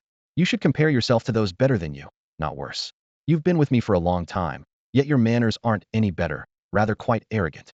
The scholar quickly lowered his head in apology. "Sir, I deserve punishment." Lu Qian replied calmly, "When we return to the academy, go sweep the front courtyard." The scholar was stunned and quickly knelt down. "Sir, don't abandon me." Lu Qian retorted, "You don't want to sweep?" The scholar hastily said, "I want to stay by your side and learn." Lu Qian coldly stated, "If you don't want to sweep, leave the academy. If you can't learn manners from me, how can you learn from other teachers?" The scholar was completely at a loss, kneeling in a daze. In the carriage, Old Huang looked at the four plump fish, feeling a mix of emotions. As an experienced angler, he was outdone by a novice. However, what troubled Old Huang more than the fish was Mu Qingbai's attitude towards Mr. Lu. "Master Mu, do you not know the old gentleman we just met?" Old Huang asked cautiously. "I do," Mu Qingbai replied flatly. "You do?" Old Huang asked in surprise. "Then why did you?" Mu Qingbai interrupted. "I just met him, didn't I? Mr. Lu, right?" Old Huang was at a loss for words. Mu Qingbai suddenly changed the subject. "By the way, what's the name of this lake? The fish here are really plump." Old Huang paused and replied, This lake is called Shengshui." The carriage slowly approached the entrance of the Bai residence, the wheels making a gentle creaking sound as they rolled over the cobblestones. Old Huang skillfully handled the reins while he couldn't help but ask, "Young Master Mu, you mentioned earlier that you have something to discuss with Miss Bai. May I boldly ask what it is?" Mu Qingbai leaned back inside the carriage, gazing out the window into the distance. He replied in a calm tone, "It's nothing major, just thinking of getting a small place of my own." Old Huang furrowed his brow slightly, his voice tinged with concern. "Is the Bai residence not comfortable for you?" "It's not that, Old Huang." Mu Qingbai sighed softly. "Your young lady and I, we're just not of the same ilk. She has a world of her own in her heart, and I—" He paused, his voice lowering. "I'm just someone who finds little meaning in life." With that, Mu Qingbai swiftly jumped off the carriage, patted Old Huang on the shoulder, and strode into the Bai residence. Old Huang watched his departing figure, momentarily at a loss. Inside the residence, a perceptive servant greeted Mu Qingbai with respect and guided him to the scenic lake in the back garden. The lake's clear waters reflected the sky and clouds, with lush flowers and trees adorning the shore, creating a pleasant view. Qingbai had been waiting for some time, standing by the lake with a hint of weariness in her expression. Seeing Mu Qingbai approach, she mustered her energy and managed a slight smile. "Young Master Mu, you're back." Mu Qingbai noticed her unease and asked with concern, "What's wrong? Is something troubling you?" Qingbai gently shook her head, her tone carrying a trace of helplessness. "Your memorial has been submitted to the palace, but there's been no response from the emperor. It seems the emperor's mind is made up and cannot be changed." Mu Qingbai was surprised. Didn't I insult her enough? The empress didn't have me killed? Should I say she has great tolerance, or that she's incredibly patient? Such a person is truly terrifying. Qingbai couldn't help but smile wryly. She thought to herself, Mu Qingbai still doesn't know that she intercepted his memorial. She sighed softly. It seems the people of Jiangnan are in for trouble. She noticed Mu Qingbai didn't respond and asked, "Young Master Mu, you don't seem surprised?" Mu Qingbai shook his head, his tone resolute. "Someone has to do this. If it's a reform, sacrifices are inevitable. If this can be achieved, sacrifices are a given. I submitted the memorial and insulted the empress, seeking only death, not expecting to persuade her." Qingbai was momentarily stunned, unable to speak before Mu Qingbai picked up a stone at his feet and tossed it into the lake. He turned to Qingbai, his expression serious. "Miss Bai, your family is affiliated with the general of the nation. I have a question, could you answer it for me?" Qingbai nodded subtly. "Please, go ahead, young Master Mu." "There's a rumor that the Empress's reverse scale is her own sister, the Grand General of the nation of the Great Qin dynasty. Is this true?" Mu Qingbai asked, looking directly into Qingbai's eyes. "It's true," Qingbai replied succinctly, then curiously asked, "Why is young Master Mu interested in such rumors?" Mu Qingbai didn't answer directly, but instead asked, "Do you remember when I previously impeached the Grand General of the nation?" A hint of wistfulness flashed in Qingbai's eyes, her tone slightly resigned. "I remember. How could I not? She suffered undeservedly, demoted by a rank and fined half a year's salary." Mu Qingbai mused, "It's hard to assess. Throughout history, everyone has their untouchable boundaries, yet the Empress is so calm. It's almost inhuman. I was so brazen, defying her, yet she didn't kill me. It's unbelievable." Qingbai tentatively suggested. Perhaps the Empress is benevolent and values the wise. Mu Qingbai waved his hand, decisively denying, impossible. The reason an emperor is to stand above all people. Otherwise, their authority will be challenged, and imperial power cannot be questioned. Unless. Yin Xiaobai prompted, a hint of curiosity in her eyes. Mu Qingbai took a deep breath, his expression earnest as he said, unless the Empress fell madly in love with me at first sight. Yin Xiaobai was momentarily stunned by his words. She wanted to laugh, but seeing Mu Qingbai's serious expression made her want to laugh even more. The gentle breeze by the lake brushed against their clothes, bringing a slight chill, yet it couldn't dispel the subtle awkwardness in the air. Once you've eliminated the impossible, whatever remains, no matter how improbable, must be the truth. Upon hearing this, Yin Xiaobai furrowed her brows, took a deep breath, and tried to calm her inner turmoil. Forcing herself to stay composed, she asked in a steady voice, "Could it be because you possess exceptional abilities to govern?" Mu Qingbai shook his head solemnly. "Possible, but not sufficient. No matter how impressive I am, the majesty of imperial power cannot be challenged." Yin Xiaobai sighed, thinking to herself that if it weren't for her efforts to mediate and protect him, Mu Qingbai would have faced severe consequences for his reckless actions several times over. She couldn't help but imagine how furious Mu Qingbai would be if he learned the hidden truth behind it all. She intended to drop the topic but couldn't resist countering. "Your reasoning doesn't quite add up." Mu Qingbai, undeterred, explained earnestly. "The power of love shouldn't be underestimated. Maybe it's my brilliance that has won the Empress's heart. After all, gold shines wherever it is." Hearing this, Yin Xiaobai took another deep breath, feeling a strong urge to hit Mu Qingbai over the head with a rock to see what could possibly make a sensible person so delusional. Suppressing her anger, she continued, "I just can't understand one thing. It's said that the imperial family is the most heartless, so how could the Empress be so sentimental?" Mu Qingbai was about to respond when Yin Xiaobai, unable to bear it any longer, interrupted him. "Enough, Mr. Mu. Stop speculating about the Empress's feelings." Mu Qingbai shrugged helplessly and changed the subject. "All right, then let's talk about something else. I want to purchase a house. It doesn't need to be big, just enough to live in." Yin Xiaobai frowned slightly. "Have the servants been neglecting their duties in serving you, Mr. Mu? If they've made mistakes, I will make sure to discipline them." Mu Qingbai quickly waved his hand in denial. No, it's a misunderstanding. The Bai family has treated me very well, no complaints at all. I just suddenly thought of the connection between the Bai family and the Grand General of the state. I did impeach the Grand General before, so I imagine the Bai family might be under a lot of pressure." Yin Xiaobai felt a warmth in her heart, realizing Mu Qingbai was concerned about her. She softly replied, "There hasn't been any pressure. General Yin appreciates you a lot."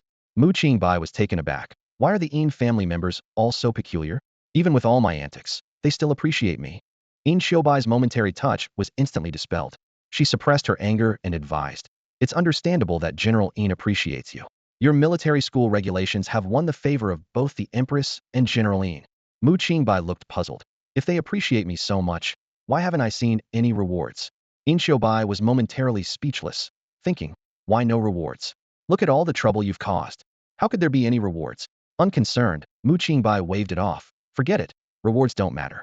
Besides, during my trip to Yuzhou, I did acquire quite a bit. Those corrupt merchants slipped me a lot of silver notes, enough to buy a small house in the capital."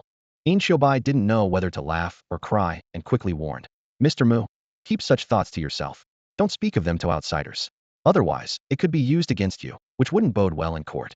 Mu Qingbai smiled faintly, thinking he wouldn't mind being impeached, even hoping for a swift end. But he understood Yin Xiaobai's good intentions, even if they weren't what he desired. Yin Xiaobai sighed softly and advised, "Mr. Mu, you've entered the court and achieved some accomplishments. The Empress has noticed and appreciates it. You have a bright future ahead, so why be so pessimistic?" Mu Qingbai asked in confusion, "What could I possibly achieve?" Yin Xiaobai encouraged him, "Do what you excel at, and that will be an achievement beyond others' reach." Mu Qingbai looked even more perplexed. "But what I excel at is stirring things up." Yin Xiaobai couldn't help but smile wryly, thinking this person truly doesn't respond to compliments. Suddenly, Mu Qingbai smiled with a mysterious air, "And I plan to stir things up right now." Yin Xiaobai's heart immediately filled with unease, accompanied by a strong sense of foreboding. She asked nervously, "Mr. Mu, what are you planning to do?" Mu Qingbai replied with a cryptic smile, "Give the Empress a reason." Yin Xiaobai looked at him, bewildered. "What reason?" Mu Qingbai's response hit her like a hammer. "A reason to kill me." "Ah." Yin Xiaobai stared at Mu Qingbai in shock, unsure how to react. Ever since that conversation with Yin Xiaobai, Mu Qingbai seemed like a changed man. He spent his days by the tranquil Shengshui lake, fishing rod in hand, eyes fixed on the calm water. However, fate seemed to play a trick on him. From that day on, he never caught another fish, as if a beginner's luck had run out. One cold morning, Qingbai could no longer hold back. He plunged into the icy lake, groping around in the water with his hands, trying to catch a fish barehanded. Lao Huang, unable to watch any longer, sighed and stepped into the water over the pebbles at the lake's edge. With his help, Qingbai finally caught a plump carp. Overjoyed, Qingbai danced around like a child, causing Lao Huang to shake his head in disapproval. Despite Qingbai's seemingly compliant behavior, a shadow of doubt lingered in Xiaobai's heart. She couldn't shake off the words Qingbai had said that day, "Give the Empress a reason to kill me," which haunted her thoughts. She knew Qingbai's cunning too well to let her guard down. One day, Xiaowan brought steaming tea to Xiaobai's side. Glancing down at the papers spread on the table, she asked in surprise, "Miss? What's going on? Is this military strategy?" Xiaobai sighed softly and explained, "This is a letter from Wu Hong, sent back while escorting Qingbai to Yuzhou. Qingbai and Wu Hong discussed a battle on paper, and even I couldn't help but gasp after reading it." She looked up and asked, "Has there been any news about Mr. Mu lately?" Xiaowan quickly replied, "Don't worry. Mississippi Lao Huang has been keeping an eye on him. It's said that Mr. Mu goes to Shengshui Lake to fish every day, but always returns empty-handed." Xiaobai nodded, then asked, "Any news from the palace?" Xiaowan was startled and quickly said, "Miss, we don't have any spies in the palace." Xiaobai chuckled, "I know. I mean, has there been any decree from His Majesty?" Xiaowan shook her head. "Miss, there hasn't been a decree from the palace for quite a while. Normally, His Majesty would summon you to the palace for a meal from time to time, but not recently." Xiaobai nodded thoughtfully. Indeed, the Empress had been quieter than Qingbai lately. She shook her head, setting aside her worries for the moment, and asked, "Are the gifts for the mid-autumn night banquet prepared for His Majesty?" "Miss, they've been ready for a long time," Xiaowan replied, just as Lao Huang's anxious voice came from outside. "Miss, something's happened." Lao Huang burst into the room, panic written all over his face. "Mr. Mu has gone to Dan's residence." Xiaobai was taken aback. Why would he go there? "Miss, aren't Mr. Mu and Dan political adversaries?" Lao Huang asked nervously. Xiaobai laughed. "Political adversaries? Hardly. Dan is a seasoned minister of 2 dynasties. He wouldn't pay much attention to a young upstart like Qingbai." Lao Huang replied earnestly, "Miss, I sent Huang Hu to follow him, and that's how I got the news. Just say the word, and I'll bring Mr. Mu back." Xiaobai shook her head with a smile. "Nonsense. At most, we're friends. If I send someone to bring him back, wouldn't that make him seem like my subordinate?" Lao Huang sighed inwardly, feeling sorry for his young mistress. He mumbled quietly, "Miss, you're a noble general. Why take this act so seriously?" Xiaowan chimed in, "Miss, Uncle Huang is right. Why do you put yourself through such hardship? It pains me to see it." Xiaobai cast a cold glance at the two of them, with a hint of helplessness in her voice. "What do you know? If I reveal my identity too hastily, young Master Mu will surely become wary. Outwardly, everything might seem the same, but inevitably, he will distance himself. He wouldn't treat me as just an ordinary merchant's daughter, accepting my goodwill without reservation and confiding in me." Old Huang frowned deeply, stubbornly advising, "If Qingbai knew your true identity, he might be moved by your humility and be willing to loyally follow you." Xiaobai sighed softly and shook her head in disappointment. If he truly cared about the identity of the general protecting the state, why would he have impeached me during his first court appearance? Old Huang persisted. "How can such a rebellious person be of any use to you, miss?" Xiaobai remained silent, quietly observing Old Huang. This silent gaze was more terrifying than a thunderous rebuke. "Miss, if I have spoken out of turn, you can scold or punish me. Just please don't look at me like that." Old Huang pleaded anxiously. Xiaobai withdrew her gaze, looking indifferently out the window at the branches. "Old Huang, with your military merits, isn't it beneath you to serve as a steward in my general's residence?" Old Huang was shocked and quickly knelt, his face filled with anguish. "Miss, you saved me back then, and I swore to follow you for life. Willing to do anything." Xiaobai snorted coldly. "And now you defy me, making you just as rebellious and unusable to me? Or have you been in this peaceful era for so long that you've forgotten the consequences of defying a commanding officer in the military?" Old Huang was at a loss for words, his face pale. He trembled as he moved forward, his forehead repeatedly hitting the ground. Bang, bang, bang. The dull sound echoed in the room. Xiaobai looked straight ahead, but a flicker of reluctance flashed in her eyes. "Enough, get up. If you question me again, you will leave the general's residence. I won't treat you unfairly. I'll request a position for you in the palace that matches your military achievements." "Yes, miss. I won't dare again." Old Huang raised his bloodied forehead. Xiaowan, feeling sorry, stepped forward to support Old Huang, but was stopped by Xiaobai's icy stare. "Xiaowan, the same goes for you." Don't let anyone say that I, Qingbai, do not manage my subordinates strictly. Xiaowan shivered and replied in a low voice, yes. Meanwhile, at the One family residence, a group of veteran civil officials who had served under two emperors gathered. They were there for one purpose: to discuss how to implement the national policy of converting rice fields to mulberry cultivation in the Jiangnan region, and which areas should adopt it. These shrewd officials immediately sensed the enormous profits hidden within Mu Qingbai's proposed policy. After all, who wouldn't want a share of the benefits, rather than just sipping on the leftovers? Minister 1, has there been any news from the Prime Minister's residence? One official asked eagerly. Another quickly followed up. Old One, how did His Majesty react after reading Minister Chai's memorial? Can the palace really stay so composed without leaking any information? When Gongdan's face was dark, and his gaze swept like a torch over the assembled ministers. These long-serving officials, usually calm and composed, now seemed as anxious as ants on a hot pan. He spoke coldly. Gentlemen, what has happened to you? It's only been a few days, and already you can't sit still? We haven't heard from the Prime Minister's residence, so we should wait patiently. What's the matter? Can't wait any longer? Then why not go directly to the Prime Minister's residence and ask Minister Chai yourself?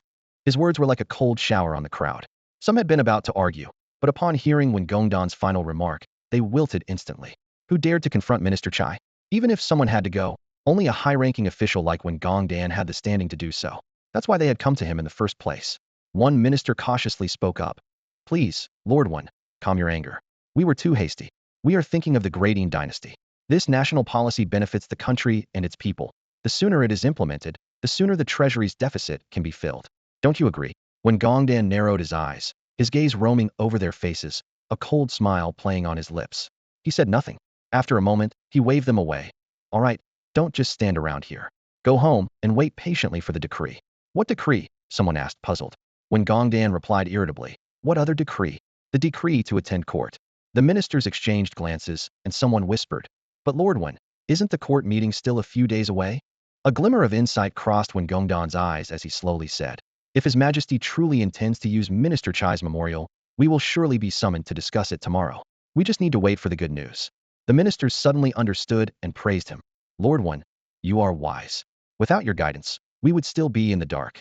When Gongdan slightly narrowed his eyes, savoring their compliments. Just then, a servant hurried in, bowing low. Master. When Gongdan frowned and rebuked him sharply. How dare you? Didn't I say that when I'm discussing matters with the ministers, no one is to disturb us? The servant, terrified, fell to his knees, repeatedly bowing. I deserve to die. I deserve to die. There's a young man outside claiming to be an Imperial Censor, asking to see you. I thought he was one of your students because he's so young, yet holds the 6th rank. I'll send him away at once. When Gongdan's heart skipped a beat, and he quickly ordered, wait. The servant stopped, standing with his head down, not daring to move. After a moment's contemplation, when Gongdan said to the ministers, gentlemen, please step aside for a moment. The ministers were taken aback, and one couldn't help but ask, Lord One, you want to see this boy? He's arrogant, like a barbarian, and yet you deem him worthy of your presence? When Gongdan smiled faintly, a glint of intrigue in his eyes. Indeed, he is a wild dog. But if he can be tamed into a house dog, why not meet him? Young Master Mu, what are you doing here? This is the residence of a civil official. Huzi frowned at Mu Qingbai, his eyes full of confusion. Mu Qingbai smiled slightly and answered matter-of-factly, I'm a civil official too. Is there a problem with a civil official visiting another civil official? Huzi scratched his head, struggling to find the words, finally blurting out, Young Master Mu, you're different. You're someone the young lady values. But those civil officials, they haven't accomplished anything, yet they always act so superior. Mu Qingbai chuckled. Throughout history, civil and military officials have always been at odds. It's quite normal. Huzi persistently asked, why are you here, young Master Mu? A sly glint appeared in Mu Qingbai's eyes. Is this your question, or does your young lady want to know? My young lady wants to know. Huzi admitted honestly. Mu Qingbai raised an eyebrow, somewhat surprised. You're just going to sell out your young lady like that? Huzi scratched his head sheepishly. The young lady said not to play tricks with you, young Master Mu. I'm no match for you. Mu Qingbai smiled silently. Seeing that Huzi didn't continue his questioning, he asked with interest, why aren't you asking anymore? Because, young Master Mu, you don't want to say, right? If I don't say, you just won't ask? How will you explain it to your young lady when you go back? I'll just say that young Master Mu didn't want to talk, Huzi replied simply. Mu Qingbai was amused, unsure whether to label Huang Hu as simple-minded or clever. Young Master Mu, maybe we should leave. It seems like the Lord here doesn't plan to see you, Huzi suggested. No, he will definitely see me, Mu Qingbai said confidently.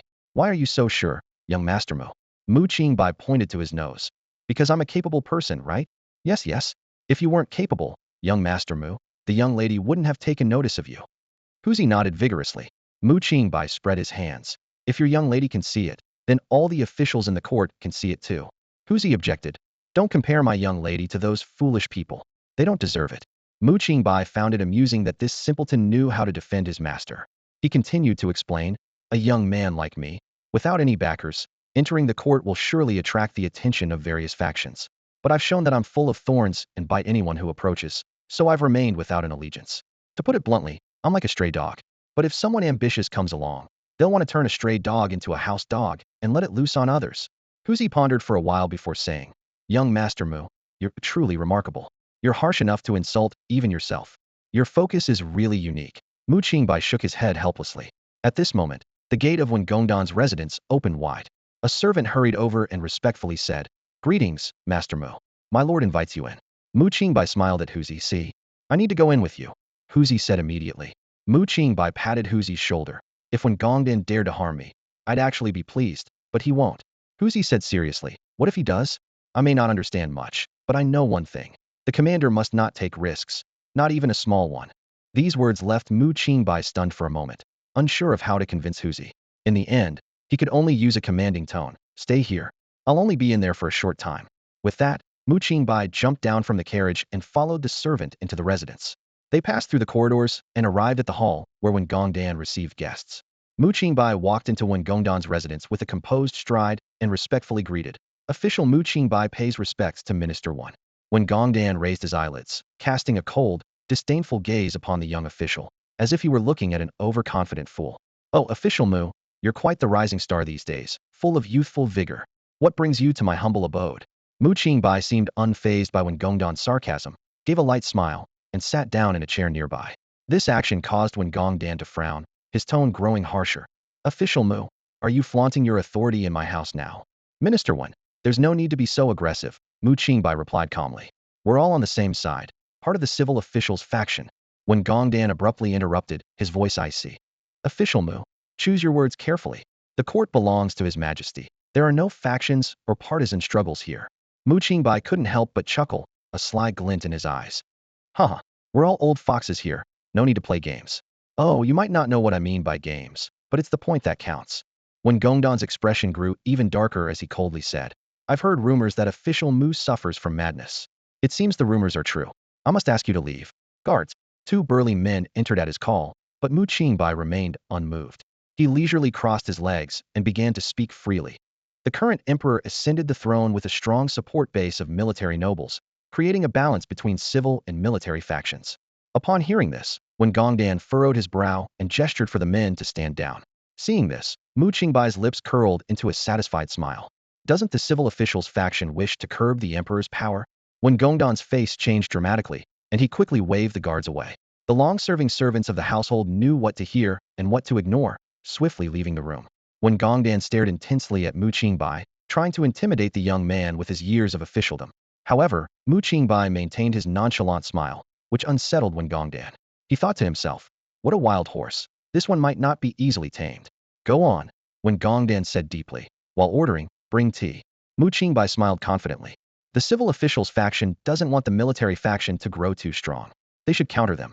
Cut off their hands so they can't wield swords or spears. This way, the civil faction can rise, and the world will favor civil governance over military might. Favor civil governance over military might. These words struck like a hammer on Wengongdan's heart. Wengongdan snorted. Easy to say. Everyone understands the theory, but how do we execute it? At this point, Mu Qingbai impatiently called out, where's the tea? An old servant hurriedly brought in a tea tray and then stumbled out. Playing with the teacup, Mu Qingbai nonchalantly asked, Minister 1, what is the emperor's greatest vulnerability? The Grand General of the state, of course, Wengongdan replied without hesitation. Mu Qingbai gave him a disdainful look. It seems people don't necessarily grow wiser with age. A fool remains a fool. Wrong. Yin Yunlan is an empress, and her vulnerability is naturally the stability of the state. If her most trusted generals become parasites, devouring the treasury, tell me, would you cut them down? Wengongdan squinted, realizing he had underestimated this young man. In just a few words, Mu Qingbai laid out the situation clearly. But the problem remained. How do you make loyal and brave pillars of the state embezzle the treasury and destroy themselves? Since the Empress ascended the throne, The civil officials faction had been trying to weaken the military faction, but the Empress governed strictly, which wasn't favorable for the civil faction. In the early days of the empire, the military faction was like an impenetrable iron wall, united internally and unbreakable from the outside. Mu Qingbai revealed a mysterious smile. I've already thought it through. Do you know what the empty seal case is? The empty seal case? I've never heard of it, when Gongdan said, puzzled. I knew you hadn't, Mu Qingbai said confidently. Listen carefully, and you'll realize that letting me in today was an incredibly wise decision. This cup of tea was worth it. Huzi stood motionless by the carriage outside the mansion gates, silently counting time and making a vow to himself. In 10 breaths, I will charge in to rescue young Master Mu. 10, 9, 8, 7. As one of the elite scouts under the young lady's command, what Huzi prided himself on most was not his agility or martial skills, but his incredibly precise timing ability, akin to a human hourglass. Just as Huzi counted down to 1 and was ready to leap down from the carriage and draw his sword, hearty laughter suddenly echoed from inside the mansion. Moments later, when Gongdan appeared, walking out the gates with Mu Qingbai, both chatting and laughing. This scene left Huzi stunned, and the servants of the mansion equally dumbfounded. Brother, we truly met too late. When Gongdan laughed heartily, gripping Mu Qingbai's hand tightly. I wish I had known you sooner. Mu Qingbai gave when Gongdan a friendly pat on the shoulder, with a hint of teasing in his voice. Come on, old brother, you're too old for such pretense, aren't you? When Gongdan's smile froze instantly, Mu Qingbai forcefully pried his hand away, speaking lightly. I told you there's no need to see me off, yet you insisted, saying you wanted to bond. Now look at you. I open up and you're not happy. With that, he climbed into the carriage without looking back, leaving when Gongdan standing there, his face dark as storm clouds.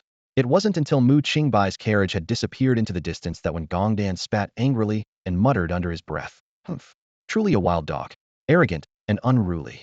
The steward beside him cautiously advised, Master, why indulge such an insolent young man? He's merely a minor 6th rank official, while you hold the esteemed position of minister. When Gongdan shot the steward a glare and said sharply, what do you know?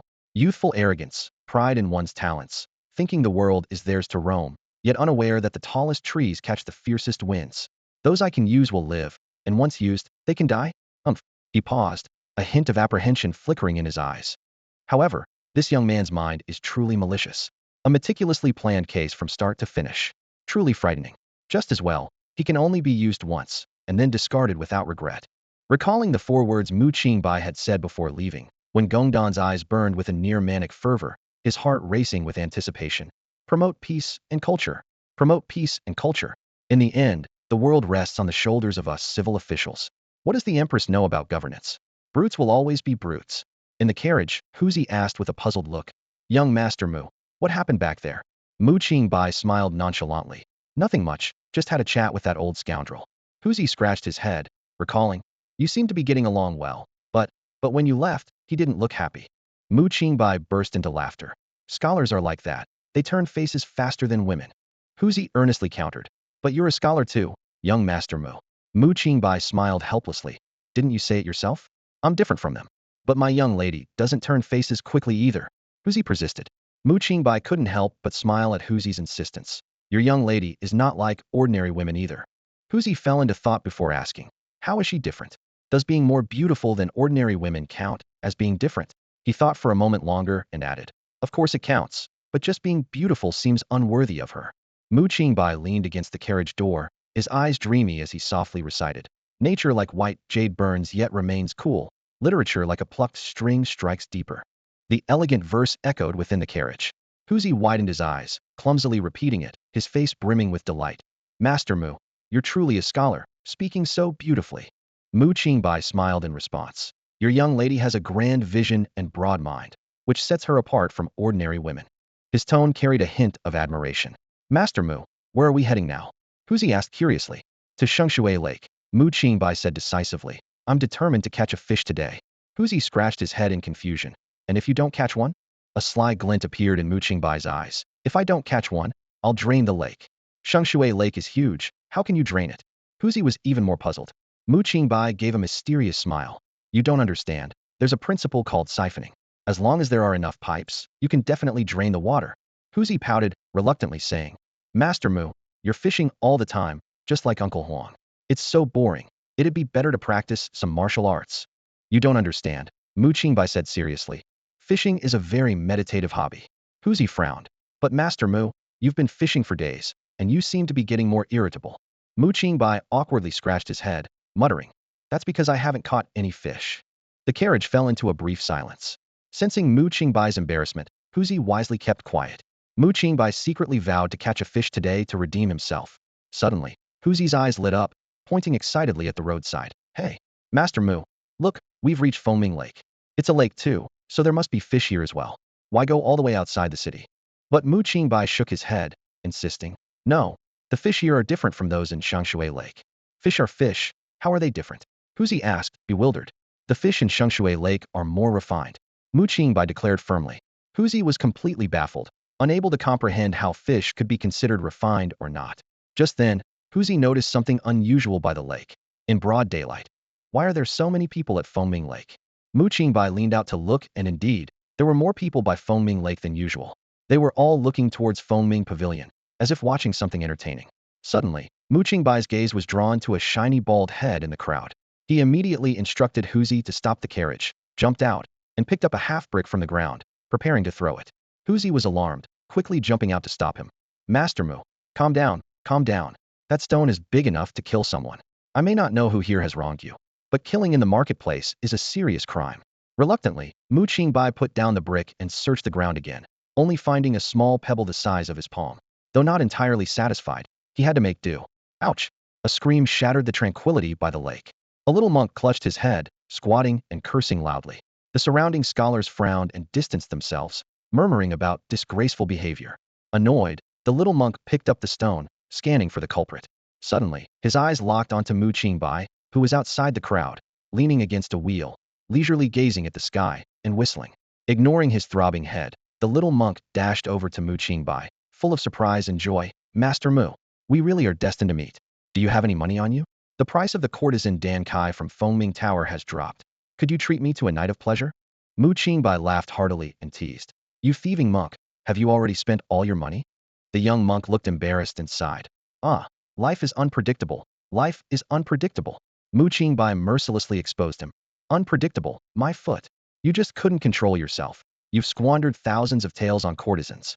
The young monk tried to maintain a serious demeanor and defended himself. "Hey, Master Mu, your words are harsh." Mu Qingbai raised an eyebrow and asked with a smile. "You're clearly a lustful monk, and yet you still care about your reputation?" The young monk's face turned red as he retorted, I was just discussing Buddhist teachings with them." "What teachings?" Guanyin sitting. "Master Mu," the young monk quickly interrupted. "You've got it all wrong. I'm just exploring the pure essence of humanity." Mu Qingbai, folding his arms with interest, asked, "If it's all about visiting courtesans, why bother coming to Fengming House? They're all people. Why not just go to a cheaper brothel?" The young monk put on a sanctimonious air and quoted scriptures. "Without the skin, we're just 206 bones. With clothes, there are 18,000 forms."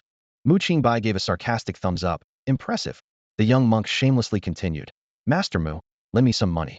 I truly want to see how many forms Miss Dankai has." Mu Qingbai rolled his eyes and suddenly realized. "Did you just mention Dankai? What's up with her?" "Oh," the young monk said mysteriously, "Dansai's price is going down." Mu Qingbai was a bit surprised. "Why? Isn't she the top courtesan at Foaming House?" The young monk explained smugly. "Master Mu, you're mistaken. Do you know why Dankai is the top courtesan? Because of her exceptional talent and extraordinary musical skills? Wrong. Those aren't the most important. The most crucial are her beautiful looks and virginity, followed by talent and musical skills." Mu Qingbai sneered. "It seems even monks can't escape the superficial desires of ordinary people. You're more shallow than I am." The young monk stubbornly argued. Yes, Master Mu, you're the most noble. But if one wants to delve into human nature, they must go among the common folk." Mu Qingbai took out a silver note, and the young monk's eyes immediately lit up, reaching to grab it. Mu Qingbai quickly dodged and teased. "You haven't even finished your story, and you want money? Even the corrupt merchants in Yuzhou City haven't gotten such a good deal from me." The young monk leaned closer to Mu Qingbai and whispered something. Mu Qingbai frowned and slapped the young monk on the head. "Did you leave your voice at home? Is this something to whisper about? Who in the street doesn't know, except me?" The young monk chuckled awkwardly. True. It's rumored that Dan Kai is no longer a virgin." Mu Qingbai was taken aback. Chen Xingcui succeeded? This time, the young monk was stunned. "What Chen Xingcui? What's it got to do with him?" "It wasn't him." Mu Qingbai was even more surprised. "Then who could it be?" The young monk eagerly gossiped. "It's said to be a court official who returned from an assignment. On his first day back in the capital, Instead of reporting to the palace, he walked straight into Fengming House in his official robes. Not only did he summon Dan Kai, but he also called for another high-class courtesan. Mu Qingbai frowned at the news and muttered, "Why does this scene seem so familiar?" The young monk clicked his tongue in amazement. Truly impressive, handling 2 women in one day. His stamina is remarkable. Such decadence is shocking to hear. Mu Qingbai's expression turned a bit unnatural as he asked, "Does this high-ranking official not have a name?" The young monk shook his head. "I was standing too far away to hear clearly." Mu Qingbai instantly grasped the source of the rumor and smirked inwardly. He turned to the young monk, a playful smile in his eyes, and asked, "Are there many court officials out on business trips?" The young monk rubbed his smooth chin, deep in thought. Suddenly, his eyes lit up with realization. That's right. Court officials don't usually go on business trips. Even if some do, they wouldn't return to the capital all at once. The number of officials returning during this period should be very small. Mu Qingbai watched with satisfaction as the young monk reasoned things out. Just then, the monk had a sudden burst of insight. He widened his eyes, gasped, and pointed at Mu Qingbai with one hand while covering his mouth with the other. Stammering, he said, "That the high official who supposedly spends a day with 2 women. Is that you?" Mu Qingbai replied with a sardonic smile, "What do you think?" "Whoa, that's impressive," the young monk exclaimed loudly, drawing the attention of those around them. Mu Qingbai calmly surveyed the surroundings, indifferent to the judgmental looks accusing him of indecency. Realizing he might have damaged Mu Qingbai's reputation, the young monk covered his mouth and apologized sheepishly. Mu Qingbai didn't mind, but the young monk still felt guilty. He turned to the crowd and shouted, "It's all a misunderstanding. Mu Qingbai would never do something as ridiculous as spending a day with 2 women. He's too frail for such nonsense." This explanation only reinforced the rumor that Mu Qingbai had worn himself out with 2 women in a day. Mu Qingbai's face darkened, and he struggled to contain his anger as he said, "Thanks for clearing that up."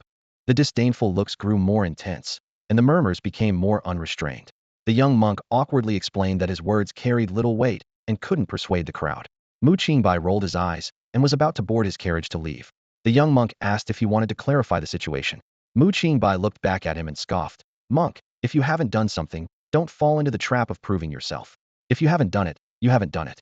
Rumors die with the wise." The young monk nodded thoughtfully.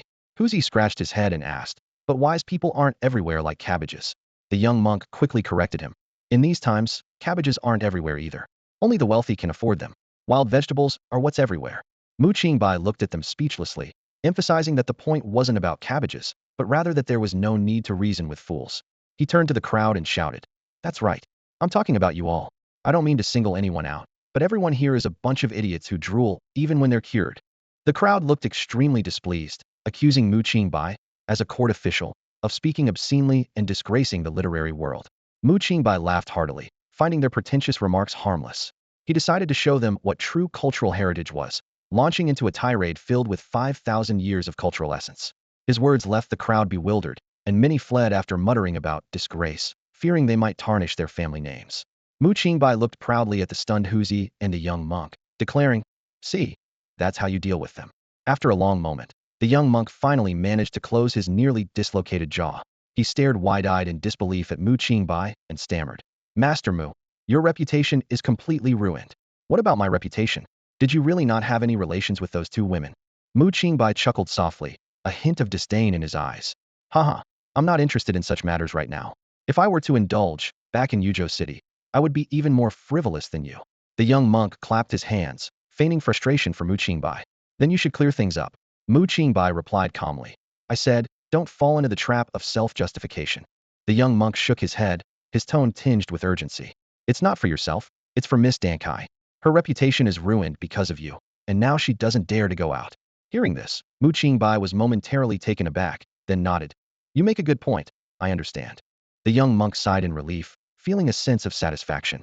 He thought that by relying on his powerful personality, he had persuaded Mu Qingbai to see reason and change his ways. The feeling of successfully guiding someone back to the right path and being acknowledged was quite fulfilling. However, Mu Qingbai's next words were like a cold bucket of water over the young monk's head. How dare these lowly people spread rumors and slander a court official? Mu Qingbai scoffed, a cold glint in his eyes. "They seem to have forgotten that I, Mu Qingbai, hold a position in the court. I'm a censor. Since these ignorant people are so reckless, I have a duty to show them the power of an official's pen." With that, Mu Qingbai strode towards the carriage, not forgetting to slip a couple of silver notes into the young monk's hand before boarding. His tone carried a hint of mockery. "Get that head injury checked by a doctor. and don't spend it on courtesans again. You're a disciple of Buddha. Adhere to the precepts. Then he called to the driver. Let's go. Who's he home? I need to draft a memorial to the Empress to promote civil order. The young monk stood in the wind, bewildered. He muttered to himself. No, what did you understand, really? Meanwhile, at Qingbai's residence. Master Mu has returned. Old Huang reported from outside the door. Qingbai, who was overwhelmed with military academy affairs, brightened up at the news of Mu Qingbai's return.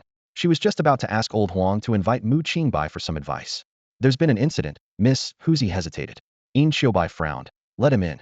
Once inside, Huzi recounted in detail Mu Qingbai's actions and words after taking over his shift. After listening, Qingbai was indifferent. It's just Chen Xingrui, nothing major. Master Mu is a censor. Reporting a mere talented scholar is no big deal. But does the Chen family have any connections in the court? Old Huang nodded, about to elaborate on the Chen family's situation when Qingbai impatiently waved it off. It doesn't matter. Chen Xingrui is jealous and spreads false rumors. Despite his talent, his character is flawed, and Master Mu's report is justified. Moreover, Old Huang asked cautiously, curious. Qingbai's eyes sparkled with an unusual light. Moreover, his talent doesn't match Master Mu's. As she spoke, Qingbai wrote down a line of poetry. Old Huang stepped forward slightly to see the words on the paper. His nature is like white jade, cold even when heated. His writing, like a plucked string, resonates deeply. Beautifully written. Old Huang thought to himself. This poem truly suited his young mistress. Looking up, he saw Qingbai's eyes shimmering with restrained delight, and he suddenly understood, feeling a silent admiration in his heart. Qingbai savored the poem, her heart rippling with emotion. The praise came from Mu Qingbai, causing her cheeks to flush slightly. The poem didn't mention beauty directly, yet each word conveyed a sense of cool, lofty elegancia, truly high commendation. People love poetry because poets can transform ordinary words into extraordinary works. Old Huang remarked. Chen Xingrui falls short of the title of one of the four great talents. Master Mu's literary talent indeed surpasses his. Far surpasses. Qingbai eagerly corrected. Old Huang chuckled helplessly. All right, Mississippi. Far surpasses, far surpasses. Mu Qingbai wrote a memorial and hurried to the imperial city. However, as a mere sixth-rank censor, he didn't have the privilege to meet the Empress, so he couldn't enter the palace.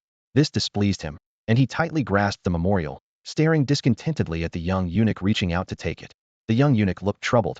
He had heard that guarding the palace gate was a cushy job, so he had bribed his superiors with 50 taels of silver.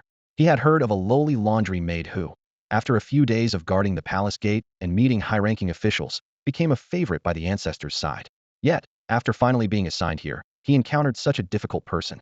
Although Mu Qingbai was just a low-ranking official, the parasol on his carriage was enough to ensure no one dared to disrespect him. Mu Qingbai frowned and said, This isn't right. As a censor, I should enter the palace to advise the Empress on important matters. The young eunuch quickly replied, Master Mu, if you have urgent matters, you can inform me, and I will certainly pass it on to my superiors. Mu Qingbai shook his head. No, since it's important, I must meet the Empress in person. If she refuses to see me, then she is undoubtedly a foolish ruler. With a thud, the young eunuch fell to his knees in fear. Master Mu, mind your words. Mind your words. Mu Qingbai dismissed him. As a censor, why should I mind my words? If I say the Empress is foolish, then she is a foolish ruler. But that's against protocol. The young eunuch tried to persuade. Mu Qingbai ignored him, shouting at the empty palace gate. Throughout history, treacherous officials have caused chaos in the court. If the sovereign blocks loyal ministers at the palace gate, a foolish ruler will inevitably lead to the downfall of the nation. The young eunuch turned pale, trying to stand up to cover Mu Qingbai's mouth, but his legs gave way, and he fell back to the ground. Quick, someone, cover his mouth. Don't let him spout nonsense. The imperial guards responded to the noise, but instead of covering his mouth, they raised their spears, pointing them at Mu Qingbai.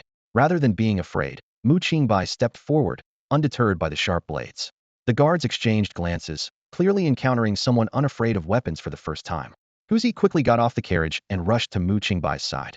The young eunuch scrambled backward, knowing the situation was beyond his control. Mu Qingbai remained calm, looking directly at the guards, and asked, Am I not a loyal minister? The guards remained silent, and the atmosphere grew tense. Mu Qingbai pointed at the people's umbrella on the carriage behind him, his eyes flickering with a complex light. He said solemnly, If I can't enter the palace today, the Empress will surely see me as a treacherous official. And how can a treacherous official possess a people's umbrella? He turned to his attendant. Huang Hu, burn it for me.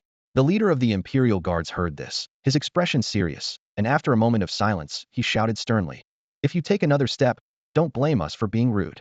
Mu Qingbai's eyes suddenly sparkled with excitement as he eagerly asked, how will you be rude to me? The leader of the Imperial Guards replied, enunciating each word, I will arrest you. Upon hearing this, the excitement on Mu Qingbai's face instantly turned to disappointment. He had hoped to be killed on the spot. If the leader of the Imperial Guards knew Mu Qingbai's true thoughts, he would probably break into a cold sweat.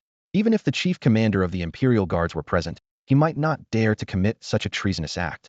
Killing a court official advocating for justice outside the imperial city walls is unprecedented. If it truly happened in this dynasty, it would not only be an extremely egregious case, but might also become a laughingstock in history. Of course, Mu Qingbai might achieve a reputation for loyalty and righteousness through this. However, Mu Qingbai hadn't thought that far. He silently assessed his combat skills and sadly realized he couldn't even defeat half an Imperial Guard. Just as he was sinking into despair, his gaze suddenly fell on Huang Hu, and his heart lifted with joy. Feigning a mournful expression, Mu Qingbai said to Huang Hu, Huzi, as a scholar, the most intolerable thing is being humiliated. If the Imperial Guards were to arrest me, such a disgrace would be unbearable for me. You won't let them do that to me, will you? Huang Hu was momentarily confused and asked, but, Master Mu, didn't you say by Fengming Lake that you didn't care about your reputation? Mu Qingbai quickly explained, that's different. This is outside the palace gates. If I'm pinned down here, my reputation as a censor will be utterly ruined. Huang Hu thought seriously for a moment and nodded solemnly. I won't let Master Mu be humiliated. Mu Qingbai nodded in satisfaction, took a deep breath, gathered his energy, and placed his hands on his hips, as if preparing for something. Seeing this, Huang Hu suddenly found the gesture very familiar, and his expression changed dramatically. Just as Mu Qingbai was about to speak, Huang Hu lunged forward, tackling him to the ground and clamping his hand over his mouth. Mu Qingbai's eyes widened as he struggled. Huang Hu felt that Mu Qingbai was harder to hold down than a pig to be slaughtered during the new year. Huang Hu shouted loudly, Quick, help hold him down. He's about to curse. Your Majesty, what is it? Fengzhen asked cautiously. Yin Yunlan shifted her gaze from the chessboard to Fengzhen. Minister Mu is requesting an audience outside the imperial city. Why doesn't he just send his petition to the royal study? Why report it directly to me? Yin Yunlan's tone carried a hint of impatience. Fengzhen hesitated for a moment, but then reported truthfully. Your Majesty, Minister Mu wishes to enter the palace to see you. Yin Yunlan initially didn't care much, but suddenly realized something and frowned. Don't see him. Wait, did he cause a scene? Fengzhen nodded with a wry smile. Your Majesty, perhaps I should send him away. It seems Minister Mu's madness has flared up. What did he say? Yin Yunlan inquired further. Fengzhen was hesitant, but eventually handed over a document to Yin Yunlan. Yin Yunlan glanced at it, her expression turning stern. Quite the loyal censor. Fengzhen hurriedly knelt down. Please, Your Majesty, don't be angry. Yin Yunlan said coldly. Since he wants to see me, bring him in. I'm curious to see what kind of loyal minister defames the emperor by burning the people's umbrella at the city gate. Fengzhen lamented inwardly. Mu Qingbai, what are you doing to yourself? Before long, a guardsman brought a tightly bound Mu Qingbai to the lakeside pavilion and threw him to the ground, not even bothering to remove the cloth gag from his mouth before retreating. Yin Yunlan didn't spare him a glance, focusing instead on the chessboard. Mu Qingbai made muffled sounds, prompting Yin Yunlan to look up and chuckle. Mu Qingbai lay helplessly on the ground, tears streaming down his face as if he had suffered a great injustice. You're capable of crying? Yin Yunlan mocked. Mu Qingbai made more muffled noises and glared angrily. Yin Yunlan raised her chin slightly. Let him speak. Fengzhen bent down to remove the cloth from Mu Qingbai's mouth. A man can be killed, but not humiliated. Tyrant! Mu Qingbai immediately shouted. Yin Yunlan snorted. Slap him. Fengzhen picked up a prepared ruler, and Mu Qingbai's expression changed instantly. He quickly shouted, Wait! Yin Yunlan looked down at him with interest. Mu Qingbai immediately changed his tone. I was wrong. Your Majesty is a wise ruler, unmatched throughout the ages. Yin Yunlan couldn't help but laugh. Where did that noble spirit of yours go, the one that can't be humiliated? Suppressing his emotions, Mu Qingbai said with a straight face, It is a fact that your Majesty is a wise ruler, which has nothing to do with my noble spirit. What a flexible scholar you are, Yin Yunlan sneered. Mu Qingbai, since entering the court, you've learned nothing good, but your shamelessness has certainly improved. Mu Qingbai said, Your Majesty, I haven't committed any major offense. Could you have me untied? Treating a censor like this would harm your reputation as a wise ruler if it got out. Yin Yunlan replied with a faint smile. Now you're concerned about my reputation? You declared your intent to burn the people's umbrella at the palace gates to prove your loyalty and righteousness, without regard for me. How do you plan to explain this to me? Mu Qingbai said seriously. If your Majesty thinks I was wrong, then just kill me. Yin Yunlan raised an eyebrow indifferently. She wasn't willing to kill Mu Qingbai. The effectiveness of the military school reforms was yet to be seen, not to mention his trip to Yuzhou, where he offered national strategies without seeking fame or power, showing a disregard for authority that made Yin Yunlan value him. Yin Yunlan set down the chess manual and scanned Mu Qingbai, who was kneeling before the hall, with piercing eyes. Her voice was as cold as ice. Mu Qingbai, as an official, I do not blame you for speaking frankly. In fact, I appreciate it. But calling me by my name, that is your true offense. The surrounding officials lowered their heads, not daring to speak. Only Mu Qingbai's eyes flashed with a strange joy. He thought to himself, so calling the Empress by name leads to death? Such an easy way out. Why hadn't I thought of it sooner? Then please, Your Majesty, execute me swiftly. Mu Qingbai shouted eagerly.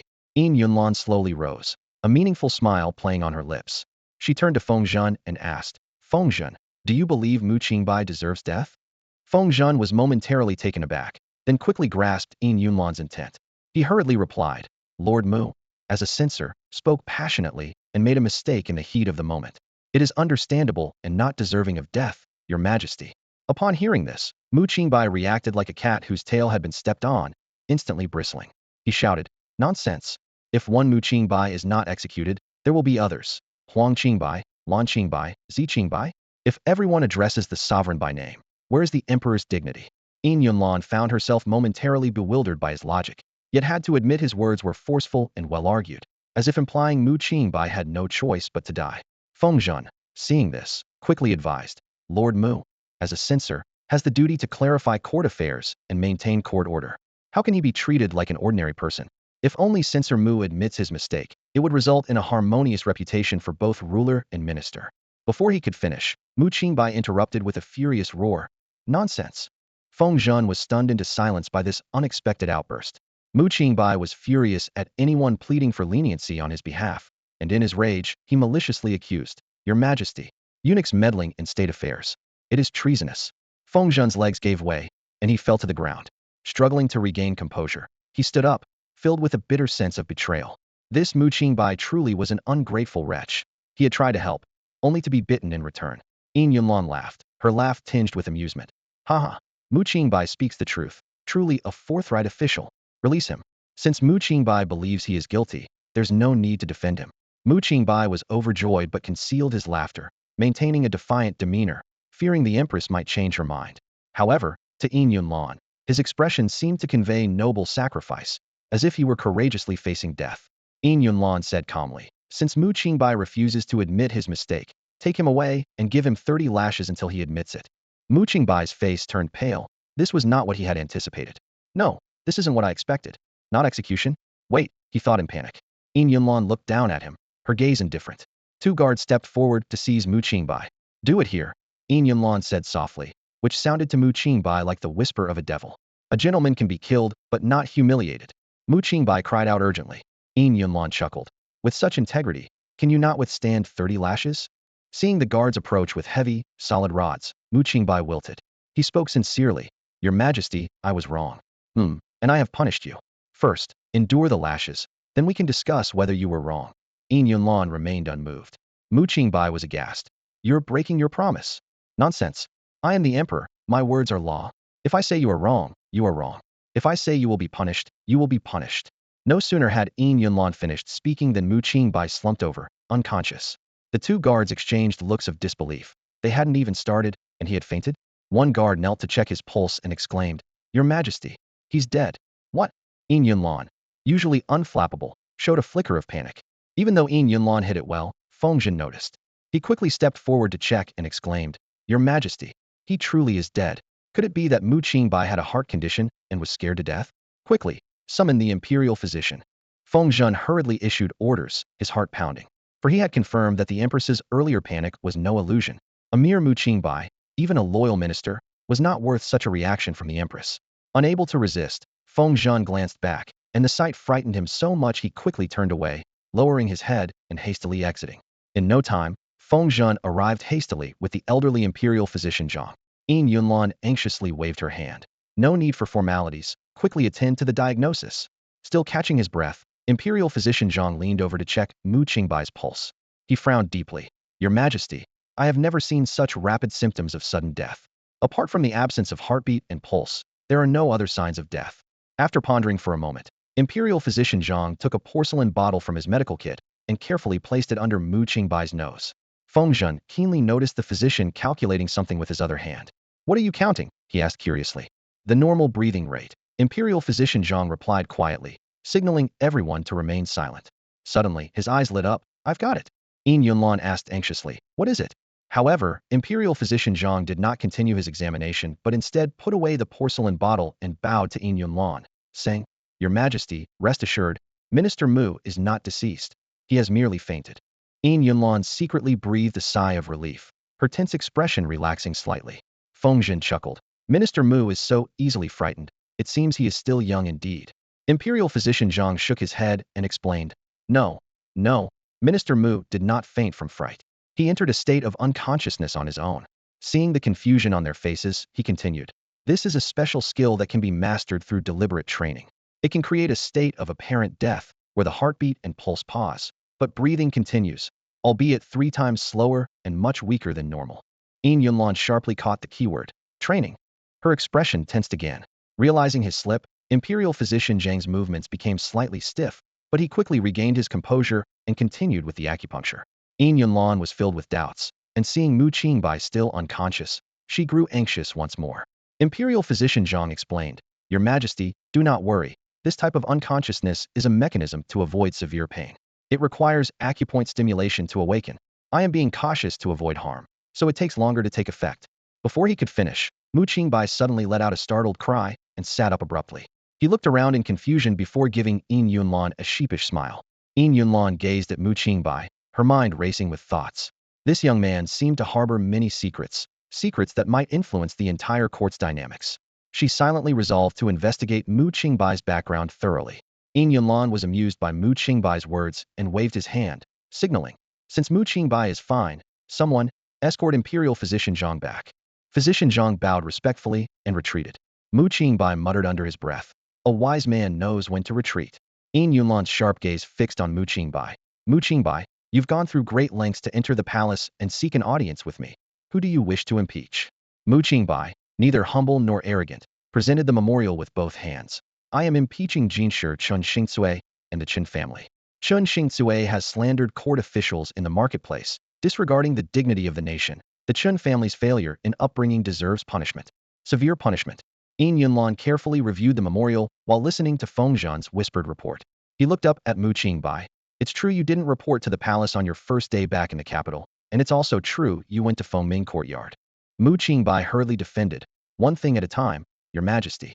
Right now, we're discussing Chun Xingcui's slander against court officials. Yin Yunlan calmly set the memorial aside. Your reputation? Your reputation is tied to the dignity of the nation, such great official prestige. Mu Qingbai replied seriously. If rumors spread that the court is filled with corrupt officials like me, wouldn't the nation's dignity be compromised? If I were truly branded a corrupt official, people would see me as such. Yin Yunlan couldn't help but retort. Anyone else who got a symbol of public support would hide their achievements and stay low-key. But you can't wait to tell everyone in the capital. Mu Qingbai was unabashed. I take pride in my achievements. Why shouldn't I speak of them? Only things that can't be seen are hidden. No one hides beautiful things. Yin Yunlan was exasperated yet amused. You're a censor. I can't out-argue you. I won't hold it against you for your visit to the entertainment quarters on your first day back. You may leave. Won't the Qin family be punished? Mu Qingbai pressed.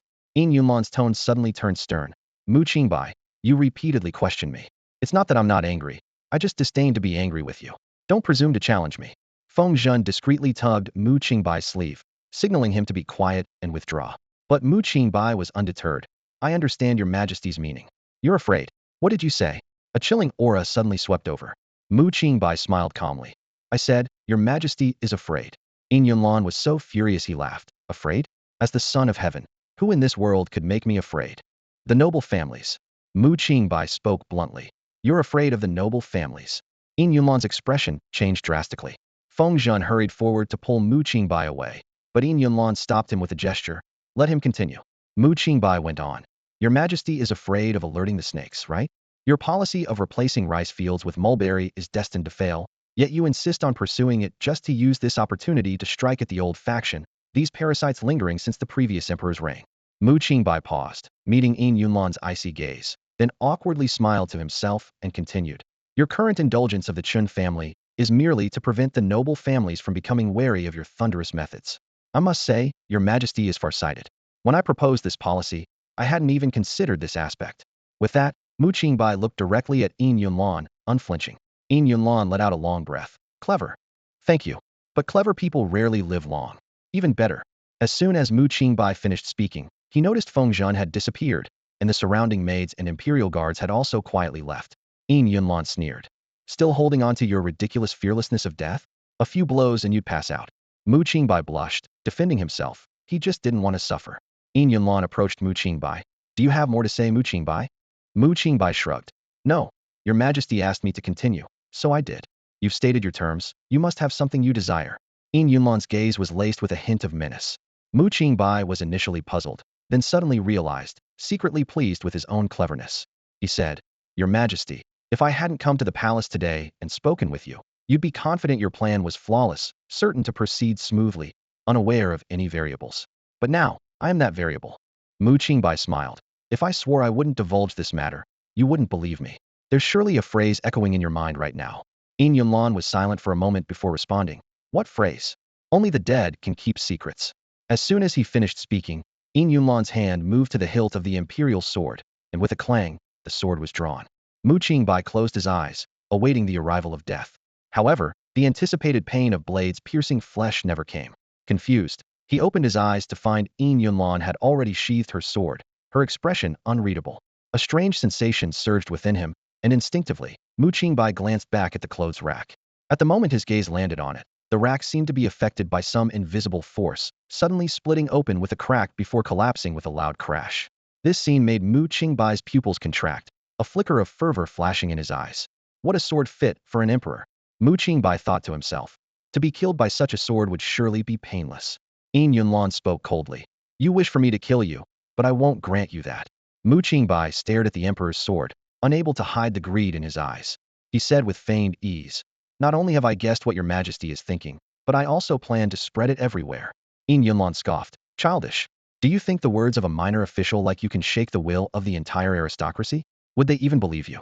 Mu Qingbai was secretly taken aback, realizing how difficult it was to deceive this empress. He steadied himself and said, Even if they don't believe, I only need to plant a seed of doubt in their hearts. Yin Yunlan sneered. The aristocracy is powerful, so powerful they are arrogant. They won't believe you, nor will they halt their plans over a mere seed of doubt. Speak all you want. The policy of switching from rice to mulberry will still be enforced, and you will only become a joke. Mu Qingbai sighed inwardly, knowing his little tricks were ineffective before the empress. He decisively changed the subject. What about Chen Xingcui? Your Majesty must punish him, right? Yin Yunlan frowned. Are you teaching me how to govern? Mu Qingbai quickly explained. I wouldn't dare, but I came to the palace precisely for this matter. If I return empty-handed after causing a scene at the palace gate and remain silent, the civil officials will surely suspect I'm plotting something unspeakable with your Majesty. Yin Yunlan gritted her teeth. You say you wouldn't dare, but I think you dare quite a lot. Hearing Mu Qingbai's words, Yin Yunlan's gaze changed.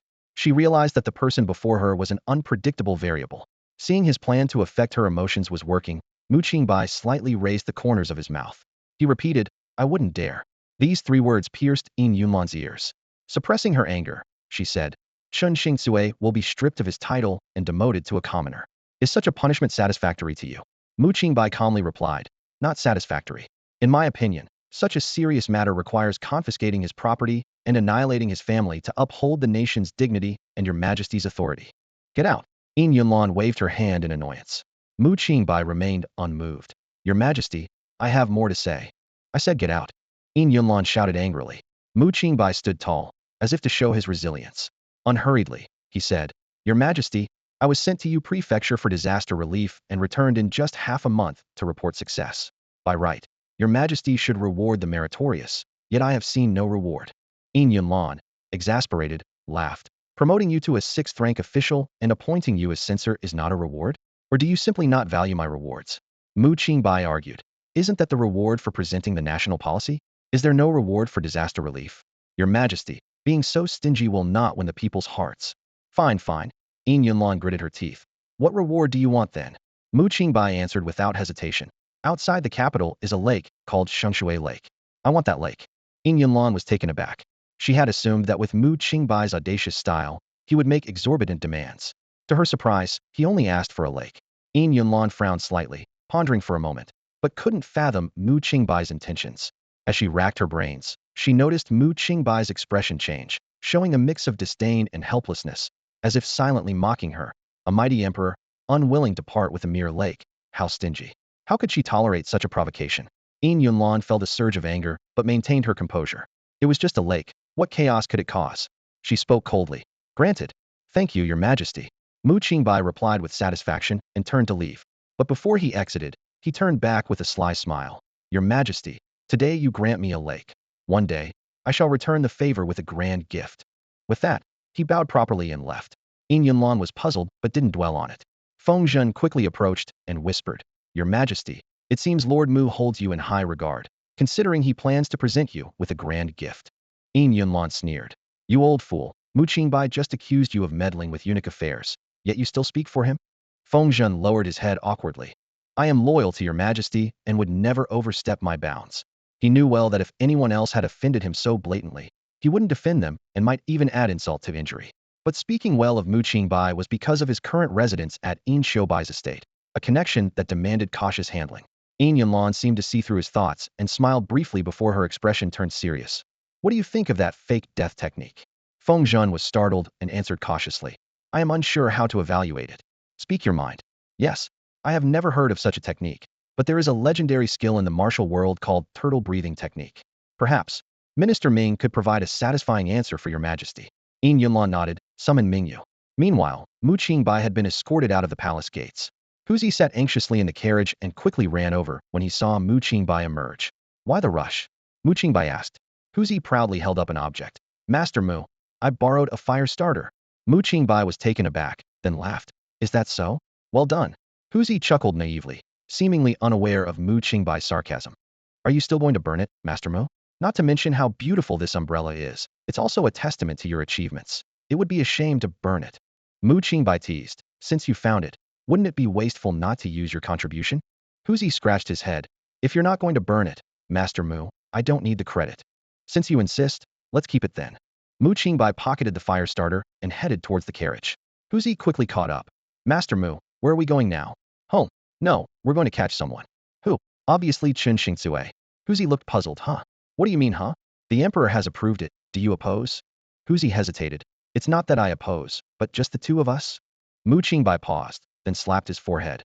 Oh no, I almost forgot. I got the decree, but not the troops. He turned to look at the palace guards. The guards had overheard the conversation and, seeing Mu Qingbai's intent gaze, understood his intention immediately. Sorry, Lord Mo. We are palace guards. Our duty is to guard the palace. Without a direct order, we cannot assist in arrests. That was a mistake. Mu Qingbai gritted his teeth. Brothers, if I want to go back in now, you won't allow it, will you? The guards nodded firmly, confirming Mu Qingbai's suspicion. Huzi cautiously suggested, maybe. Master Mu, you could cause a scene again? Cause a scene? They'll just arrest and beat me again. Mu Qingbai snapped. Let's go. Muster the troops. Yin Yunlan's sharp gaze swept towards Mingyu, with a hint of displeasure in her voice. Mingyu, you didn't investigate thoroughly enough. Mingyu's heart trembled, and she carefully lifted her eyes to look at the Empress, only to find her expression unchanged.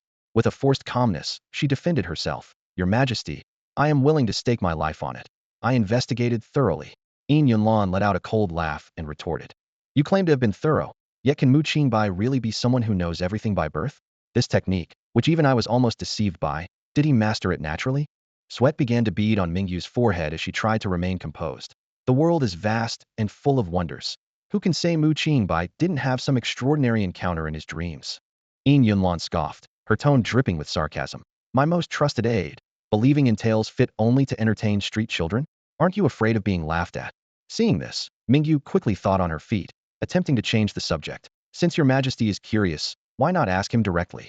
Yin Yunlan's expression suddenly changed, and she slammed the table, exclaiming, Good question. Then why do we need the Jinsho department if I can just ask him directly? Mingyu hurriedly kneeled, nervously explaining. I only thought that Mu Qingbai is pure-hearted and open-minded. Yin Yunlan cut her off. Are you trying to say he has no scheming nature? Mingyu quickly corrected herself. Of course not. In my view, Lord Mu has a considerable depth of character. At such a young age, possessing such remarkable temperament and courage, it's no wonder your Majesty values him so highly. This flattery, using Mu Qingbai as a pretext, seemed to soften Yunlan's expression somewhat. She pondered for a moment before asking, if that's the case, why do you think he'd tell me the truth? Mingyu carefully considered her response. Mu Qingbai does have depth, but he acts with pride. Perhaps it's disdain, or maybe it's straightforwardness. Yunlan remained unconvinced, letting out a cold snort. Then why don't you ask him yourself? Mingyu quickly explained, I am not acquainted with him, and besides, my position might not even be worth his attention. Only someone as exalted as your majesty can command the respect of such a talent. Yunlan's lips curled slightly. Are you flattering me? Mingyu immediately pledged her loyalty. Every word I say comes from the heart. Yunlan smiled without saying anything, her mood seemingly much improved. No one dislikes flattery, and no one dislikes being praised. Seeing this, Mingyu cautiously spoke, Your Majesty, I have a thought, but I'm unsure if it's appropriate to share. Yunlan raised an eyebrow, indicating for her to continue. Speak. Mingyu took a deep breath and carefully said, Since your majesty wishes to employ Mu Qingbai and hopes to entrust him with important tasks, why worry about minor flaws? Even if there are small doubts, so what? Your majesty, wouldn't Mu Qingbai still make a good minister? Upon hearing this, Yunlan's brows furrowed, then relaxed. She contemplated aloud. If we overlook his arrogance, lack of decorum, and those irritating traits, based on his knowledge, literary talent, and abilities, he is indeed a capable minister. Mingyu, being the Empress's capable aide, quickly guessed Yunlan's thoughts. She cautiously probed, Your Majesty, even if those flaws typical of a prodigy cannot be ignored, isn't he still valuable in your eyes? Mentioning this, Yunlan's anger flared up again. Valuable? You didn't see his attitude when he spoke to me earlier. Is that how a loyal minister should behave? Mingyu remained calm, continuing her persuasion. A loyal minister never fears the power of the civil officials. On his first day at court, he distanced himself from them to show his loyalty. Yunlan was taken aback, reflecting on this, realizing it might indeed be true. Her expression gradually became thoughtful, as if she was beginning to reassess Mu Qingbai's actions. Even he would speak harshly to the group of military officials behind your majesty, and he could even impeach General Yin, a symbol of the noble group, with a single memorial. Isn't this what a loyal and dutiful official should do? Yunlan remained silent, her brows furrowed. Standing on the dragon throne, her gaze swept over the ministers kneeling below. How she wished to trust someone wholeheartedly. But sitting in this position, learning to be suspicious is the most basic threshold. Clad in her imperial robe, her fingers lightly tapped the armrest, her thoughts churning. There was one person she could trust completely, and that was Qingbai, her younger sister. Thinking of Qingbai, Yunlan's gaze softened slightly. But how could she bear to let Qingbai work so hard? She took a deep breath, her chest rising and falling slightly, then exhaled slowly. Enough, you may leave. Your servant takes his leave. The minister bowed and retreated, his footsteps echoing in the hall until they faded away. Gazing at the empty hall, Yunlan hesitated for a moment, her fingers rubbing the armrest before she softly called out, Send someone in. Your Majesty, this servant is here. A palace maid quickly appeared from the side of the hall, standing with her head bowed. Summon Qingbai to the palace. Yes, the maid responded, hesitating for a moment. If the general asks why, what should we say? Just say I suddenly wanted to see her.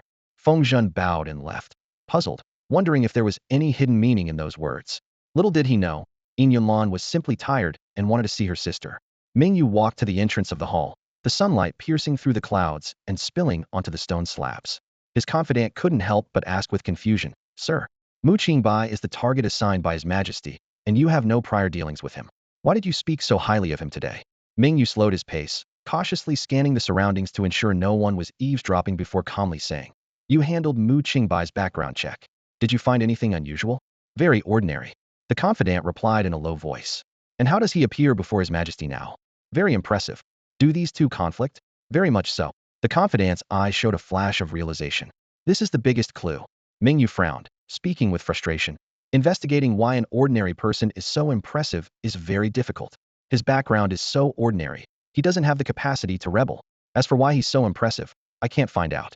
The subordinate nodded in understanding. She realized that if they couldn't find out, His Majesty might pin the blame for this matter on them.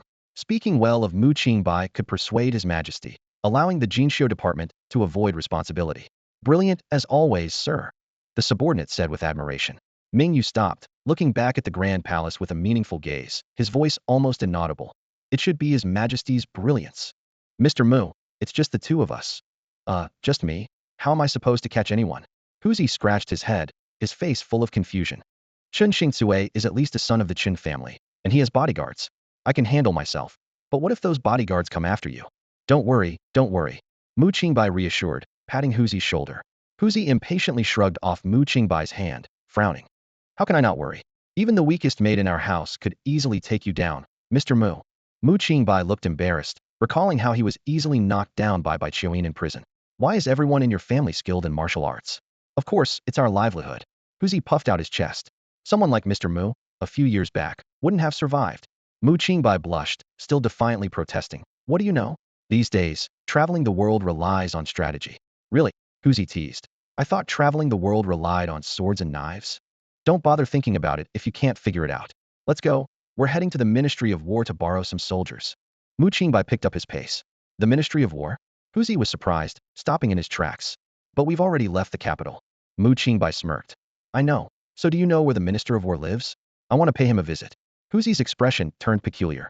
Mr. Mu, if you're planning to visit the Minister of War's home to borrow soldiers, I advise you not to go. You might get kicked out. Why? I'm his colleague, after all. Mu Qingbai stopped, puzzled. Huzi looked conflicted, pressing his lips together and rubbing his hands nervously before saying, the Minister of War also comes from a noble military background, and Miss has said that only those of the same rank are considered colleagues. You're only 6th rank. Huzi, for once, showed some emotional intelligence and chose not to say the rest. Mu Qingbai chuckled bitterly, his shoulders slumping slightly. True, he's managed to offend all the civil officials and hasn't spared the military ones either. He turned to Huzi, a hint of hope in his eyes. You'll protect me, right? Huzi hesitated, his gaze shifting. I might not be able to. Everyone in the Minister of War's household is a skilled soldier, and our general is highly respected in the military. Most importantly, those people were once my comrades. Comrades fighting comrades. They won't kill, but their blows will be vicious. Mu Qingbai stood outside the high walls of the Minister of War's residence, his brow furrowed. He turned to Huzi beside him and whispered, Are we really going in? You might get half-beaten before you even see the main person. How am I supposed to explain that to the young lady? Huzi looked anxious, but Mu Qingbai wore a sly smile. Well, isn't it all settled once we meet the main person? The Minister of War wouldn't dare have me beaten in front of him, would he? If he managed to secure his position, he should know the power of a censor. Before he finished speaking, Mu Qingbai darted to the corner of the wall, pointing eagerly at his feet. Come on, give me a lift and push me up. Huzi hesitated, softly reminding him. Young Master Mu, this wall is too high. Mu Qingbai was unconcerned and full of confidence. Don't worry, I'm a pro at scaling walls to save my skin. A mere 2 or 3 meter wall is nothing. With no other choice, Huzi crouched down and supported Mu Qingbai's foot.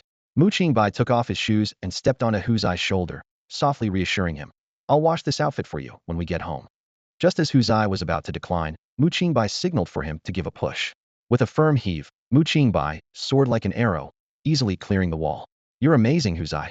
Mu Qingbai shouted excitedly. Wait for me at the front gate. Having vaulted over the wall, Mu Qingbai surveyed the luxurious estate before him. He thought to himself, Yunlan, the Empress, really does treat her loyal ministers who helped her establish the kingdom quite well. But this generosity might just be to mask her deadly suspicion. Suddenly, Mu Qingbai froze. Wait, what's the Minister of War's name again? He scratched his head in frustration and glanced back at the 3-meter wall, clearly not an option to climb back over and ask. Worse yet, he had never been to the Minister of War's residence and didn't know his way around. Fortunately, the estate seemed sparsely populated. Despite the well-maintained paths and scenery, it felt somewhat deserted. Meanwhile, in a boudoir within the estate, the Minister of War's daughter, Enzi, was sulking over her desk. She pleaded, Xiao Ke, please go beg my father to let me accompany my brother to the martial arts field.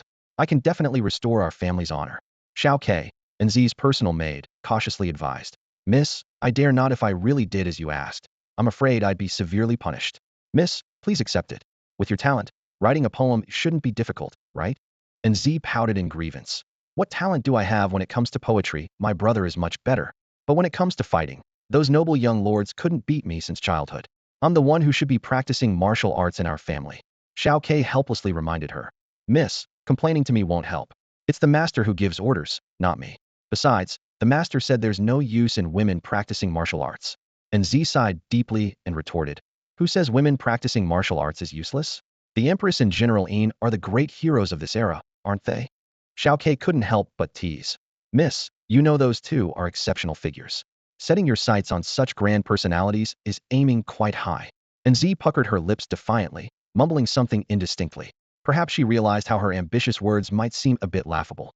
After all, the Empress and General Yin were indeed towering heroes, and even aspiring to reach their heights wasn't something just anyone could claim. Ah, I've got it. Anzi suddenly had a stroke of inspiration and sat up abruptly in bed, startling Xiaoqi. Excitedly, she said to her maid, Kair, quickly go to the training grounds and find my brother. Ask him to write a poem for me. Upon hearing this, Xiaoqi's face immediately showed a troubled expression. But the young master can't go against the master's orders, she muttered softly, her eyes filled with worry. Anzi waved her hand impatiently. Who said anything about defying orders? I just wanted to help me with a poem. Xiaoqi was momentarily stunned, then looked at her wide-eyed with fear. If the master finds out, we'll definitely be punished. Her voice trembled. Anzi nonchalantly replied with a smile. Then don't let him find out. But you're not afraid, miss, I am. Xiaoqi's eyes reddened, tears welling up. Seeing this, Anzi softened her tone. Don't worry. I, Anzi, am not someone who breaks promises. If we're caught, I'll take all the blame. With that, she pushed Xiaoqi towards the door without further ado. Just as the two stepped over the threshold of the boudoir, they suddenly locked eyes with a stranger. All three froze, the air seemingly solidifying around them. Xiaoqi was the first to react, immediately stepping protectively in front of Anzi and demanding sharply, Who are you? How did you get in? The stranger quickly waved his hands in explanation. My name is Qingbai. May I ask where the residence of the Minister of War is? Upon hearing this, the expressions of the two women turned peculiar. This man was asking the daughter of the Yin family about the whereabouts of the Yin family patriarch? Scoundrel! Xiaoqi's face changed dramatically, and she was about to shout. There's a scoundrel here, someone come quick. Protect the young miss. Before she could finish, her mouth was covered by a pair of hands.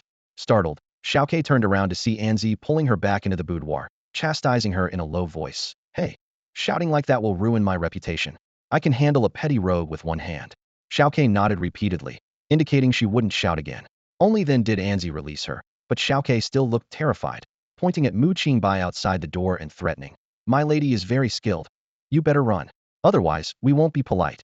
Qingbai chuckled at this, but was suddenly reminded of being pinned down in prison. His expression changed, and he quickly explained, I'm here to visit the Minister of War. I'm a 6th-rank official of the court, technically a colleague of the minister. Xiaoqi scoffed, shameless. You, a 6th rank, dare to call yourself a colleague of a 2nd-rank official. Leave now or I'll. She picked up a stick by the door, threatening to strike. Seeing this, Qingbai retreated a few steps. Sorry to disturb. I'm leaving. Wait. Anzi suddenly spoke, startling Xiaoqi. Miss. Xiaoqi looked at her in disbelief. I just got him to leave. Anzi gave her a look, then turned to Qingbai and asked, Are you really a civil official? Yes. Qingbai nodded eagerly. Can you write poetry? Anzi's eyes glinted with cunning. Miss. Xiaoqi exclaimed again, trying to intervene. Anzi gave her a cold glance. Then why don't you go ask my brother? At this, Xiaoqi deflated, not daring to say another word. I'm not boasting, but when it comes to poetry and songs, my mind is full of them. Qingbai declared confidently, his eyes gleaming with pride. And Z seized the opportunity and said excitedly, Great. Write a poem for me, and I'll guide you. Her voice was filled with anticipation, but then she shifted her tone, her gaze like a knife scanning the surroundings before finally landing on the stick in Xiaoqi's hand.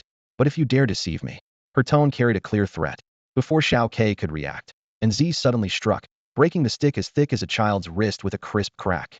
Everyone present was taken aback by this action, and Z, slightly flushed from the effort, looked at Qingbai with a smug expression and said, That's the fate of such a stick. Qingbai witnessed this scene and silently gave a thumbs up, secretly relieved that he had wisely backed down earlier. He was about to step into the boudoir when a sharp stop halted him. Qingbai, with one foot suspended over the threshold, looked in confusion at Xiaoqi, the maid who had spoken. Xiaoqi, indignant, said, How rude. A gentleman can't just barge into a lady's room. Speak at the window. Following the suggestion, Qingbai moved to the window, and Z watched him with eager eyes, almost reverently saying, Please compose a poem or a verse on the theme of the Mid-Autumn Festival. You speak, and I'll write. Mid-Autumn. Haha, that's an easy theme. Plenty of material. Mid-Autumn. Haha, Mid-Autumn. Qingbai began confidently, but his laughter gradually faded, replaced by a troubled expression as he crossed his arms and fell into thought. Seeing this, Xiaoqi immediately put her hands on her hips and exclaimed, Caught red-handed. Miss, I've had my doubts. How could someone so young be a 6th-rank official? This guy's a fraud, and asking him to write a poem has exposed him. And Z's gaze turned increasingly unfriendly, her small hand gripping the pen slowly clenching into a fist. Qingbai sensed a wave of danger, as if hearing the sound of a stick breaking again. He felt wronged, like having writer's block when facing a prompt. Realizing the urgency of the situation, Qingbai knew he had to come up with something quickly, or he would be in trouble. He feigned a pensive look, raised his head slightly, exhaled deeply, and then slowly began to speak. Mountains and rivers have no fixed abode through the ages. Amidst the sound of horns, horses come and go frequently. Feng Chi-wu. A hint of delight flickered in Nzi's eyes. Although she yearned deep down to be a martial heroine, she was, after all, a well-read woman. Just by hearing 3 lines, she recognized the name of the tune. He's really talented. Nzi exclaimed to Xiao Ke with joy as she repeated the words and wrote them down. The mountains and rivers through ages are ever-changing. Amidst the sound of war horns, the steeds come and go frequently. Though the words strayed far from the theme, they exuded a strong military spirit. Nzi thought her father would certainly appreciate this poem. She eagerly urged, "Please continue." A desolate view. Whom can I speak to? The west wind ages the red maple trees. Nzi was taken aback, repeating the lines before writing them down. These words stirred memories of her father's past. He had mentioned the hardships and dangers he faced while following the emperor to quell the chaos of the times, describing the terrifying state of the world then. However, Nzi and her brother had remained in their hometown and had never witnessed what their father experienced firsthand. Her father always found it difficult to elaborate, as if he had no words to express it. Nzi murmured to herself, an indescribable feeling welling up inside. She gazed at the words on the thin paper, soaked in ink. Though the emotions weren't overtly intense, they were enough to evoke a suffocating sense of helplessness. A desolate view. Whom can I speak to? Mu Qingbai looked at Nzi in bewilderment. As an outsider, he naturally couldn't grasp such profound emotions. He merely recited the poem, and its true essence could only be felt by the listener. Were there countless grievances before? Iron horses and golden spears, the path to the green tomb at dusk. Nzi's gaze towards Mu Qingbai became increasingly complex.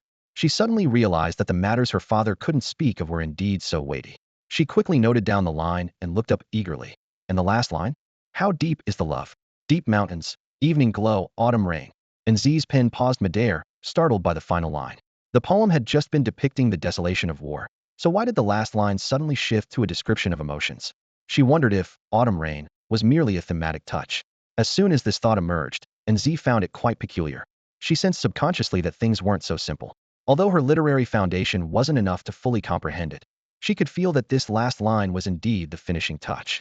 The poem was truly remarkable, but its brilliance, especially the cleverness of the last line, was something Nzi found difficult to articulate. She wrote down the last line, gently blew the ink dry, and then said to Mu Qingbai, "Please lead the way, miss. Come with us." Under Nzi's guidance, the group moved unimpeded through the household. Even though the family's servants saw the unfamiliar Mu Qingbai following the young lady, they didn't inquire further. Nzi settled Mu Qingbai in a pavilion 50 paces from the study and instructed the servants to take good care of him. Then, clutching the poem, she eagerly went to find her father. Inside the study, Jintao was buried in his complex official duties. Nzi carefully pushed the door open and peeked inside. "Father," she called softly. Without raising his head, Jintao said, "I told you to stay in your room and study well. It's not even half a day, and you're already running off on your own. Do you want me to punish you with the family rules?" Nzi quickly explained. "Father asked me to compose a poem, and I've written one." "Oh," and Jintao looked up, somewhat surprised. "You have such talent? How come I didn't know?" Nzi, brimming with pride, approached her father and presented the thin paper as if seeking credit. And Jintao glanced skeptically at his daughter, leaned back slightly, and took the paper to skim through it. "What did you write for mid-autumn, Nzi?" And Jintao's voice was thunderous, causing Nzi's heart to tremble. She quickly defended herself. "Father, please keep reading. I truly think this poem is good." And Jintao waved his hand impatiently, as if swatting away an annoying fly. "Go back to your room quickly. I have many official matters to attend to." Unwilling to leave just like that, Nzi cleverly maneuvered around the desk to her father's side. She clasped her hands together, her eyes sparkling with a pleading look, and said playfully, "Oh, please, father, just take a look. If you don't like it after reading, I'll go back right away and won't step out of my room." Seeing her father unmoved, Nzi raised her small hand, thumb and forefinger pinched together, and whispered softly, "Just for a little while." Finally, Jintao gave in reluctantly and moved towards the desk. "Stand by the desk. You're too old to be acting so coy with your father." "Hee hee." Nzi giggled triumphantly. And Jintao picked up the paper again, his eyes scanning over the words. He had intended to casually praise her and then give her a gentle reprimand. After all, it was no small feat for his clever daughter to sit down and write a poem. However, as the words truly came into view, and Jintao was taken aback, his eyes fixated on the text as if he were frozen in place.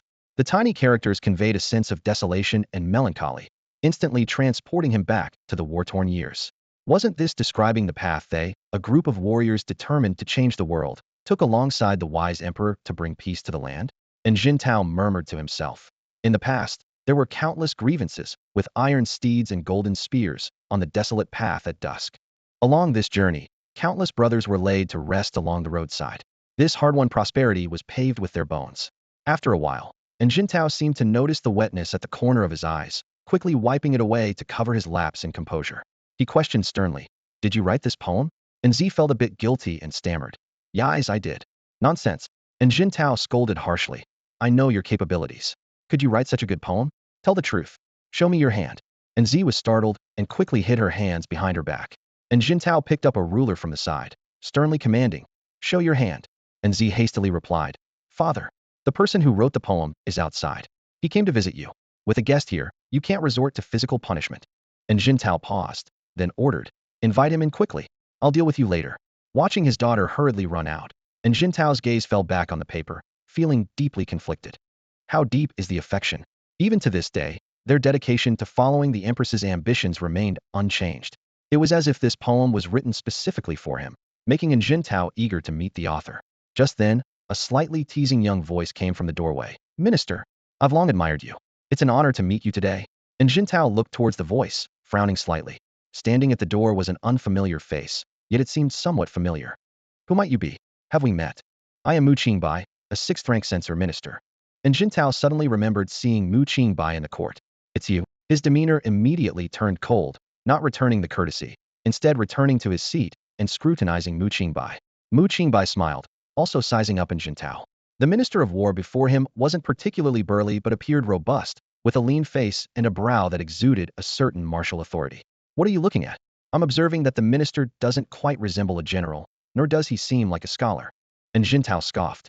"It's often said that scholars are spineless. I find you, Mu, to be even more so than the scholars at court." Qingbai was momentarily stunned, then couldn't help but laugh. "Who says generals can't deliver insults? Not a single vulgar word, yet thoroughly insulting. Today, Mu, you didn't come just to present a poem, did you? Get to the point. I have many official duties to attend to." "Let's speak plainly then. I'm here for one thing, to request troop deployment." And Jintao paused, his gaze turning sharp as he replied in a deep voice. "Are you joking, Mu?" "Haha, do I look like I'm joking? How many heads do you have to spare, Mu?" "Just one." "Yeah, Lord Mu, if you're looking for trouble, go elsewhere. Don't come here to make things difficult for me." And Jintao said coldly, a hint of impatience flashing in his eyes. "Even if you have an imperial edict, it won't make a difference." Qingbai was momentarily taken aback by these words, then broke into a meaningful smile. He reached into his robe and pulled out a scroll with golden edges and a jade axis, slowly unrolling it. "This isn't an imperial edict," he said softly. "It's merely an imperial decree." Upon seeing this, Jintao immediately stood up, respectfully taking the decree with both hands. Although it wasn't an actual imperial edict, as a decree bearing the imperial seal, he dared not be careless. After reading it carefully, he furrowed his brows and looked up at Qingbai. "Revoking the title of a scholar is something you should take to the Ministry of Personnel. This isn't within the jurisdiction of the Ministry of War." And Jintao said with a tinge of displeasure in his voice. Qingbai remained unflustered, replying calmly, "Slandering a court official and tarnishing the reputation of the court isn't just a matter of revoking a title." And Jintao was unmoved and countered, "That still doesn't fall under the Ministry of War's responsibilities. If His Majesty hasn't assigned you troops, it means he doesn't see this matter as worth escalating." A glint of determination flashed in Qingbai's eyes as he said firmly, "My lord, since I've come to you, I must secure the troops." And Jintao's expression was stony, his attitude unyielding. "I have no reason to allocate troops. Besides, you don't have the proper authorization for troop mobilization." 50 men, Qingbai suddenly proposed, his tone carrying a hint of negotiation. And Jintao's face instantly turned cold. "Lord Mu, please leave." 30, just 30 will do," Qingbai persisted. And Jintao finally lost his patience, shouting sternly, "Lord Mu, I have no time for idle chatter with you. Please leave. Unless there's an imperial order, there's no room for negotiation." Unexpectedly, Qingbai didn't get angry but instead laughed. "I, Qingbai, never engage in futile efforts. If I dare to come to you, I must have confidence that you'll lend me the troops." And Jintao was puzzled. From the beginning, Qingbai maintained a confident and composed demeanor, as if the outcome was already decided and in Jintao's stance didn't matter. He couldn't fathom where Qingbai's confidence stemmed from. Seeing in Jintao deep in thought, Qingbai mused to himself, "This Minister of War is really something, as steady as a seasoned soldier." He continued to persuade in Jintao, "The outcome will inevitably be you lending me the troops. Why not do it first, and I'll explain the reasons later." And Jintao sneered, Why couldn't it be that I order my men to throw you out? I'm a court official, after all. You came uninvited, trespassing in the residence of a high-ranking official. Even if I have you thrown out, I can justify it to His Majesty. Mu Qingbai pretended not to hear, still bargaining. Just 30 guards will do. And Jintao completely lost his patience, calling out coldly, "Someone, escort Lord Mu out." "Hold on." Mu Qingbai suddenly interjected, his tone playful. "Since His Majesty gave me the decree without troops, it means he wants me to act boldly. I thought you were smart, but it turns out you're just a fool." And Jintao frowned, raising a hand to stop his servants. Despite this, he still refused to relent verbally. Utter nonsense, utterly absurd. Mu Qingbai stood up, disappointment written all over his face. He shook his head, tucking the decree back into his robe as he headed for the door. "Didn't you hear the minister's words? Escort me out." "Wait." This time, it was Jintao who was anxious. Seeing Mu Qingbai's calm demeanor and decisive departure, so different from his earlier persistence, filled him with an inexplicable sense of unease. Mu Qingbai chuckled coldly, ignoring him, and continued toward the door. And Jintao was left in a state of internal conflict and confusion, unsure of what to do. "Don't leave without finishing what you have to say." Mu Qingbai stepped out the door, leaving those words hanging in the air. And Jintao's face was dark, but he suppressed his anger and said in a low voice, "Master Mu, please wait." Mu Qingbai turned back with a slight smirk. "There's no need for me to wait," he replied calmly. And Jintao gritted his teeth. "If that's the case, then allow me to personally see you out, Master Mu." "Very well," Mu Qingbai responded nonchalantly. And Z stood to the side, puzzled by the scene. She didn't quite understand what was happening, only noticing the meaningful smile on Mu Qingbai's face. Meanwhile, at the entrance of the inn residence, several on-duty guards were eagerly chatting with a man named Huang Hu. "Hey, Huang Hu, don't pretend you don't see us," one guard shouted. "Weren't you stationed at General Yin's residence? Why are you suddenly here at the inn residence? Is General Yin here to see Master Yin?" Huang Hu stood with his chest puffed out, looking disdainful, which irked the guards. "Hey, we were once comrades. Even if you're lucky enough to follow General Yin, you don't have to look down on us," another guard complained. Huang Hu replied coldly, "You'll have plenty of chances to taste my fists. If Master Mu doesn't come out soon, I'll have to fight my way in." The guards were startled, quickly picking up on the critical information in Huang Hu's words. "Who is Master Mu?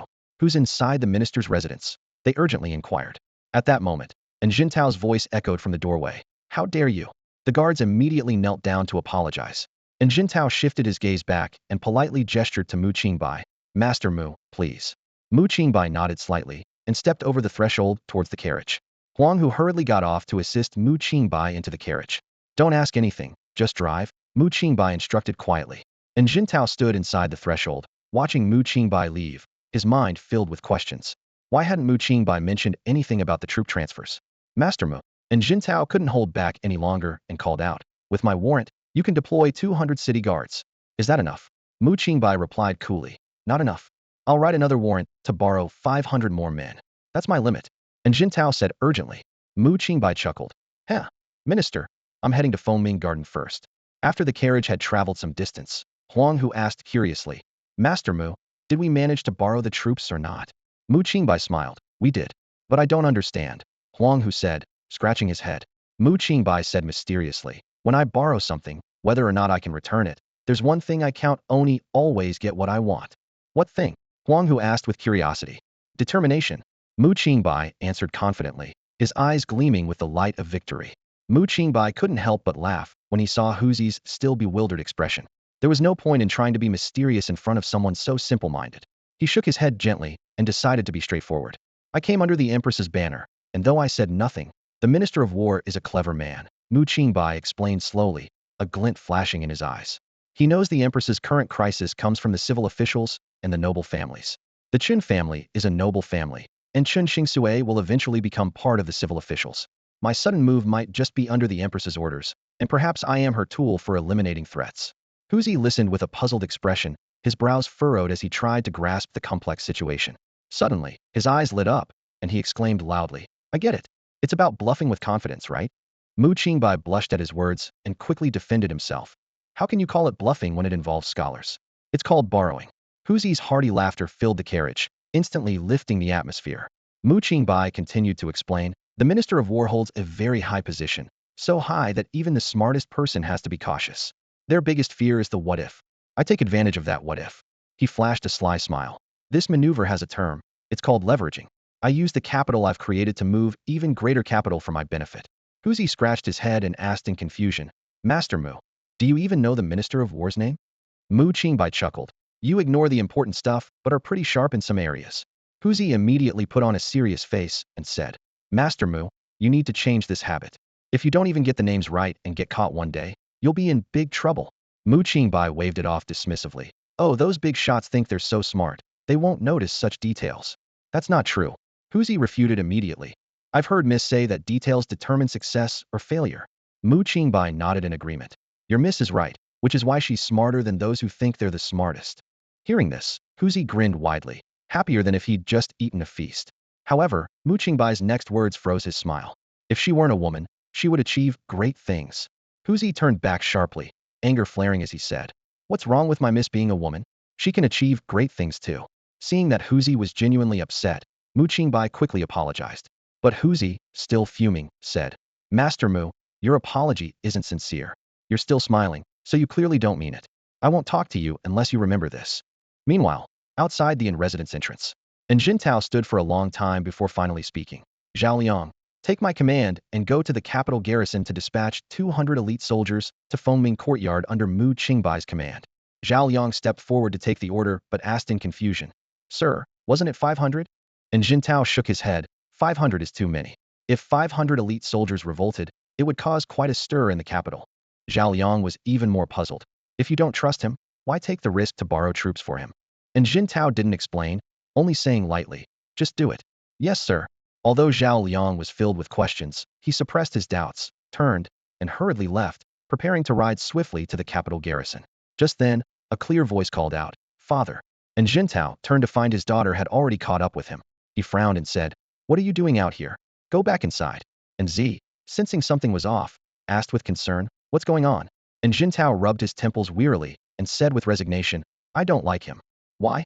Father, don't you really like the poems written by Mr. Mu? Anzi tilted her head, her eyes sparkling with curiosity. And Jintao stroked his beard, a complex expression crossing his face. I do enjoy his poetry, but I don't like the poet himself. They say reading a poem is like meeting the person, but that's not always true. At least, his poems and his character. Seeing her father at a loss for words, Anzi tilted her head and thought for a moment before continuing. It's like you've had a fight with him? And Jintao chuckled at her words, the wrinkles around his eyes relaxing. Exactly, it's like we've had a falling out. Or perhaps, what he shows is one side, while his poems reveal his truest nature. Father, are you curious about him? Anzi asked, her eyes fixed intently on her father. And Jintao pondered for a moment, a slight smile playing on his lips. I'm curious about any enemy I don't understand. Anzi's eyes lit up, and she seized the opportunity. Father, let me go find out what kind of person he is for you. And Jintao saw through his daughter's little scheme, raising an eyebrow. You sly girl, you're just looking for an excuse to go out and have fun, aren't you? Caught red-handed, Anzi pouted and tried to defend herself. I'm doing this for you, father. How can you think of me like that? She blinked her eyes and continued. Besides, staying cooped up at home all day, I can't write anything. Let me go exchange ideas with those talented women. Maybe I'll even write a stunning poem. And Jintao shook his head with a smile. Fine, go if you want, but don't come home too late. Anzi was as happy as a lark, nearly jumping for joy. Thank you, father. The moon hung above the willow branches, and people met after dusk. As night fell, the lights by Fengming Lake began to glow, bright as daylight. In this bustling place, Fengming Court would not lose anything over a minor figure like Dan Kaier. In other words, to Fengming Court, Dan Kaier was just one of many artists. Mu Qingbai returned to the place, boarded a boat, and casually found a private room behind a screen, ordering food and wine. He motioned for Huzi to join him, the two showing no regard for formalities. Mu Qingbai poured himself a drink, while Huzi ate heartily. The sounds of music and clinking glasses gradually grew louder. Nearby, after 3 cups of wine, the patrons began talking, most notably about Dan Kaier's scandal. Hey, Dan Kaier pretends to be so pure and innocent. I actually believed her nonsense, a drunken patron said loudly. I thought it was just a rumor, but now she's gone into hiding, so it seems there's some truth to it. TSK, she was once a renowned talent in the capital, a future maestro. Yet she engaged in such shameless acts with another woman in broad daylight, another chimed in. Fengming Court made her the leading performer, and now they've slapped themselves in the face with this disgrace. Shoo, keep your voice down, someone warned quietly. If the person behind Fengming Court hears this, why should I care? They did it, so why can't we talk about it? The first person dismissed. I heard it was an official named Mu who forced her. Dan Kaier was just pretending to resist because she's afraid of his power. Such a disgrace to the scholarly world, yet he can still hold office. It's a shame to our dynasty. Haha, someone called Dan Kaier out. I want to ask her if she enjoyed it. Huzi frowned, his expression dark as he looked at Mu Qingbai. Mr. Mu, what? Are you full? Mu Qingbai asked nonchalantly. Huzi clenched his fists, his knuckles turning white. I'm full of anger. How can you still eat? Mu Qingbai took a sip of wine, unconcerned. Such talk is everywhere. We've only heard a fraction. If this makes you lose your appetite, then what about when you hear something truly unbearable? Huzi was taken aback. But, Mr. Mu, that's a bit heartless. You may not care, but that girl is suffering from groundless accusations. Mu Qingbai paused, his chopsticks suspended in midair. You're right. With that, he set down his chopsticks and stood up. Huzi immediately perked up, ready to act. Great, Mr. Mu, I'll go teach them a lesson. Who said anything about using force? Huzi was confused, his face blank. If not that, then what? Mu Qingbai patted him on the shoulder earnestly. Not everything can be solved with violence. Remember what I said about who stops rumors. The wise. Mu Qingbai gave a thumbs up, pointing to himself, his eyes filled with confidence. I am the wise. Come on, let's go reason with them. Mu Qingbai walked around the screen, striding confidently to the table of the inebriated patrons. Who are you? The drunken patron's face was flushed, his eyes bleary as he glared at Mu Qingbai. Mu Qingbai wore a polite smile, cupping his hands in greeting. I couldn't help but admire your eloquence just now, so I've come to have a discussion with you. As the saying goes, you don't hit someone with a smiling face. Moreover, Mu Qingbai was so courteous. The patron burst into laughter, waving a hand. You're a man of character. Great. My name is Liang Fifan. Who asked you? Call your mom. You fool. I'll smash your watermelon. Suddenly, within a 10-meter radius of Mu Qingbai, there was dead silence. Everyone was dumbfounded, staring at Mu Qingbai as if he were an invincible deity. Mu Qingbai pointed at the patron's nose, his voice booming like thunder. Did you hear me? Liang Fifan. You. If you can't hear, I'll keep saying it until you do. Liang Fifan. A fierce outburst of traditional Chinese opera echoed through the restaurant, instantly spreading silence within a 20-meter radius centered around Mu Qingbai. Everyone was stunned. Even the women and patrons by the opposite corridor railing turned their heads to look. Liang Fifan's face turned beet red, his eyes bloodshot, glaring at Mu Qingbai as if he wanted to tear him apart. Damn it! Liang Fifan suddenly stood up, his thick hand grabbing a wine vessel from the table and raising it high. Mu Qingbai felt a thrill of joy, immediately leaning his head forward, hoping for a fatal blow. Who would have thought there'd be such an unexpected delight? Goodbye, cruel world, he rejoiced inwardly. However, the expected heavy blow didn't land on his head. Instead, there was a loud bang as a head smashed against the table, shattering the dishes all over the floor. Mu Qingbai confusedly touched his intact head, finding no blood as he had anticipated. He looked puzzled at the fat man on the ground, and then turned to Tiger beside him. Tiger, clenching his fists, was proudly surveying the surroundings before saying to Mu Qingbai, Young Master Mu, that's the real deal. Mu Qingbai was on the verge of tears, gritting his teeth. Thanks a lot, Tiger. You're welcome, young Master Mu. It's what I'm here for, Tiger replied earnestly. Just don't do too much of it. We're all about reasoning. Mu Qingbai forced a smile, helplessly saying, Your reasoning doesn't seem very reasonable, Tiger. Ah, you're just too dumb to get it. Just listen to me. Real reasoning is proven with blood. Got it, Tiger said confidently. Though Tiger didn't fully understand, he nodded firmly. Then when reasoning needs to be proven with blood, let me know, young Master Mu. I've got more blood, so I can prove more reasoning. You're frail, not much blood, can't prove much reasoning. You don't know a thing. Mu Qingbai rolled his eyes at him, then looked around and loudly asked, I am Mu Qingbai. Who else wants to hear my reasoning? The surroundings fell silent. Mu Qingbai sneered, instructing a servant. Get your manager to lead me to Fengming Tower. Yes, yes. The servant quickly responded, leading Mu Qingbai all the way to Fengming Tower. Along the way, the servant kept shouting, Lord Mu is coming. Make way. Mu Qingbai felt a shiver run down his spine, a strange impulse suddenly filling his mind, as if he was about to sprout a pair of swords and shout, double fried eggs. Lord Mu, I am the head manager of Fengming Courtyard. How may I assist you? A middle-aged man with a fawning expression approached, bowing low. Mu Qingbai smirked. You're the head manager? Yes, that's me. Are you fooling me? Mu Qingbai squinted. Although I'm just a minor official, I'm still a court minister. Sending someone like you to deal with me. Aren't you underestimating me? The head manager's face stiffened, hurriedly explaining. Lord Mu, Fengming Tower is merely a place of leisure and entertainment for merchants. How could we dare to show off before you? I'm truly the person in charge. Mu Qingbai sneered. All right, I'm here under orders to capture Chen Xingcui. He must be in Fengming Courtyard today, so bring him to me. The head manager looked troubled upon hearing this.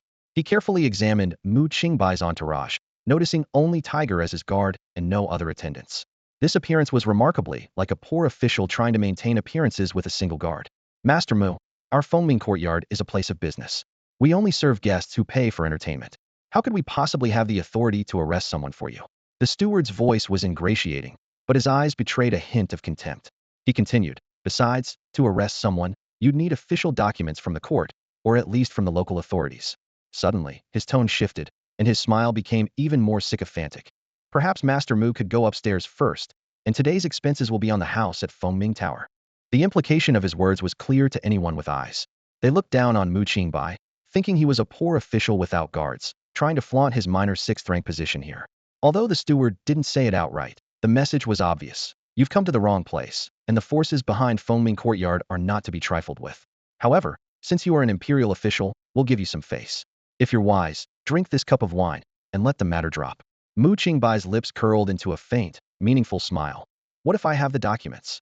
The steward's expression turned ugly, but he forced himself to maintain composure, saying patiently, if you have the arrest documents from the authorities, it would be best if the authorities themselves came to make the arrest. Fengming Courtyard dares not overstep its bounds. His words were watertight, clearly unwilling to offend either side. Upon hearing this, Mu Qingbai was already certain that the person in front of him was indeed the steward. However, the so-called steward was just a scapegoat pushed forward by the forces behind him. Mu Qingbai was never one to compromise. Since he was going to offend them, he might as well do it thoroughly. He let out a cold laugh and said, if Fengming Courtyard has such concerns, the court is very pleased. Saying this, he patted his chest, indicating that he represented the court. The steward's eyes briefly showed disdain before he quickly hid it, continuously nodding and bowing to Mu Qingbai. Mu Qingbai continued, but no worries, the court authorizes you to assist in the arrest. If successful, it will be a great merit, and I'll recommend you for a commendation from the capital. Hearing this, the steward's face turned completely cold.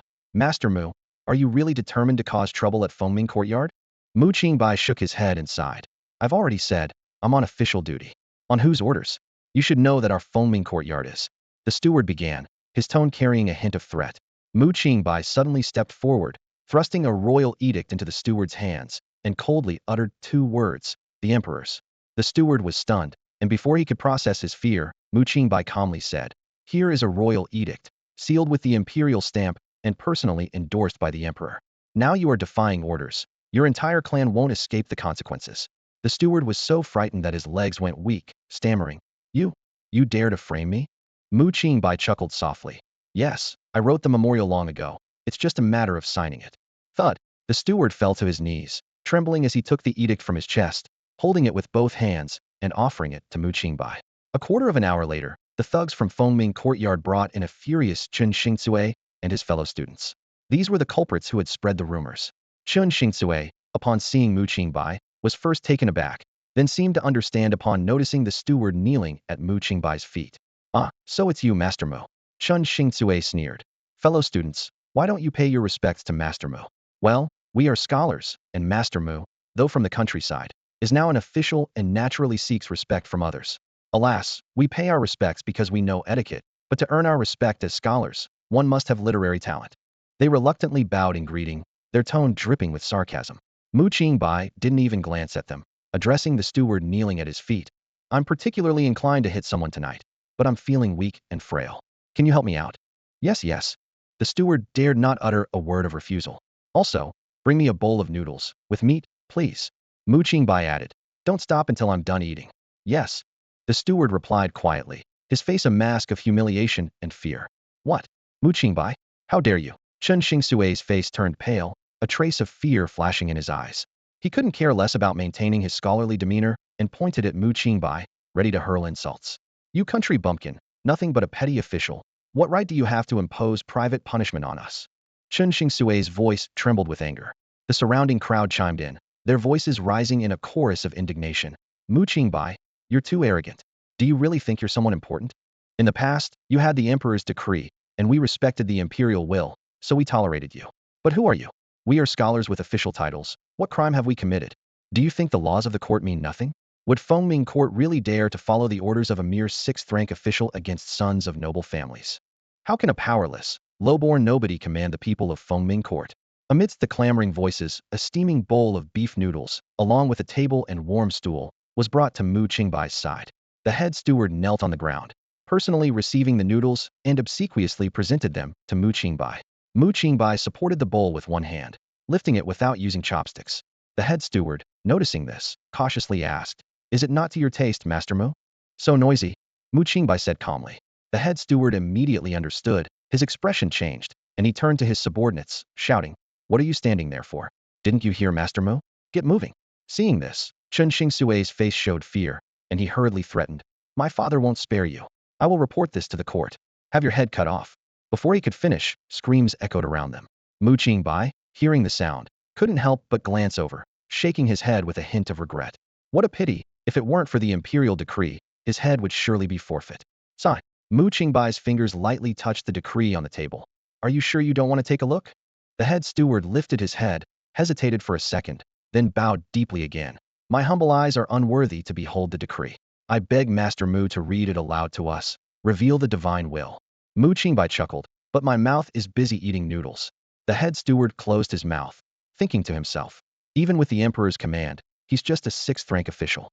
After all, it's just about serving people. In the bleak autumn wind, Mu Qingbai finished the last bite of noodles, wiped his mouth unceremoniously, and exhaled warmly. "Ah, it feels so good to have a hot bowl of noodles on a cold day. Master Chun, you must be feeling quite refreshed from that beating too." Amidst the noise of fists and kicks, a few muffled sounds emerged. Mu Qingbai raised his hand to his ear in a gesture to amplify the sound. "What? I can't hear you." "You go ask what he's saying." The head steward, complaining inwardly, still went over to the battered Chen Xingsui, bent down to listen. "Master Mu, Master Chun, says he's a scholar." Mu Qingbai approached, looking down at Chen Xingsui with a bit of admiration. "If I were beaten like this, I'd admit to bombing Pearl Harbor if you said so. I can see you truly have the pride of a noble family's offspring. Beaten like this, and still not willing to bow your head." The thugs from Fengming courtyard held back, making Chen Xingsui seem pitifully beaten, but he was actually unharmed. Huzi leaned close to Mu Qingbai, speaking in a low voice. "Young Master Mu, we need to leave quickly. The people from the Ministry of War haven't arrived yet. I just saw the steward sneaking away to inform someone." Mu Qingbai raised an eyebrow, teasing. "Oh, Huzi suddenly got smart. Could it be that Lorden has realized I'm just?" "Hey, what do you mean by trick?" Mu Qingbai quickly interrupted. Huzi smiled sheepishly. Something like that." After pondering for a moment, Mu Qingbai thought Huzi's guess might be right. He feigned regret, and said, "I was planning to surround the Qin mansion, but never mind. You can't leave." A loud shout interrupted their conversation. A group of people suddenly emerged from the crowd, aggressively surrounding Mu Qingbai and his companions. The leader helped Chen Xingsui up, asking with concern, "Young master, who did this to you?" Chen Xingsui wiped the blood from the corner of his mouth, glaring fiercely at Mu Qingbai, gritting his teeth. "It was him. Beat him to death for me." The head steward stood up at this moment, raising his hands and shouting, "Wait." Chen Xingsui glared at him viciously. The head steward bowed to Chen Xingsui. "Young Master Chun, today's incident is truly beyond our control at Fengming Tower." Chen Xingsui interrupted with a wave. "I know, it's that dog official Mu Qingbai who coerced you. But regardless, it was your people from Fengming Tower who laid hands on me, and you owe me an explanation today." The head steward sighed. "What kind of explanation does young Master Chen want? Give me that wretch Dan Kaier, and we'll call it even." Chen Xingsui sneered coldly. The head steward frowned deeply. Although he had anticipated this, he hadn't expected Chen Xingsui to make such a demand. Seeing this, Chen Xingsui taunted sarcastically. "What? Is Fengming Tower hesitating? It's all because of that wretch Dan Kai. She's now a withered flower. Do you expect to sell her for a high price?" The head steward said with a frown. "This is beyond my authority." Chen Xingsui snorted. "No problem. I'll give you time to think. But I need an answer before I leave Fengming courtyard." The head steward looked displeased, but could only silently instruct a servant. Mu Qingbai surveyed the tightly packed, fierce-looking servants around them, and said gravely to Huzi, "Huzi, it looks like we're in a tight spot today. I'll cover you, and you make a run for it." Huzi was deeply moved by these words, but stubbornly said, "Young Master Mu, I won't leave you behind. You're so frail, they'll beat you to death." Mu Qingbai pulled a long face. "Huzi, you make a good point. Then you cover me, and I'll run." Huzi's face fell, and the earlier emotion vanished. He stammered, "I'll try my best." Mu Qingbai laughed. "Never mind, I'm joking. I'm so frail, I might not even escape. But let me correct you on one thing. They might dare to lay hands on me, but they won't dare to kill me because I'm an official of the court. Killing a court official in the capital would be a crime worthy of clan extermination." Mu Qingbai and Huzi's unperturbed conversation made Chen Xingsui, listening nearby, so angry his face turned dark. "What are you waiting for? Tear his mouth apart for me." Chen Xingsui roared. "Wait!" Mu Qingbai shouted loudly. "I am a court official. If you dare to act, it's akin to rebellion." These words immediately quelled the aggressive servants around them. Chun Xingzue sneered sinisterly. You're not wearing official robes, you have no documents, and I bet you don't even have your official seal on you. Who can prove you're a court official? Moreover, falsely transmitting the emperor's decree and instructing others to attack scholars with titles is a grave crime. These words emboldened the Chun family's thugs, and they approached Mu Qingbai with ill intent. Mu Qingbai shrugged, helplessly saying, Huzi, he makes a good point. What do we do? I'm out of ideas. Huzi quickly reminded him. Young Master Mu, you have the Imperial Edict, don't be afraid of him. Mu Qingbai suddenly realized. Right? How are you so smart? Huzi said with a mix of laughter and tears. Young Master Mu, please stop teasing me. Mu Qingbai slowly took out the Imperial Edict, unfurling it. Listen up. This is an Imperial Edict. Huh, aren't you going to kneel? Everyone exchanged confused looks, and eventually turned their gaze to Chun Xingzue. Chun Xingzue gritted his teeth, seething with rage. It's impossible for me to kneel to you. You're definitely bluffing with a fake edict. Mu Qingbai smiled. Then come hit me. If you dare to strike, I'll dare to take it. If you don't kill me today, I'll be at the execution ground tomorrow watching your whole family beheaded. Hiss, the crowd gasped. That's too vicious, someone whispered. Chun Xingzue, unable to bear it any longer, rushed forward, grabbed a stick, and shouted, swinging it down towards Mu Qingbai's head. Mu Qingbai was overjoyed and immediately put away the Imperial Edict, leaning his head forward. Crack! The familiar sound of an explosion echoed in the air, and Mu Qingbai's heart immediately went on high alert. He whipped his head around to see Chun Xingzue, standing frozen, with half a broken stick clenched tightly in his hand. Nearby, a petite figure turned slowly, looking at him with a smug expression. You're welcome. Upholding justice is what a hero should do. And Z said, lightly brushing her hair behind her ear and proudly lifting her chin, her eyes sparkling with pride. Mu Qingbai's gaze fell on the half-stick on the ground, and he couldn't help but twitch his mouth. Just as he was about to blurt out a curse, a thunderous shout came from afar. The capital's garrison is taking over. Do not act recklessly. Immediately, the sound of synchronized footsteps accompanied by the clanging of armor approached. In no time, a large troop of soldiers surged in like a tide, quickly surrounding everyone. Drop your weapons. Submit to the law. A young officer with a dignified face pushed through the crowd, quickly approaching in Z and kneeling on one knee, his voice tinged with apology. I apologize for my tardiness, miss, and for any distress caused. I, Fu Jun, deserve 1,000 deaths. Mu Qingbai discreetly observed the young officer. His features were impeccably symmetrical, clearly well-groomed.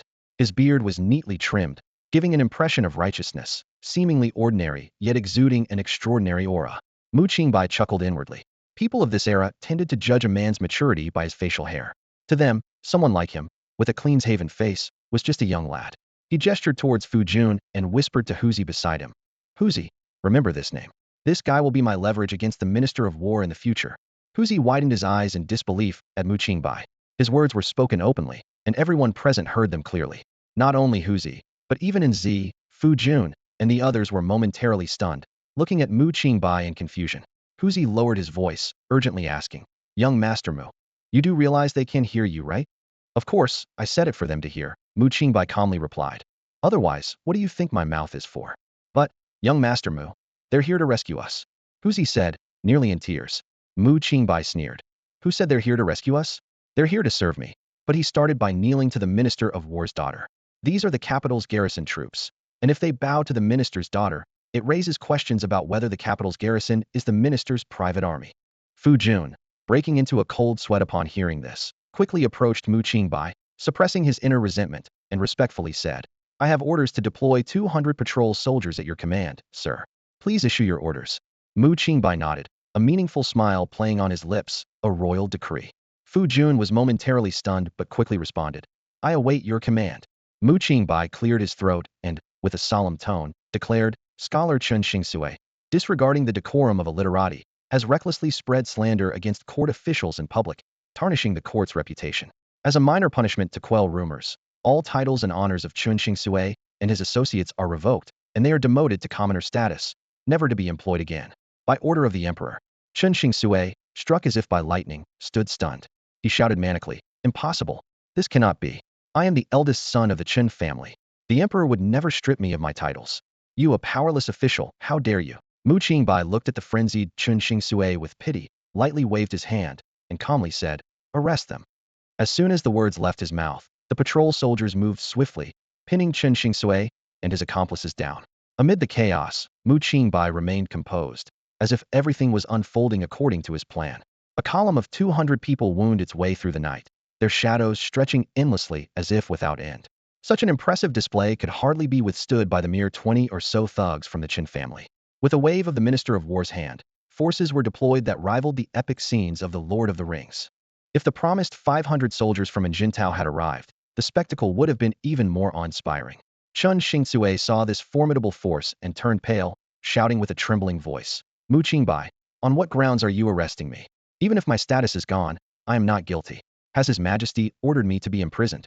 Fu Jun, hearing this, turned to Mu Qingbai, frowning slightly. "Master Mu, it seems he might be right." Mu Qingbai, unhurried, flipped the imperial edict and pointed to the words, sneering, "Can't you read? It clearly states, to administer slight punishment. Men, parade Chun Xingcui and the others through the streets until dawn, then send them to the Ministry of Justice's prison."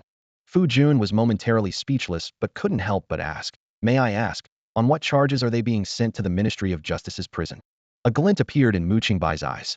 Commoners inciting disorder, attempting to assault a court official, and endangering the daughter of the Minister of War.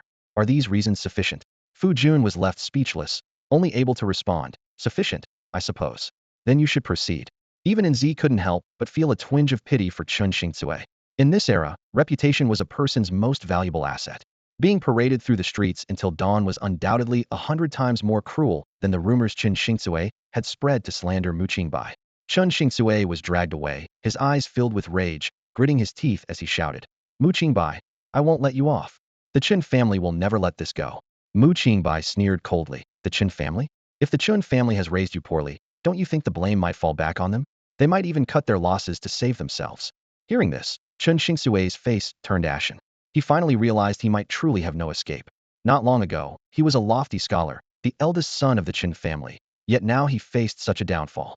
Biting his lip until it bled, Chun Xingcui struggled to speak. "Mu Qingbai, you're ruthless. I admit defeat, just let me go." Even at this point, he still looked down on Mu Qingbai, this pauper, and saying this was his greatest concession. Mu Qingbai scoffed, "Huh? What a joke you're telling. Do we have such deep hatred that you had to be so vicious? Sorry, I have a zero-tolerance policy for stupidity. Take him away." And Z stepped forward kindly to advise, "Master Mu, regardless of Chun Xingcui's guilt, it's not a capital crime.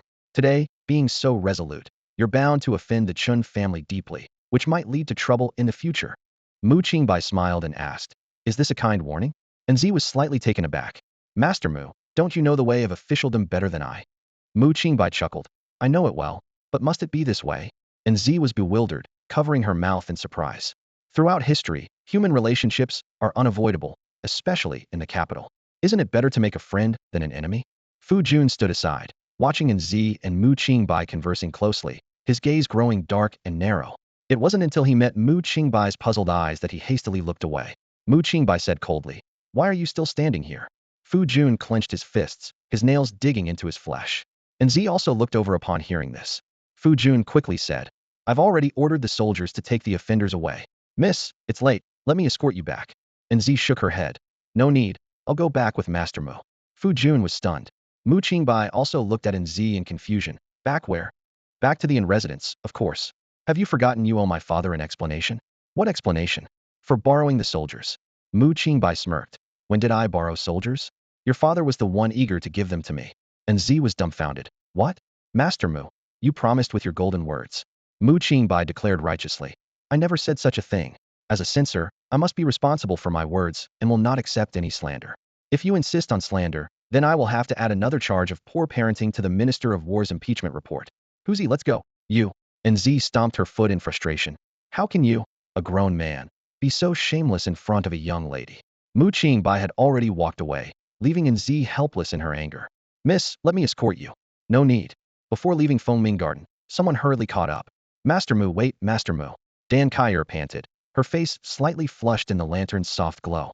The scene was subtle, as they stood facing each other, the beauty small and her reflection fair, reminiscent of a spring dawn. There was a certain charm to it. "What is it?" I wanted to thank Master Mu for clearing the rumors and restoring my name." Mu Qingbai was somewhat surprised, shaking his head with a smile. "No need to thank me. Just avoid falling into the traps others set for you, and rumors will have little power. Maybe they are quite damaging to you. It seems not many can be as indifferent as I am." With that, Mu Qingbai waved his hand and walked away, leaving no trace of fragrance behind. Fujian stormed back to the inn residence, embellishing the events at Fengming Pavilion as he reported them to Jintao. He gritted his teeth, describing Mu Qingbai's actions and claiming that the man was ungrateful enough to want to impeach Jintao. Jintao listened with a slight frown, looking skeptically at his daughter. And Zir, is this true?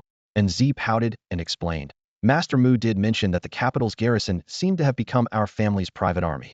However, Fujian was at fault for saluting me first upon arriving with the troops, which was improper. Upon hearing this, Jintao turned his gaze to Fujian, a hint of displeasure in his eyes. Fujian panicked and quickly explained, I was only concerned for Mrs. Safety. Enough, you may leave. Jintao waved him off impatiently. Fujian hesitated but eventually left in frustration. Only Jintao and his daughter remained in the study. Stroking his beard, Jintao asked, Zir, what do you think of Mu Qingbai? And Z thought for a moment before replying. I find Master Mu quite unconventional, very different from the young lords of the capital. He never seems to leave himself a way out, always going all out in what he does. And Jintao laughed heartily. That's my daughter. And Z was puzzled. Father, why are you laughing? He deceived you this time.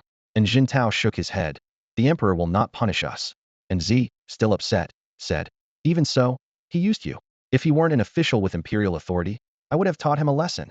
And Jintao pondered for a moment and said, I think he is somewhat defiant, even a bit audacious. And Z blurted out in surprise, Father, do you admire him? And Jintao shook his head.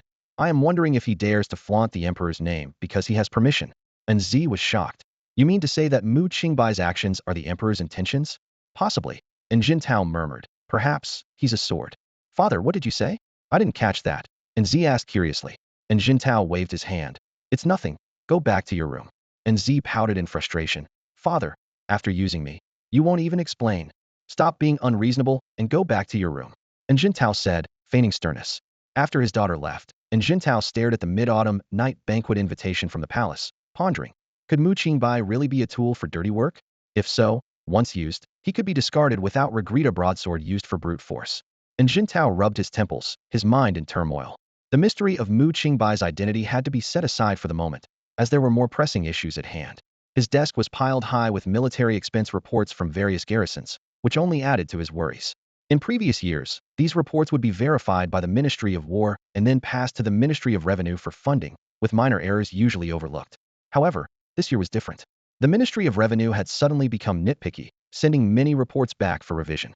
What was even more troubling was that these revised reports kept reappearing on Jintao's desk, including those from distant armies. As the Minister of War, Jintao was well aware that many commanding officers held prestigious positions and had distinguished records, making it difficult for him to criticize them openly. On the surface, everyone seemed to be following the rules, but Jintao had an ominous feeling, as if something was quietly slipping out of control. The next morning, before dawn, the biting cold wind was piercing, yet Mu Qingbai unusually rose early. This unexpected behavior surprised everyone in the residence, as this young master, who ordinarily would rather merge with his bed, was not expected to be up on a non-court day. Huzi hurried over, holding a letter. Master Mu, someone delivered this to the gatehouse last night, specifically for you. Mu Qingbai took the letter, opened it in front of Huzi, and then pulled out a fire starter to burn the paper. Seeing Huzi's bewildered expression, he coughed lightly and explained, sorry, just a habit. Master Mu, what are your plans today? Going to the theater? Huzi asked tentatively. Mu Qingbai shook his head with a smile. Fishing is more fun than the theater. Besides, I've only been in office a few days, my salary hasn't been paid, and my merits haven't been rewarded. I can't even afford places like Fengming Tower. Last night's free meal there was only possible because of the Imperial edict. Huzi asked, puzzled. But what about those banknotes you brought back from Yuzhou? Those are illicit funds. They need to be laundered before use. Mu Qingbai scratched his face and then changed the subject. I'm just trying to ease the emperor's burdens. Huzi looked even more suspicious. But if you're trying to ease burdens, shouldn't you go to the censorate? Mu Qingbai laughed heartily. Not causing trouble is already the biggest help I can offer. The kitchen in the residence prepared some dishes and packed them into a food box for Huzi. The two of them took a rickety stipend-brand carriage and headed out of the city. Upon reaching Shengshui Lake, they found that the previously deserted lakeside was now occupied by several people. The misleading old man was still in his usual spot, now accompanied by a few handsome young men. The old man noticed Mu Qingbai's arrival and nodded politely. A few yards away, near the lake, Mu Qingbai spotted another familiar face, Xin Yangzi, the seamstress. He intended to find a random spot to fish but remembered how the old man's apprentice had bossed him around last time, which irked him. So he walked briskly toward the old man's spot. Hearing footsteps, Lu Qian turned his head and was about to greet him when Mu Qingbai abruptly grabbed his fish basket to check. Lu Qian stroked his beard with a satisfied smile. The fish was the result of sitting patiently for half an hour. Since witnessing Mu Qingbai's good luck of catching 3 fish in a row last time, Lu Qian had been returning with the recipe Mu Qingbai provided, but always in vain. Although they hadn't officially conversed, they seemed to have formed a tacit understanding as fishing buddies. Just as Lu Qian was about to utter some modest words, Mu Qingbai suddenly flung the fat fish from the basket back into the lake. You! Lu Qian was so startled that his eyes widened, and his hand trembled, pulling out 2 beard hairs, causing him to wince in pain. Mu Qingbai said coldly, "Private lake, fishing incurs fines." Lu Qian snatched back his fish basket, his eyes wide with disbelief as he stared at the empty contents. His fingers trembled as he pointed at Mu Qingbai, then clutched his chest with a pained expression. Taking a deep breath, he barely managed to calm himself. "Do you know how long it took me to catch that fish?" Lu Qian fumed, stomping his feet in frustration, disregarding decorum as he demanded, "What exactly are you trying to do?" Mu Qingbai replied confidently, "I told you, fishing is prohibited. Stop making a fuss, you need to compensate me for the fish." At this moment, a few young students who had been tending a fire nearby heard the commotion and hurried over. "Teacher, what happened?" Lu Qian pointed at Mu Qingbai, anger brimming in his voice. "This young man threw my fish back into the lake." The students frowned, glaring at Mu Qingbai. "Who are you to throw our teacher's fish away? Apologize to him immediately," one of them shouted sternly. "Do you know who our teacher is? You dare disrespect him, you'll pay for it." Mu Qingbai laughed dismissively. "Old Lu, you call yourself a teacher, but your students are all fools. Asking if I know who you are, why should I care?" "You!" The students were furious. "How dare you speak to our teacher like that? It seems you need a lesson." Lu Qian quickly intervened. "Resorting to violence only shows a lack of reason. We have reason on our side." Mu Qingbai smirked. "You think you're so righteous? I said it's a private lake, no fishing allowed, violators will be fined." He extended his hand. 10 taels of silver, or I'll break your fishing rod." Lu Qian, his face flushed with anger, grabbed Mu Qingbai's sleeve. "I've been fishing here for ages. It's clearly an ownerless lake. How can you just claim it's yours?" Mu Qingbai exaggeratedly exclaimed, "Wow, you're in trouble. All land belongs to the emperor. You claim this lake is ownerless. Are you disregarding the emperor?" Lu Qian froze, his face turning red, hastily explaining, "I didn't mean it that way. You're twisting my words." The young students were even more indignant. "Teacher, you can't reason with someone so crude and uncivilized. He needs to feel some pain before he can understand reason." "Enough!" Mu Qingbai suddenly shouted. "I am a 6th-rank censor of the court." The students paused, then burst into laughter. "What's so great about being a censor? Just a minor official. You don't even know who our teacher is. You're just an ignorant fool." Mu Qingbai was unfazed, asking with a smile, "Oh? Is Mr. Lu also an official?" Lu Qian shook his head. "No." However, he was intrigued by Mu Qingbai. A 6th-rank official, though not high, wasn't insignificant, especially for someone so young. "Haha, then what gives you the confidence?" Mu Qingbai's laughter only made the students angrier. "How ridiculous!" One student couldn't help but shout.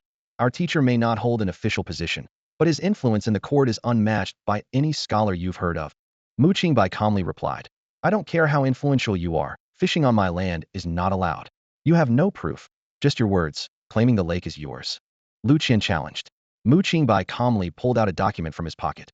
"Just yesterday, the emperor granted Shengshui Lake to me as a reward." The group was left speechless, staring at each other in disbelief. "Isn't it fake?" "It must be fake."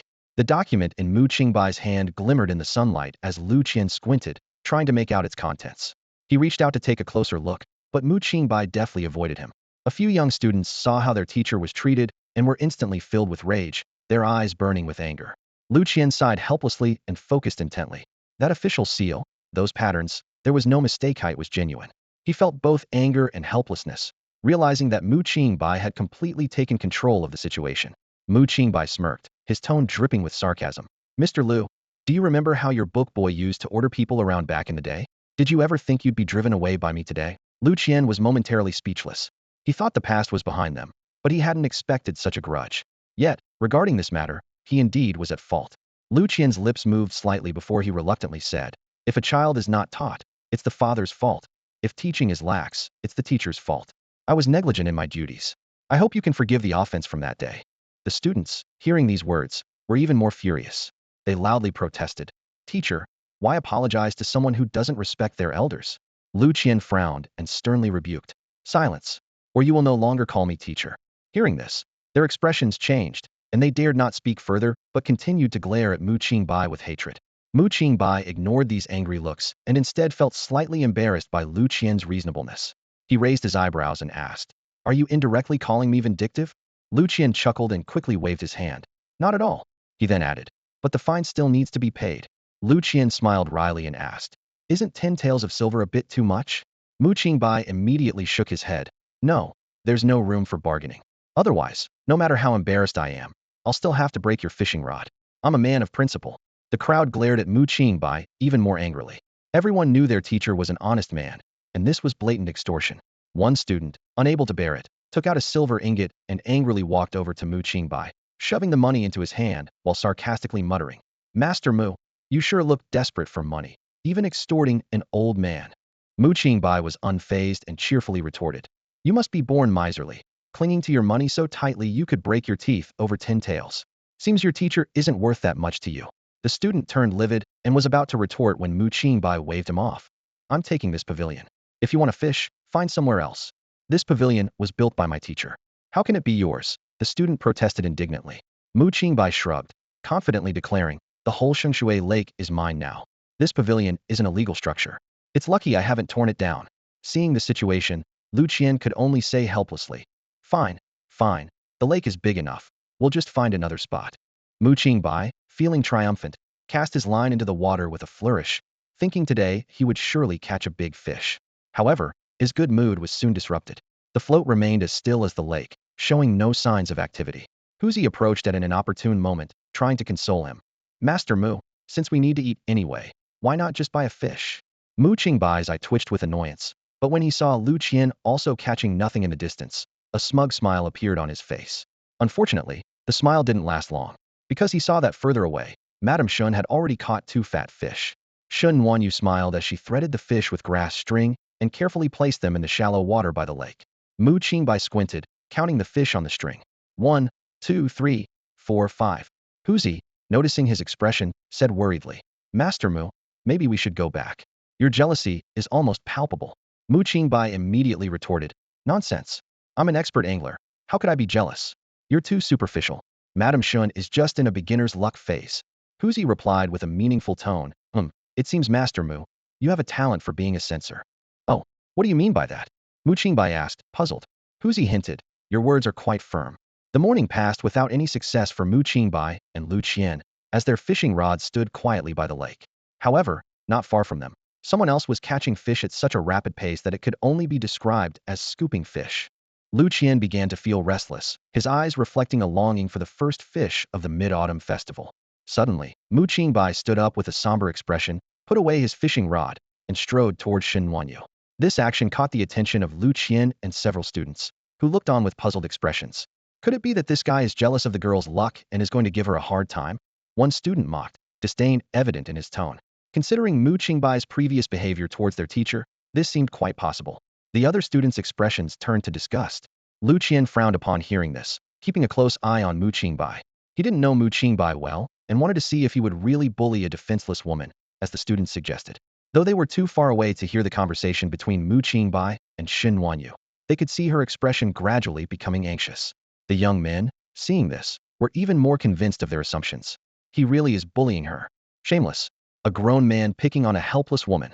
Well, he's a 6th rank official, so of course, he feels entitled to bully commoners, and this lake is his too.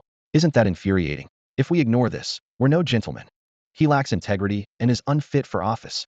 This matter must be addressed, and he should be reported for oppressing the people. A fish costs 10 taels of silver, and that girl caught more than 10. 10 taels is a year's income for an ordinary family trying to extort her into ruin. With that, they stood up, hands on their swords, ready to intervene. Just then, an unexpected scene unfolded. Mu Qingbai suddenly pulled out a silver ingot from his pocket and handed it to Shin Wanyu. Then, without hesitation, he selected the plumpest fish from the string, smiling joyfully as he turned back. As Mu Qingbai passed Lu Qian and the others, he didn't even glance at them, returning directly to his fishing spot. He carefully hooked the plump fish onto his line and gently lowered it into the water. "Huzi, quick, come help me," Mu Qingbai suddenly shouted. Huzi jumped down from the carriage at the call, rushed over to Mu Qingbai, and grabbed his waist, pulling him back with all his might.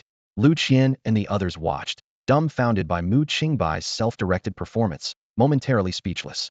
The young men sat back down in awkward silence, faces flushed with embarrassment and confusion. How does he manage to keep a straight face? Even as mere spectators, they couldn't help but feel their cheeks burning with secondhand embarrassment. Mu Qingbai laughed heartily as he held the fish, but Huzi stared at the fish's mouth, puzzled. Master Mu, why does the fish's gill look like it has a hole? What do you know? Mu Qingbai immediately retorted. Nature is harsh. Survival of the fittest, it's normal to get a little hurt. Is that so? In a lake with limited resources and food, if you don't compete, others will. So this fish must have gotten hurt fighting other fish. Mu Qingbai's voice was unusually loud, perhaps to mask his unease. Hearing this, Lu Qian's eyes brightened as he muttered, survival of the fittest. Mu Qingbai took a piece of grass string, which conveniently threaded through the fish's gill. Huzi exclaimed, hey, this grass string is already here. You stop talking nonsense. Mu Qingbai immediately warned, I'm warning you, I won't tolerate slander. Back at the residence, Mu Qingbai wandered around with the fish, boasting to anyone he met, a proud smile on his face. Mu Qingbai walked into the courtyard carrying a large, plump fish, causing everyone to exclaim in surprise. Old Huang quickly approached, his eyes filled with astonishment and joy. Mr. Mu, how did you know you'd catch such a big fish today? The people in the courtyard thought to themselves that the fish was truly unlucky to fall into Mr. Mu's hands. Old Huang hurriedly said, Mr. Mu, if you keep it out in the wind, it'll spoil. Why not give it to me? I'll take it to the kitchen right away. By the way, Miss would like to see you. Mu Qingbai handed the fish to Old Huang with satisfaction, reminding him, make it braised with plenty of spicy seasoning to get rid of the fishy smell. Old Huang nodded repeatedly, secretly relieved that the cook hadn't heard this, as his fiery temper might have led to an uproar. The maid led Mu Qingbai to Xiaobai. Xiaobai motioned for him to sit down.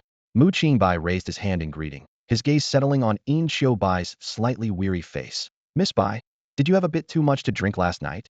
Xiaobai nodded lightly. Yes, just a bit. She then turned to the main topic. The Chen family has entered the palace. Are you aware of this? Mu Qingbai calmly replied, now I am. Xiaobai frowned and asked, aren't you afraid they'll come after you? The Chen family is influential in the court. Mu Qingbai interrupted her. It's all right, I have my reasons. He then asked, Miss Bai, why do you always seem so worried? Xiaobai answered earnestly, I worry more so that others might worry less. Perhaps this way, the common people can have some peace for a while. Mu Qingbai curiously said, what if your worries are not only useless but counterproductive? Xiaobai was momentarily speechless. Mu Qingbai laughed and said, just kidding, don't mind it. Xiaobai smiled wryly. Maybe you're right, Mr. Mu, I might be overthinking. But someone has to think more, especially if even the emperor has limitations. What then? Mu Qingbai was surprised. Miss Bai, you're quite bold to suggest the emperor has limitations. Xiaobai lowered her voice. The emperor may be the chosen one, but he is still human. Maybe if I think a little more, the emperor can think even more? Mu Qingbai laughed. You didn't call me here just to ask these questions, did you? Xiaobai nodded. Since you presented the national policy to the emperor, the court and the capital seem to have quieted down. This change was unexpected for me. Mu Qingbai explained. Switching from rice to mulberry gave the emperor hope of weakening the civil officials group and eliminating local powers. The civil officials also saw an opportunity to make money. With everyone occupied, there's no time for trouble. Xiaobai suddenly understood and asked, and what about you, Mr. Mu? Mu Qingbai pointed to himself with a smile. Me? Just an official at the censorate. Oh, I dealt with the Chun Xingxue matter yesterday. Does that count? Xiaobai shook her head. That's a private matter, it doesn't count. Mu Qingbai reassured. Don't worry, switching from rice to mulberry is a long-term plan. You need to give it time. If the Bai family sympathizes with the people of Jiangnan, perhaps prepare to enter the market after the disaster. That way, you can earn both reputation and money. But remember, don't earn too much or let anyone find out you've earned too much. Otherwise, if the country faces difficulties, it'll be the merchants who suffer. Xiaobai suddenly said, they can't wait until spring. Mr. Mu, a secret message arrived in the capital this morning. Something has already happened in Jiangnan. What? What happened? Mu Qingbai asked in surprise. Xiaobai didn't answer directly but asked, Mr. Mu, you visited Gongdan a few days ago. I want to ask, was there really no other action? The day for reporting military expenses to the Ministry of Revenue for review is near, but since your visit, the ministry has been particularly strict with this year's reports. Is this your doing? Mu Qingbai raised an eyebrow in surprise, inwardly admiring the girl's cleverness. Although Xiaobai seemed dull in political matters, she was exceptionally sharp in other areas. She keenly noticed the change in Mu Qingbai's expression and immediately realized that he was somehow involved. Anger flared up within Xiaobai. She clenched her teeth, feeling a wave of frustration wash over her. Irritated, she thought it might be better to just keep this guy confined at home, so he wouldn't cause trouble even when going out to fish. The more she thought about it, the angrier she became. She suddenly grabbed Mu Qingbai's arm, her fiery gaze scrutinizing him like a blade. Mu Qingbai dared not meet her eyes, his gaze shifting as he weakly asked, "Can I have an orange?" This question was like a bucket of cold water over Xiaobai's head, softening her heart. She sighed inwardly, wondering why she was bothering to argue with someone who seemed mentally unstable. Silently, she picked up an orange. As Mu Qingbai reached out to take it, he saw Xiaobai start peeling it herself. Xiaobai's movements were gentle and slow, carefully removing the white threads from the fruit segments. Throughout the process, the room was silent except for the faint sound of her fingers against the peel. Finally, a glistening, juicy orange lay on a white porcelain dish, pushed in front of Mu Qingbai. At that moment, Xiaobai's demeanor resembled that of a dutiful maid, though her role was clearly not that. Mu Qingbai knew well that Xiaobai wasn't avoiding the question. She was simply waiting for him to speak up. He sighed inwardly, feeling that this silent pressure was more unbearable than direct questioning. "Miss Bai," Mu Qingbai broke the silence. "You're sure your backing is the Grand General of the state, right?" Though Xiaobai didn't understand his meaning, she nodded. Mu Qingbai offered a reassuring smile. "Then you can be at ease. The Bai family will be fine." "Why?" Xiaobai pressed. Mu Qingbai explained. "No one will be in trouble, rest assured. The Ministry of Revenue is strict only to protect the nation's interests from being compromised. No one can guarantee that these small differences don't become a means for some officials to embezzle. If we don't address the small issues, the country will be gradually eaten away." Xiaobai was skeptical, but couldn't deny the logic in Mu Qingbai's words. "You're not lying to me?" she asked suspiciously. Mu Qingbai felt a pang of anxiety, resenting Xiaobai's sharp female intuition. But his years of cultivated composure served him well, allowing him to lie without betraying any signs. "Of course not," he responded with sincere eyes. Xiaobai nodded with satisfaction. "That's good." She changed the topic. "Aren't you going to ask me what happened in Jiangnan?" "What happened in Jiangnan?" Mu Qingbai followed her lead. Xiaobai began to explain. In Ming County, a small county in Jiangnan, there was an incident. The county yaman's officers destroyed farmland, burning all the crops ready for autumn harvest, claiming it was to provide nutrients for mulberry fields next year. "What?" Mu Qingbai was taken aback. "Has His Majesty already decreed the policy to convert rice fields to mulberry fields?" "Not yet," Xiaobai replied. Mu Qingbai's expression grew serious, his thoughts racing. "It seems the civil officials couldn't wait, thinking it was a sure thing, so they acted prematurely. I thought it would wait until spring to come to light, but..." He suddenly realized something. "Wait, how do you know about such a secret case?" Xiaobai quickly explained.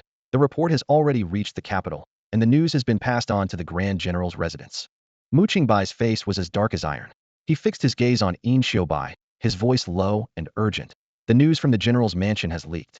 Does this mean that the national policy of switching from rice to mulberry is doomed before it even begins? Is the general planning to make this public in court?" Xiaobai nodded without hesitation, his eyes shining with determination. "Exactly. If we don't act quickly, it could lead to another needless disaster, possibly turning into a second Yuzhou tragedy." Mu Qingbai suddenly stood up, the chair scraping loudly against the floor. He shouted towards the door. "Huzi, go buy me a fish." Xiaobai frowned in confusion. "Why buy a fish? Didn't you already get one?" Mu Qingbai stiffened, turning his head in embarrassment. "Who said that? I caught it myself." Xiaobai suppressed a smile. All right, you caught it. But anyone can see the holes in the fish's gills are from being strung up a second time." Mu Qingbai coughed lightly, changing the subject. "I need to go out. Since I'm visiting, I can't go empty-handed. Otherwise, that old man won't even let me in." Xiaobai quickly caught up, grabbing Mu Qingbai's arm. "Where are you going? To Wengongdan's place?" "Yes," Mu Qingbai nodded. "What do you want with Wengongdan?" Mu Qingbai scoffed. "Who said I'm meeting that old man? I'm going to see Chai Song. But my rank is too low to meet him, so I need Wengongdan to introduce me." Xiaobai's fingers tightened, a hint of surprise in his eyes. "You still want to help them push for the switch from rice to mulberry?" Mu Qingbai smiled. "Miss Bai, His Majesty is determined to see this through. You wouldn't want to go against the Emperor's wishes, would you?" "Perhaps His Majesty has changed her mind," Xiaobai said urgently. "Otherwise, why hasn't the decree been announced after all this time?" Mu Qingbai shook his head, his tone firm. "She wouldn't do that. The longer she waits, the more cautious she appears, the more anxious the civil officials become. You see, they've already made a mistake. Since you know about this, His Majesty surely does too. She will announce it at the Mid-Autumn Palace banquet." Xiaobai's voice trembled slightly. The Great Yin dynasty has only been governing for 2 years, and there have already been 2 disasters. This could destabilize public sentiment and harm peace. Mu Qingbai responded calmly. "This is what the Emperor wants to do, and you can't stop it. Not even the general can. If you truly care for your family's future, advise her against doing anything foolish and be prepared to step into Jiangnan at any moment. Prepare to replace the Jiangnan aristocratic clans. Unless..." He looked at Qingbai meaningfully. You really want to oppose the emperor? What gives you the confidence? These words left Qingbai deep in thought, and Qingbai seized the opportunity to free himself from her grasp. At that moment, Huzi hurriedly arrived with a cook-like figure. Master Mu, there are no whole fish left in the kitchen, only a fish head. Should I go to the market now? Qingbai thought for a moment. Never mind, a fish head will do. Let's go, let's go. Qingbai stood by the door, letting out a long sigh. She turned back to see the tangerines lying quietly on a porcelain plate and instructed, take the tangerines from my room to Master Mu. Yes. The servant replied and left. Meanwhile, at Gongdan's residence, a servant cautiously reported to his master, who was enjoying a massage. Master, there's someone at the door claiming to be a censor from the Imperial Censorate seeking an audience with you. Gongdan lazily asked, is he on the list of people I'm supposed to see today? No. The servant hesitated. He didn't present a visiting card, but he specifically asked me to tell you that he brought a gift. Gongdan snorted. Another subordinate trying to curry favor with me during mid-autumn, without even a visiting card. I won't see him. The servant hesitated for a moment, then remembered something and quickly added, Master, he said you have shared a cup of tea with him and personally escorted him to the front gate. Gongdan's brows furrowed slightly, a hint of puzzlement in his eyes. Lord Gongdan lay lazily on the soft couch, his brows slightly furrowed, showing a look of impatience. Suddenly, he sensed something amiss and sat up abruptly. Wait, that's not right, he said with a hint of alertness in his voice. Who did you say has come? The butler respectfully replied. Sir, it is the assistant censor from the censorate. Gongdan squinted, gesturing to the side. What position does Qingbai hold? Sir, he is indeed the assistant censor, a 6th-rank official, the butler answered. Gongdan frowned, pondering for a moment with a tone of doubt and a hint of disdain. Why is he here? He has nothing to do with me. We usually have no dealings. Why today? The butler cautiously speculated. Sir, perhaps he has a request for you? Upon hearing this, Gongdan's lips curled into a smug smile. He lay back down, shifting to a comfortable position, and hummed softly. So he knows how to ask for help? A proud talent. But he still had to bow his head. After pondering briefly, he continued, since he's brought gifts, it wouldn't be right for me to refuse him entirely. However, as a mere 6th rank, he doesn't qualify to enter the main hall. Let him wait in the side hall. The butler was a bit puzzled and cautiously asked, Sir, what does this mean? Gongdan sneered, his tone full of contempt. What do you know? This young man was quite disrespectful to me before. This is a chance to give him a lesson, to let him understand the rules of the officialdom. Yes, sir. The butler responded and left. In no time, the butler hurried back, standing there with a flustered expression. Gongdan frowned and asked, What's the matter? Where is he? The butler hesitantly replied, Sir, Master Mu is still outside the mansion gate. Humph. Gongdan snorted. He's dissatisfied that I arranged for him to wait in the side hall. No, it's not that. The butler quickly explained. Sir, he brought a fish head and explicitly requested to see you outside, saying it's a matter of great importance. After saying that, he got into his carriage to wait. Sir, it seems very urgent. Sir. As the butler spoke, he felt the atmosphere in the room suddenly become eerie. Gongdan slowly approached him, his expression dark and menacing. You go and tell him, Gongdan said coldly. If it's official business, we can discuss it in court.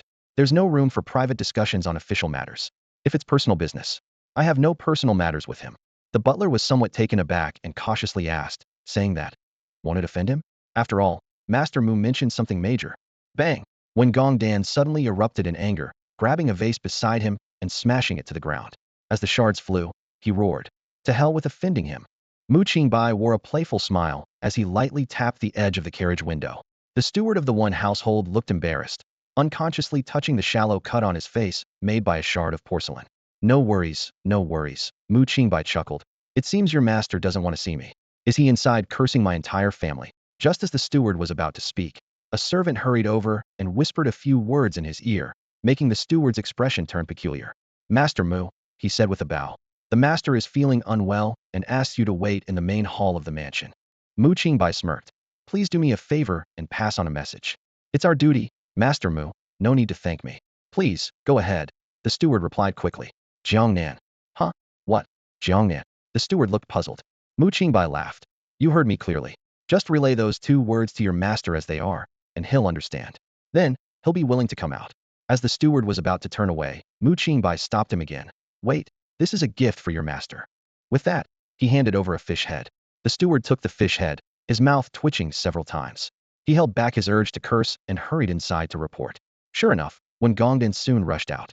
He didn't have time for formalities and went straight to the carriage, staring intensely at the driver. Huzi. unable to bear the gaze, whispered, Master Mu, Lord Wen has come out. Only then did Mu Qingbai leisurely lift the curtain of the carriage window. Are you certain about what you said, Master Mu? When Gongdan asked solemnly. I want to see Chancellor Chai, Mu Qingbai replied calmly. When Gongdan scoffed, are you kidding? Chancellor Chai holds a high position and is extremely busy. You think you can just see him whenever you want? Mu Qingbai chuckled and repeated, I want to see Chancellor Chai. When Gongdan's face instantly darkened. Mu Qingbai sat inside the carriage, looking down at him, the hint of mockery at the corner of his mouth silently taunting. A second-rank official wasn't worth his attention. Only Chancellor Chai was worthy of a discussion. Arrogant. When Gongdan exclaimed angrily. Mu Qingbai remained unfazed. If I'm not mistaken, Chancellor Chai is also a member of the Jiangnan gentry. If something happens in Jiangnan, how can you handle it without consulting Chancellor Chai? When Gongdan lowered his voice. Boy, know your place, you're just a sixth-rank official. Of course, I'm just a humble sixth-rank official, Mu Qingbai replied unhurriedly. But the national policy of switching from rice to mulberry was proposed by me. If something goes wrong in Jiangnan, it's the fault of your Jiangnan gentry. If the policy fails, I won't be affected, but whether you'll be held accountable is another matter. I don't have time for your message-passing games, Mu Qingbai interrupted. With all this back and forth, who knows how much could change in Jiangnan? I need to speak directly with Chancellor Chai. When Gongdan's expression shifted unpredictably, he leaned closer to the carriage window, lowering his voice. Then you need to tell me what happened in Jiangnan first. Mu Qingbai was momentarily stunned, then burst into laughter. Haha, so you don't even know? How amusing. Your civil officials group isn't as united as it seems. Deception everywhere. When Gongdan's face turned ashen, Mu Qingbai raised a hand and pointed to the sun in the sky. Minister 1, time is running out. Duke Dan swiftly weighed the pros and cons, a flicker of anger flashing in his eyes as he glared fiercely at Mu Qingbai. He turned and barked. Prepare the carriage and gifts quickly. We're heading to the Chai residence. The Chai residence was grand yet understated. The servants were well trained, maintaining a respectful posture that allowed them to observe the guests' attire without making eye contact. They showed no disrespect to Mu Qingbai, a sixth-rank official. These details highlighted Chai Song's character and status. Mu Qingbai pondered, realizing why Chai Song managed to safeguard himself and the civil officials after the Empress ascended the throne. Regardless of the situation, Chai Song remained cautious and low-key.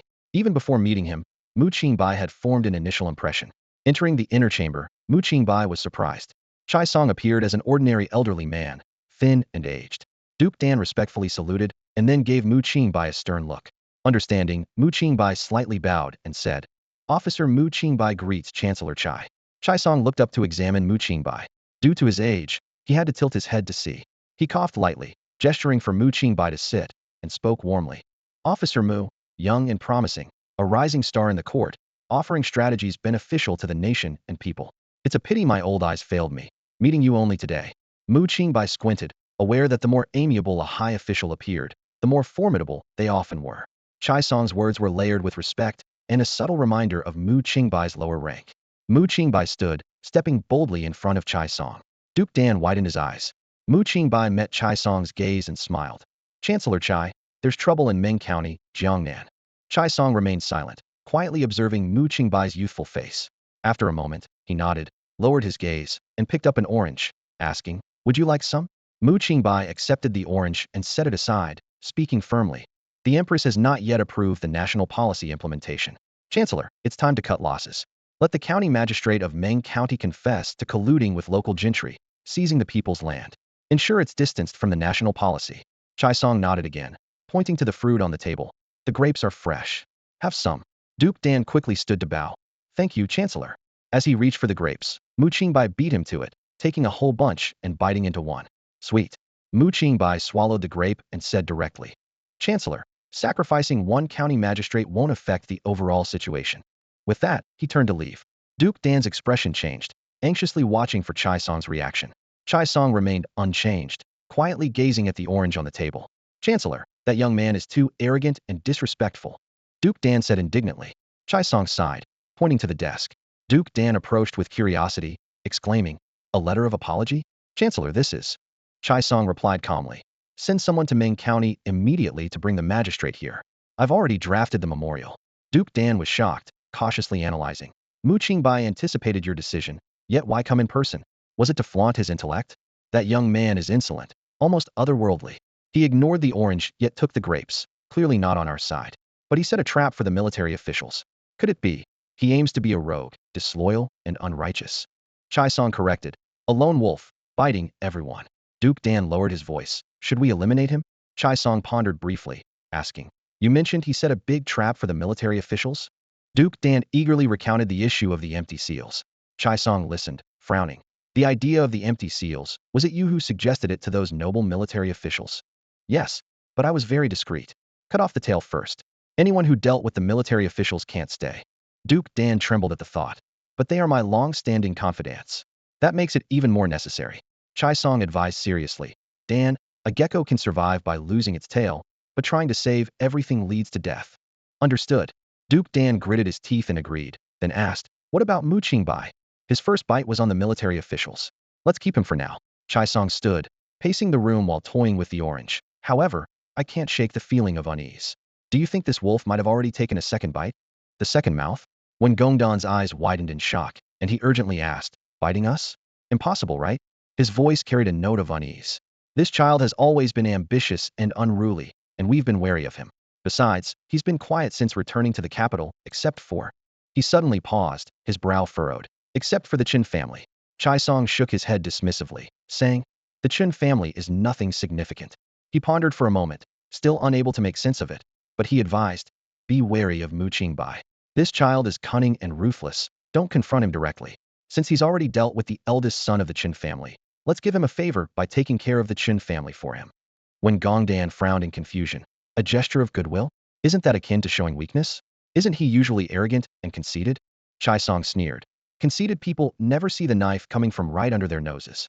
As he spoke, he pointed to the apology letter on the table, his tone becoming urgent. This matter must be handled quickly. Since Mu Qingbai is already aware of the news, who's to say the military leaders aren't informed as well? We must act before them to define the situation.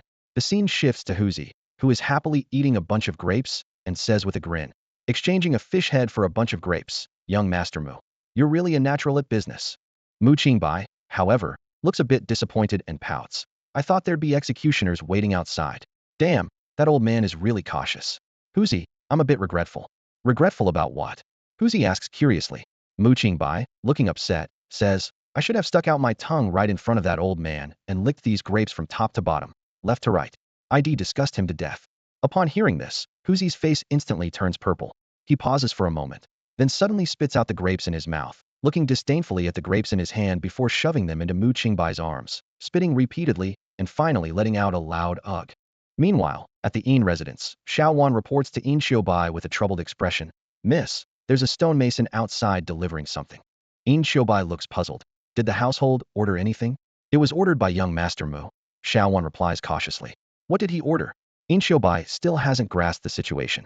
A tombstone, Xiaowan says in a low voice. Yin Xiubai's face darkens with anger. Break it.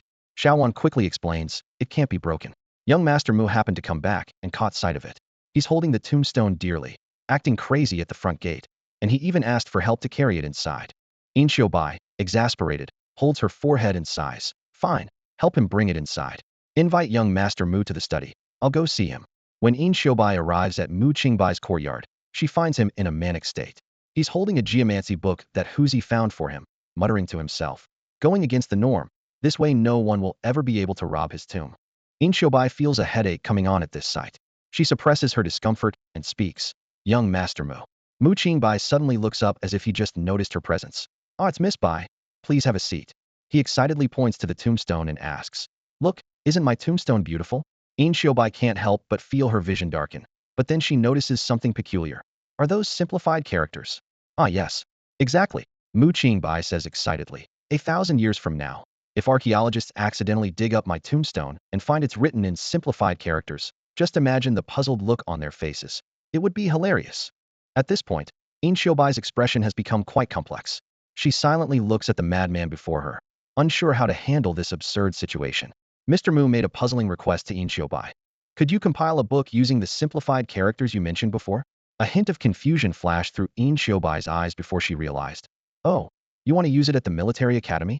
Yes. Mu Qingbai replied eagerly, then lowered his voice. But this must remain a secret. Why? Yin Xiubai asked, puzzled. It's a good thing. If we can start a cultural revolution, then even the common people can become literate. The overall cultural level would rise, moving from ignorance to enlightenment. ushering in an era of nationwide literacy. That's how you utilize a large population. Qingbai listened, completely baffled, her brow furrowed. Before, she could somewhat understand Qingbai, but now she couldn't grasp a word. Confused, she asked, What? What do you mean by population base? How to use it? Qingbai sighed helplessly and patiently explained. Do you know how high-quality talent emerges? Qingbai thought for a moment and innocently replied. A star descends to Earth, destined from birth. Qingbai shook his head and decided to explain from a different angle. Let me tell you about something novel, the relationship between a culture medium and bacteria. A culture medium provides nutrients for bacteria, and bacteria are excellent for developing a tech tree. Do you get it now? Qingbai nodded somewhat understandingly, her expression a bit strained. Qingbai continued. A large population base can be seen as a culture medium, and the cultural level of the entire nation can be seen as the purity of the medium. The purity of the medium determines the level of bacteria it can cultivate. Qingbai took a deep breath, deciding to skip over this obscure metaphor, and gestured for Qingbai to continue. Qingbai explained further. When the cultural literacy of the entire nation improves, the country's level rises, and the high-quality talents born from the large population base become even more advanced. Their role is crucial in elevating the nation's strength. Qingbai suddenly interrupted. Wait, are the high-quality talents you're referring to the scholars selected through the imperial examinations? Qingbai pressed his lips together, looking at Qingbai with a hint of pity, and explained. You could say that, but it's not comprehensive. The high-quality talents I'm talking about encompass talents in industry, agriculture, commerce, metallurgy, construction, and various other fields. Qingbai eyes lit up as if she understood, but then dimmed again. She shook her head, saying, I think I understand what you're getting at, Mr. Mu. But no, it must remain a secret. This set of characters can only be used secretly in the military academy. Why? Qingbai asked, puzzled. Qingbai shook her head slightly, saying mysteriously, It's complicated, Mr. Mu. You wouldn't understand. Qingbai, unconvinced, retorted, Is there really something I can't understand? Qingbai couldn't help but laugh. Mr. Mu is indeed Mr. Mu, never admitting defeat. Yet, she didn't explain further. Feeling somewhat foolish in front of Qingbai, Qingbai found it hard to digest everything he said. She changed the topic. Mr. Mu, they'll have someone find an elementary book for you to transcribe. Besides, tomorrow is the Mid-Autumn Festival. You should go out and socialize. There's a poetry gathering at Fengming Garden. It's good to mingle with young scholars. Saying this, Qingbai ordered someone to bring over a sword.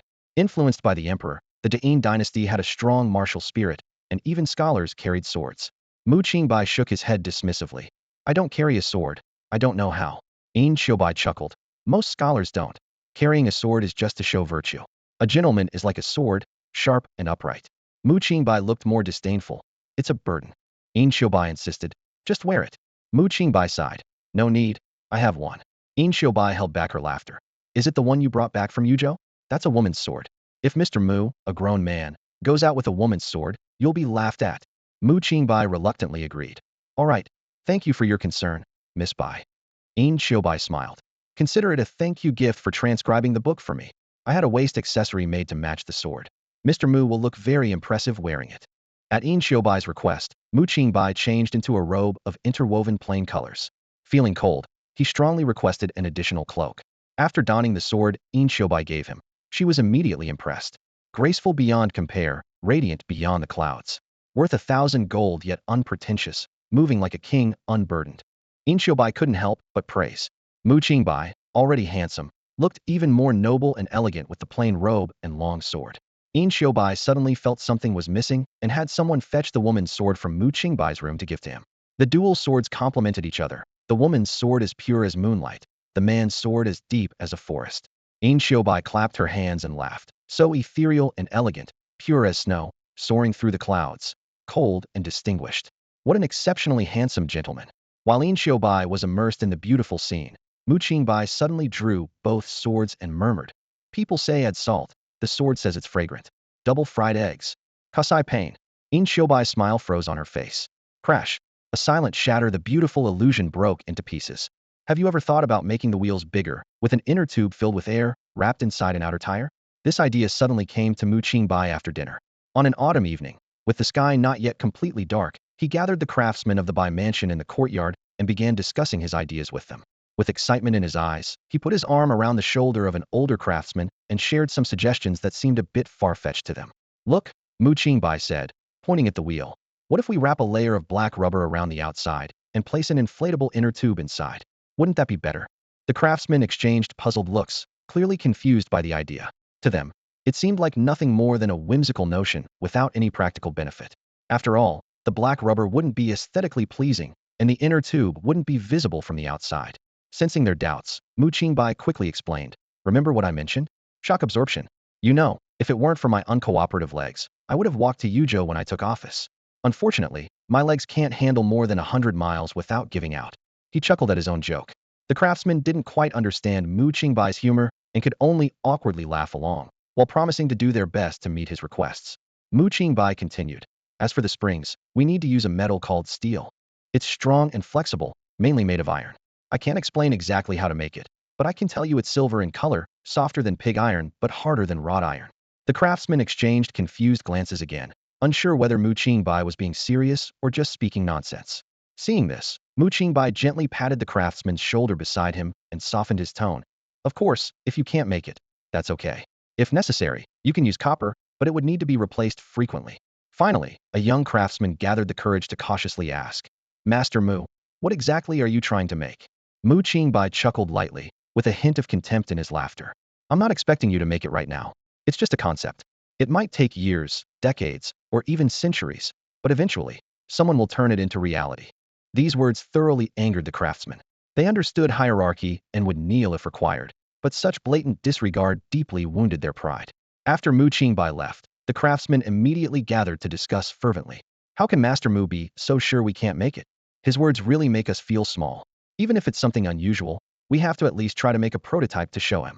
Why didn't you dare say that in front of him?" "Well, if we can't make it, wouldn't that be even more embarrassing? If we can't make it, we'll go to the ministry and consult the master craftsmen there. They'll surely have a solution." The next morning, Qingbai was jolted awake by a biting chill. The charcoal fire in the room had gone out, and to prevent carbon monoxide poisoning, the room had to be ventilated. The first cold wind of mid-autumn mercilessly swept into the room, causing Qingbai to shiver uncontrollably. "This is too much," he grumbled through chattering teeth. "Even the ink has frozen solid."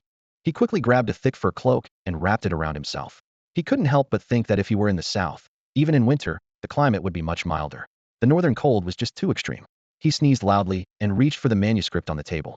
He pulled out a sheet, crumpled it into a ball, and tossed it into the dying embers of the fire.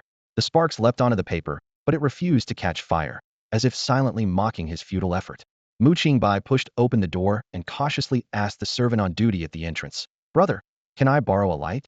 He held a stack of manuscripts tightly in his hand and inadvertently glanced at the smoking paper in the brazier. The sharp-eyed servant immediately noticed this. His pupils contracted suddenly, and a sharp cry escaped his throat. Ignoring the burning embers, he rushed to the brazier and frantically rescued the papers from the fire. He patted the embers on the paper vigorously until he was sure they were all out, then breathed a sigh of relief. "Master Mu, this is disrespectful to the sages," the servant exclaimed, his voice filled with fear and reproach. Qingbai looked puzzled and retorted, "I'm just burning paper, not using it as toilet paper. What's the big deal?" The servant let out a relieved breath and explained, "Master Mu, it's fortunate that you weren't burning paper with writing on it. If word got out, it could cause trouble." Qingbai interrupted him, "Only you saw it. If you don't speak of it, who will spread it?" The servant was at a loss for words, stammering, Yes, that's true. But I. Qingbai chuckled softly, no longer teasing him. "You just feel you should respect the sages and speak with a clear conscience, unable to watch me disgrace them, right?" The servant nodded subconsciously, then quickly shook his head, afraid of offending his master. "I have no discontent with Master Mu."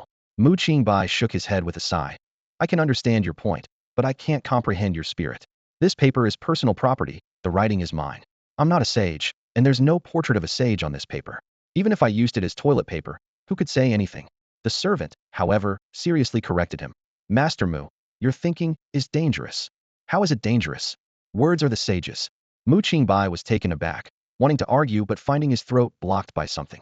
He murmured to himself, "Yes, words are the sages." Seeing this, the servant was secretly pleased. Despite being just a martial man, he had managed to reason with Master Mu's notable achievement. He relit the fire, and the room's temperature slowly rose. "What's your name?" Qingbai suddenly asked. "My surname is Wang, and I'm the fifth in my family. You can call me Wang Wu," Wang Wu replied. "Though I'm not as brave as Brother Huzi. I'm quick on my feet." "Faster than a carriage?" Wang Wu proudly said. "Faster than a carriage, slower than a horse. But I can run like a horse." Qingbai asked in surprise. 2 bowls of rice per 100 kilometers. What palace? Wang Wu looked confused. Can you read? Wang Wu's dark face turned a bit red, and he said softly, I can't read. Mu Qingbai smiled. You'll learn soon enough. He neatly folded the manuscript and handed it to Wang Wu. Take this to your young lady. Wang Wu took the manuscript and curiously asked, is this a book copied by Master Mu? But there aren't many words. It's a phonetic enlightenment book, a primer for learning to read. Master Mu is truly impressive. Writing a book, Wang Wu exclaimed in admiration. Mu Qingbai then instructed, also, have Huzi prepare the carriage. I need to go out. Wang Wu immediately responded, yes, I'll have someone prepare a heater and breakfast. Mu Qingbai laughed. You're quite attentive, aren't you? I have to be. You were shivering so much just now. Wang Wu said honestly. One must admit, the Bai family took exceptionally good care of Mu Qingbai, treating him almost like the master. The carriage for outings was equipped with a heater, scented before departure, and lined with warm velvet. Mu Qingbai couldn't help but think, if all this cost money, his salary wouldn't be nearly enough. Such a luxurious lifestyle, who wouldn't be tempted? Yet, the carriage's shock absorption left much to be desired. Upon reaching his destination, Mu Qingbai stepped out of the carriage, a cold wind brushing his neck, almost sending him scurrying back inside. He braced against the chill and told the coachman, wait here for me. He walked through a narrow alley and arrived at a low fence. Standing by the fence, he peered into the courtyard. There, he saw Shen Wanyu surrounded by a group of young maids, cooking fish soup. Suddenly, one of the maids caught Mu Qingbai's gaze, and with a start, she sat down on the ground, quickly tugging at Shen Wanyu's sleeve. Master Shun, we have a visitor, the maid timidly reminded. Shen Wanyu turned to look, surprised to see Mu Qingbai, and quickly stood up, wiping her hands. Master Mu, Madam Shun. Mu Qingbai greeted her and then produced a manuscript. I copied this while the Bai family was preparing the carriage. What is it? Shen Wanyu asked curiously. Mu Qingbai flashed a sly smile. Something that benefits the people but strikes a blow against the sages. Please come in, Lord Mu. Shen Wanyu immediately greeted with enthusiasm as she caught sight of the figure outside the door. Mu Qingbai stepped into the courtyard, holding a stack of papers, a hint of pride in his expression. Lord Mu, where did these come from? Shen Wanyu asked with curiosity. I wrote them. What do you think? Mu Qingbai replied with a touch of self-satisfaction. Shen Wanyu, with her keen eye, instantly recognized the value of the manuscript. Yet, at that moment, she hesitated, words caught in her throat. What's the matter? Mu Qingbai noticed her unease. With concern, Shen Wanyu said, Lord Mu, you mentioned that this is a weapon to strike against the sages. You understand the significant impact this manuscript could have on the literary world, so why give it to me? Mu Qingbai smiled and reminded her. The line before that? It benefits all living beings. He nodded and continued. Literacy should not be the privilege of the nobility and officials. I hope you will start the enlightenment of the people. Shen Wanyu was taken aback by his words, thoughts swirling in her mind. Is that all Lord Mu thinks? Then what should I think? Should I painstakingly copy it down only to burn it afterwards? She fell silent, wrestling internally. This manuscript was undoubtedly a treasure. If made public, it would surely make her an enemy of the literary world. Yet, witnessing such a precious work, how could she bring herself to destroy it? Wouldn't that make her a greater villain through history? After some contemplation, Shen Wanyu's gaze became resolute. Lord Mu, your noble spirit is timeless, she sincerely praised.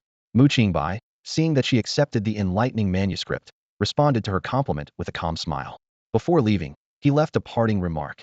If anyone asks, say it was written by me. You sure Tai's assistant censor, Mu Qingbai. Shen Wanyu watched Mu Qingbai leave, her complex gaze falling on the messy yet earnest handwriting on the paper. She understood that Mu Qingbai intended to take full responsibility for the upheaval he was about to cause in the literary world. One person's death to benefit 1,000 generations, Shen Wanyu murmured. It's been so long since I've seen someone willing to die for others. She made a firm decision. Rest assured, Lord Mu, if anyone asks, only Shen Wanyu will be responsible. I will never let this be used as a weapon against you. Recalling her few encounters with Mu Qingbai, they were merely 2 transactions, buying clothes and buying fish. To an ordinary person, such interactions hardly qualified as intimate, nor grounds for entrusting something so important. Yet, Mu Qingbai had come and acted just like that. At this moment, Shen Wanyu suddenly remembered Mu Qingbai's remark, the highest tower in the literary world is nothing much. At the time, she had been somewhat displeased, though she remained silent. Now, it seemed Mu Qingbai was neither talentless nor lacking virtue. He simply held the current literary world in disdain. With a single handwritten manuscript, he had positioned himself against the literary establishment, yet stood among the masses. As Shen Wanyu was lost in her thoughts, another visitor arrived at the door, interrupting her reverie. Madam Shun, my lord invites you to a banquet. an elderly servant said respectfully, holding a food box and an invitation. Shen Wanyu put away the manuscript and stepped outside. She intended to decline as usual, but this time, the words caught in her throat. Thank you. She accepted the invitation. Please inform the young lord that I will attend. The old servant was quite surprised. He had come many times, always leaving empty-handed. Though he couldn't understand why his young lord was so fond of a common woman, he dutifully extended the invitation each time, despite Shin Wanyu's consistent refusals. That's good.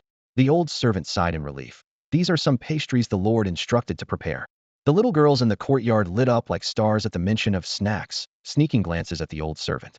However, the words "no need for gifts" were like a cold splash of water, extinguishing the light in their eyes. The old servant, seemingly expecting this, turned and left without insisting. Shin Wanyu looked at the disappointed girls, both amused and annoyed, and gently tapped each one's head. We have hands and feet, why rely on handouts? No matter how exquisite the snacks are, why would anyone give them to us unless it's to curry favor with Mr. Shun? The girls sucked their fingers, as if tasting the pastries. One slightly older and innocent girl said, Mr. Shun, if someone ever fancies me, I'll bring back snacks for you and the sisters to enjoy. Shin Wanyu's anger flared, and she gave her another tap. No ambition. When did I teach you to demean yourself like that? The girls quickly apologized in a flurry of voices. Shin Wanyu sighed, looking at these naive children, feeling more determined about the importance of the manuscript to the world. It could teach literacy and self-respect. Unfortunately, this knowledge came at the cost of several young lives. Meanwhile, Mu Qingbai was envisioning a different scene. He imagined if the manuscript spread, it would turn the literary world upside down. Then he pictured a righteous person pointing at him and shouting, "Go ahead, stir things up," before stabbing him. The absurdity of the image made Mu Qingbai laugh. Tiger, puzzled, asked, Master Mu, what's so funny? I thought of something amusing. Mu Qingbai replied casually. Tiger realized, I get it. You're probably thinking about how you'll shine at the Mid-Autumn Poetry Gathering tonight and impress those who underestimate you, right? Mu Qingbai scoffed. Tiger, what are you thinking? Who dares look down on me? I'm a 6th-ranked official. Who dares underestimate me? ID put them in their place. Right, of course. Tiger recalled Mu Qingbai shouting in front of the palace gates and broke into a cold sweat. No one dared to provoke such a master. Triumphant at Fengming Garden, a legend at the foot of the imperial court. Haha. Mu Qingbai laughed suddenly. What's so funny? Tiger was confused. Master Mu, I see a monk whose face is scratched. Tiger pointed to the roadside. Mu Qingbai lifted the carriage curtain and indeed saw a young, handsome monk. The monk sat down at a roadside noodle shop and called out, Shopkeeper, minced meat noodles, extra meat. Destiny. Mu Qingbai excitedly jumped out of the carriage, searching for a stone. Afraid Mu Qingbai would do something crazy, Tiger hurriedly picked up a small stone and handed it over. Good thinking. Mu Qingbai took the stone and threw it forcefully. The stone traced a graceful arc and landed with a plop by the monk's feet. The monk seemed to sense something, touching his head, feeling a chill there. Mu Qingbai grabbed Tiger's collar in excitement. Look, look, he's indeed a master. Tiger speechlessly pointed to the opposite side of the monk, where a strikingly beautiful woman sat down, playing with a maple branch in her hand. The branch danced between her fingers, faintly exuding a hint of swordsmanship. Shopkeeper, a bowl of minced meat noodles. Wei Shuang placed the maple branch on the table and spoke softly. Wei Shuang had just raised her hand to order when a familiar voice suddenly called out beside her. Owner, 2 bowls of minced meat noodles. She and the young monk turned their heads in surprise and saw that it was Mu Qingbai, whom they hadn't seen in a long time. Mr. Mu, long time no see. Wei Shuang greeted him with a smile. Mu Qingbai cupped his hands in greeting to the two, his gaze then falling on the noticeable scratches on the young monk's face. Monk, what happened to you? He asked curiously. The young monk blushed and stammered. Nothing, nothing. Mu Qingbai gave a knowing look, a slight smile playing on his lips. Ah, I see. The young monk immediately panicked and quickly defended himself. See what? I haven't said anything yet. Smack. Mu Qingbai clapped his hands with a mischievous grin. Isn't it obvious? You tried to force yourself on a decent woman and got punished, right? At these words, Wei Shuang's gaze turned peculiar as she looked at the young monk. Seeing this, the young monk jumped to his feet, angrily shouting, Slander! It's slander! Mu Qingbai's smile widened, and he asked exaggeratedly, Oh, did I wrongly accuse you? The young monk, feeling helpless, explained. A few days ago, I met someone I knew from before I became a monk, my childhood sweetheart from my village. After many years apart, we were overwhelmed with emotions. It just so happened that it started raining then. Mu Qingbai interrupted. Did it rain in the capital a few days ago? How did I not know when I was there? The young monk, feeling embarrassed, quickly argued. The capital is so big, it could be raining in the east while sunny in the west. Don't interrupt me, Mr. Mu. So what happened? Mu Qingbai pressed on. It rained. And you took her to an inn? Uh, the young monk was at a loss for words. Mr. Mu, your guess is spot on. How did you know? All right, Mu Qingbai said, looking at the young monk with a meaningful expression. You rascal. Seeing this, the young monk hurriedly explained. Mr. Mu, what kind of expression is that? She's my childhood friend. How could she harm me? It was raining, and as a monk, I'm supposed to endure hardships for the sake of the world, just like when I followed you to the perilous regions of Yuzhou. As Buddha said, if I don't enter hell, who will? Mu Qingbai knew the young monk well enough to not be fooled by his seemingly righteous demeanor. Wei Ningxuang commented from the side. So you're a revered monk after all. I thought you were just a rogue monk. Seeing you eat meat, I thought you hadn't overcome your desires. My apologies. The young monk couldn't help but feel smug, raising his hand in a Buddhist gesture. Ba. Thank you, kind lady. Mu Qingbai watched the young monk, his mouth twitching, wishing he could knock some sense into this mischievous monk. The young monk continued. Alas, she and I were childhood sweethearts, but fate led me to the monastic life soon after. Shortly after I left, her family arranged a marriage for her. They said the man was good, but after marrying him, she found out he was a gambler and a drunkard, not a good man at all. She married him at 16, had a child at 17, and he often beat her. As he spoke, the young monk's eyes began to mist. Mu Qingbai asked, and then? The young monk replied softly. I gave her all the money I had. After hearing the young monk's story, Mu Qingbai couldn't help but ask, and then? The young monk looked troubled as he continued. The girl said she couldn't take my money for nothing. As a pure-hearted follower of Buddha, I explained that the money was given by you, young Master Mu, and she should thank you. Upon hearing this, Mu Qingbai's face darkened, and he felt an urge to strangle this clueless monk who dared to visit a brothel in his name. Unaware of Mu Qingbai's changing expression, the young monk went on. The girl started to take off my pants, but I resisted with all my might. The more I struggled, the more she cried, saying I found her dirty. I explained that I was a man of Buddha, and my trip to Yuzhou was to save all beings, and now I just want to spread the teachings back in the capital. Mu Qingbai suppressed his anger and signaled him to continue. The young monk's voice grew quieter. She was pulling at my clothes, calling your name in gratitude. Just when things were most intense, the constables burst in. Luckily, I ran fast, or I'd be in jail now. He pounded the table in frustration. Damn, these heartless constables, arresting people without knowing the truth. Is it a crime for lovers to call each other's names? At that moment, the shopkeeper shouted, 3 bowls of minced meat noodles. Mu Qingbai clamped his mouth shut and casually turned to Wei Ningxuang. What brings you to the capital? Looking for a sword. Wei Ningxuang replied succinctly. The one you gave me? Mu Qingbai asked, scratching his head. No, Wei Ningxuang explained. I heard the best sword in the world is in the capital, and I came to challenge it. Mu Qingbai was unenthusiastic. Fighting in the capital is illegal. If you get caught, don't mention my name. Wei Ningxuang chuckled. In the martial world, as long as no innocents are harmed, duels are allowed. The young monk curiously asked, who is this lady? Mu Qingbai rolled his eyes. She's an incompetent assassin. Wei Ningxuang, knowing Mu Qingbai still harbored resentment over what happened in Yuzhou, calmly responded. If I had really tried, that would be incompetent.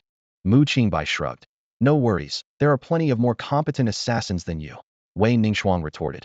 If there were so many competent assassins, how is it that Master Mu is still alive? Mu Qingbai pointed to the young monk, and Wei Ningxuang shook her head. No way. The young monk blushed and defended himself. Who says I can't? I'm very capable. Wei Ningxuang flicked her hand, and 2 chopsticks embedded themselves in the table before the monk. He turned pale with fright. He really can't, Wei Ningxuang said calmly. The young monk wanted to flee, but Mu Qingbai held him back.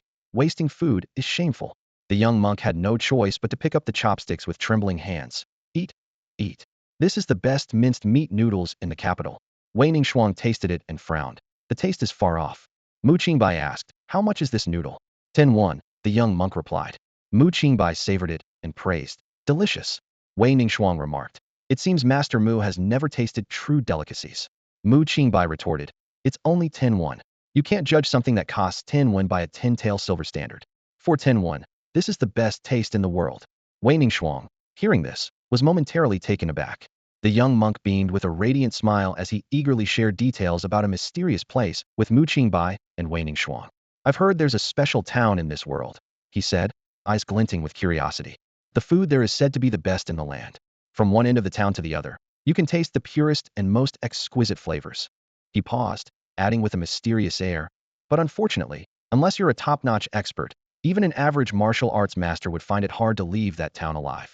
Mu Qingbai's interest was piqued, and he asked, why is that? Wei Ningxuang chimed in to explain. He's talking about Poison Town. As the name suggests, The whole town is filled with masters of poison. Interestingly, to make their food complement the poisons they've developed, these people spend extra effort perfecting their culinary skills. So, they're both poison masters and chefs. The young monk nodded in agreement, adding, "It's said that even the air in Poison Town is laced with toxins. There's a sign at the town's entrance that warns ordinary people without martial arts skills to stay away." He smiled mysteriously. In Poison Town, you can say their cooking is bad, but you must never say their poisoning is crude. Wei Ningxuang looked at the young monk in surprise. "I didn't expect you to know so much about the tales of the martial world." The young monk smiled sheepishly and continued, "I've heard there are 72 exquisite dishes in Poison Town, but the unfortunate thing is, each dish is more poisonous than the last. No one has managed to taste them all." Mu Qingbai quickly finished his noodles and lost interest upon hearing that the people of Poison Town openly poison their food. Just then, the young monk leaned in with a pleading look and asked, "Young Master Mu, do you have any money left? I've given all my money to my childhood friend, and about these noodles." Mu Qingbai gave him a sidelong glance, his tone slightly mocking. "If you hadn't met me today, were you planning on dining and dashing?" The young monk unabashedly admitted, "I would have just let the owner beat me up to vent his anger. I'd have a full belly, and he'd have his satisfaction." Then he put on an earnest expression, "But tonight is the Mid-Autumn Festival. I'd like to visit Fengming Courtyard to hear some music. Perhaps Buddha heard my wish and led me to you, young Master Mu." Mu Qingbai stood in front of Fengming Tower with empty pockets. The young monk, unwilling to give up, tried to persuade him. "Mr. Mu, Fengming Tower doesn't care about money. It values talent. With your skills, you could probably get in for free." Mu Qingbai let out a cold laugh, a hint of sarcasm in his eyes. "Indeed, the poem I wrote in Yuzhou was worth 500 gold. I must be quite talented." The young monk was at a loss, stammering, "That doesn't count. Surely, Mr. Mu, you felt those unscrupulous merchants in Yuzhou didn't deserve your poetry, so you gave them a mere doggerel. But tonight is different." "Oh, what's special about tonight?" Wei Ningxuang asked curiously. The young monk's eyes lit up as he explained enthusiastically. "Tonight is the annual Mid-Autumn Poetry Banquet. Literary figures from all over gather here, and a single masterpiece can spread throughout the capital, eventually making you famous across the land. It's the perfect opportunity for unknown talents." Mu Qingbai raised an eyebrow and asked, "Am I not famous enough?" Wei Ningxuang and the young monk exchanged glances, momentarily speechless. Finally, the young monk scratched his bald head awkwardly and whispered, "Not really." Mu Qingbai sighed and patted his empty pockets. "Then I guess I'll spend some money. Let's skip Fengming Tower and just find a random place nearby to sit." The young monk's face fell with disappointment. "Oh, we're not going." Then, as if remembering something, he slapped his forehead. "Oh, how could I forget? Mr. Mu, you have a special relationship with Dan Kyer. If she knows you're coming, there's no way she'd charge you." Mu Qingbai looked puzzled. "When did I have a special relationship with Dan Kyer?" The young monk quickly explained.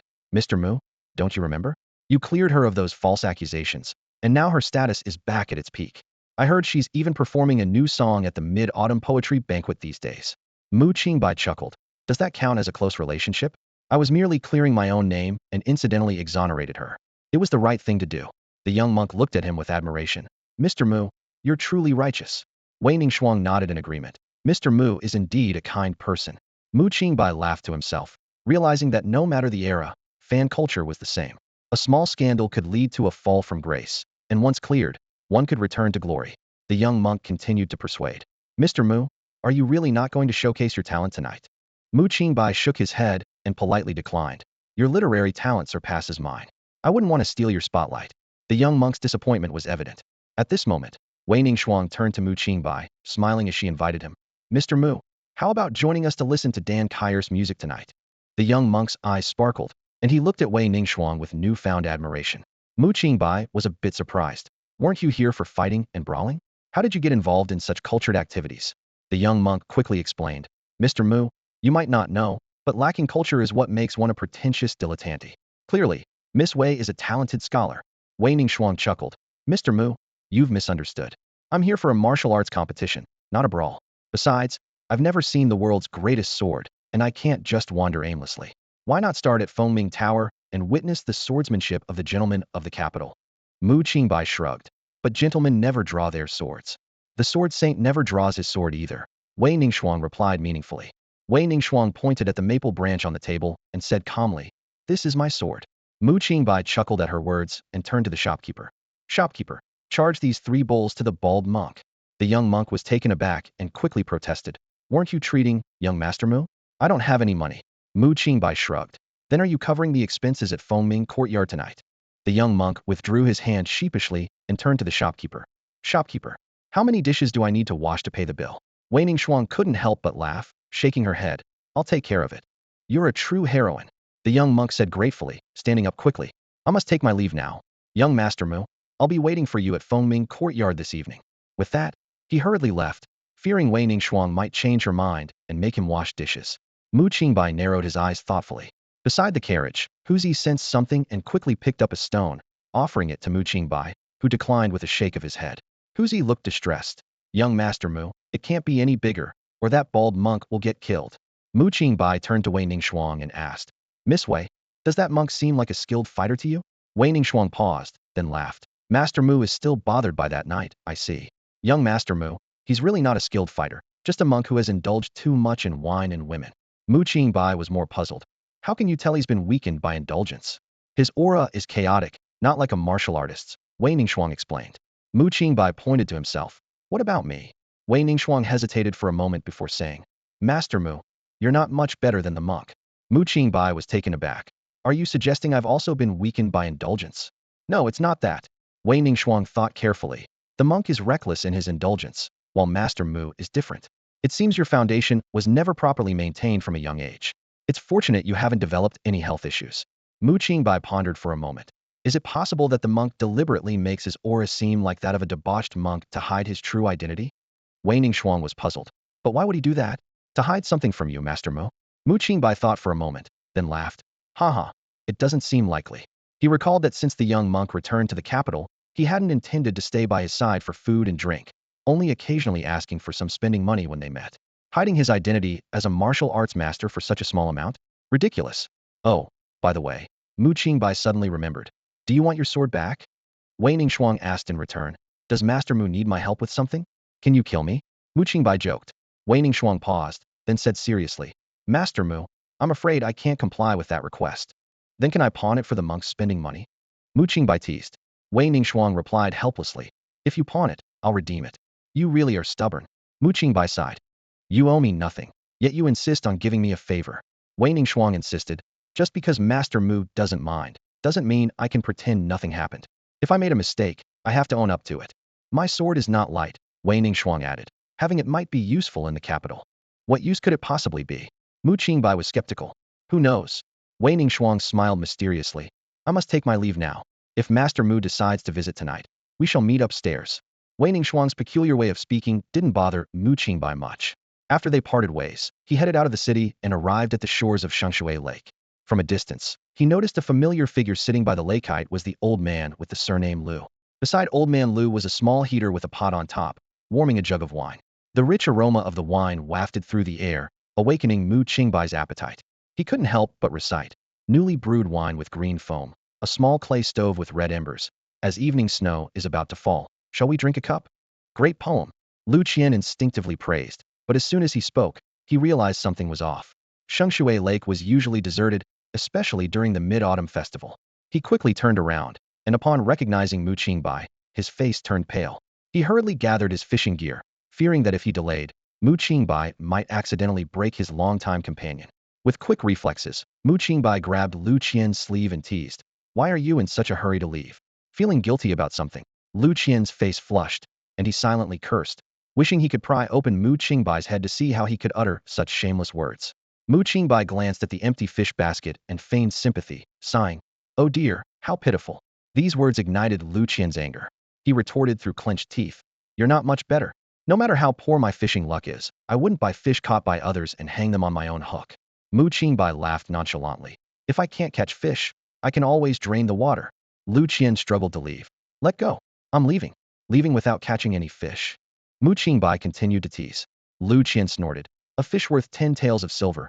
I can't afford to catch. How stingy, Mu Qingbai mocked. Considering your students all have an air of nobility, you can't even afford 10 taels of silver. Yet, you never change your fishing spot. Here you are at Shengshui Lake again. Lu Qian was left speechless and fumbled even more frantically through his pockets. Seeing this, Mu Qingbai suddenly relented. All right, seeing how poor your fishing skills are, I actually feel sorry for you. I won't charge you. I'm done fishing. Lu Qian exclaimed in frustration. I can't stand your sarcastic remarks. Mu Qingbai's eyes twinkled as he pointed to the wine jug on the heater. So, about that wine. Can I have a cup? Lu Qian paused, then burst into laughter. So that's what you're after me, wine? What? Holding a grudge. Not going to share. Mu Qingbai raised an eyebrow. Lu Qian huffed, but relented. You've been impolite to me, but I can't be impolite in return, because that wouldn't be gentlemanly. Please, have a seat. Mu Qingbai waved his hand, continuing the banter. If I'd known your fishing skills were so poor, I wouldn't have thrown you that fish. It's quite pitiful, really. Not only can't you catch fish, but your students are all terrible. Lu Qian couldn't help but retort. Your perspective is too narrow-minded. It's true that my students come from noble families across the capital, but their virtues are taught by their families. Just because a student is impatient, you assume the teacher is of poor character? Mu Qingbai looked at Lu Qian with some surprise. You're quite interesting, old man. You make a good point. Lu Qian coldly replied. That's because you lack reason. Mu Qingbai then asked. What about your personal attendant? Lu Qian hesitated, reluctantly admitting. That is indeed due to my lax discipline. I've allowed him to become arrogant, but I've already punished him. Mu Qingbai shook his head. A teacher who can't restrain a student's temperament is at fault. On an ordinary day, no one dared to reprimand Lu Qian. But today, Mu Qingbai had scolded him without reason, and Lu Qian couldn't even retort, leaving him feeling rather frustrated.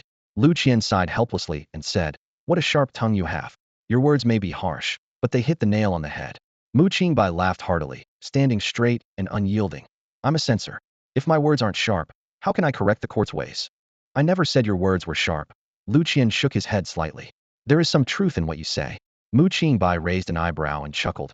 I didn't expect an old man like you to actually listen to reason. I thought you'd be furious, scold me a few times, and then storm off. Lu Qian snorted through his nose. I am a reasonable person. I can discern right from wrong, and I know what's good and what's not. And it's also true that you are disrespectful and irreverent. If you were really upset with me, you should have stopped me from drinking and left. Lu Qian glanced at him with a hint of smugness. I invite you to drink, and you let me fish. Fair enough. Mu Qingbai laughed out loud. So the old man tolerates me just for the fish in Shengshui Lake. This hit a sore spot for Lu Qian, who gritted his teeth. This lake was originally unclaimed land. I used to come here for leisure, but you somehow managed to take it over. I know you're holding a grudge against me, but there's nothing I can do. Mu Qingbai proudly placed his hands on his hips. That's right, I hold grudges. This lake is mine, and no one can tell me otherwise. He paused, with a touch of pride in his voice. After all, it's a reward for my efforts in pacifying Yuzhou. Yuzhou? Lu Qian was taken aback, frowning as he pondered. I've heard Yuzhou suffered severe disasters, almost to the point of devastation. Indeed, it was grim. Mu Qingbai replied calmly, though a flicker of depth passed through his eyes. Lu Qian squinted, probing. The court sent a special envoy, disguised as a fifth-rank official, to provide disaster relief. In just over a month, the situation was contained. The people of Yuzhou sang praises, and when the official returned to report, the locals saw him off with a ceremonial umbrella. Was that official you? Yes, that was me. Mu Qingbai replied without hesitation, his expression serene. Lu Qian, observing Mu Qingbai's steadfast gaze, found his words surprisingly credible. His expression turned peculiar. You could have asked for gold and jewels as a reward, yet you chose to exchange it for Shengshui Lake, just to spite me? Mu Qingbai wagged a finger in front of Lu Qian. Not to spite you. Who do you think you are? I'm a sixth-rank official. Do you think I'd bother to spite you? Lu Qian's expression was complex, finding it both amusing and exasperating, yet mostly unbelievable. Mu Qingbai continued. Besides, the emperor is even more stingy than you. I thought I could keep that fifth-rank title. Lu Qian couldn't help but put on a stern face, lecturing. Greedy. The emperor is already generous. You were originally 8th rank and got promoted twice. It shows the emperor's favor. A minister should appreciate the emperor's kindness. Hey, Mu Qingbai immediately raised a finger, displeased. What makes you qualified to say just 8th rank? 8th rank is still an official, and an official is above commoners. Arrogant and conceited. Lu Qian habitually commented, but immediately regretted it, wondering if he had hurt a meritorious official's feelings. After all, Mu Qingbai never made a big deal about his achievements in Yuzhou, exchanging immense wealth for a fishless lake. Exactly, talented people are often envied. Like you. You're jealous of my accomplishments and my superior fishing skills. You? Me jealous of you? Such a petty mind. Lu Qian clutched his chest, taking deep breaths, his face turning red. Any regret he felt earlier vanished. The word arrogant seemed quite fitting after all. Lu Qian took a deep breath, reaching for the wine jug to calm his anger, only to find it empty.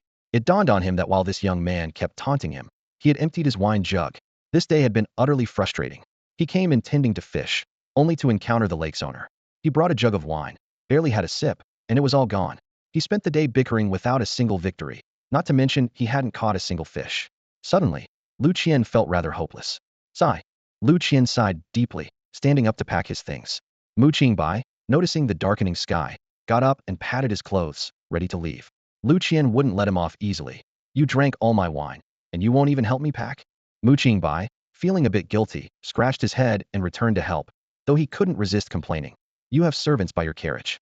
You could just give them a command. There's no need for you to do it yourself, nor for me to help. Lu Qian straightened his back, his expression serious. This is a sign of respect for the elderly. Old-fashioned. Mu Qingbai muttered under his breath. What did you say? Lu Qian snapped his eyes open. Nothing, nothing, let's hurry and pack. Mu Qingbai quickly waved his hand, a mischievous smile on his face. I still have to go to a flower house. As Mu Qingbai got off the carriage, he happened to see Lu Qian stepping down as well. Teasingly, he remarked, Oh, Mr. Lu, you've come to enjoy some wine too? Can your old bones handle it? Lu Qian simply shot Mu Qingbai a cold glare without responding or taking offense. He thought to himself that the best way to deal with such a carefree fellow was to ignore him. If he were to actually argue, he might just get himself worked up to death. After taking a couple of steps, Lu Qian was approached by a servant who hurriedly came to greet him. Mr. Lu, you're here, please come inside. The servant noticed Mu Qingbai and quietly asked, Is this gentleman with you? Lu Qian gave Mu Qingbai a cold glance and said flatly, Not acquainted. The servant understood, realizing they knew each other but hadn't arrived together. He smartly invited Lu Qian inside first, then respectfully bowed to Mu Qingbai. After all, anyone who knew Mr. Lu was likely not an ordinary person. Watching Lu Qian's retreating figure, Mu Qingbai chuckled to himself. Heh, the old man says he doesn't know me. At that moment, a young monk who had been waiting by the water's edge spotted Mu Qingbai and beamed with joy. Mr. Mu, over here, he called out excitedly. Mu Qingbai almost let out a curse but caught himself just in time. You little monk, you're here, he said, approaching the young monk and feeling relieved he hadn't spoken out of turn. Once aboard the boat, the young monk began winking and making exaggerated expressions at Mu Qingbai, his antics making Mu Qingbai tempted to punch him. In a serious tone, the young monk said, After parting with you today, I reflected deeply and realized I misunderstood you. Mu Qingbai was puzzled. What did you misunderstand about me? The young monk spoke mysteriously. You're still staying at Miss Bai's house, right? The old monk at the temple told me that love for one person can't be hidden, but if you love two people, you must keep it hidden. The old monk became a monk because he couldn't hide it. Mu Qingbai was amused and exasperated. What strange things are you thinking about? The young monk scratched his bald head earnestly. Nothing much, just that I've read a lot of books at the temple. This saying makes sense, and the old monk read it from a book. As the boat docked, the boatman respectfully said, Gentlemen, we've arrived, please disembark. His gaze lingered on the young monk, seemingly waiting for a tip. The young monk pretended not to notice, coughed lightly, and was the first to leave the boat. The boatman looked at Mu Qingbai in surprise, as if recognizing him, and quickly lowered his head, thinking it was bad luck. Mu Qingbai patted the boatman's shoulder gently and said, Thank you for your hard work. The boatman was taken aback, and only after Mu Qingbai had left the boat did he belatedly respond. No trouble at all. Safe travels, Mr. Mu. Those simple words of thank you warmed the boatman's heart. He thought of his years ferrying passengers, where wealthy young masters and ladies often tipped generously, sometimes even with gold pieces. Yet, none had ever offered him a word of appreciation. A few coins are nothing compared to the dignity of status. Mu Qingbai led the young monk through the bustling hall and found a quiet corner to sit down. Before the heavily made-up ladies could approach, he waved them away. 2 pots of wine, 2 dishes at your lowest price. Mu Qingbai ordered straightforwardly. The young monk froze on the spot, his face full of disappointment. The ladies glanced disdainfully at this odd pair, their eyes finally resting on the young monk with a look of mockery. Really? Drinking plain wine? The young monk asked with a mournful expression. Mu Qingbai smiled and replied, Why? Didn't you say I need to stay hidden? Then I should show you how well I can blend in. Feng Mingyuan remained brightly lit, but the surrounding noise seemed to have calmed considerably. Although the faint sound of music could still be heard, the loud conversations had noticeably decreased, replaced by soft murmurs. As Mu Qingbai and the young monk were feeling curious, a maple leaf gently floated onto their table. Master Mu, a pleasure to meet you. Wei Ningxuang gracefully sat down beside Mu Qingbai. Mu Qingbai asked in confusion, Weren't you going upstairs? Wei Ningxuang chuckled. At this hour, there's not much to see upstairs. I came down to see if there's a hidden gem in the crowd. Why would you think such a mundane place could have a hidden gem? Mu Qingbai asked, puzzled. Wei Ningxuang pointed at Mu Qingbai. Isn't Master Mu right here? Mu Qingbai couldn't help but laugh, raising a cup to pour Wei Ningxuang some wine. Wei Ningxuang glanced at the humble wine and dishes on the table and called out, Add a few more dishes to this table. and bring another pot of wine. This is the lowest price. Mu Qingbai quickly stopped her. Wei Ningxuang paused, then said somewhat apologetically, "That's my mistake, forgetting that Master Mu is an honorable official. Tonight's expenses are on me." Mu Qingbai waved it off. "No need. Our relationship isn't that deep yet. Besides, it's not that I'm out of money. You can say I'm a good official, but don't think I'm not a corrupt one." Wei Ningxuang was a bit confused. "Master Mu, isn't that a bit contradictory?" Mu Qingbai pulled out a stack of shiny banknotes from his pocket and asked, "Is it still contradictory?" Wei Ningxuang was left speechless. Mu Qingbai pocketed the silver note and politely declined the wine offered by the attendant. The attendant, holding the tray, displayed a look of disdain as if silently mocking him. "You poor fool. What game are you playing here?" Inwardly, Mu Qingbai mused that such extravagant spending didn't align with his financial principles. At that moment, Wei Ningxuang chuckled charmingly and said, "There's a clever way to go up the tower tonight without spending a dime." "What way?" The young monk's eyes lit up with excitement as he asked. Could it be? Could it be offering oneself? Mu Qingbai, hearing this, couldn't help but show a look of disdain and said coldly, "Obviously not. Monk, don't overestimate your worth. To the ladies, you might just be 206 bones." The young monk protested softly, 207. Mu Qingbai paused, suppressing the urge to kick the cheeky monk. Wei Ningxuang, noticing the exchange, turned to Mu Qingbai with a smile and explained, "It seems Mr. Mu has heard. The way to ascend the tower is by composing a fitting poem." Mu Qingbai scoffed and said dismissively, "Heard what? A high-end literary venue using poetry as a gimmick. What new tricks could they possibly have?" "Tonight's theme is the Mid-Autumn Festival." Wei Ningxuang sighed lightly. "Mr. Mu may not know, but aside from practicing swordsmanship, I also love music. And loving music naturally leads to a fondness for poetry.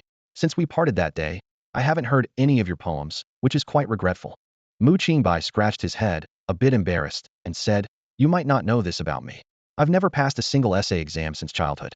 Even if it's reciting, I could never remember the teacher-assigned passages, but the unassigned ones, I could recite fluently. For instance, if asked to recite the preface to the Pavilion of Prince Tong, I'd probably end up reciting the record of Yayang Tower." Wei Ningxuang and the young monk exchanged puzzled looks, their faces full of confusion. What is the preface to the Pavilion of Prince Tong? What is the record of Yayang Tower? Why have they never heard of them? The young monk, still not giving up, pretended to be profound and said, "Ah, I see. Mr. Mu doesn't seek fame. The world isn't worthy of witnessing your literary talent. For someone like you, enjoying your own work is the only right path." Mu Qingbai couldn't help but laugh. The young monk raised his hand and continued, "No need to say more, I understand." Mu Qingbai looked bewildered, as he hadn't intended to say anything. The young monk, talking to himself, said, "No need to worry about me. It's my lack of talent. If I had your literary skills, Mr. Mu, I would surely help you ascend the tower and call over a dozen girls to toast to you." "What a crafty monk. What are you insinuating?" Mu Qingbai cursed inwardly. Wei Ningxuang, seeing the situation, laughed and intervened. "Mr. Mu, perhaps the monk just wants to appreciate your talent. His sincere heart shouldn't be blamed for being a bit melodramatic." Mu Qingbai smiled helplessly. Taking the opportunity, Wei Ningxuang added, "In Fengming Pavilion, paper and pen are free. If you can write a good piece, have the attendant deliver it to the front of the tower. Let the literary masters upstairs evaluate it, and you may ascend the tower." Saying this, she waved to a passing attendant to bring paper and pen. The young monk held the pen and ink eagerly, looking at Mu Qingbai with anticipation. Reluctantly, Mu Qingbai began. "The beauty rolls up the beaded curtain." The young monk was overjoyed and quickly wrote it down. The pen danced across the paper, completing the line in no time. He looked at Mu Qingbai again, full of hope, only to see him with a constipated expression, deep in thought. All traces of people vanish from 10,000 paths. Mu Qingbai finally squeezed out the second line. The young monk, as if finding a treasure, hurriedly jotted it down. The pen flew over the paper, finishing the line quickly. However, he seemed to realize something was off, but with his limited literary knowledge, he couldn't pinpoint what was wrong. The young monk looked up at Mu Qingbai for help, only to find him still lost in thought, so he didn't dare to ask. The cries of apes on both banks never cease. Mu Qingbai's voice echoed in the room, his face full of anguish. The sound of frogs fills the air. He suddenly stopped, waving his hand. "It's no use, no use. I can't squeeze out another drop." Wei Ningxuang listened, her expression complex as she looked at him. "It's a good poem. Or, maybe not so good." She hesitated for a moment. "Master Mu, what do you think?" Mu Qingbai lifted his wine cup and mused. "The beauty rolls up the beaded curtain. All traces of humanity vanish. The cries of apes on both banks never cease. The sound of frogs fills the air. It's hard to say it's good." He analyzed with a frown. "If it's a poem, the last two lines don't follow poetic rules. If it's a verse, it doesn't fit any known rhyme scheme. the rhyme of the first two lines. Even if we overlook it, the meaning and imagery of the lines are worlds apart, each talking past the other. Wei Ningxuang's expression grew even more conflicted. After a long contemplation, she barely managed to squeeze out a word. Good. The little monk nearby was overjoyed at this evaluation. Shall we submit it? He asked eagerly. Wei Ningxuang quickly held down the paper. No, let's not. Master Mu's masterpiece should be decided by Master Mu himself. Mu Qingbai chuckled at their reactions. If you're not afraid of embarrassment, go ahead and submit it. Put your name on it. The little monk, overjoyed, held the paper and ran towards Fengming Tower. Wei Ningxuang watched him leave, her expression growing more complex. Noticing her gaze, Mu Qingbai asked in confusion, Why are you looking at me? My sister says I can do it. The little monk hurried downstairs. The servant responsible for collecting works kindly reminded him, Master, the signature is missing. The little monk instinctively raised his hand to write his monastic name but hesitated, feeling ashamed. He thought to himself, Master Mu, a high official, often helps and cares for me, never treating me as a lowly person. Claiming his name for boasting is one thing, but stealing his work makes me a terrible person. In the end, the little monk solemnly wrote Mu Qingbai. The servant took the paper, puzzled for a moment. Is this a poem or a verse, master? I can't quite understand it. Is it some Buddhist teaching? Though equally puzzled, the little monk maintained his composure and said, Just submit it. Such a masterpiece can only be understood by truly wise people. If you don't get it, the literary experts surely will. The servant nodded repeatedly. That's very true. It's so reasonable that it's irrefutable. With that, he sent the mysterious work signed Mu Qingbai to the top floor of Fengming Tower. Most of the distinguished guests had just settled in. Someone exclaimed, Someone's already submitted a work? It's truly astonishing. Could there be hidden talents in the capital? Quickly, bring it here. As the literary masters spoke, the servant promptly presented the piece. Several literary figures tilted their heads, staring at it for a while, unable to decipher what it was. Brother Lu, you're from Jinghu Academy. Why don't you appraise this piece? Someone suggested.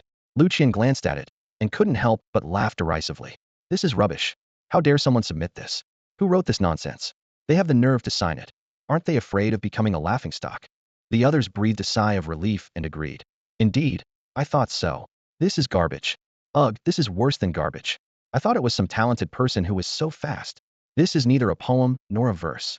The rhythm is non-existent, and the sentences are worlds apart. Send it back? Insult him verbatim. Someone suddenly became curious. Who could write something so terrible? I'm genuinely curious now. Haha. Most people stand out with their exceptional talent. But who knew someone could stand out with bad writing tonight? Everyone burst into laughter. The servant knelt on the ground, quickly glanced at the paper, and reported, Honorable Masters, the name on the paper is Mu Qingbai. Lu Qian showed no reaction to the name. He didn't know Mu Qingbai, only that the master of Shengshui Lake shared the surname Mu, and had occasionally heard his servants call him Master Mu. The young monk returned with a spring in his step, his face full of anticipation. Mu Qingbai noticed him looking around and chuckled. Miss Wei must have gone upstairs. She always loves to look her best. The young monk's eyes sparkled with hope, imagining someone soon inviting them upstairs. In his mind, he envisioned himself proudly climbing the steps of Fengming Tower, feeling the envious and jealous glances from those around him. However, as time passed, his anticipation turned to confusion and eventually to disappointment. Mr. Mu, the young monk asked with a frown, Are you making this up? Mu Qingbai retorted defensively. What nonsense. I've tried my best. Just then, a commotion erupted in Fengming Courtyard. People craned their necks to see outside, as if something spectacular was happening. The excitement spread like wildfire, and more people stood up, curiosity drawing them to the outer eaves. Unable to resist his own curiosity, the young monk squeezed through the crowd to get outside. But after just one glance, he returned with a wary expression. What happened? Mu Qingbai asked, noticing the clamor outside mixed with the sound of urgent hoofbeats. The young monk raised his eyebrows and whispered, Mr. Mu, while everyone's distracted, why don't you sneak that plate of preserved fruits from the next table? Mu Qingbai rolled his eyes, but nonetheless reached over and grabbed the fruits. The young monk asked incredulously, Isn't this stealing? Mu Qingbai grinned mischievously. You're the one directing it. If Buddha wants to punish someone, it would be you. You'll face the consequences, while I, being just the accomplice, can repent and be forgiven. The young monk couldn't help but laugh, then turned serious. Those people outside don't understand. They just think it's a spectacle. But think about it.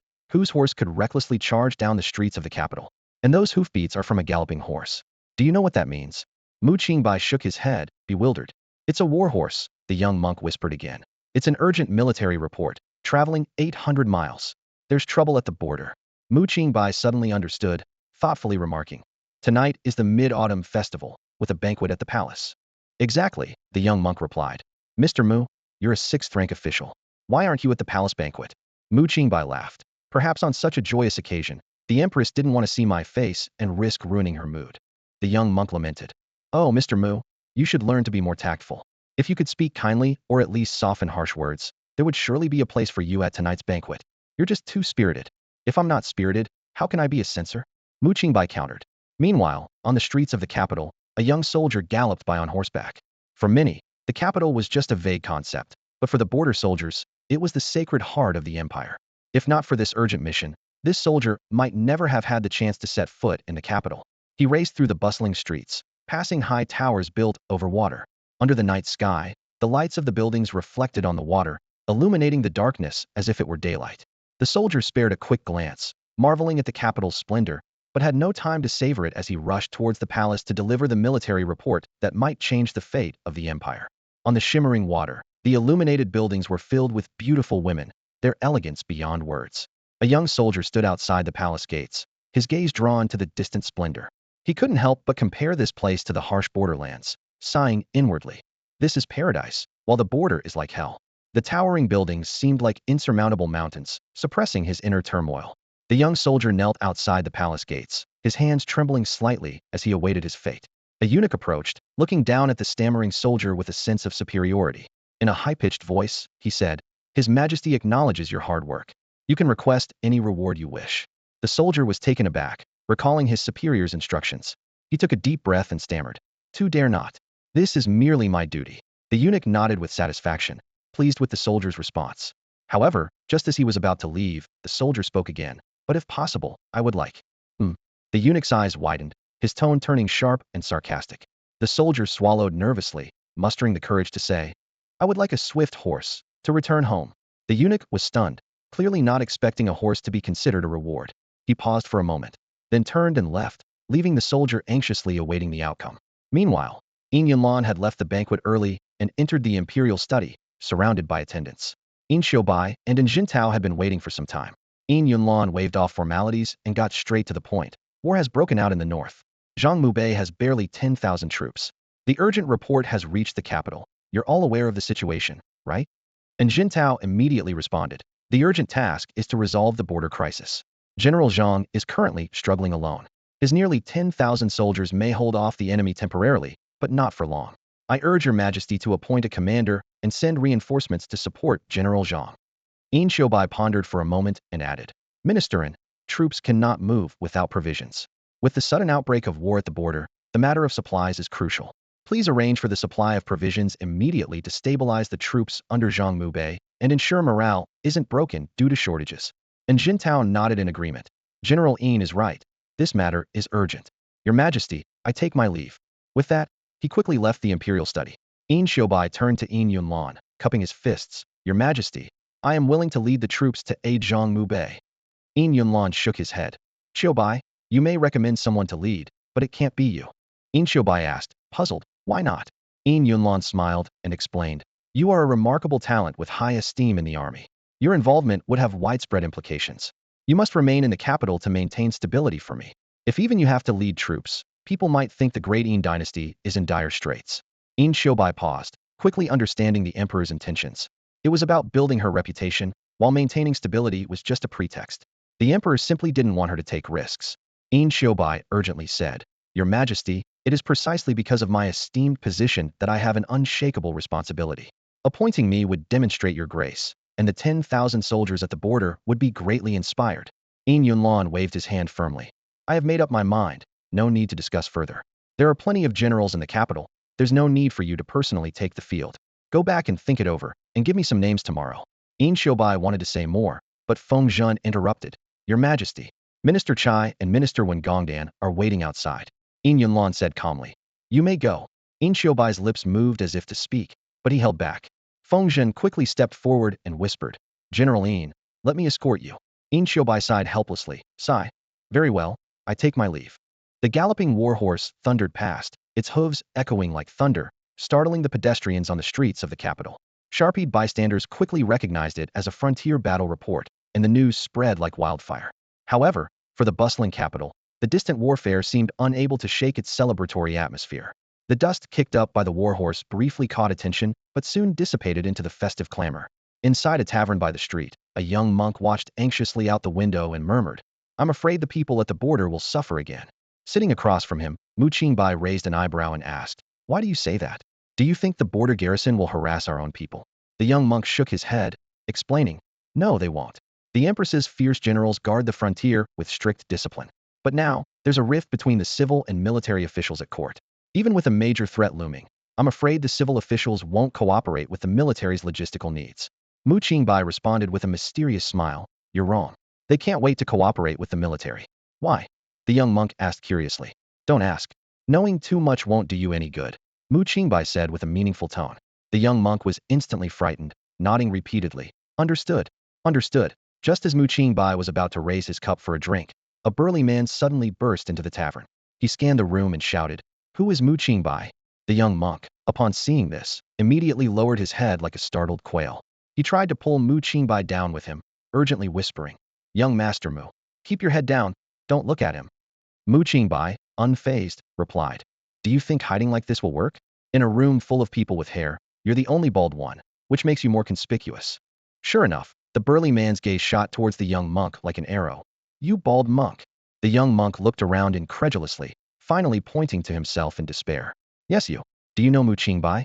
the man pressed. The young monk shook his head vigorously, like a rattle drum. The man's eyes widened in anger. "Then who the hell is Qingbai?" Qingbai calmly raised his hand. "That's me." The young monk was stunned, stammering in protest. Young Master Mu, you shouldn't." The burly man strode over, glaring fiercely at the young monk before turning to Qingbai. "My lord wants to see you." Qingbai frowned slightly, his tone displeased. "I don't know your lord." "Never said you did," the man replied arrogantly. "My lord is of noble status, and many people are eager to meet him. Now there's a good chance for you to meet him. You'd better appreciate it." Qingbai couldn't help but laugh. "I don't meet strangers. If your lord wants to see me, then let him come to me." The man, hearing this, furrowed his brows and stared intently at Qingbai. But Qingbai remained unafraid, sipping his drink, thinking, just another bully trying to flaunt some lord's power here. Qingbai was enjoying a drink with the young monk, unaware that a storm was brewing. The man he had offended with his words merely stared at him for a moment before unexpectedly leaving without any further trouble. The young monk breathed a sigh of relief and looked up to confirm. "He's really gone? That scared me to death. I thought he was going to flip the table," he said worriedly. "Master Mu, that Marquis' servant has some real class. You're lucky. If he had flipped the table, there wouldn't be much you could do." Qingbai rolled his eyes dismissively. "Monk, you're wrong. You shouldn't be grateful just because a bad person acts kindly for a moment. Wrong is wrong. You shouldn't take advantage of a good person's kindness, and you definitely shouldn't think a bad person is noble just because they back down temporarily." The young monk was stunned by these words. Qingbai continued, "He almost insulted my mother. It's good enough I didn't react on the spot. Even if he's the Marquis' servant, it's normal for him to be a bit fierce, but you have no backbone. Master Mu, your words are hurtful." Before the young monk could finish, a group of guards stormed into the restaurant, rudely driving out the guests. Following them, a young man in luxurious clothing entered slowly, his cold gaze sweeping across the room. The young man looked down at Qingbai and the monk, coldly telling the latter, "Get out." The young monk was terrified and about to flee, but he heard Qingbai cough lightly. Remembering the word backbone, the young monk gritted his teeth and tried to stand, but his legs gave way, and he fell back into his seat. Qingbai couldn't stand it anymore. "Stay seated. Unless someone throws you out, don't be afraid," the young man asked calmly. "Are you Qingbai?" Qingbai retorted, "At least I have a name. What about you? Just called Marquis?" The young man frowned and said, "Zhuangyu. A sixth-rank official, such authority? You should salute me." Qingbai replied indifferently, "I'm not wearing my official robes, so I'm not an official now."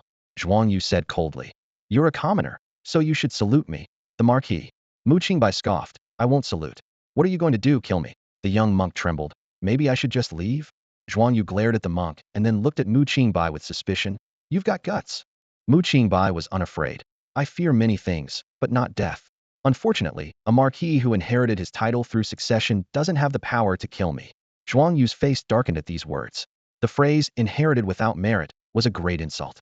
As a young man who inherited his title, stuck between military nobles, his position was awkward, with status but no real power, which was painful for an ambitious youth. Truly worthy of the censor.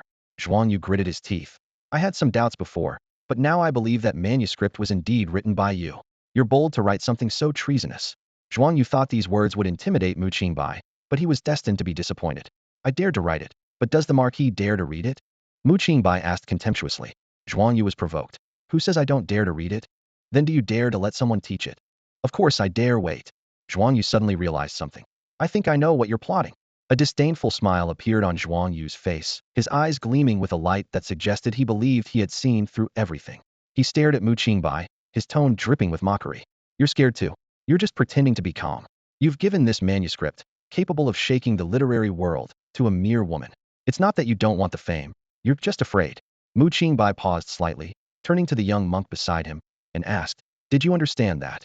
The young monk looked bewildered, not knowing what they were discussing, but sensing that the Marquis's words seemed somewhat absurd. Mu Qingbai chuckled softly and retorted, Indeed. Ha ha ha, the world bustles for profit, and the court schemes for fame. If this manuscript can't bring me fame and fortune, then what am I after?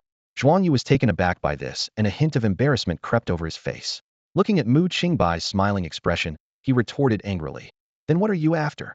Mu Qingbai calmly replied. I'm after the well-being of the world. Zhuang Yu was momentarily speechless. He found himself in a dilemma. Admitting to seeking fame and fortune would be a self-inflicted slap, but claiming to care for the world would make him, a young marquis, lose face even more. If word got out, wouldn't people laugh at him for bickering with a sixth-ranked official? Seeing this, Mu Qingbai smiled and gestured for him to sit. Zhuang Yu, after a moment of silence, suppressed his anger and slowly sat down. After hesitating for a while, he tentatively asked, Then, are you really after the well-being of the world? Mu Qingbai responded with a question.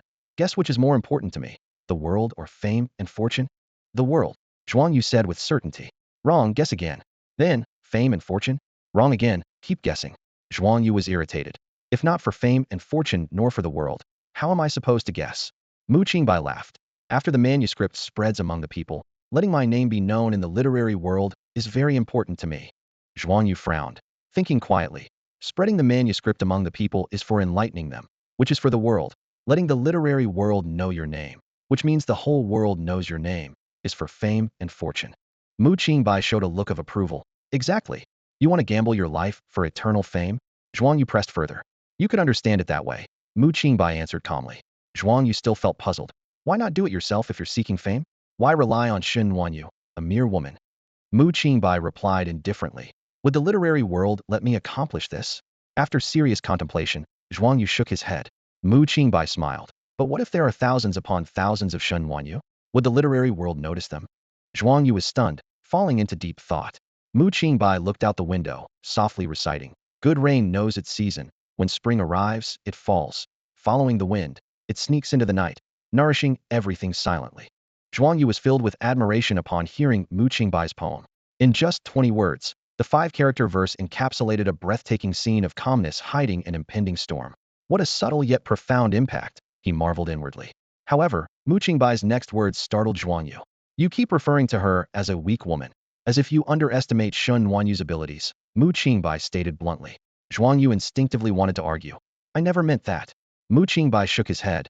But that's exactly what you mean. By belittling Shen Wanyu, you also undermine the literary world. How could they ever recognize a weak woman as someone capable of revolutionizing literature and influencing the world? Then, Mu Qingbai recited another poem. The countryside path is shrouded in dark clouds, yet the riverboat's light shines alone. In the morning, the red glimmers in the dampness, and the flowers weigh down Jingguan city. Zhuang Yu was initially taken aback, then realized it was a continuation of the previous poem. He suddenly understood that Mu Qingbai was comparing Shen Wanyu, the so-called weak woman, to a storm capable of altering the world's order. The line about the riverboat's solitary light painted an image in Zhuang Yu's mind of a small boat swaying in a tempestuous night. After the spring thunder and rain, life would flourish, culminating in the vibrant blooms of Jingguan city. This grand vision left Zhuang Yu both startled and deeply impressed. He couldn't help but acknowledge Mu Qingbai's foresight, even though he was currently only a 6th-rank official. Zhuang Yu realized how foolish his earlier anger had been. A nearby young monk couldn't resist commenting. Yes, the poem is brilliant. Master Mu, if you were to compete in the poetry contest, you'd surely gain great fame. Then we wouldn't have to drink such bland wine here. Zhuang Yu immediately retorted, You're so shallow. Master Mu's mind is vast and profound. He wouldn't care for the petty games of young men seeking fame and fortune. His vision is far greater than to be involved in such trivial pursuits. The young monk was taken aback. Is that so? Absolutely, Zhuang Yu declared decisively. The master himself is right here, and he hasn't spoken yet. Master Mu's spiritual realm is something that can only be understood, not explained. Mu Qingbai looked at Zhuang Yu with some confusion. Just a moment ago, you were so aggressive, and now, you change your tune faster than flipping a page. You don't have some request for me, do you? Hearing this, Zhuang Yu blushed, suppressing his embarrassment as he clasped his hands in respect. Master Mu is a person of great wisdom. Compared to you, I am young and reckless. I hope you won't take offense. Mu Qingbai felt a shiver run down his spine and said with a hint of impatience, just tell me what you want from me. Don't just flatter me. Zhuang Yu's eyes sparkled with anticipation as he respectfully replied, I wish for Master Mu to teach me. Teach you what? Mu Qingbai raised an eyebrow. Zhuang Yu's face was full of eagerness as he exclaimed, I want to make a difference. I want to serve the country like my ancestors did. Mu Qingbai suddenly understood, a glint of realization in his eyes. You want to prove your abilities? Exactly. Zhuang Yu nodded firmly. Mu Qingbai thoughtfully touched his smooth chin and suddenly asked, there's an urgent military report coming tonight. Is that what you're here for? Zhuang Yu's eyes lit up with surprise and delight. Master Mu, you truly are insightful. Mu Qingbai pressed his lips together, his tone becoming serious. That's unlikely. The Empress has many strong generals under her command. Although you come from a noble family, you only have a title. Why would the Empress trust your abilities? These words were like a bucket of cold water poured over Zhuang Yu, causing him a moment of pain. But he quickly adjusted his mindset, realizing that to achieve something significant, he couldn't always worry about saving face. I wouldn't dare to hope for such an honor, Zhuang Yu humbly said.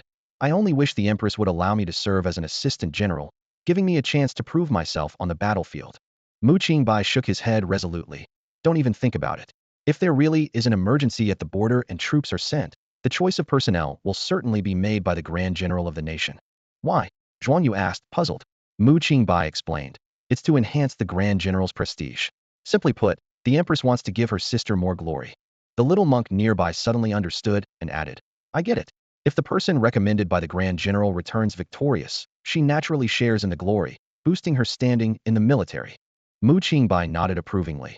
The little monk is right. Zhuang Yu's expression turned gloomy as he asked despondently, so, does that mean I have no hope of being chosen for this mission? He then asked, is it really so difficult to seek the Grand General's favor? Zhuang Yu's tone was filled with frustration. If I were to ask the Empress, she might grant me a minor position. But if the Grand General is making the decision, she would first consider actual combat experience. And all I have are theoretical skills, no battlefield experience whatsoever. Mu Qingbai couldn't help but chuckle at this. The situation reminded him of some large companies in his past life that required college graduates to have work experience. How could students fresh out of university have work experience? It's a never-ending cycle. The young monk looked at Mu Qingbai with a puzzled expression, furrowing his brow. Isn't it better to be a carefree noble's son? Living every day in luxury, surrounded by beauty, spending money lavishly. Why do you see such wealth and glory as less desirable than going to the battlefield to die? Mu Qingbai smiled gently and patiently explained. A scholar named Maslow divided human needs into 5 levels. The most basic are physiological needs, like food, drink, and sexual desire. Once these are met, people seek safety, then social belonging, followed by esteem, and finally self-actualization. The young monk nodded thoughtfully, then looked up to argue. As a monk spreading the teachings of Buddhism, I'm also pursuing self-worth. Before Mu Qingbai could respond, Zhuang Yu invited him to enjoy the moonlight together. The young monk hoped to share Buddhist teachings but wasn't invited, so he let it go with a sigh, thinking he might miss Dan Kaier's new song tonight. After Mu Qingbai gently declined, Zhuang Yu returned upstairs feeling dejected. The once lively and chatty scholars of the capital expressed their regret. Young Lord Zhuang, where did you go? Dan Kaier's song was truly stunning. Who would have thought such a gentle lady could write such precise couplets? Even compared to the works of 3 of the 4 great scholars of the capital, hers stands out. Dan Kaier was truly impressive tonight. Her fame will soon echo throughout the capital. Zhuang Yu listened absent-mindedly, uninterested in the song lyrics before him. The so-called scholars of the capital suddenly seemed childish and laughable. Having witnessed Mu Qingbai's lofty ideals, their praises felt shallow. Though Dan Kaier's song didn't quite fit the mid-autumn theme, it sparked lively discussion among the literati upstairs and downstairs. This song depicts a prosperous era. So serene and beautiful, what else could it be but a prosperous age? The words are simple and unadorned, yet layered and genuine, a true reflection of our current prosperity. Under such admiration, the song was quickly elevated to an unimaginable height. Remarkable writing. And what a performance, I'd love to hear it again. Listening to the chorus of frogs. Listening to the chorus of frogs. Lucian suddenly found it strange. Why did that line sound so familiar? He turned sharply to the person beside him and asked, Does anyone remember the first song tonight? Everyone flattered. The first song? Wasn't it written by the son of the Minister of War, a prized student of Mr. Liu? Lu Qian shook his head. Ning? No, it wasn't him. It was that nonsensical rubbish. Does anyone remember what it was about? At his words, everyone fell into deep thought, trying hard to recall. Beauty draws the beaded curtain, and all traces of humanity vanish. Lu Qian murmured to himself, furrowing his brow. He was about to continue reciting when he suddenly got stuck, unable to recall the third line. However, when he remembered the final line, his expression changed dramatically. How? How is this identical to the last line of the first verse of Dan Kaier's song? Lu Qian was astonished, and the expressions of those around him turned peculiar. What do you mean, how is it similar? Someone whispered. It's exactly the same. Not a word is different. Voices of discussion rose and fell. Someone sighed. The same phrase, listening to the sound of frogs croaking, for one, becomes a mundane piece. Yet in the context of the Song of the Celestial, it transforms into a masterful line. The Song of the Celestial is plain and devoid of illusions, another scholar analyzed. Perhaps it's just a coincidental resemblance. Why should Mr. Liu be so concerned? Hearing this, Lu Qian pondered for a moment and finally nodded in agreement, deciding not to dwell on it any longer. He thought to himself, comparing such a mediocre four-line verse to a well-written piece might be misunderstood by others as criticism of a masterpiece. Lu Qian was always reluctant to judge excellent writings lightly. Suddenly, melodious music wafted up from downstairs. It was the talented women performing the Song of the Celestial again. Lu Qian couldn't help but hum along with the music, his thoughts drifting towards the master of Shengshui Lake, surnamed Mu. That fellow, despite his unruly conduct, possesses a certain carefree talent, Lu Qian mused. He writes poetry not for fame or fortune, but simply for the pleasure of a warm drink. When evening comes and snow is about to fall, would you drink a cup? This line is my favorite. If he were here, he would surely be captivated by this Song of the Celestial too. The music abruptly ceased, and a female voice sang the final line from downstairs. Wei Ningshuang, satisfied, put away her instrument and gracefully declined the request from the surrounding literati to play another piece, preparing to leave. No doubt, this is the prosperous literary capital, Wei Ningshuang thought with delight. Hearing Dan Kaier's performance tonight makes this trip truly worthwhile. And to think, this exquisite melody is matched with Lord Mu's lyrics. When she heard the line, listening to the sound of frogs croaking, Wei Ningshuang, like Lu Qian and the other literary figures, felt a similar doubt. But she soon felt confident that it was indeed Mu Qingbai's work. She recalled Dan Kaier's words after her performance. This is not my masterpiece. The true lyricist will be revealed in a few days. Wei Ningshuang mused. Dan Kaier is indeed a clever and perceptive person. Tonight, only the literati on the first floor have heard the Song of the Celestial, but after tonight, the entire city will be singing it. In a few days, when the song's popularity peaks, Mu Qingbai's name will surely resound throughout the capital. This is undoubtedly a precious gift. Remembering the story the young monk shared earlier about Mu Qingbai and Dan Kaier, Wei Ningshuang found it quite intriguing. She hummed the tune of the Song of the Celestial while waving a maple branch, slicing through the air with sharp gusts of wind. Meanwhile, Mu Qingbai had already returned home early. He missed the focal event at Fengming Tower but, inspired by Zhuang Yu, was deep in thought. War had begun, and the Ministry of Revenue's manipulation of the empty seals should align with the current situation. This conflict would become a powerful weapon for the civil officials to criticize the entire military group in the future. It's unbearable. Old Huang mumbled under his breath, frowning deeply. He glanced at the letter in Mu Qingbai's hand, secretly grumbling to himself. And they say seeing the words is like meeting the person, reading the letter brings a smile. If people knew, they might think you and Wen Gongdan are extraordinarily close. Mu Qingbai couldn't help but laugh heartily, a mischievous glint in his eyes. Oh, come on. Wen Gongdan and I serve in the same court, and are both part of the civil officials group. If I don't get along with him, should I get along with the military officers instead? Old Huang's face was filled with melancholy as he listened. The more he thought about it, the more uncomfortable he felt, and he couldn't help but mutter, what kind of person has our young lady brought home, always saying such heartless things? However, he recalled the young lady's words. Mu Qingbai is like a good mirror. Through it, one can see their own shortcomings and make corrections in time. It seemed that Mu Qingbai's antics were exactly what she wanted. Old Huang mused to himself. After all, learning from a madman is better than learning from the school of hard knocks. Learn from the strengths of others to overcome them. Old Huang blurted out without thinking. What? Mu Qingbai was taken aback and turned to look at Old Huang. Old Huang quickly explained. Young Master Mu, don't misunderstand. I don't think you're befriending those beasts in the civil group to become like them. I guess you're trying to learn from them. A hint of approval flashed in Mu Qingbai's eyes before he replied seriously. You're mistaken. Don't underestimate those beasts. They're beasts because they're bad to the bone. Being bad to the bone is a skill in itself. Only by learning how they're bad to the bone can I better guard against them, and then counterattack. Old Huang was stunned, and after a moment, he murmured, learn from the strengths of others to overcome them. Well said, truly well said. Young Master Mu is indeed a good person. These words resonate with me. He thought to himself, perhaps to our young lady, Mu Qingbai is the other. Snapping back to reality, Old Huang urged, enough with the pleasantries. Hurry up and deliver the letter. All right, Mu Qingbai replied, turning to leave, but he paused. By the way, young Master Mu, the young lady, is in the study. Mu Qingbai looked puzzled. I wasn't planning to see your young lady. I was planning to sleep. Old Huang sighed, thinking, how heartless.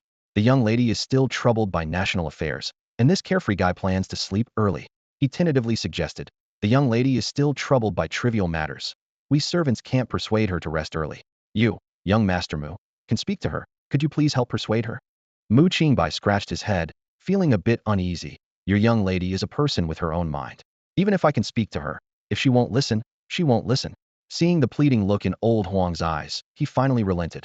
All right, stop looking at me like that. I'll go. Mu Qingbai thought to himself, this is a good opportunity to warn her about the empty seal case. He didn't want Bai Chuyin to get involved. After all, she was a good person. A moment later, Mu Qingbai arrived at the study door and knocked gently. Yin Xiubai was staring at a piece of paper with a dozen names written on it, her eyebrows knitted together. Hearing the knock, she instinctively covered it with a blank sheet. Come in, she said, her voice tinged with fatigue. Mu Qingbai entered with a smile. Miss Bai. Yin Xiubai looked up, slightly surprised. Young Master Mu, you're back early. Was there any masterpiece at tonight's Mid-Autumn Festival gathering? No, I can't write. Mu Qingbai shook his head, then got straight to the point. I saw warhorses galloping outside Fengming Garden, an urgent military report. I heard there's a battle on the frontier. Do you know about this?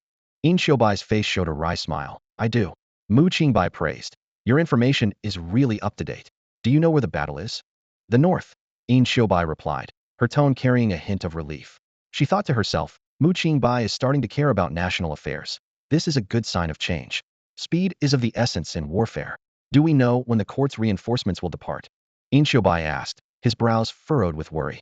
The military report arrived tonight, and His Majesty dealt with it immediately. Mu Qingbai replied with a slight smile, his tone confident. Shouldn't the Minister of War handle the logistics first? Yin Xiubai inquired softly. Indeed, that's his duty. Yin Xiubai agreed quietly. Mu Qingbai tapped his fingers thoughtfully on the table.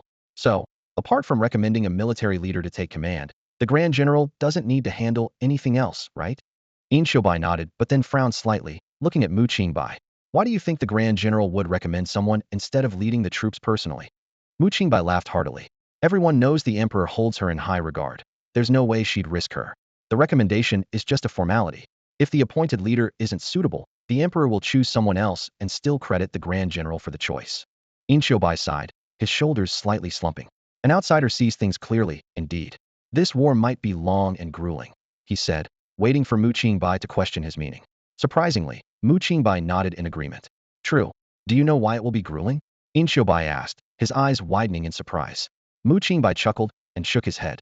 Just because I dislike hardship doesn't mean I'm unaware of the people suffering. It's mid-autumn, harvest time is near, and those from the north coming south can only mean they're here to plunder.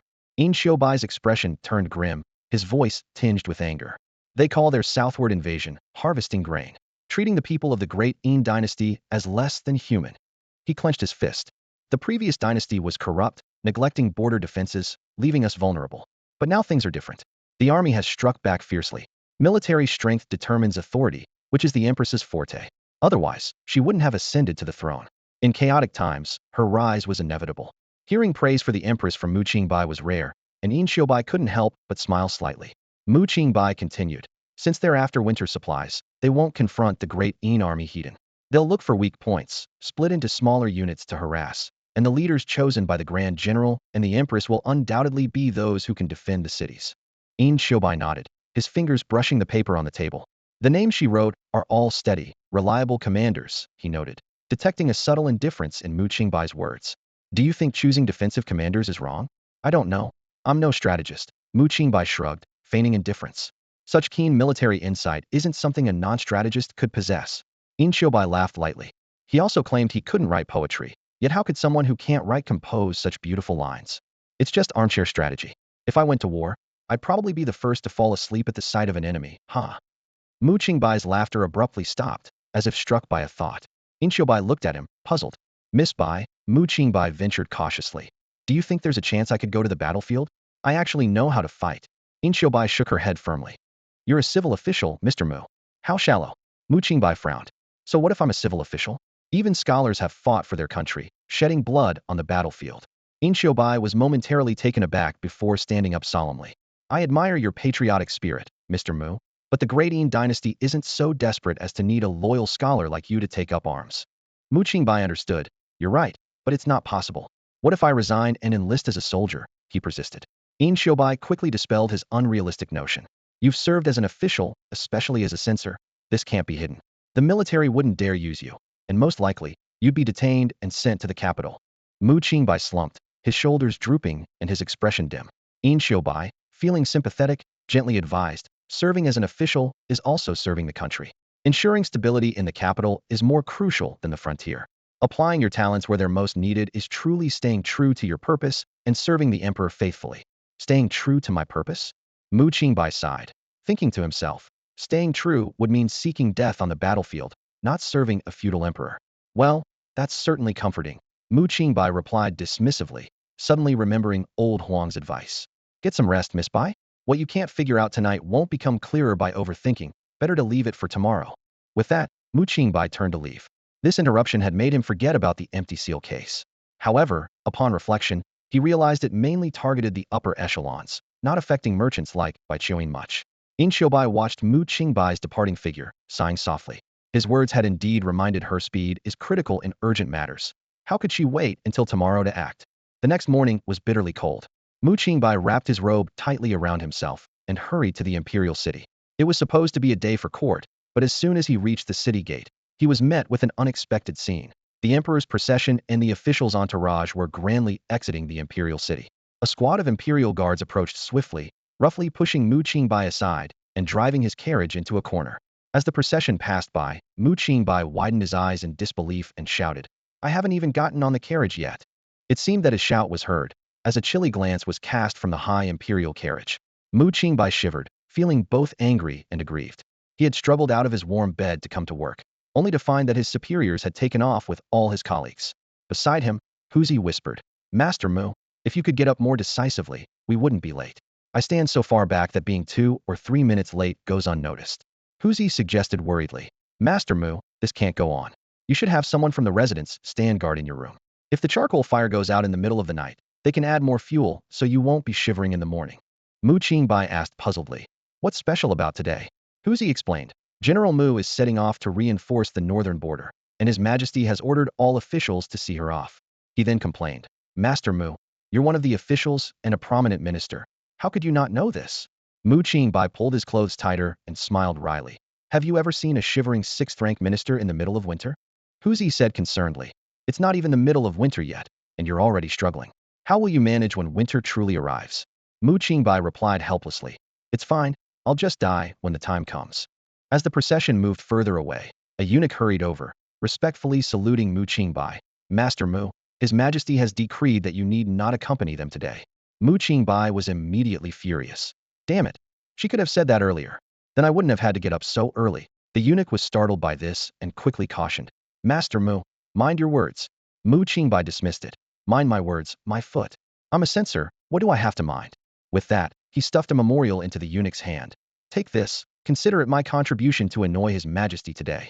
Qingbai turned back to his carriage. Once the officials' procession had passed, Huzi drove away.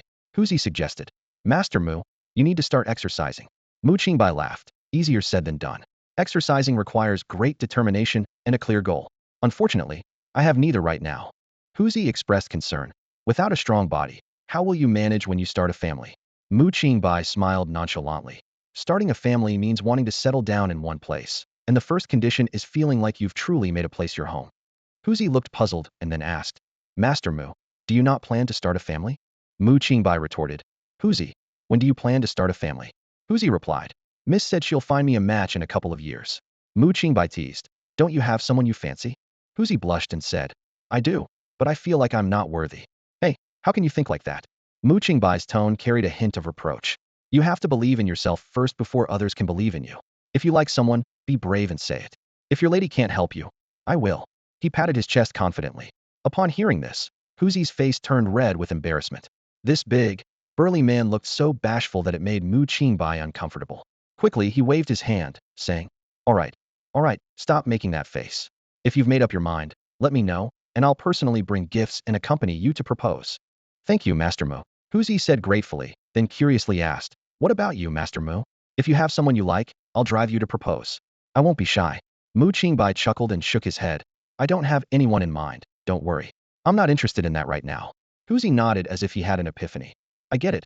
Master Mu has big ambitions and doesn't want to think about love until his goals are achieved, right? Mu Qingbai gave Huzi a helpless glance. Huzi, you still don't understand. Suddenly, he noticed the carriage heading in the wrong direction and asked in confusion, where are you driving to? Huzi looked puzzled. Aren't we leaving the city, Master Mu? In this cold weather. Mu Qingbai started to speak, but Huzi quickly interjected. Of course, we're going home to sleep. But according to your habits, you should be going out of the city to fish at this time. Huzi explained. Mu Qingbai looked at the city gate, now close by, and said helplessly, well, we're already here, might as well go. The capital had 4 gates. The emperor's entourage used the north gate, while Huzi chose the one closer to Shengshui Lake. The autumn landscape outside the city was desolate. Mu Qingbai suddenly asked, has your lady been preparing any provisions lately? Huzi scratched his head cluelessly. I don't know about the lady's matters. I'm just responsible for protecting you and driving you around. Sigh. Mu Qingbai sighed. Your lady's biggest mistake was getting to know me. Why do you say that, Master Mu? Huzi quickly countered. The lady never thought of it that way. Mu Qingbai explained helplessly. You should remind her to prepare provisions and be ready to settle in Jiangnan, to become a new powerful family there. Oh, I'll remember that. Huzi nodded earnestly.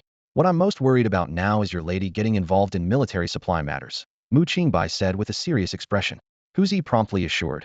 I don't understand much, but if it's your advice, the lady will definitely listen. Mu Qingbai smiled. Yes, Miss Bai is someone who listens to advice, but if it's an order from above, she'll have to comply, and I'm afraid she might get caught up in it. From above. Huzi was even more confused. He misunderstood Mu Qingbai's reference to above as the emperor, while Mu Qingbai was actually referring to the Bai family's patron the general of the state. Mu Qingbai said calmly, settling in Jiangnan will give her value, and valuable people won't be targeted. Although Huzi didn't fully understand, he memorized every word Mu Qingbai said. Master Mu, we're here. Huzi stopped the carriage, got down, and draped a cloak over Mu Qingbai's shoulders, then retrieved a heater from the carriage. Mu Qingbai walked to the lakeside, watching the cold wind ripple the calm surface of the lake, with a thin layer of frost forming at the edge. This autumn is really cold, Mu Qingbai said in a deep voice. Go back and ask your lady for a response. Ask if she's ready to move to Jiangnan. Sensing something off in Mu Qingbai's mood, Huzi asked worriedly. Master Mu, what's wrong? Mu Qingbai murmured softly. This year, Jiangnan might just freeze people to death. A few words I said in the capital might cost many lives. Without thinking, Huzi replied. Just like when you were in Yuzhou, Master Mu? Mu Qingbai couldn't help but laugh. You really know how to talk. Say less in the future. What will you do if I leave, Master Mu? Huzi asked with some concern. I'm not incapable of taking care of myself. Mu Qingbai replied irritably. Huzi nodded. All right, I'll go then. Shortly after Huzi left, footsteps approached again. They were light, crunching on the dead leaves and broken branches. You seem to be in a bad mood today, an old voice said. I'm in a great mood, though. Last night, I heard an excellent poem and a fantastic song. Mu Qingbai turned to see the speaker and his face darkened. Old man, you have to pay for fishing. Lu Qian was furious. And the wine I treated you to yesterday? Why should I be upset with you? Lu Qian slowly sat down next to Mu Qingbai, a hint of helplessness flashing in his eyes. He cleared his throat and said, if you were a bit more polite, I might recite that poem for you. Upon hearing this, Mu Qingbai smirked disdainfully. What's there to boast about? If the poem is truly that good, I'll hear it in the capital even if not from you. He paused, a mischievous glint in his eye. But I have a poem too, and it's even better. Hardly anyone in the capital knows it. Lu Qian snorted. You speak as if you wrote it yourself. Your mouth is really. Before he could finish, he noticed Mu Qingbai's attire and frowned. Why are you wearing official robes? Mu Qingbai raised an eyebrow, retorting, seeing me in official robes, shouldn't you offer a salute? Isn't that proper etiquette? You? Lu Qian was at a loss for words, then countered. Why are you always caught up in status? You started it with the status talk. Mu Qingbai shot back, undeterred. Lu Qian, feeling helpless, stood up and bowed. Commoner Lu Qian greets the official. He added, I do hold a scholarly title, though not an official position, so you should return the courtesy. At that moment, Lu Qian's student, Jihanbo, was unloading a stove and other items from the cart and witnessed the scene, his jaw nearly dropping. He stammered, Teacher, what are you? None of your business. Lu Qian waved him off. Mu Qingbai, seeing this, casually returned the gesture. Returning the courtesy, returning the courtesy. Ha! Lu Qian sat back down, satisfied, and suddenly remembered. I recall today the emperor and officials are seeing off the troops heading to the northern border. Why aren't you there? I was late. Missed it, Mu Qingbai replied nonchalantly. Lazy as always. Lu Qian criticized. Mu Qingbai was unfazed, retorting. Laziness is the stepping stone to human progress. Nonsense. Lu Qian fumed. Jihanbo stood by, dumbfounded at the bickering between the old and young. He couldn't help but wonder if this was really his esteemed teacher, who now seemed like a common old man losing an argument in the marketplace. Mu Qingbai, noticing, smugly took a sip from his cup, provocatively looking at the old man. Did I say you could drink? Lu Qian asked, displeased. You picked it up, you drink. Mu Qingbai replied indifferently. I didn't tell you to fish, yet you cast the line, Lu Qian retorted. The fishing rod was just lying there. I didn't touch your fish. Huh. You just can't catch any fish, Mu Qingbai said disdainfully. Lu Qian, chest heaving with anger, took a deep breath and said, you just like to rile up the old man. You, a young man with an old soul, fishing is an old man's pastime. Don't you have your own hobbies? Mu Qingbai sighed wistfully. Entertainment is so scarce these days. I can't think of anything that relaxes my soul. Huh. Lu Qian scoffed, turning to Jihanbo. Hanbo, tell him what you young people enjoy in your free time. Jihanbo respectfully replied. Teacher, we often enjoy playing chess, playing the zither, tasting tea, and discussing ancient texts. Mu Qingbai frowned with disdain. Boring. Jihanbo was about to retort, but noticed Lu Qian also frowned, seemingly finding these activities dull. Anything else? Lu Qian asked. Of course, Jihanbo continued.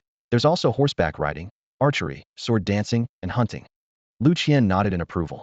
Mu Qingbai was indifferent, saying, ordinary kids can't afford those activities. Jihanbo was about to argue that these weren't meant for ordinary kids anyway, but Lu Qian interjected. Ordinary kids don't have time for leisure. You think everyone is like you? Mu Qingbai shrugged, admitting, true, but the problem is I can't afford it either, and even if I could, I wouldn't play.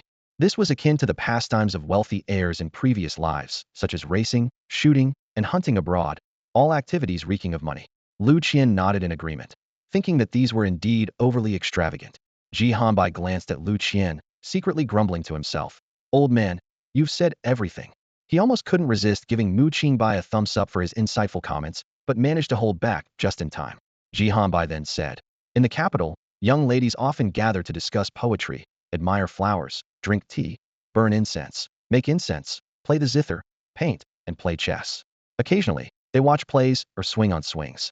As a man of your stature, I assume you wouldn't be interested in these activities. Mu Qingbai shook his head and replied calmly, too mundane. What about pitchpot or guessing games? Jihanbai inquired further. Too sophisticated, Mu Qingbai rejected again. Jihanbai sighed inwardly, thinking, so hard to please. Lu Qian quietly looked at Mu Qingbai and asked, you say one is too mundane and the other too sophisticated. What kind of pastime would suit your taste? Mu Qingbai laughed. Ha! The games I play, you all can't take part in. What's different about you and me? Are you saying I can't participate? Lu Qian retorted, unwilling to concede. Mu Qingbai gave a mysterious smile. Do you know something called the International Mathematical Olympiad? It's useless for ordinary people, but somewhat useful for smart people. It's a pastime for the clever. They treat it as a game, competing within it. If ordinary people force themselves in, they'll just end up as fodder, or perhaps even waste. Lu Qian and Jihanbai exchanged confused glances. Mu Qingbai sighed lightly, his gaze drifting to the fishing float on the water. You can't understand what I'm saying. How could you join my game? Lu Qian, unwilling to back down, said, if you put it that way, there aren't many people in this world who can understand you. Aren't you just playing this game alone? What's the point in that? Mu Qingbai smirked. I like winning, and I especially like watching the losers scramble in desperation afterward. In other words, the recent events in Yuzhou City were just a game to me. Lu Qian was taken aback, and Mu Qingbai continued. Although the outcome wasn't perfect, I still won. Watching those grain merchants and corrupt officials jump around in frustration was quite satisfying. Lu Qian regarded Mu Qingbai with a serious expression, reflecting, how arrogant. Such audacity to look down on the world. A brilliant achievement is a blessing for the people, but merely a game for him? It's as if he was standing in the clouds, looking down at the futile struggles of mortals, casually manipulating lives with a flick of his hand. Mu Qingbai gave his fishing rod a gentle shake. At the end of the day, it's all about fishing. Although I don't know if I'll catch anything, the anticipation of the unknown catch is always exhilarating. For some reason, despite the simplicity of the statement, Lu Qian felt an overwhelming sense of solitude. He tentatively asked, you seem to fish whenever you have free time. How does someone like you endure solitude? Mu Qingbai shrugged. Because the fish are difficult to catch. That's why I come. If they were easy to catch, I wouldn't bother. Lu Qian felt an inexplicable chill and suddenly grabbed Mu Qingbai's arm. You said you were playing a game in Yuzhou. Are you playing a game in the capital too? Mu Qingbai looked at Lu Qian in surprise, while Lu Qian continued to stare at him intently, as if trying to see through him. This old man is sharp, Mu Qingbai thought. He hasn't even said anything yet. Let go. Let go. Mu Qingbai struggled in pain, but Lu Qian's grip was like a vice. At that moment, Mu Qingbai briefly considered Huzi's suggestion to exercise, but it was only a fleeting thought. Growing frustrated, Mu Qingbai retorted. If I say there is, can you find it? What if I do? Lu Qian pressed on. Then I'll let you join in. It's a deal. Lu Qian declared firmly. Huzi returned, panting, and reported Mu Qingbai's words to Lao Huang in detail. Lao Huang frowned, and immediately took Huzi to find the returning Yin Xiubai. Upon hearing Huzi's account, Yin Xiubai was alarmed and rushed to Yin Yunlan's side. Yin Yunlan merely smiled faintly after listening, without responding. Upon returning to the palace, he routinely delivered some motivational words to the officials before adjourning the meeting. Afterwards, he summoned Mingyu to the rear hall and explained the whole situation in detail. After listening, Mingyu couldn't help but marvel. Should I say His Majesty understands the civil officials too well, or that he understands human nature too well? Did Minister Ming have plans set in Jiangnan long ago? Mingyu nodded in agreement. Indeed, everything in Jiangnan is under His Majesty's control. Hearing this, Yin Xiubai felt somewhat reassured and looked towards the emperor. Yin Yunlan casually reviewed the day's memorials and tossed one towards the corner of the table, facing Yin Xiubai. This is... Yin Xiubai looked at the memorial in confusion. Yin Yunlan said indifferently, Mu Qingbai's memorial. He wishes to delay the time of the officials' assembly to noon. Reject it, saying I do not accept his suggestion. Yin Xiubai couldn't help but laugh. That's ridiculous. Yin Yunlan continued. Mu Qingbai inadvertently hit upon my thoughts. After the Jiangnan affair, Jiangnan indeed needs a powerful family to take over. Since Mu Qingbai hopes you can go, then you shall go. Yes, Your Majesty. Yin Xiubai replied respectfully. Yin Yunlan put down the memorials and sighed lightly. You mentioned earlier that Mu Qingbai is very concerned about the Northern War? Yes, he constantly advises me not to get involved in military supplies, Yin Xiubai answered. Yin Yunlan frowned slightly. What is he afraid of? Yin Xiubai was puzzled. Afraid? What's there for him to be afraid of? Mu Qingbai has never been one to fear. Yin Yunlan shook his head. Mingyu, explain it to him. Mingyu explained patiently. General Yin, the Jinshu department has thoroughly investigated Mu Qingbai. He is someone with a sense of justice, principles, but no boundaries. He feels compassion but won't change because of it. Recalling Mu Qingbai's self-assessment, Yin Xiubai tentatively asked, bad, yet kind? Mingyu paused, then praised. A precise summary. General Yin, you have been kind to him, and he doesn't want you to get involved in conflicts, especially not in the ones he's stirring up. But he would never change his plans just because you're involved. Yin Xiubai suddenly understood. Mingyu added, such a person can be a bit intimidating, yet because of his principles, he also seems somewhat approachable. Yin Xiubai pondered. Minister Ming means he's secretly plotting something related to the war?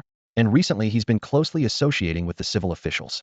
He's met with Wen Gongdan once or twice, and once with Chai Song. Does that count as close association? Yin Xiubai asked, puzzled. Of course it does. Yin Yunlan said through gritted teeth. That little rascal, it seems like he's dragging everyone into the current with him. Yet no one can see the undercurrents he's stirring beneath the surface. Everyone's just guessing. Yin Xiubai quickly assured. Your Majesty, I will keep a close watch on him and uncover his hidden secrets for you. Yin Yunlan smiled wryly. Xiubai, you can't keep an eye on him. Protecting yourself is the best help you can give me. Yes, Yin Xiubai replied, though internally unconvinced. After returning, Yin Xiubai immediately arranged for people to head to Jiangnan, secretly vowing to uncover Mu Qingbai's true intentions. The principle of conducting affairs in Jiangnan must be low-key and discreet, ensuring that the influential families remain unaware. This was what Mingyu had instructed. Yin Xiubai sat in her study, her brow furrowed, recalling Mingyu's words. She was relieved that Yin Xiubai's subordinates were reliable, yet the events in Jiangnan still left her deeply unsettled. Mingyu's words in the back hall echoed in Yin Xiubai's ears. Should I say he understands the civil officials too well, or that he understands people too well? This statement left Yin Xiubai lost in thought.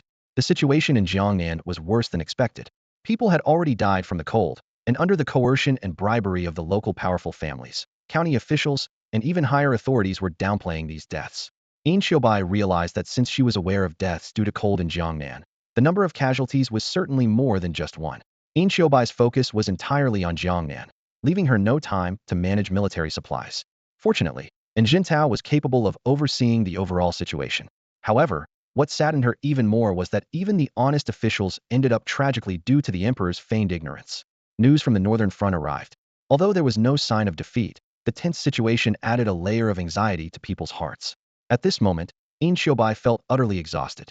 She couldn't help but look up, her gaze passing through the window to where Qingbai was grilling fish by the scenic lake. Inwardly, Qingbai hoped that Qingbai would suddenly awaken and utter a divine command that could resolve the pressing issues weighing on her mind. As if the heavens heard her silent plea, Qingbai looked up. Qingbai couldn't help but feel a flicker of inexplicable hope. However, Qingbai merely picked up a handful of fine salt and sprinkled it on the sizzling fish. He opened his mouth, but instead of a divine command, a strange laugh emerged. Good GG. He continued to chew on the fish while making the good GG sound. Qingbao's eyes instantly darkened, and she lowered her head. She mocked herself inwardly. How foolish she was to expect help from someone like him. What concerned Qingbai even more was that Qingbai's life was so monotonous it was almost frightening. She would rather he went out every day, indulging in the pleasures of the capital, living extravagantly, and enjoying high society, even if it was just for fun. Qingbai was too low-key, almost fading from people's minds, and his name was rarely mentioned in court. Qingbai couldn't discern anything unusual, and even if she wanted to subtly inquire, she didn't know where to start. Should she ask, "You go fishing every day without any catch. Are you plotting some evil scheme?" That wouldn't work. Asking like that would make Qingbai feel like a fool. Qingbai couldn't help but glance at Qingbai again. Good GG. He continued to chew on the fish. Qingbai covered her eyes, feeling it was unbearable to watch. To an outsider, it would be hard to believe this was the same person as the young man in white with a jade crown and twin swords at his waist. She reminded herself not to become such a fool. However, looking at Qingbai, she finally thought of something that slightly comforted her. The military academy had a new book, Sound Rhyme Enlightenment, and literacy rates were rising rapidly. Qingbai's frown eased, and she smiled slightly, thinking, when Qingbai is reliable, he's truly reliable, but when he's foolish, he's really foolish. At this moment, Qingbai finished the fish, licked his fingers, and took out a letter from his pocket, patting it against his palm. Master Mu, are you sending another letter to Minister Wen's residence? A maid asked. Qingbai immediately perked up to listen. Qingbai paused for a moment, then put the letter away. No rush, no rush. Qingbai suddenly became intensely curious about the contents of the letter. The letter is ready, so when will you send it? The maid asked curiously. Waiting for news to return to the capital. News from where? Doesn't matter where, the battlefield, Jiangnan, as long as it's news returning to the capital. The maid glanced at Qingbai, instantly understanding, and cautiously said, Master Mu, since you'll send it eventually, why not leave it with me?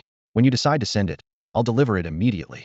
After speaking, the maid and Qingbai, who was in the distant study, both watched Qingbai nervously. Qingbai chuckled softly. All right, I'll trouble you then. It's no trouble. As long as Master Mu needs it, I'll do my best. The maid chatted with Qingbai for a while longer before making an excuse to leave. She took a detour to the study and placed the letter on the desk. Qingbai carefully opened it and took out the paper. Unfolding it, she was stunned. A blank sheet of paper, completely clean, without a trace of ink. Qingbai's hair stood on end as an inexplicable chill crawled up her spine. She felt as if a pair of mocking eyes were watching her from behind. It suddenly dawned on her that Mr. Mu had likely anticipated her opening the letter to check, and had deliberately placed a blank sheet of paper as a prank. This realization hit Qingbai like a hammer, shattering her illusion of being completely unguarded around Mr. Mu. She guiltily stuffed the blank paper back into the envelope, carefully resealed it, and returned it to the maid. Keep it safe, Qingbai said, trying to maintain her composure, though her voice trembled slightly. The maid took the envelope and hesitated before speaking softly. Miss, there's something else. There are rumors about Mr. Mu. Qingbai immediately became alert. Lately, Qingbai had been too quiet, and any disturbance made her feel on edge. She took a deep breath, trying to calm herself. Go on. What rumors?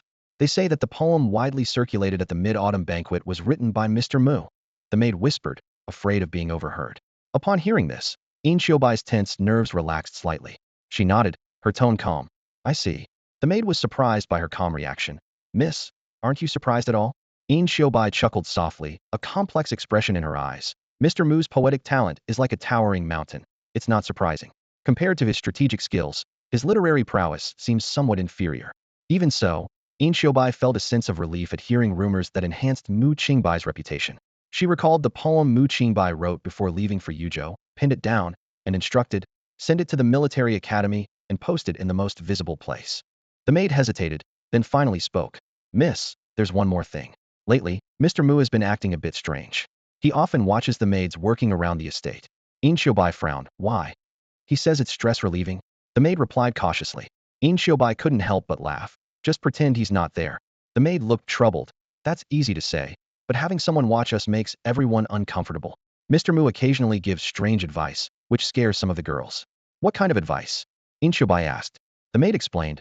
Mr. Mu is extremely particular about certain things. If there's even a single blade of grass sticking up on the lawn, it makes him act strangely, muttering things like driving my OCD crazy. She hesitated, then asked quietly. Miss, when Mr. Mu has these episodes, he won't bite. Will he? Hearing this, Qingbai's face darkened. Nonsense, stop saying such things. The scene shifts to the lakeside outside the estate. Huzi, carrying fishing gear, watched Mu Qingbai intently focused on fishing and couldn't help but remark. Mr. Mu is truly diligent when it comes to fishing. His equipment is always top-notch, even more professional than the craftsmen in the estate. Mu Qingbai shot him a glance. Why don't you just say I'm a bad student with lots of stationery? Huzi was unfazed and continued. Mr. Mu, on such a cold day, a gentleman like you should be at Fengming Courtyard listening to music and drinking wine. If that's too vulgar, you could enjoy some refined entertainment, or at least grill fish at the estate. Why do you complain so much? Watching people work all day makes them uneasy. Mu Qingbai knew it wasn't good to keep watching others work. He tried to control himself and look away, which made the maids and servants of the Bai estate breathe a sigh of relief. However, when his gaze inevitably drifted back, they would tense up again, as if facing an unpredictable master. Mu Qingbai stood at the entrance of the Bai residence, his gaze sweeping over the busy servants. Their meticulous work ethic pleased him, reminiscent of scenes from his grandfather's mechanical workshop. Though everyone in the Bai household was friendly, Mu Qingbai keenly sensed a hint of apprehension in their eyes. As he pondered, a small figure suddenly collided into him. Both of them tumbled to the ground, and Mu Qingbai felt a sharp pain in his backside. Looking up, he saw a little girl staring at him in terror, tears brimming in her eyes. The little girl scrambled to her feet, repeatedly bowing in apology. Forgive me, sir. Please forgive me. I didn't mean to bump into you. I deserve to die. Please spare my life. Mu Qingbai rubbed his sore backside and helped her up, teasing. Bump into is quite accurate. But you say you deserve to die, yet ask me to spare you. Do you want to die or not? Hearing this, the little girl's face turned pale, and she was about to kneel again.